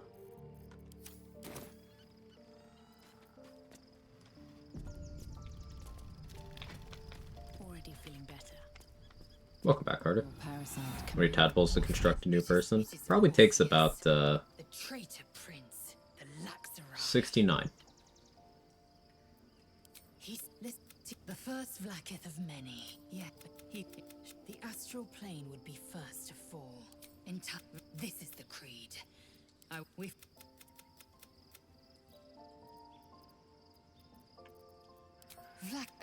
The Undying Queen is ruthless because she has to be. Maybe we do an early long rest to pop Lae'zel off that Blacketh ledge. We'll need to get insposed and such, but... Say about Ironvine, how's it damaging me? So, let's read Ironvine Shield together. 1 second.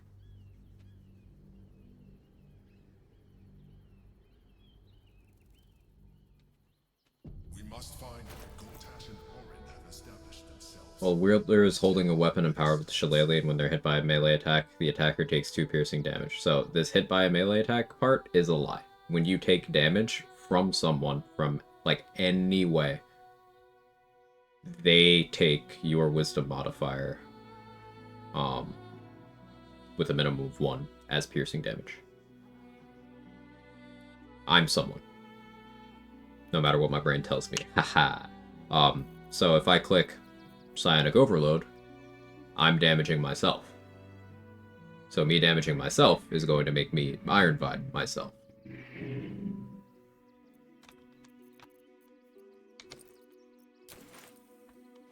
Another step forward.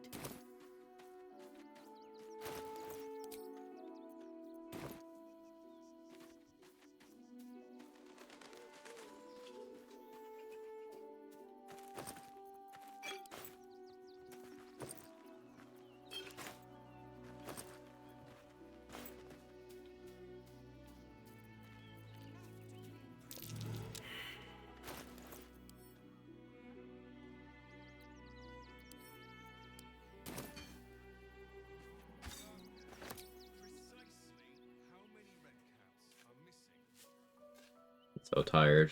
12-hour days and shit. It's good money. Do what you gotta. Oh man, I'm right on the weight limit line.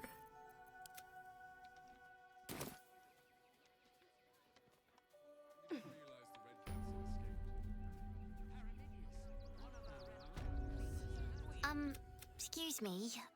That was last 10 day though. Yenna's a good kid, be nice to Yenna. You can Ironvine and both Spike up at the same time. Yep. What in the hells was that? didn't have problems enough already. Any one of them could be a spy for the Absolute. Back off and return to... I took you. These wretches have nowhere to call home, nothing to live off but what they carry, and nobody to help them but themselves. And me, of course. You can even do a somewhat funny setup of if you use Woe, the staff from Cazador, it's a bound weapon. Then if you also then have Bloodthirst, Orin's Dagger, it's another bound weapon. Now throwing a bound weapon equips it.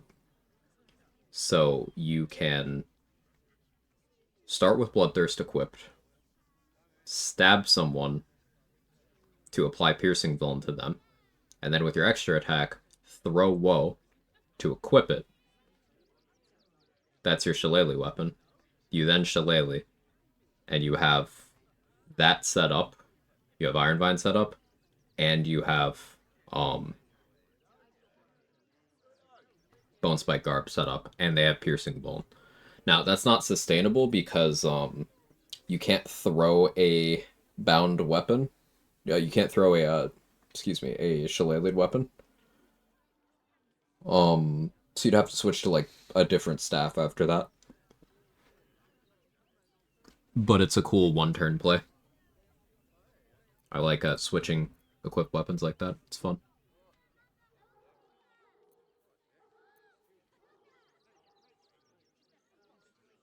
I have done a stealth thrower setup. That was a lot of what I did on my no-hit run as Shadow Monk. And I did use Dwarven Thrower very heavily here in Act 3. I'm gonna avoid it this time, but I was thinking about it. Hellrider Longbow, probably grab it for the initiative eventually, but it's not something I need anytime soon.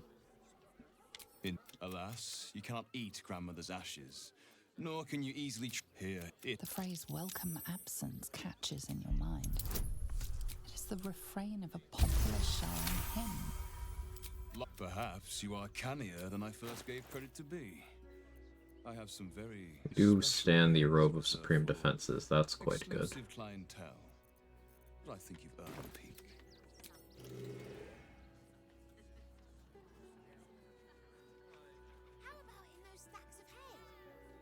You've had worse ideas, Mercon.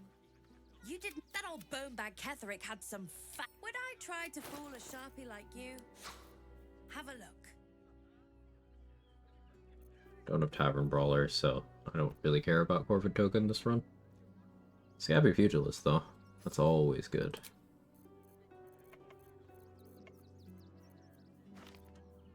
Suppose I don't need that many Freezing Spheres.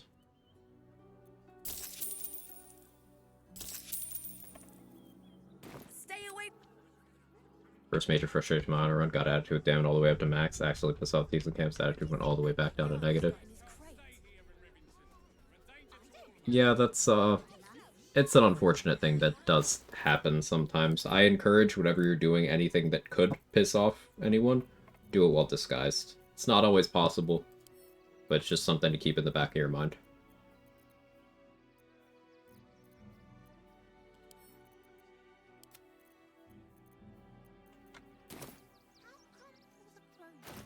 I think we try to hit level 12 before dealing with Orin. I'm trying to, like, contagion her.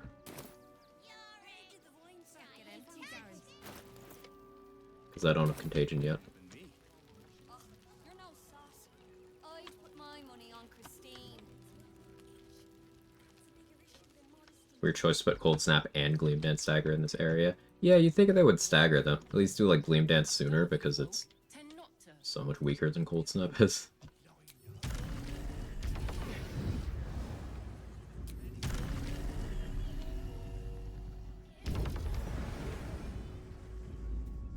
Hunt aging? I'm sorry? Oh, you're sorry too?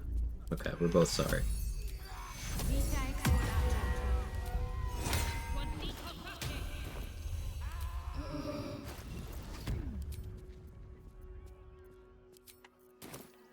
Ooh, I could Blightbringer. I mentioned wanting to do Blightbringer stuff. Maybe this is finally the run.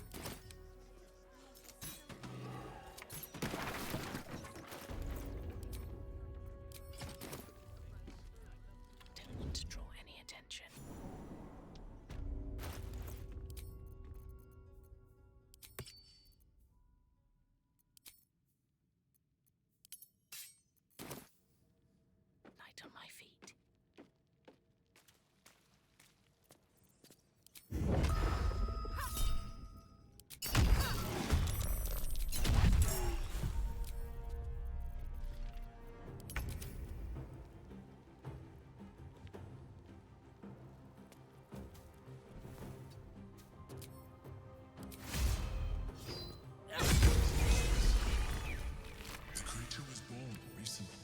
House in a Brain, so he has one. Still fresh.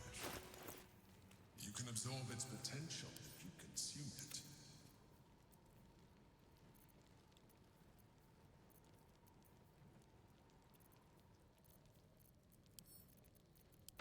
Please, I'll hold that for now. Order Dizoran sometimes walks the city disguised, try to offend as many people as possible. Replace offend with kill, and then yeah, definitely.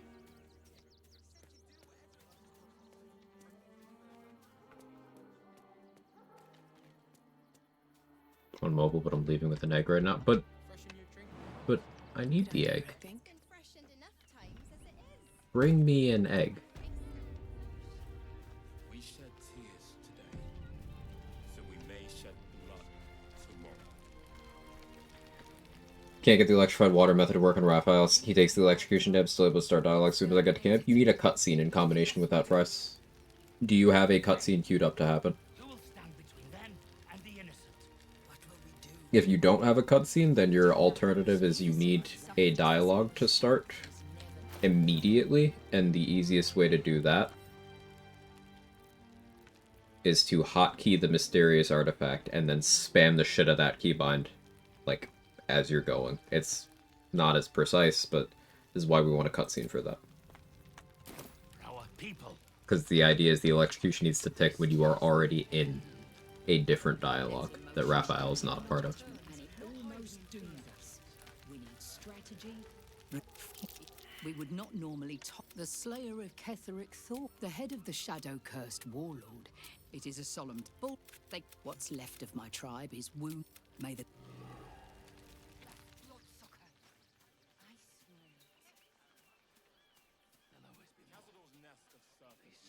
If you are not going with a method of breaking his AI during a cutscene, then it's better to just do like Caustic Brine and Silence, Caustic Brine and Wild Shape. Something of those stripes.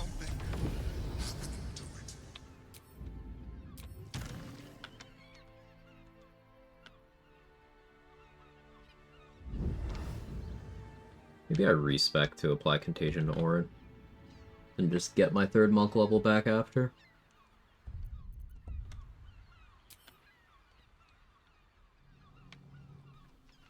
I flew down way too far. Yeah, that kind of makes the most sense to me, actually.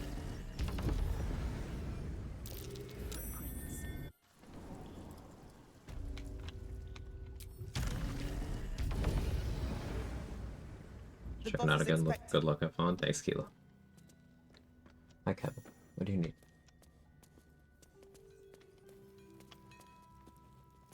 A button. You think I want my clan facing down only if you're quick?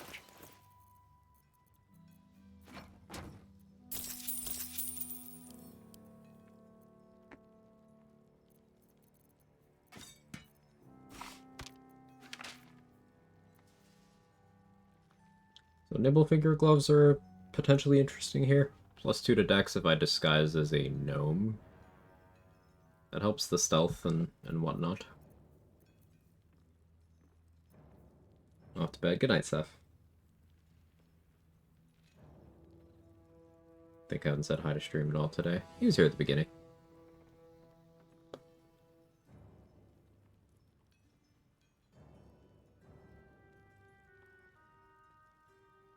He's now pinned down my hand and put his head on it. He's just laying there, looking at me. Yes, you are cute.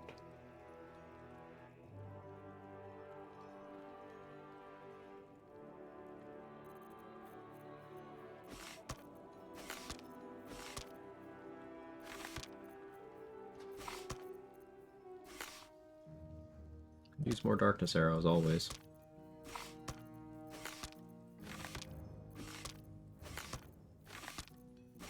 I remember when I pulled up to the brain with 99 darkness arrows.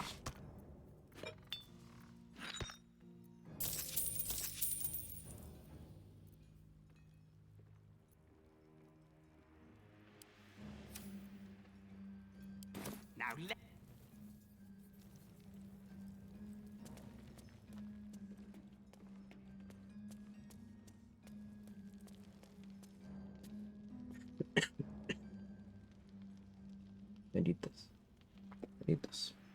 have a cough.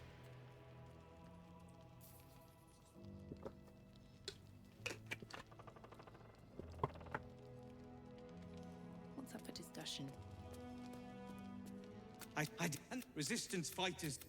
When he becomes and the fucking Gondians, these steel watchers. Fucking Gondians. I had a plan. And I get quiet, Barcus. This.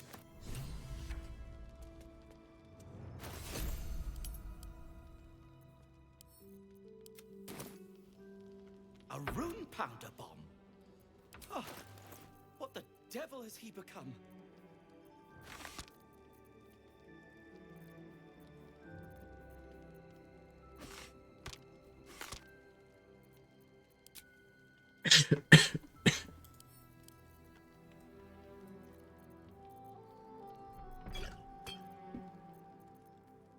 I don't actually think I need more many target arrows. Is what a coward would say. No, I'm a coward. But please.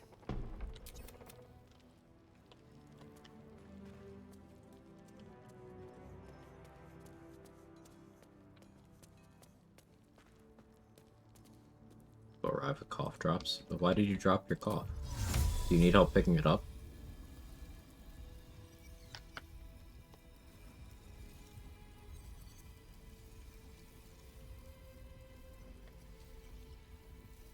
Such an ass to Barks, how could you be mean to him? We've collectively decided that it's because Wolverine has the worst case of penis envy of all time when it comes to Barkus.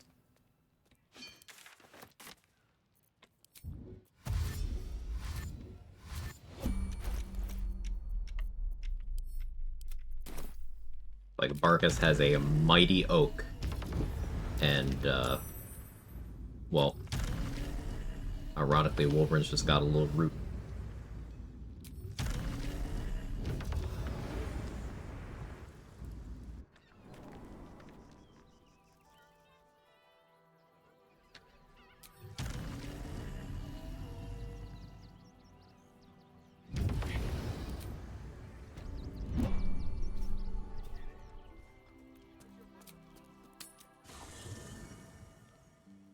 Very well. I have something to ask.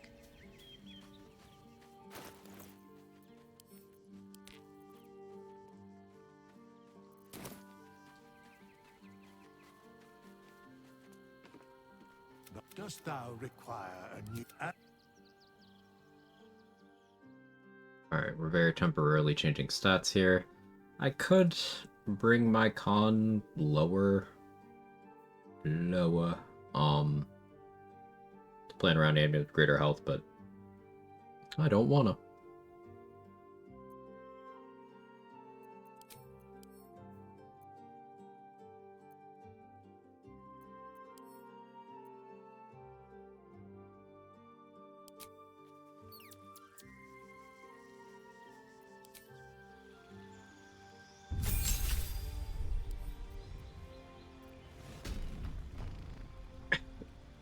Wolverine, Lil Twig, Bongle.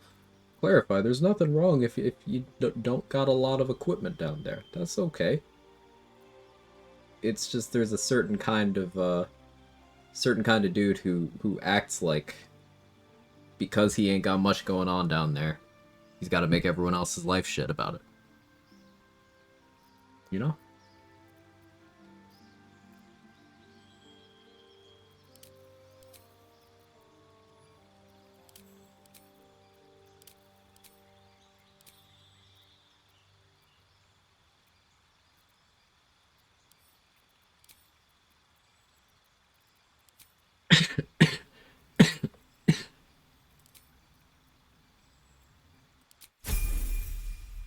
Need amulet greater stealth, please.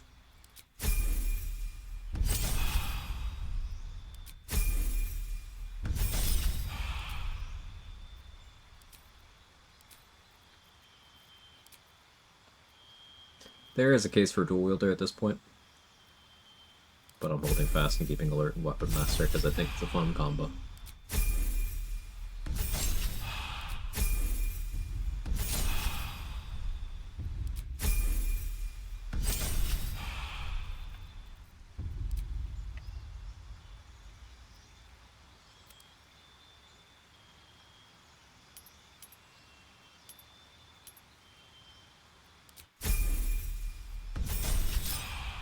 Or Wolverine is seriously packing, Barkus is still bigger.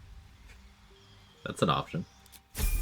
Does Wolverine present, like, does he strike you as the kind of guy to be seriously packing though? I don't know. Because I feel like if you gotta go around telling people, you ain't got much.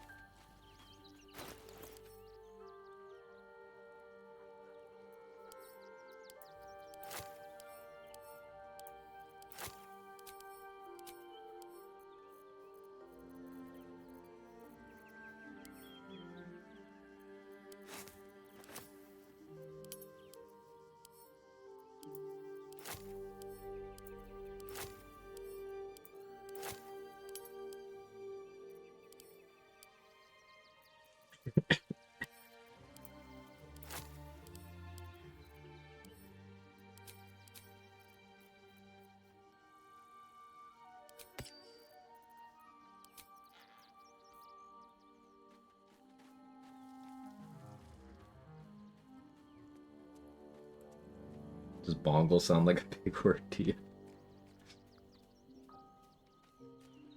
Strikes me as the type of guy who talks a big game, doesn't have proficiency with his martial weapon. I still think he's got a simple weapon.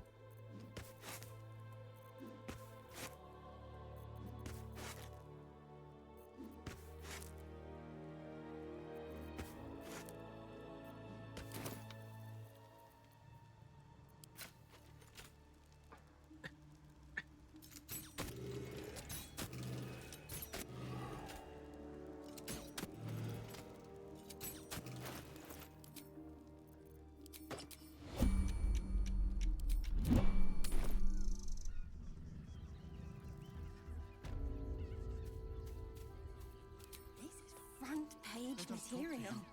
Please, if you could just... We have the Duke's full support. That'll make a great headline.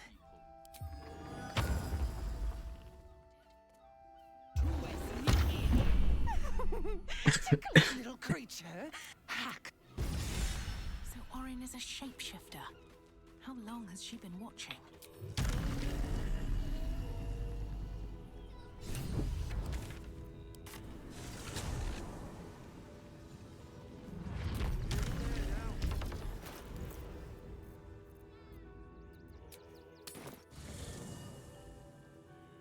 You mince up too much garlic for a dish, cannot unmince the garlic, so there's just more garlic. Yeah, and you just have to kind of deal with that being your life now. Yeah.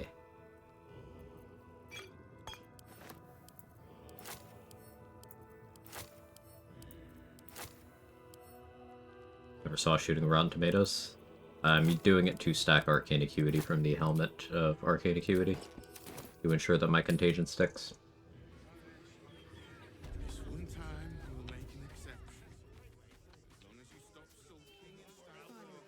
In what world is too much garlic a thing? The world where people care about having the smell of garlic in their mouth every time they open it for several hours.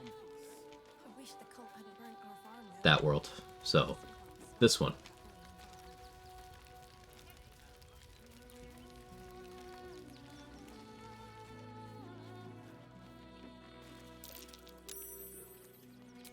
Don't you save. Stop saving.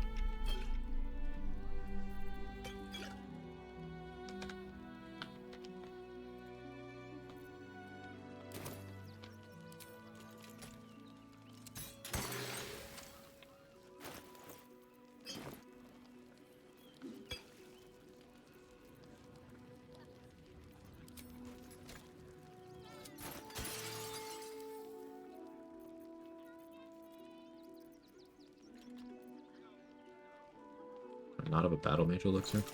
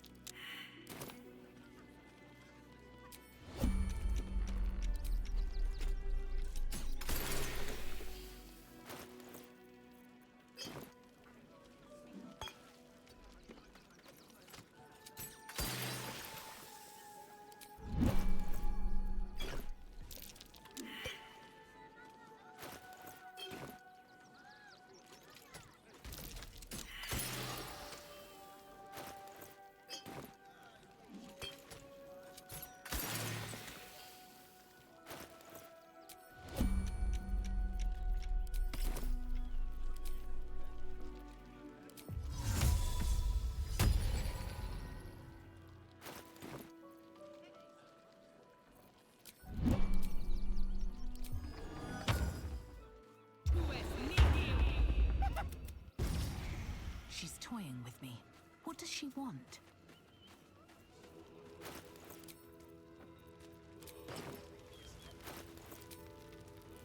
Ketheric's shield.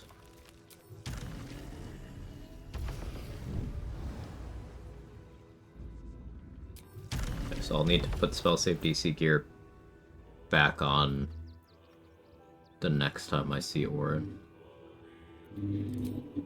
But we're a ways off of that. So I can actually be chilled now.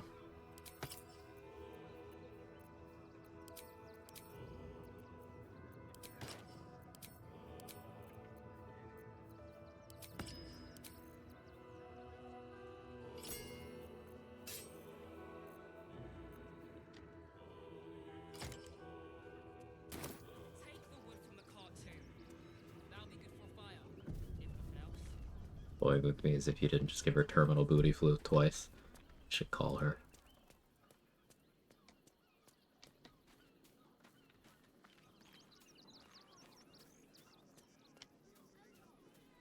Cordash built a Robo GF army.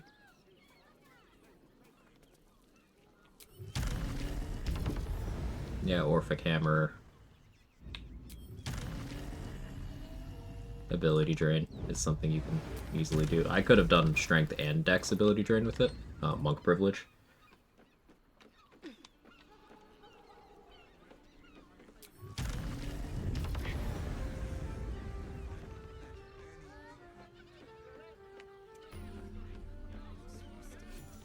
You've been pulling all-nighters to keep watch. I know you have. I don't mind it. Honestly. You there! Which means we're getting real.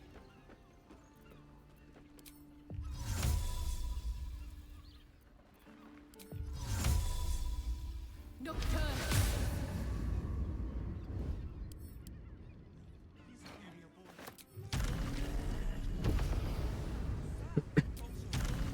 Sorry about the cough, everybody. I don't know where that came from. In a brothel. As much as my feet can carry me.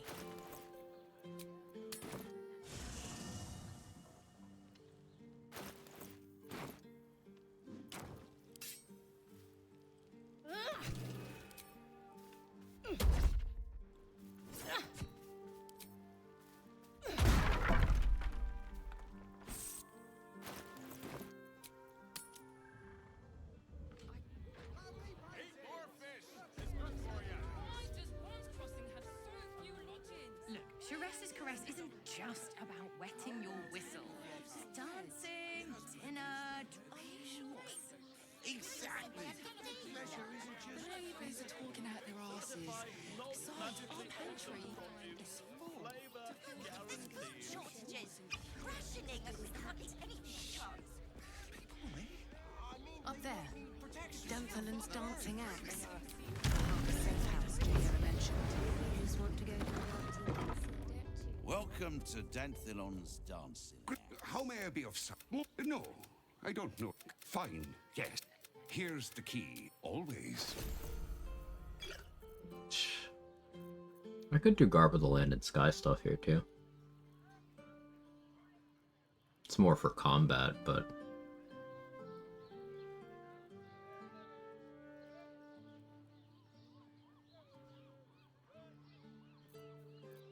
it's a fun idea.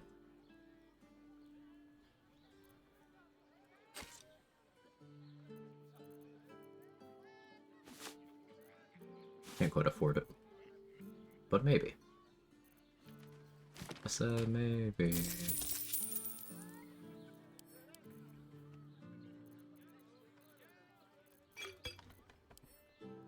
Short. Short. You're on the door till our friends are done. Forbid we do any business today.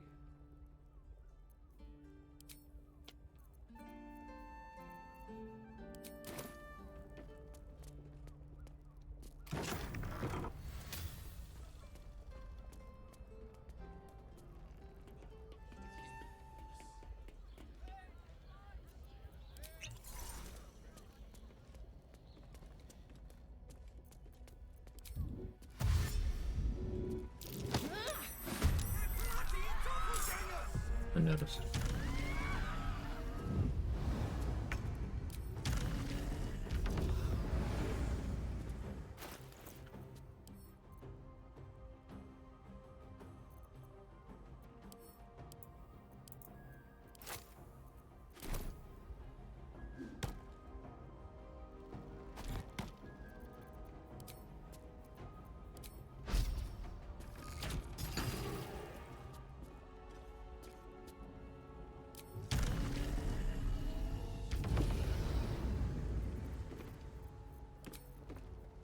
should fix like my prepared spells and stuff actually.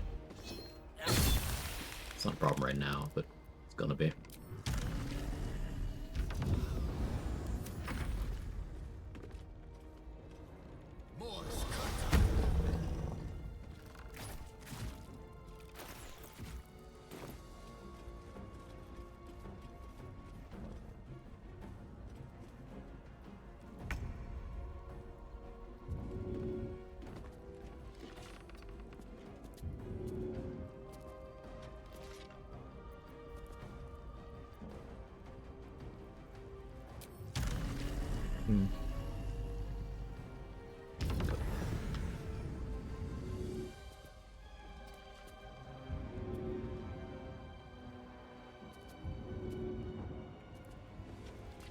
Bit of an angle.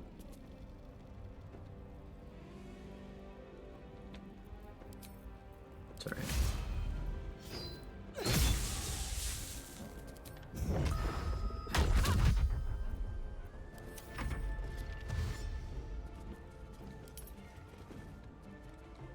Don't shove him.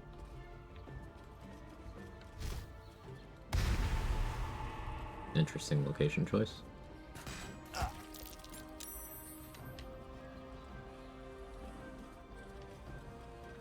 What does he cook? Okay. You know what? Do you, King?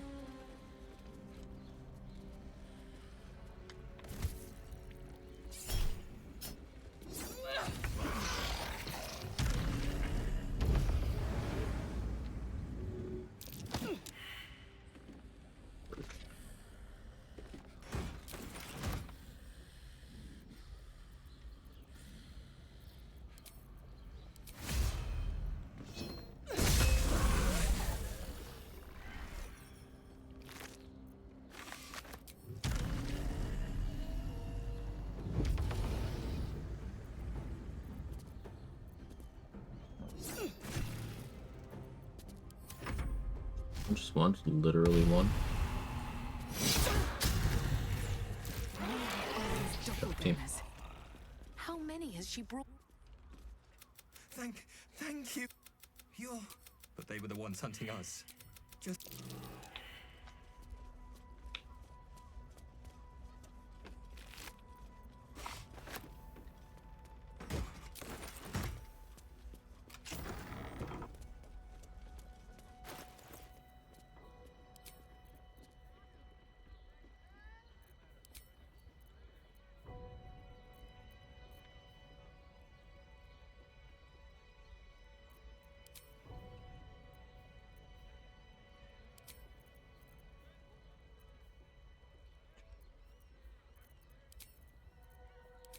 That actually makes sense right now.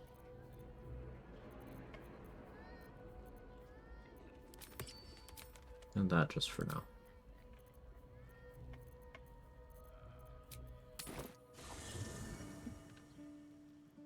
Also, ability to turn Raphael with food within Shura's Caress, yeah.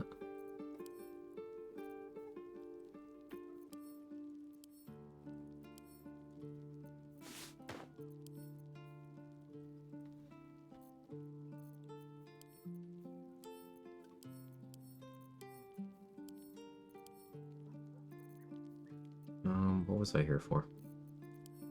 Oh yeah, this.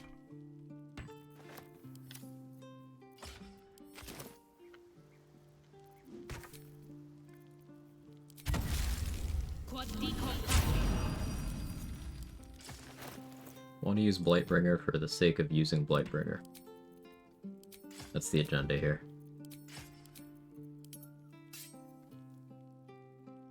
I have advantage on stealth checks thanks to Pistone now. So I guess I could give up Graceful Cloth, give up a little bit of dex, and still have a good armor for combats.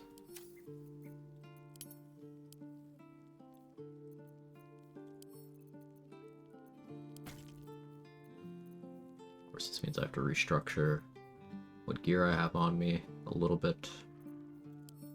Morning Frost has a place here, it's just, without dual wielder, it's a little bit of an ask.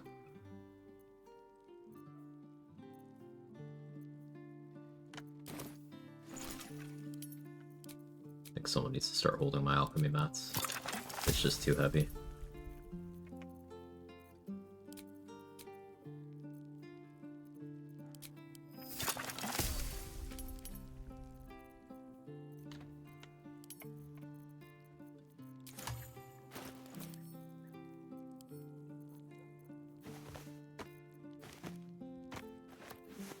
Thanks, Will. There we go. Much better. Now our prepared spells.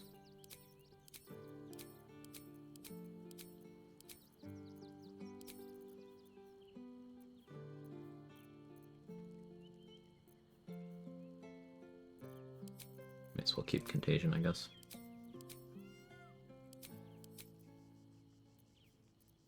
I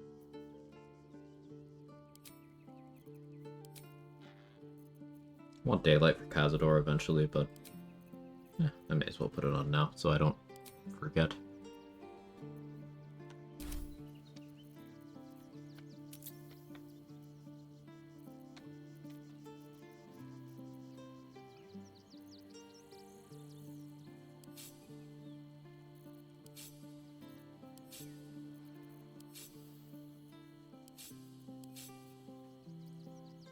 One of those need to be on the bar, that either.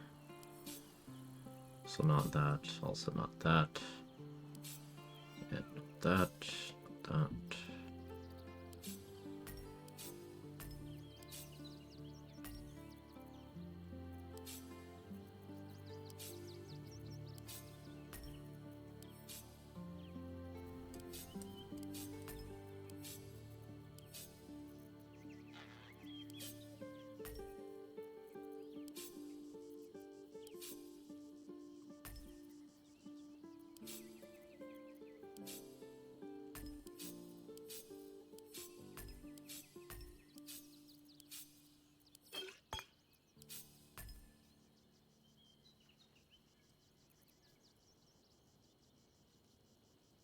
For now. When the sound this game is really good, yeah. Easily one of my favorite games ever. If not my favorite game ever.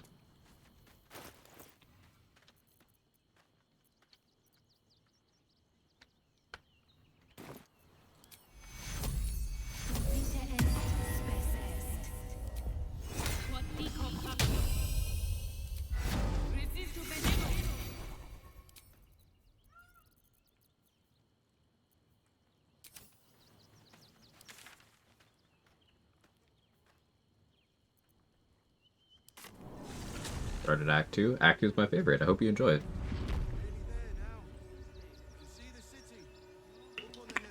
Cleric monk mix. Interesting, never seen one before. The goal of the monk levels is at monk level 3 we'll pick up Pass Without Trace. We had it for a bit, I respect, so I could have Cleric 9 so I could apply Contagion to Orin for that. I know, little one, but you'll be in a big, cozy bed soon.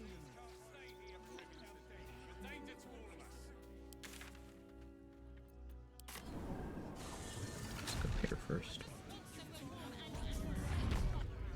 You are safe, my love. I'm here. I won't let anything happen.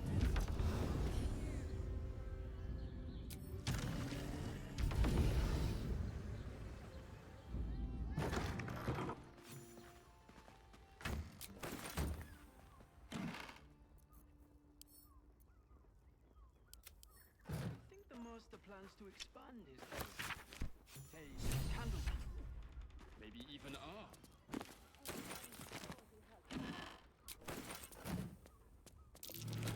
Blood near the bed.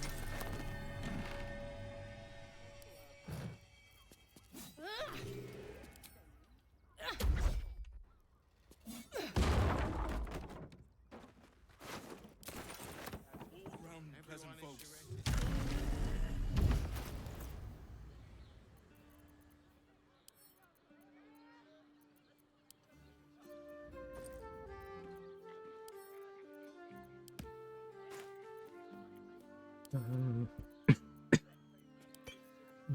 Yeah. Yeah.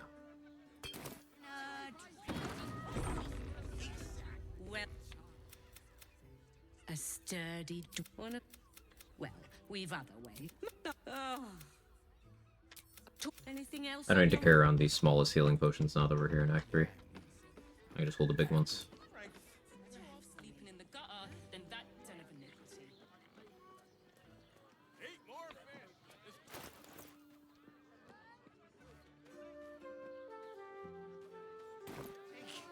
You're absolutely sure? Back over here. This town of Baldur's Gate? Currently, I am on the outskirts of Baldur's Gate. Yes. This isn't the city proper yet, but yeah. I'm in Act 3. So, just be aware if you're concerned about spoilers.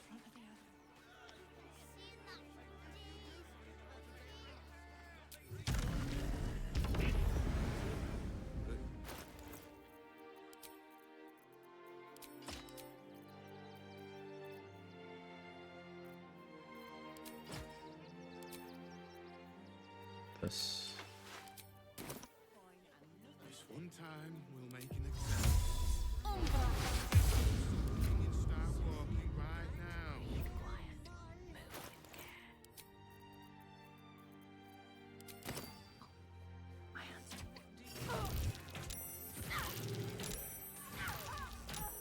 Nearly there now.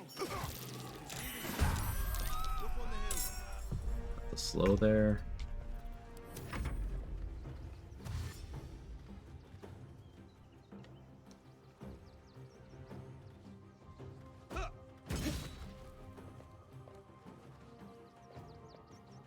Mouse keyboard looks way better than controller. There are some differences. There's a couple neat things you get on controller that you don't on mouse keyboard. Like you guys on controller have a loop vacuum, which is pretty cool. Kind of wish we had that.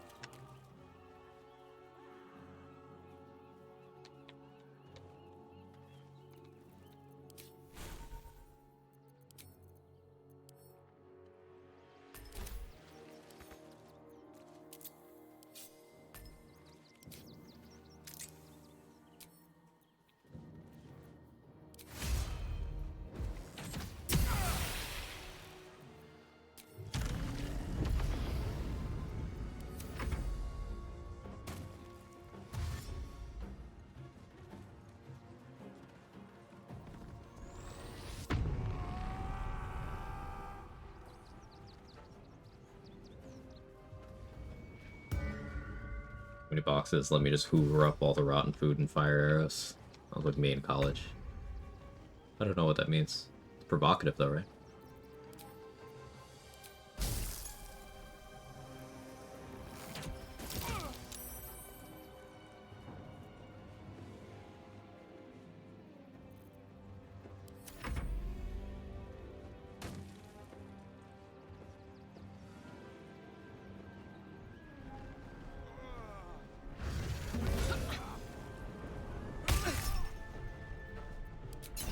Good for you, sir. He's really going for it.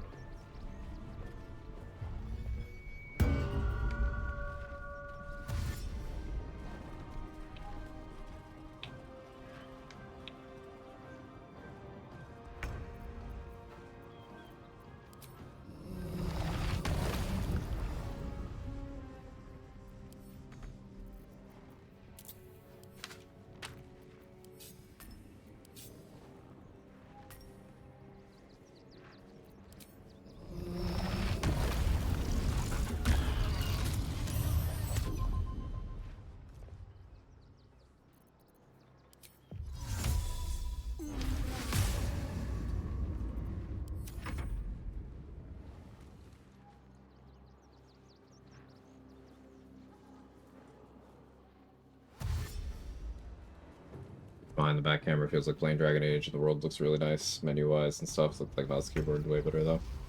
Yeah, I tend to prefer the menus here from what I've seen of the other ones. Apparently they're making Baldur's Gate 4. I would take that with several grains of salt. I've not heard anything. Not really looked, but I would remind everyone that Baldur's Gate 3 being one of the best games ever made, and also coming 23 years after Baldur's Gate 2 in terms of real time. 23 years. Not saying it needed to take that long, but it certainly wasn't rushed. And this game is only 2 years old.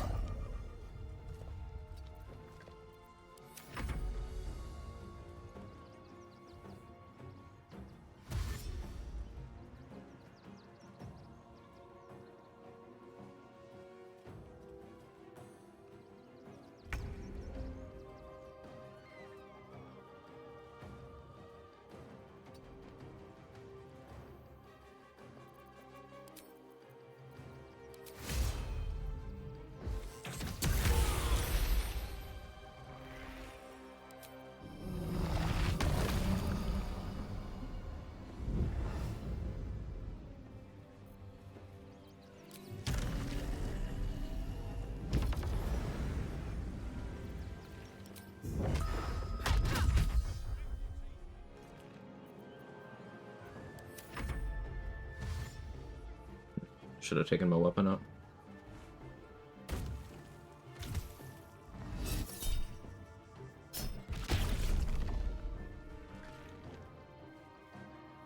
That could have killed me.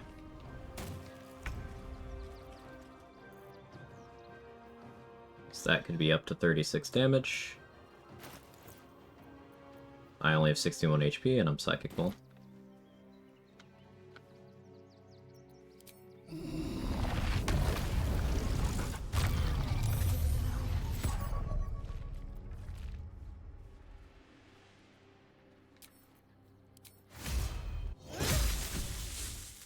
Like no damage. Definitely I'll hold that a little longer.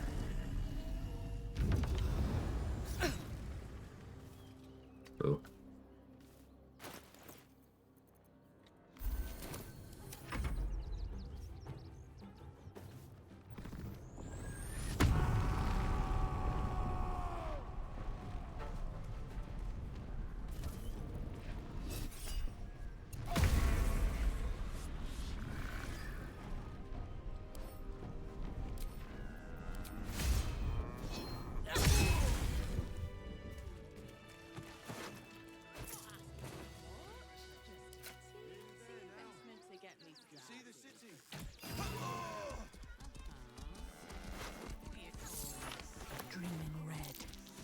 See, those animals are out of the selfish pawns who... Oh. Yeah.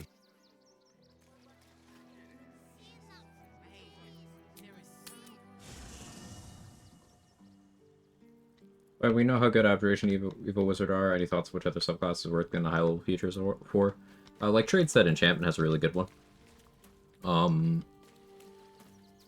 Necromancy, I don't really think you need to go past level 6, but level 6 for Necromancy is huge.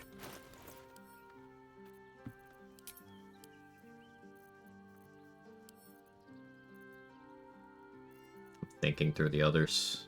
Transmutation has a decent level 10. Same with Conjuration. But I'd say those are much weaker cases.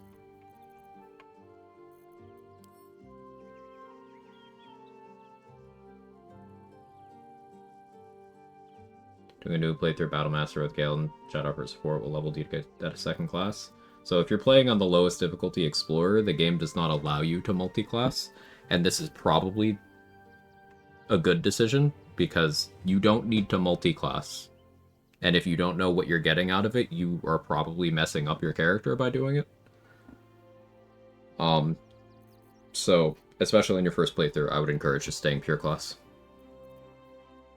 You might see some people on the internet say that multi-classing always makes your character stronger. It doesn't. It can make you weaker, depending on what you're doing.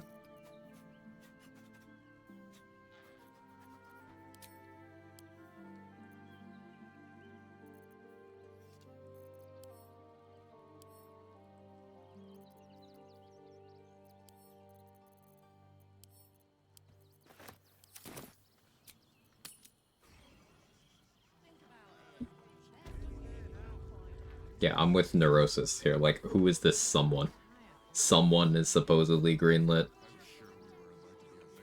So, supposedly someone secretly is making this next one, the mods on this playthrough, minor mods, nothing major.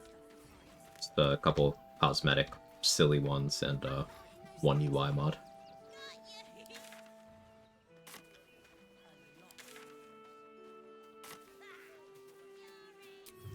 And I can't stress enough that I do know, like, trust me, I love BG3.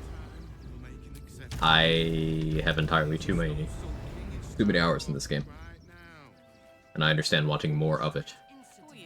But the scramble for a sequel, dial that shit down.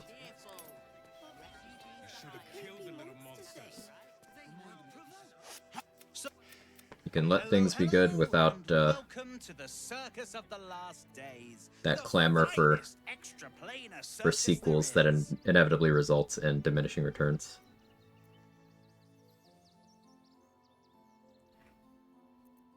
Oh, that's a first. Usually I'd allow you in, but in these times, I can take no chances. Move along. No circus for you.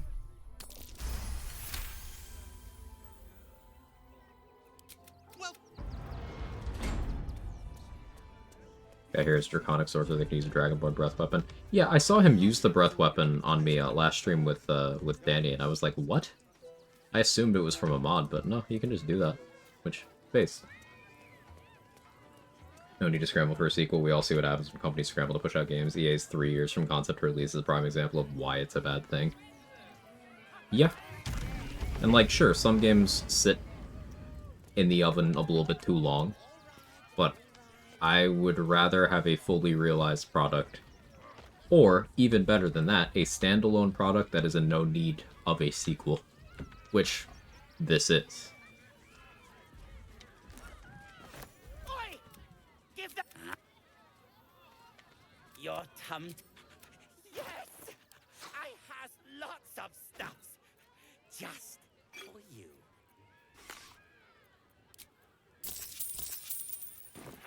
Bye-bye! Sequel to BG3 is irrelevant. More interesting would be what Larian does next. Yeah. This was my first Larian game, and I will definitely be picking up whatever they do next as long as they continue to do business the way they've been doing it.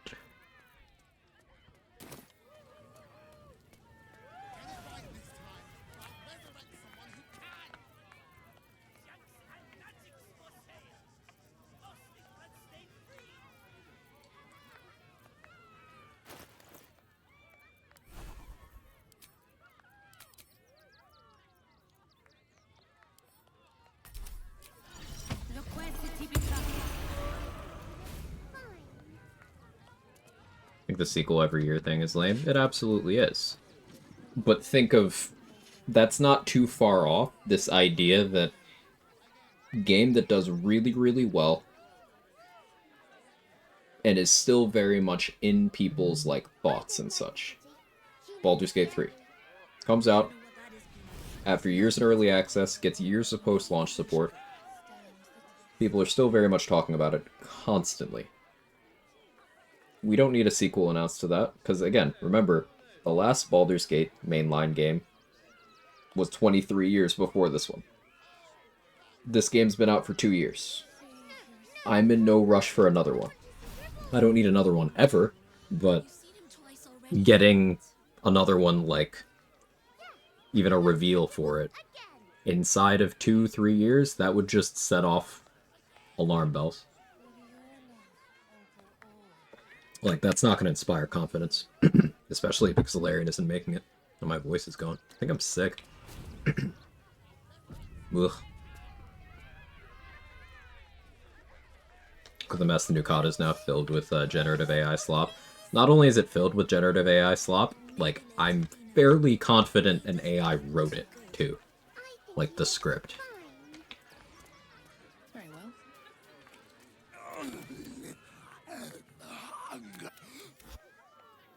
What's generative AI? So, generative AI uses prompts to effectively compile works of other people and present it as a new thing. So if you've heard artists criticize generative AI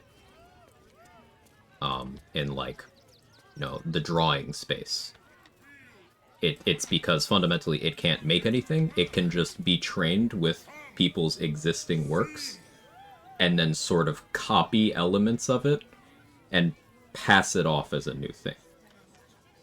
So it's not like a person making it. It's a person typed into a text window is like, do this. And then the computer did a thing. And they're like, here you go. I made this. It's like, no, you didn't.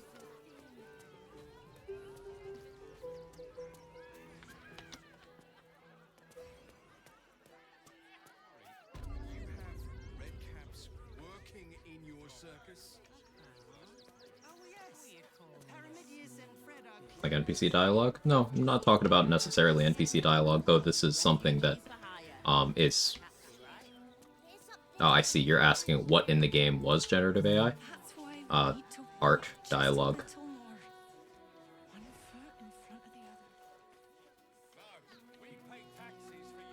Wonder who's actually going to make the next Baldur's Gate if it isn't Larian, because WotC said they want to make more. WotC says a lot of things, I'm Necrotic.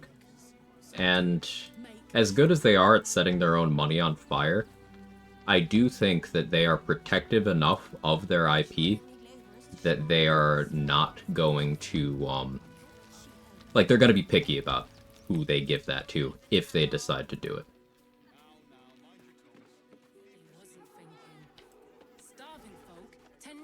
Like, again, no love in my heart for WotC, but, like, they're very protective of their IPs.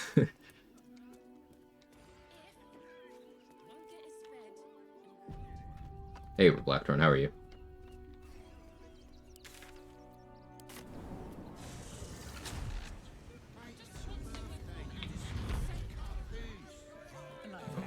Oh yeah, I was supposed to go to the Open Hand Temple, I just forgot.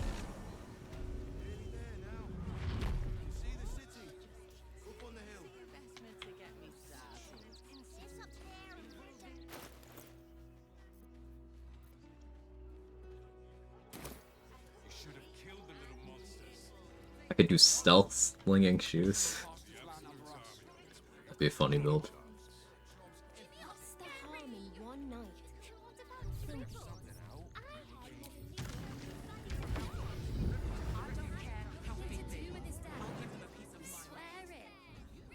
Actually, Trader, you still here?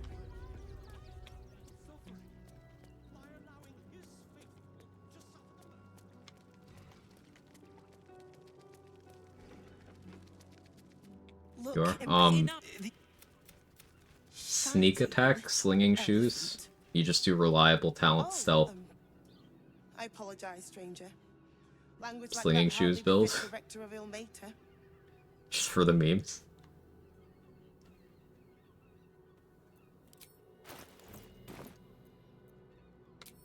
Investigator Valeria thinks it's a murder. Feel free to look around.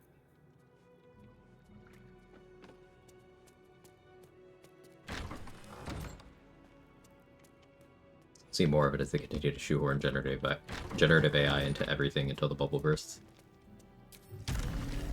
Can't be soon enough.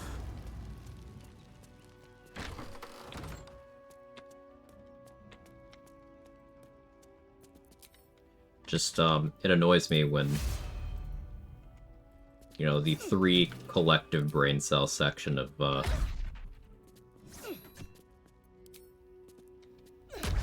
the broader online discourse about things like generative AI and gaming gets hijacked by dumbass talking heads like Shroud, who were like, we can't let Expedition 33 win Game of the Year. It's gotta be Arc Raiders. I'm paraphrasing, but he said it along those lines. It's like, okay, so enjoyable, but ultimately not needle-moving extraction shooter plagued by controversy about its use of generative AI, and it's far from the first popular shooter like that. The Finals also comes to mind. That versus game created as an art form, overwhelmingly positively received by everybody who's consumed it, already sweeping award season. the second game in 3 years to really prove that there is a market for turn-based narratively rich RPGs, even outside of spaces where people already play those. I'm not saying no other turn-based RPGs that are narratively rich and were good came out in that time. It's just BG3 and Expedition 33 both did this thing where people who don't play those games played those games. Comparing those two things doesn't make any fucking sense. But there being a conversation where there are people making that comparison will absolutely reach the ears and chalkboards of dumbass fucking C-suite members who just do dumb shit in the industry and think that people want exactly the opposite of what people actually want.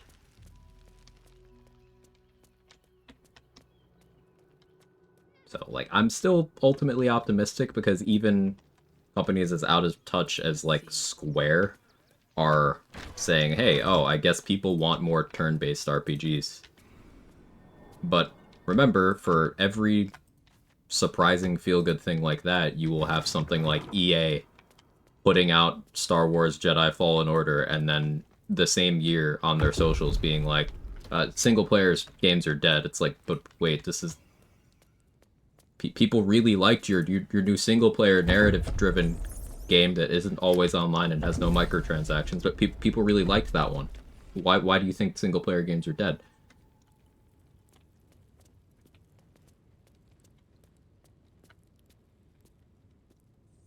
Can't risk being in open view. On my way. I assume you've done it, but are there any fun long rest challenges? Like limiting your long rests? Yeah, you could do a bunch of really good things. Is Expedition 33 needle moving? Absolutely. You can do no long rests except for the ones the game forces on you. That's the extreme option. I also did a run where I did no long rests and no short rests, and also no simulated long rests or short rests. So the only ones I got were the ones the game actually forced on me. That was a cool run. It really gets you in a space where you value certain resources a lot more.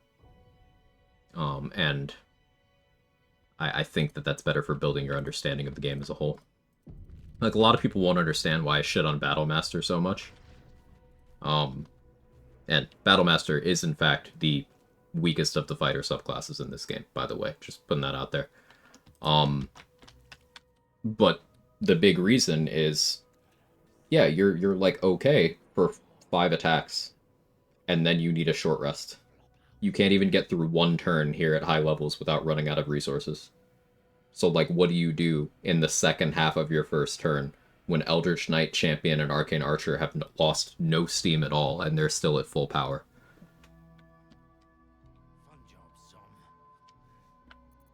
And that's the first turn of combat, by the way.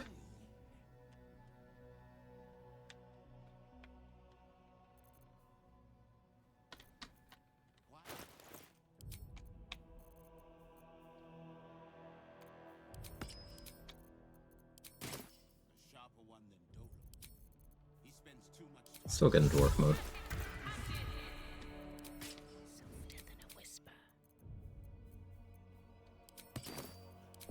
Use the Ring of Shadows here. Just out of view. Too risky ring.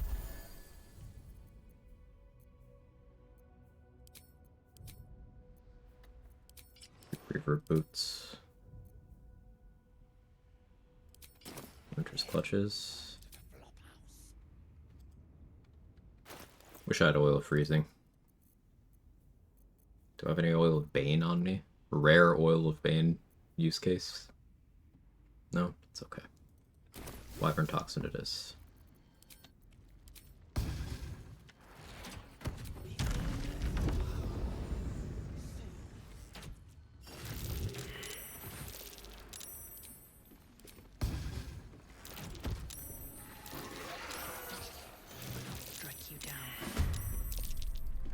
Health failed. Ah, rolled a 1. That'll do it.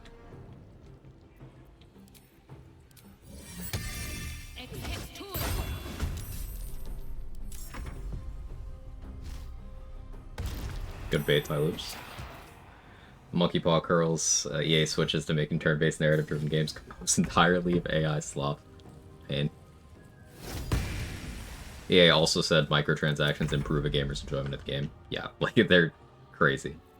And that's not going to be going any better with their recent acquisition. Just worth mentioning. That problem is only going to be getting worse.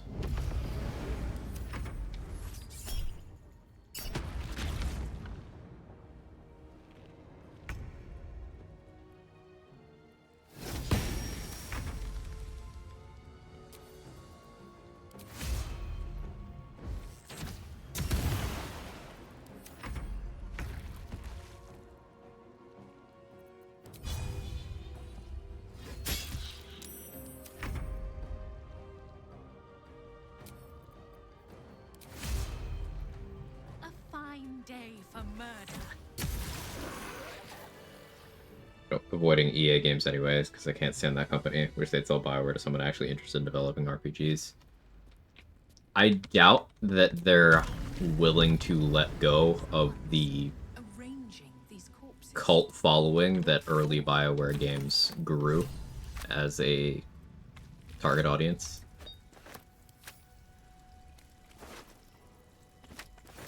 Because it's mostly people vaguely our ages and older who were around for BioWare's heyday. So, people in their 30s, 40s, 50s, 60s who have played things like Dragon Age Mass Effect, Jade Empire, the OG Baldur's Gate games. You know, people who have memories that go back that far are still at least going to pay attention to something that has BioWare's name on it. And EA will never give that up willingly. Not until they're finished dragging the studio through the mud. Which, give them like 2 more titles, and I think they can do it.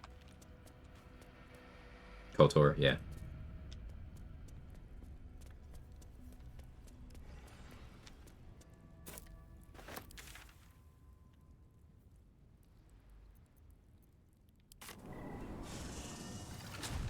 I think the KOTOR remake was cancelled. I think it's been in kind of limbo. I think it's that soft cancellation, which is probably even worse than it actually being cancelled. I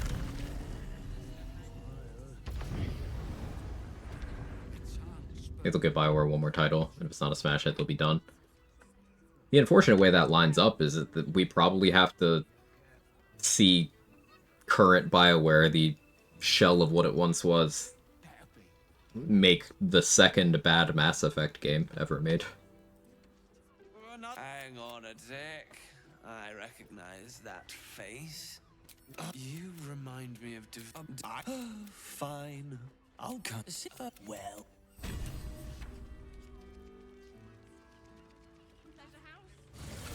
Do insane shit for a well-written finish, turn-based KOTOR 3.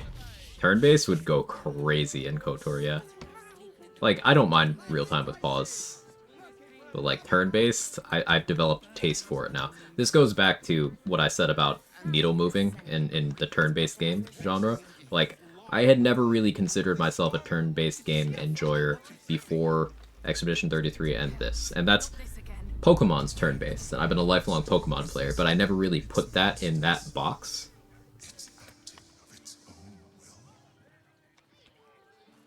Sorry, chum, can't let you through. What?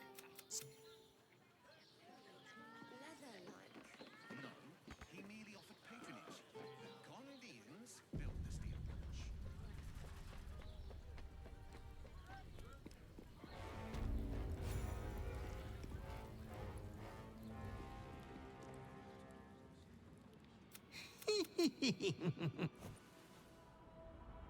I like turn-based JRPGs back in the day, but they're not as popular anymore. Hey, the most popular JRPG currently out there is French. You have excelled in base villainy. For she who fights with monsters should look to A recent Final Fantasy real-time with pause, I think. Yeah, Final Fantasy, I've not played Final Fantasy games, so correct me here, but they've, by all accounts, gone more in the action RPG direction. I've heard I would like Final Fantasy 16, just I still haven't gotten around to playing it. And you Ben Starr's in it, so you know, more reason to like it. But another seeks to disinherit you. Do not let her be your death. Your father loves you. You have already made us so proud. Slaughter your line. Become the last of your line. Lord Baal shall have but one chosen. I've heard of Final Fantasy Tactics. Blood back, snatches of your story. You all is Yeah, good job greater than remembering could have Snatch. dreamed. Yeah. You are a for the crew that did you today. Halt! We do not know how you gained entry. The what? Allow me to. From Gortash. Wonder if there's a way to attract players from other genres based on Quag's mention of Pokemon. I think when you have, like, this is gonna kind of echo off of what Sven said with the Larian acceptance speech at you know, the Game Awards. Like, the key is just making something you really want to make. Like, people can tell. Like, make something that the entire team is enthusiastic about making, wants to make, and do that thing, like, with the level of detail that you want people to see, and the thing that you pour your heart and soul into. It's just got to be a high-effort project. Like, genre, things like that, just, I think those matter less, because, again, more stuff that E33, BG3, and to include more games like that. The first Hades game in particular was this for the roguelike genre for a lot of people, I've noticed. Just like, it will have such a level of impact that people even outside of your target space notice. So really, someone could make a fantastically crafted game at a genre I've never consumed, but if it makes enough waves, I'm willing to try it. And you never know. If it's good enough, if it feels like it's high effort, then maybe I start looking for more games within that genre. It really just boils down to fucking try.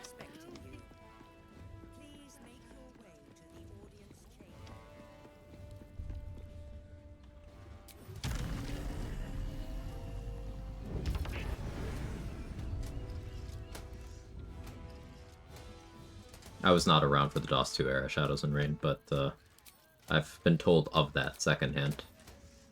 And that was probably a very big contributing factor in Larian being chosen to do BG3, right?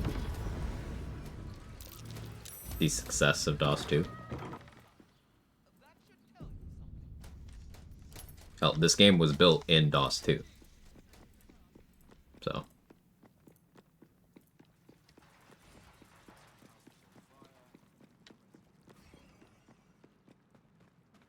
calls for careful footwork.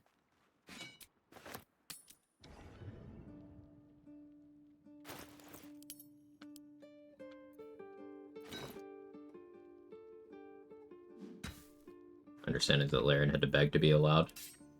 And I think that having something like a very popular, very well-received RPG under their belt in terms of recent projects probably helped. It's speculation. But I'm comfortable speculating about them. Surely I'm just gonna roll good, right? Yeah. Elden Ring was great, my first Souls game. Elden Ring did that for a lot of people too, for the Souls genre. That's another good example. Should mind my step. First Souls game for a lot of people.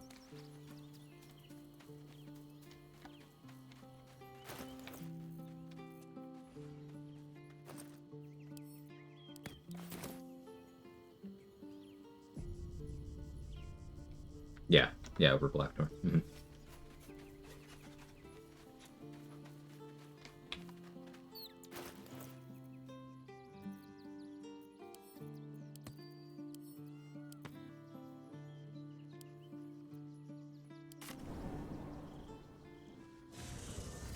So playing this currently, this is Elden Ring, the best game releases in a while. There's lots of other good games that have come out in recent years.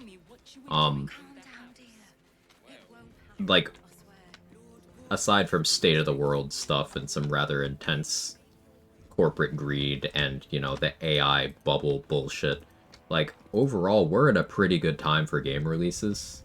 Just the last few years, including to now. Like, remember, we had Elden Ring, God of War Ragnarok, and we had, like, Stray, BG3, Remnant 2, Elden Ring DLC, Risk of Rain 2 DLCs. A lot of games in the indie space did well. Hades 2. Sifu was an indie game I really enjoyed. Here in 2025, Expedition 33 is firmly in one of my favorite games ever category. Resident Evil 4 Remake did well. A bunch of good remakes. Like, I have that prejudice against remakes too, but there's been some pretty good ones. Resident Evil 4, Silent Hill 2, Oblivion. Bad ones, like, whatever the Fallout 4 re-release was. The, Gen 4 Pokemon game remakes were not really well-received either. Like, of course, there's still stinkers, but there is a lot of very good games coming out. And I know it's hard to maintain positivity about game releases when you do have sloppy dog shit like Call of Duty. Oblivion Remake's fun but very janky. You've described every Bethesda game, except some of them are janky without being fun.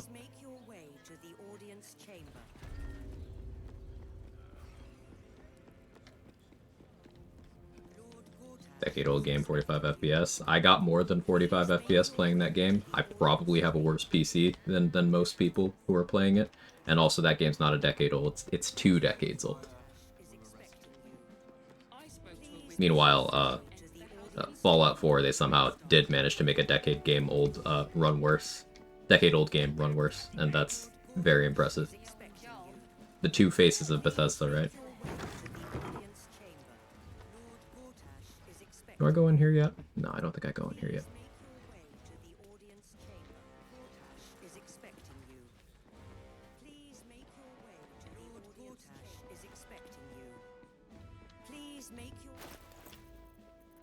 What other stuff's come out in recent years? I still haven't played Alan Wake 2. I've been meaning to. I loved Control, so I really should play Alan Wake 2. Do I care about Humble Baldwin right now? Not really.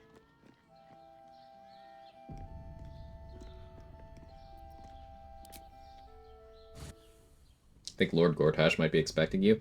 You sound crazy right now.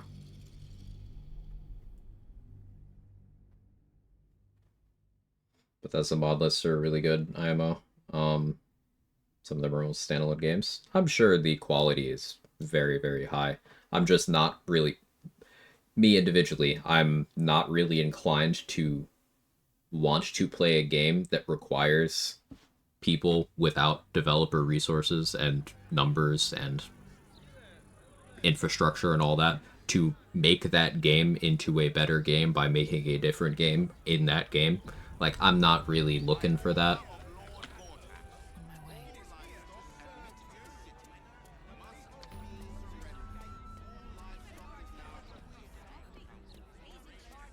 Diablo 2 Resurrected was good. Shame about the whole, you know, Blizzard being Blizzard thing. But, yeah. That can go in the good remake pile.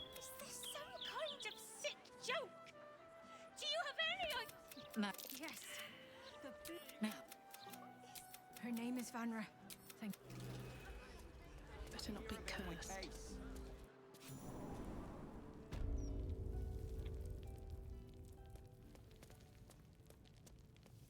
Here's the thing, I thought I would hate Night Rain because it's reprocessed garbage, but I love it despite being reprocessed garbage, so that's neat. That's cool. Dead Space remake was great, yeah.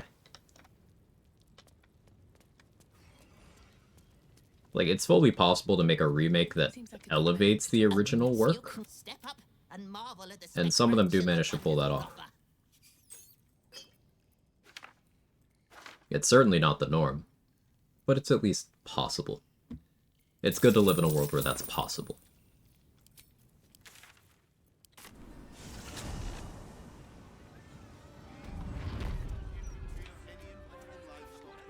Seems like a lot of remakes coming out. It's trendy.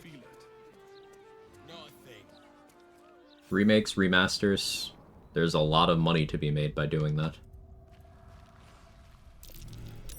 That's curious.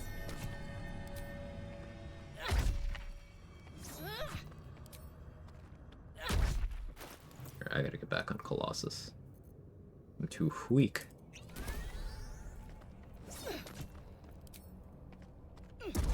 Oh, and I need that too.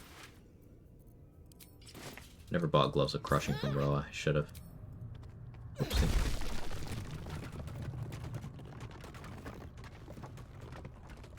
People are nostalgic for all the games, I guess.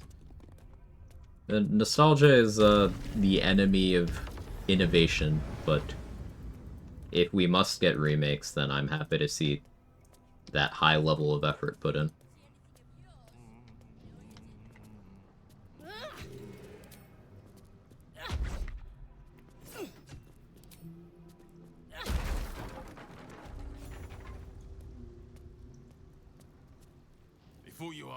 Dragon Age Origins remaster that'll probably never happen. Man, I would pay a lot of money. Too much money.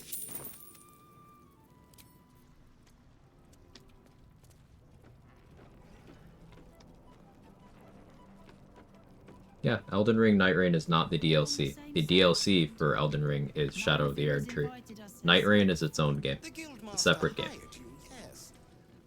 Ready to do some business? I survived the hells when Elderwell fell. Compared to that, slipping out of Moonrise was child's play. This Stone Lord, you mean? Which is exactly why your boss hired. Victor isn't himself, so I'm running the shop. Can I afford this? Buying or selling? No. Come back later.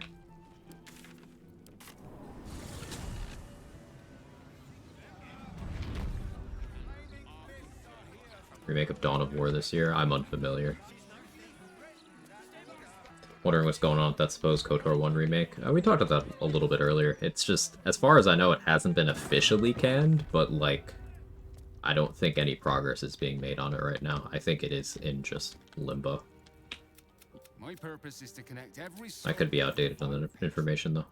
How could I do that if I couldn't distinguish what deities they serve?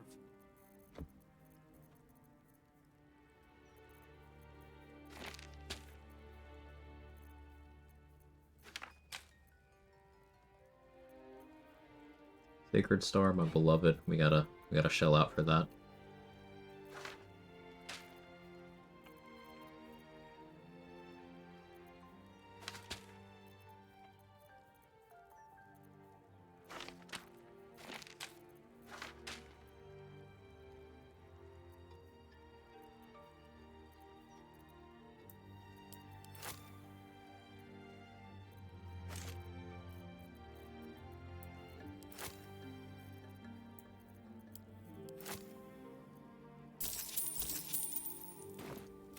Change.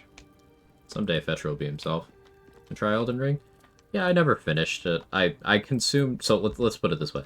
The year Elden Ring came out, it was my most watched category on Twitch, because a couple of channels I follow are Souls speedrunners. So I really enjoyed watching, like, the journey of speedrun tech discovery in that first and even the second year as well. So I watched a lot of that content. In terms of playing it, it's something I definitely have more fun watching than playing. I never finished my first playthrough. I'm like, I don't know, somewhere tail end of Liurnia or something. Like, not very far in. It's just not something I have as much fun playing as I do watching. I'm gonna try Pathfinder Wrath eventually.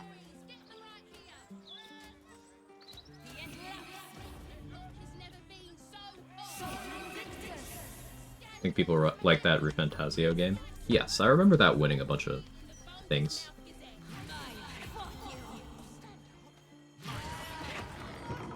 RPG? Yeah. I know that noble stock you gave me. Take your pick.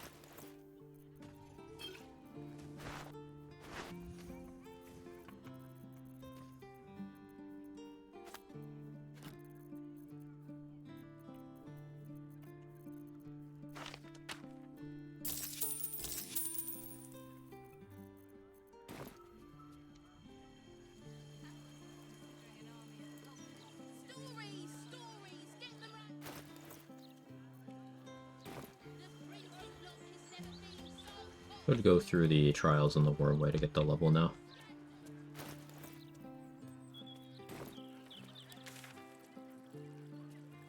Guess let's do that.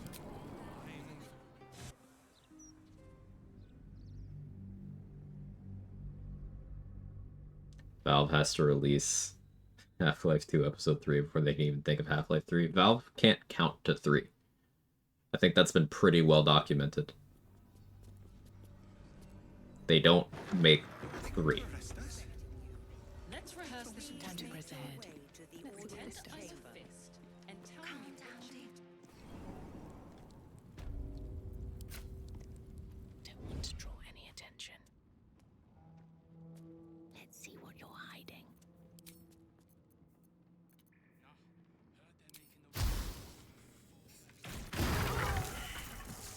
Oh.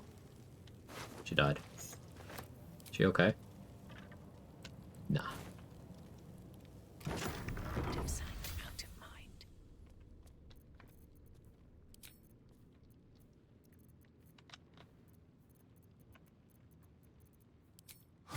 Free for the taking.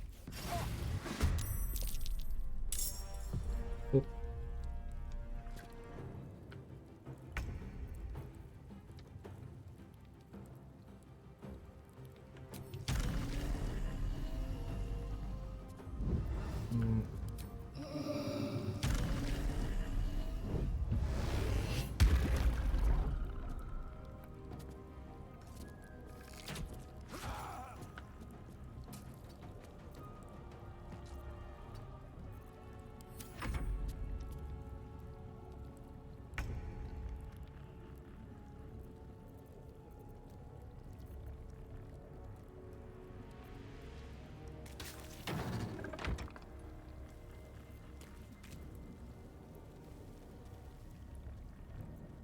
I don't want to do this.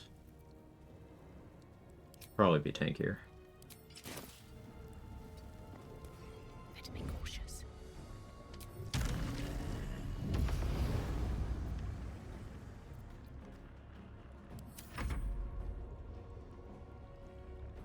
I think of socials like Instagram, one of the worst things that ever happened to humanity.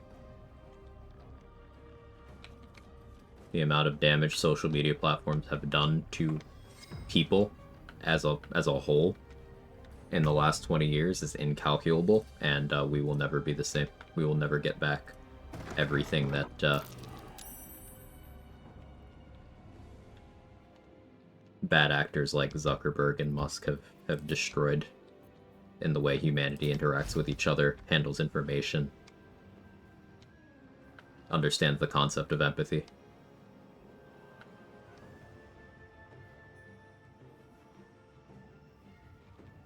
Carefully now. Ooh, those many target Blightbringer arrows, that's fucking filthy.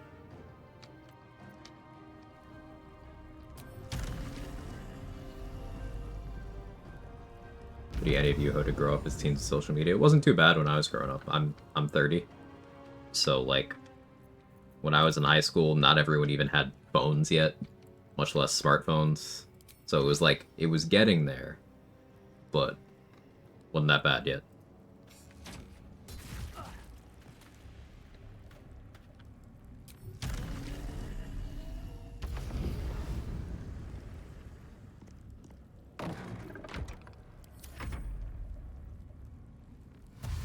Regular bullying was enough for me, thanks. Yeah, that's all I had to deal with. I didn't get cyberbullied. Just the regular kind.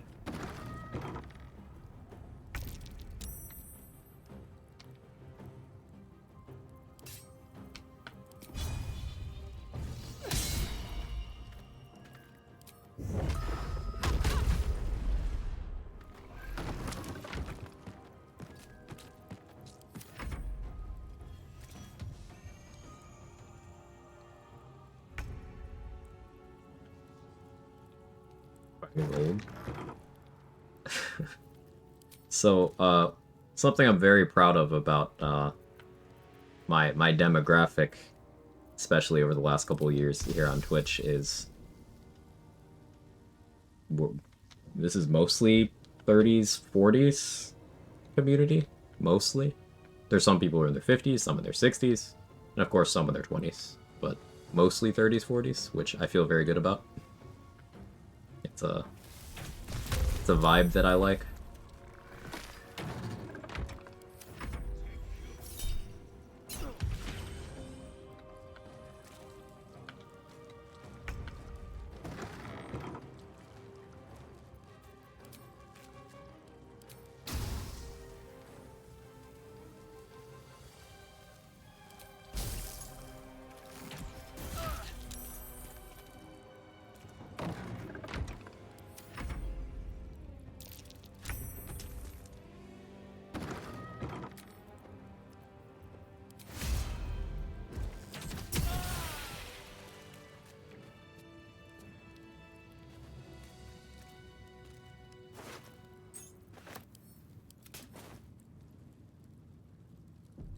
Light on my feet.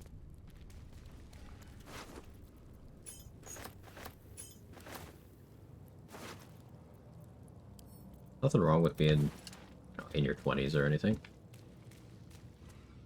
It's an 18 plus community, so as long as you're over that number, you're good. But just talking about like observations of the regulars and whatnot, and the nature of conversations we tend to have.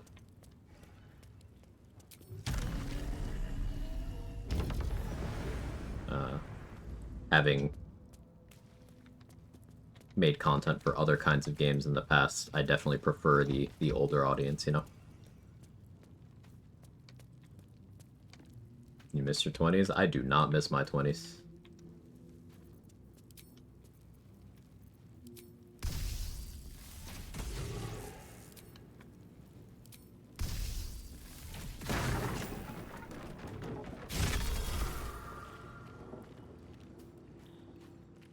Anything of use? Early 20s are fun. The first couple years of my 20s were fun because, as Danny said, early 20s, well, I was a moron.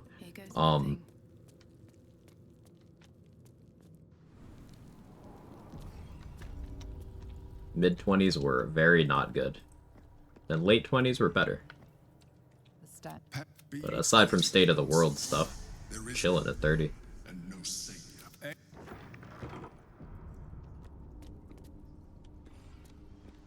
Incredible. How old is this place?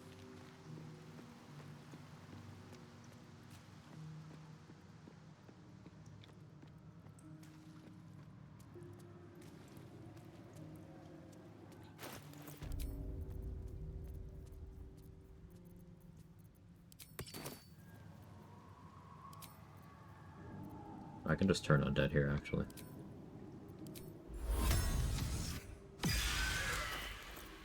Dishonorable judge was banished, but judgment must still be passed.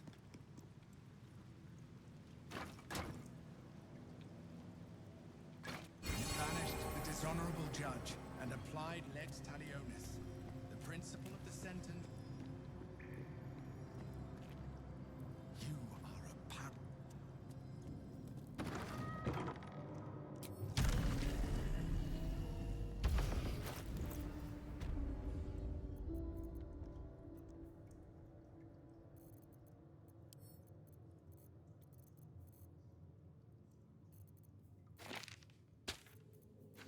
Let me roll good.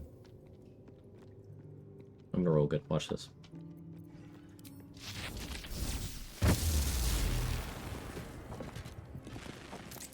I rolled good.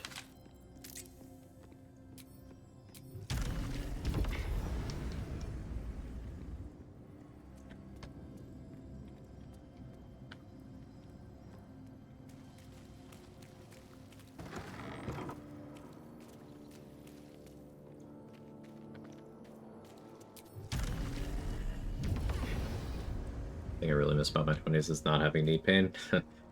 I got diagnosed with rheumatoid arthritis at age 7. I don't remember not having knee pain.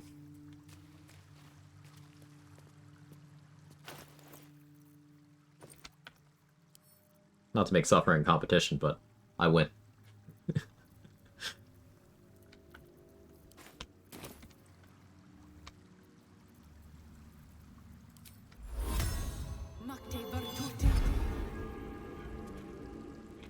Take the torch.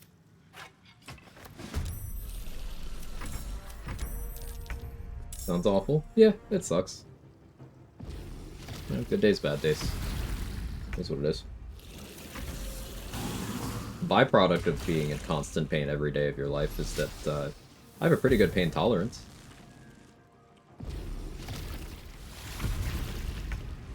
That's fun. Can they treat that? It's not curable. It's just something you manage.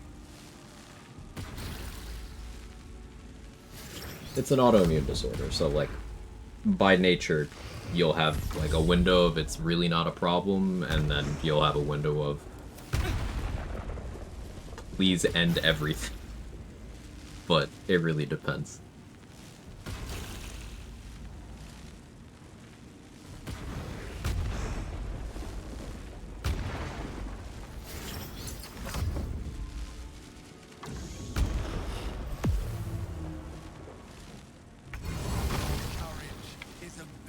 Hey, Neurosis, thank you for the 200 bits. I appreciate that. That's very kind of you.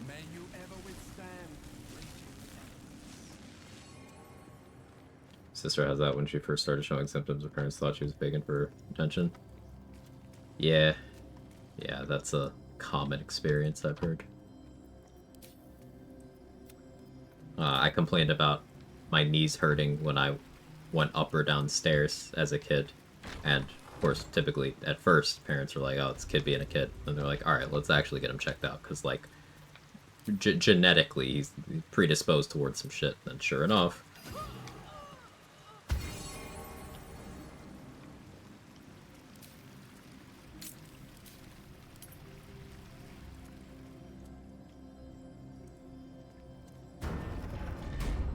Your immune system busy enough to piss off, damage done already. It's a degenerative disease. So like it doesn't get better. You can just slow down it getting worse. What?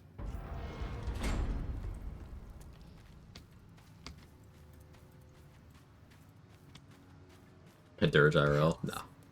The great worm is nothing but bone. Must be rare at that age. It's not terribly common, no. What's the average age of the players at BG3? That's a good question. I wonder if Larian has those analytics. I wonder if they like could share those though. It's probably like privacy concerns.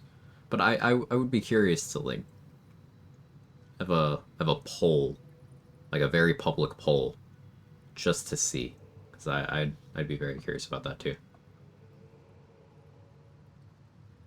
Steam maybe yeah. Go by Steam accounts, like give an age there.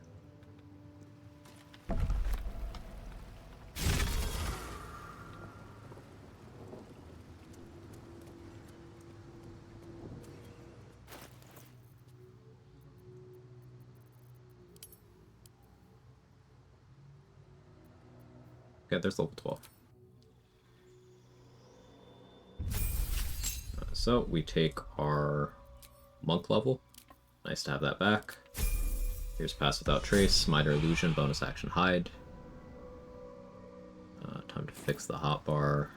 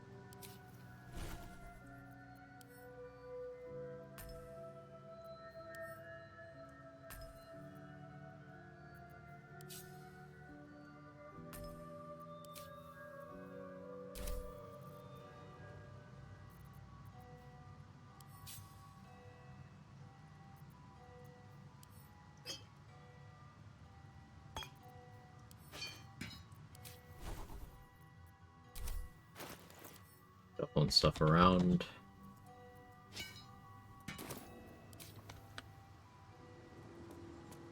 Here's a hot bar you can fix. Ooh, how hot? Is it an open bar?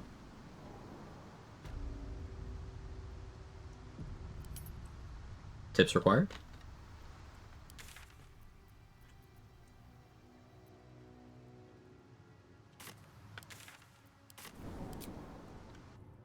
Let me update that builds command.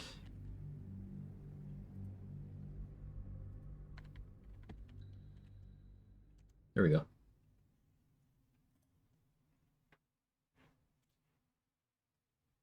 Am I constantly weak if I'm constantly in pain? I mean, you could gas yourself up and be like, no, actually, it's a buff. It's like, you know how raging barbarians have to like either do or take damage, or, like attack or be attacked to maintain their rage. You're just maintaining your rage.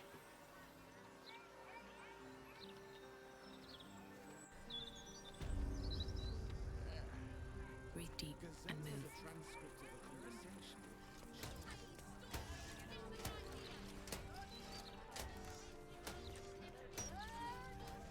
7 was misdiagnosed, experienced temporal lobe epilepsy causing horrific hallucinations for 9 years. Oh, I can't imagine. That sounds horrifying. Please, I need to drop rage. I have so many stacks of frenzied strain.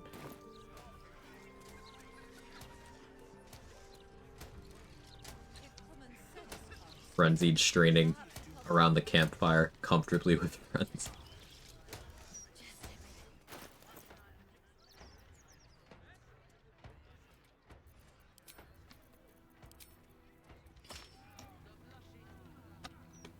Bonuses does IRL Rage grant you? Disadvantage on wisdom checks.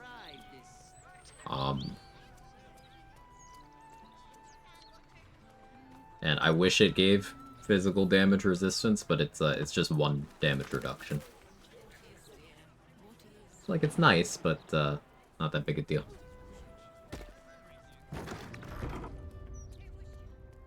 I should speak up.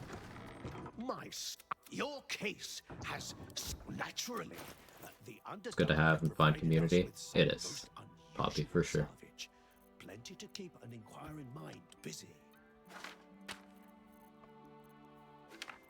And that's something that, in my time being as online as I am, though I'm less online than I used to be. I don't do, like, the social media things anymore, which has been very liberating. But it's something that's made itself clear as something that's important to me.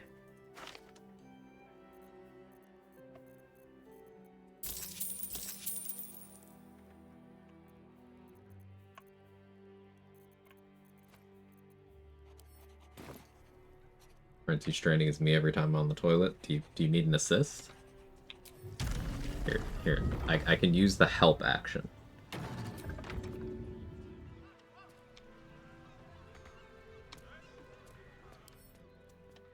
Why does this guy get Eldritch Spirit? We don't. Happy you're here? Likewise. Why can't we have Eldritch Spear?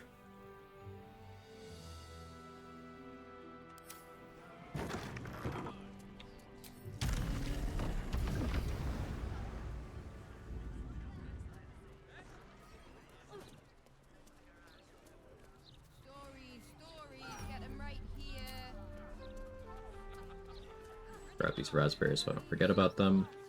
Long weapon life. 9.5 hours. It's a while. Kind of want to hit the mirror still, though. I can wait. I don't need to rush.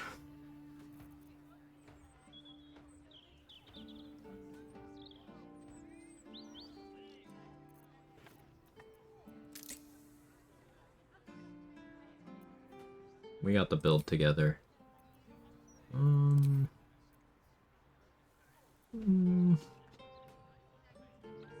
maybe there's a case for Helldusk Helmet if I want to keep my Monk Unarmored movement on. It's very minor. But maybe. Let's do that for now. There's still that. I'm just making sure I prevent a gear incident next session.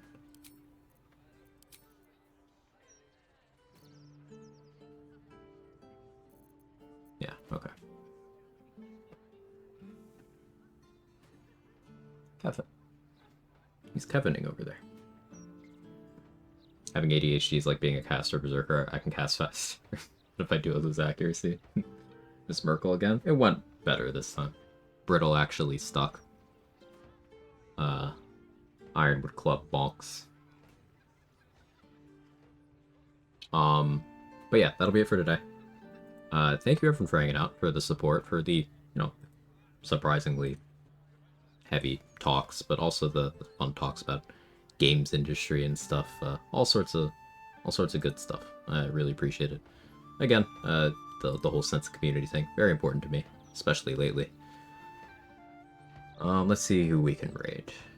Oh, we can raid Sunrun. I don't think I've raided Sunrun yet. Maybe once? I don't think I have. Glad to be able to. I'll be live tomorrow.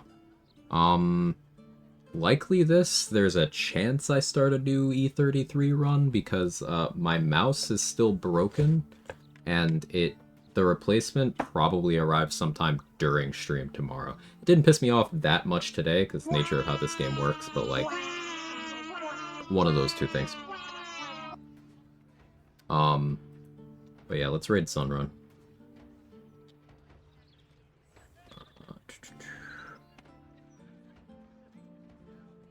If you have my emotes, feel free to jiggle. If not, that's okay too. Probably finish this run up in like, I don't know, two more streams? Probably 2 more streams. But yeah, everyone go get some water and a snack. It's a good idea. I'll see y'all later. Bye-bye.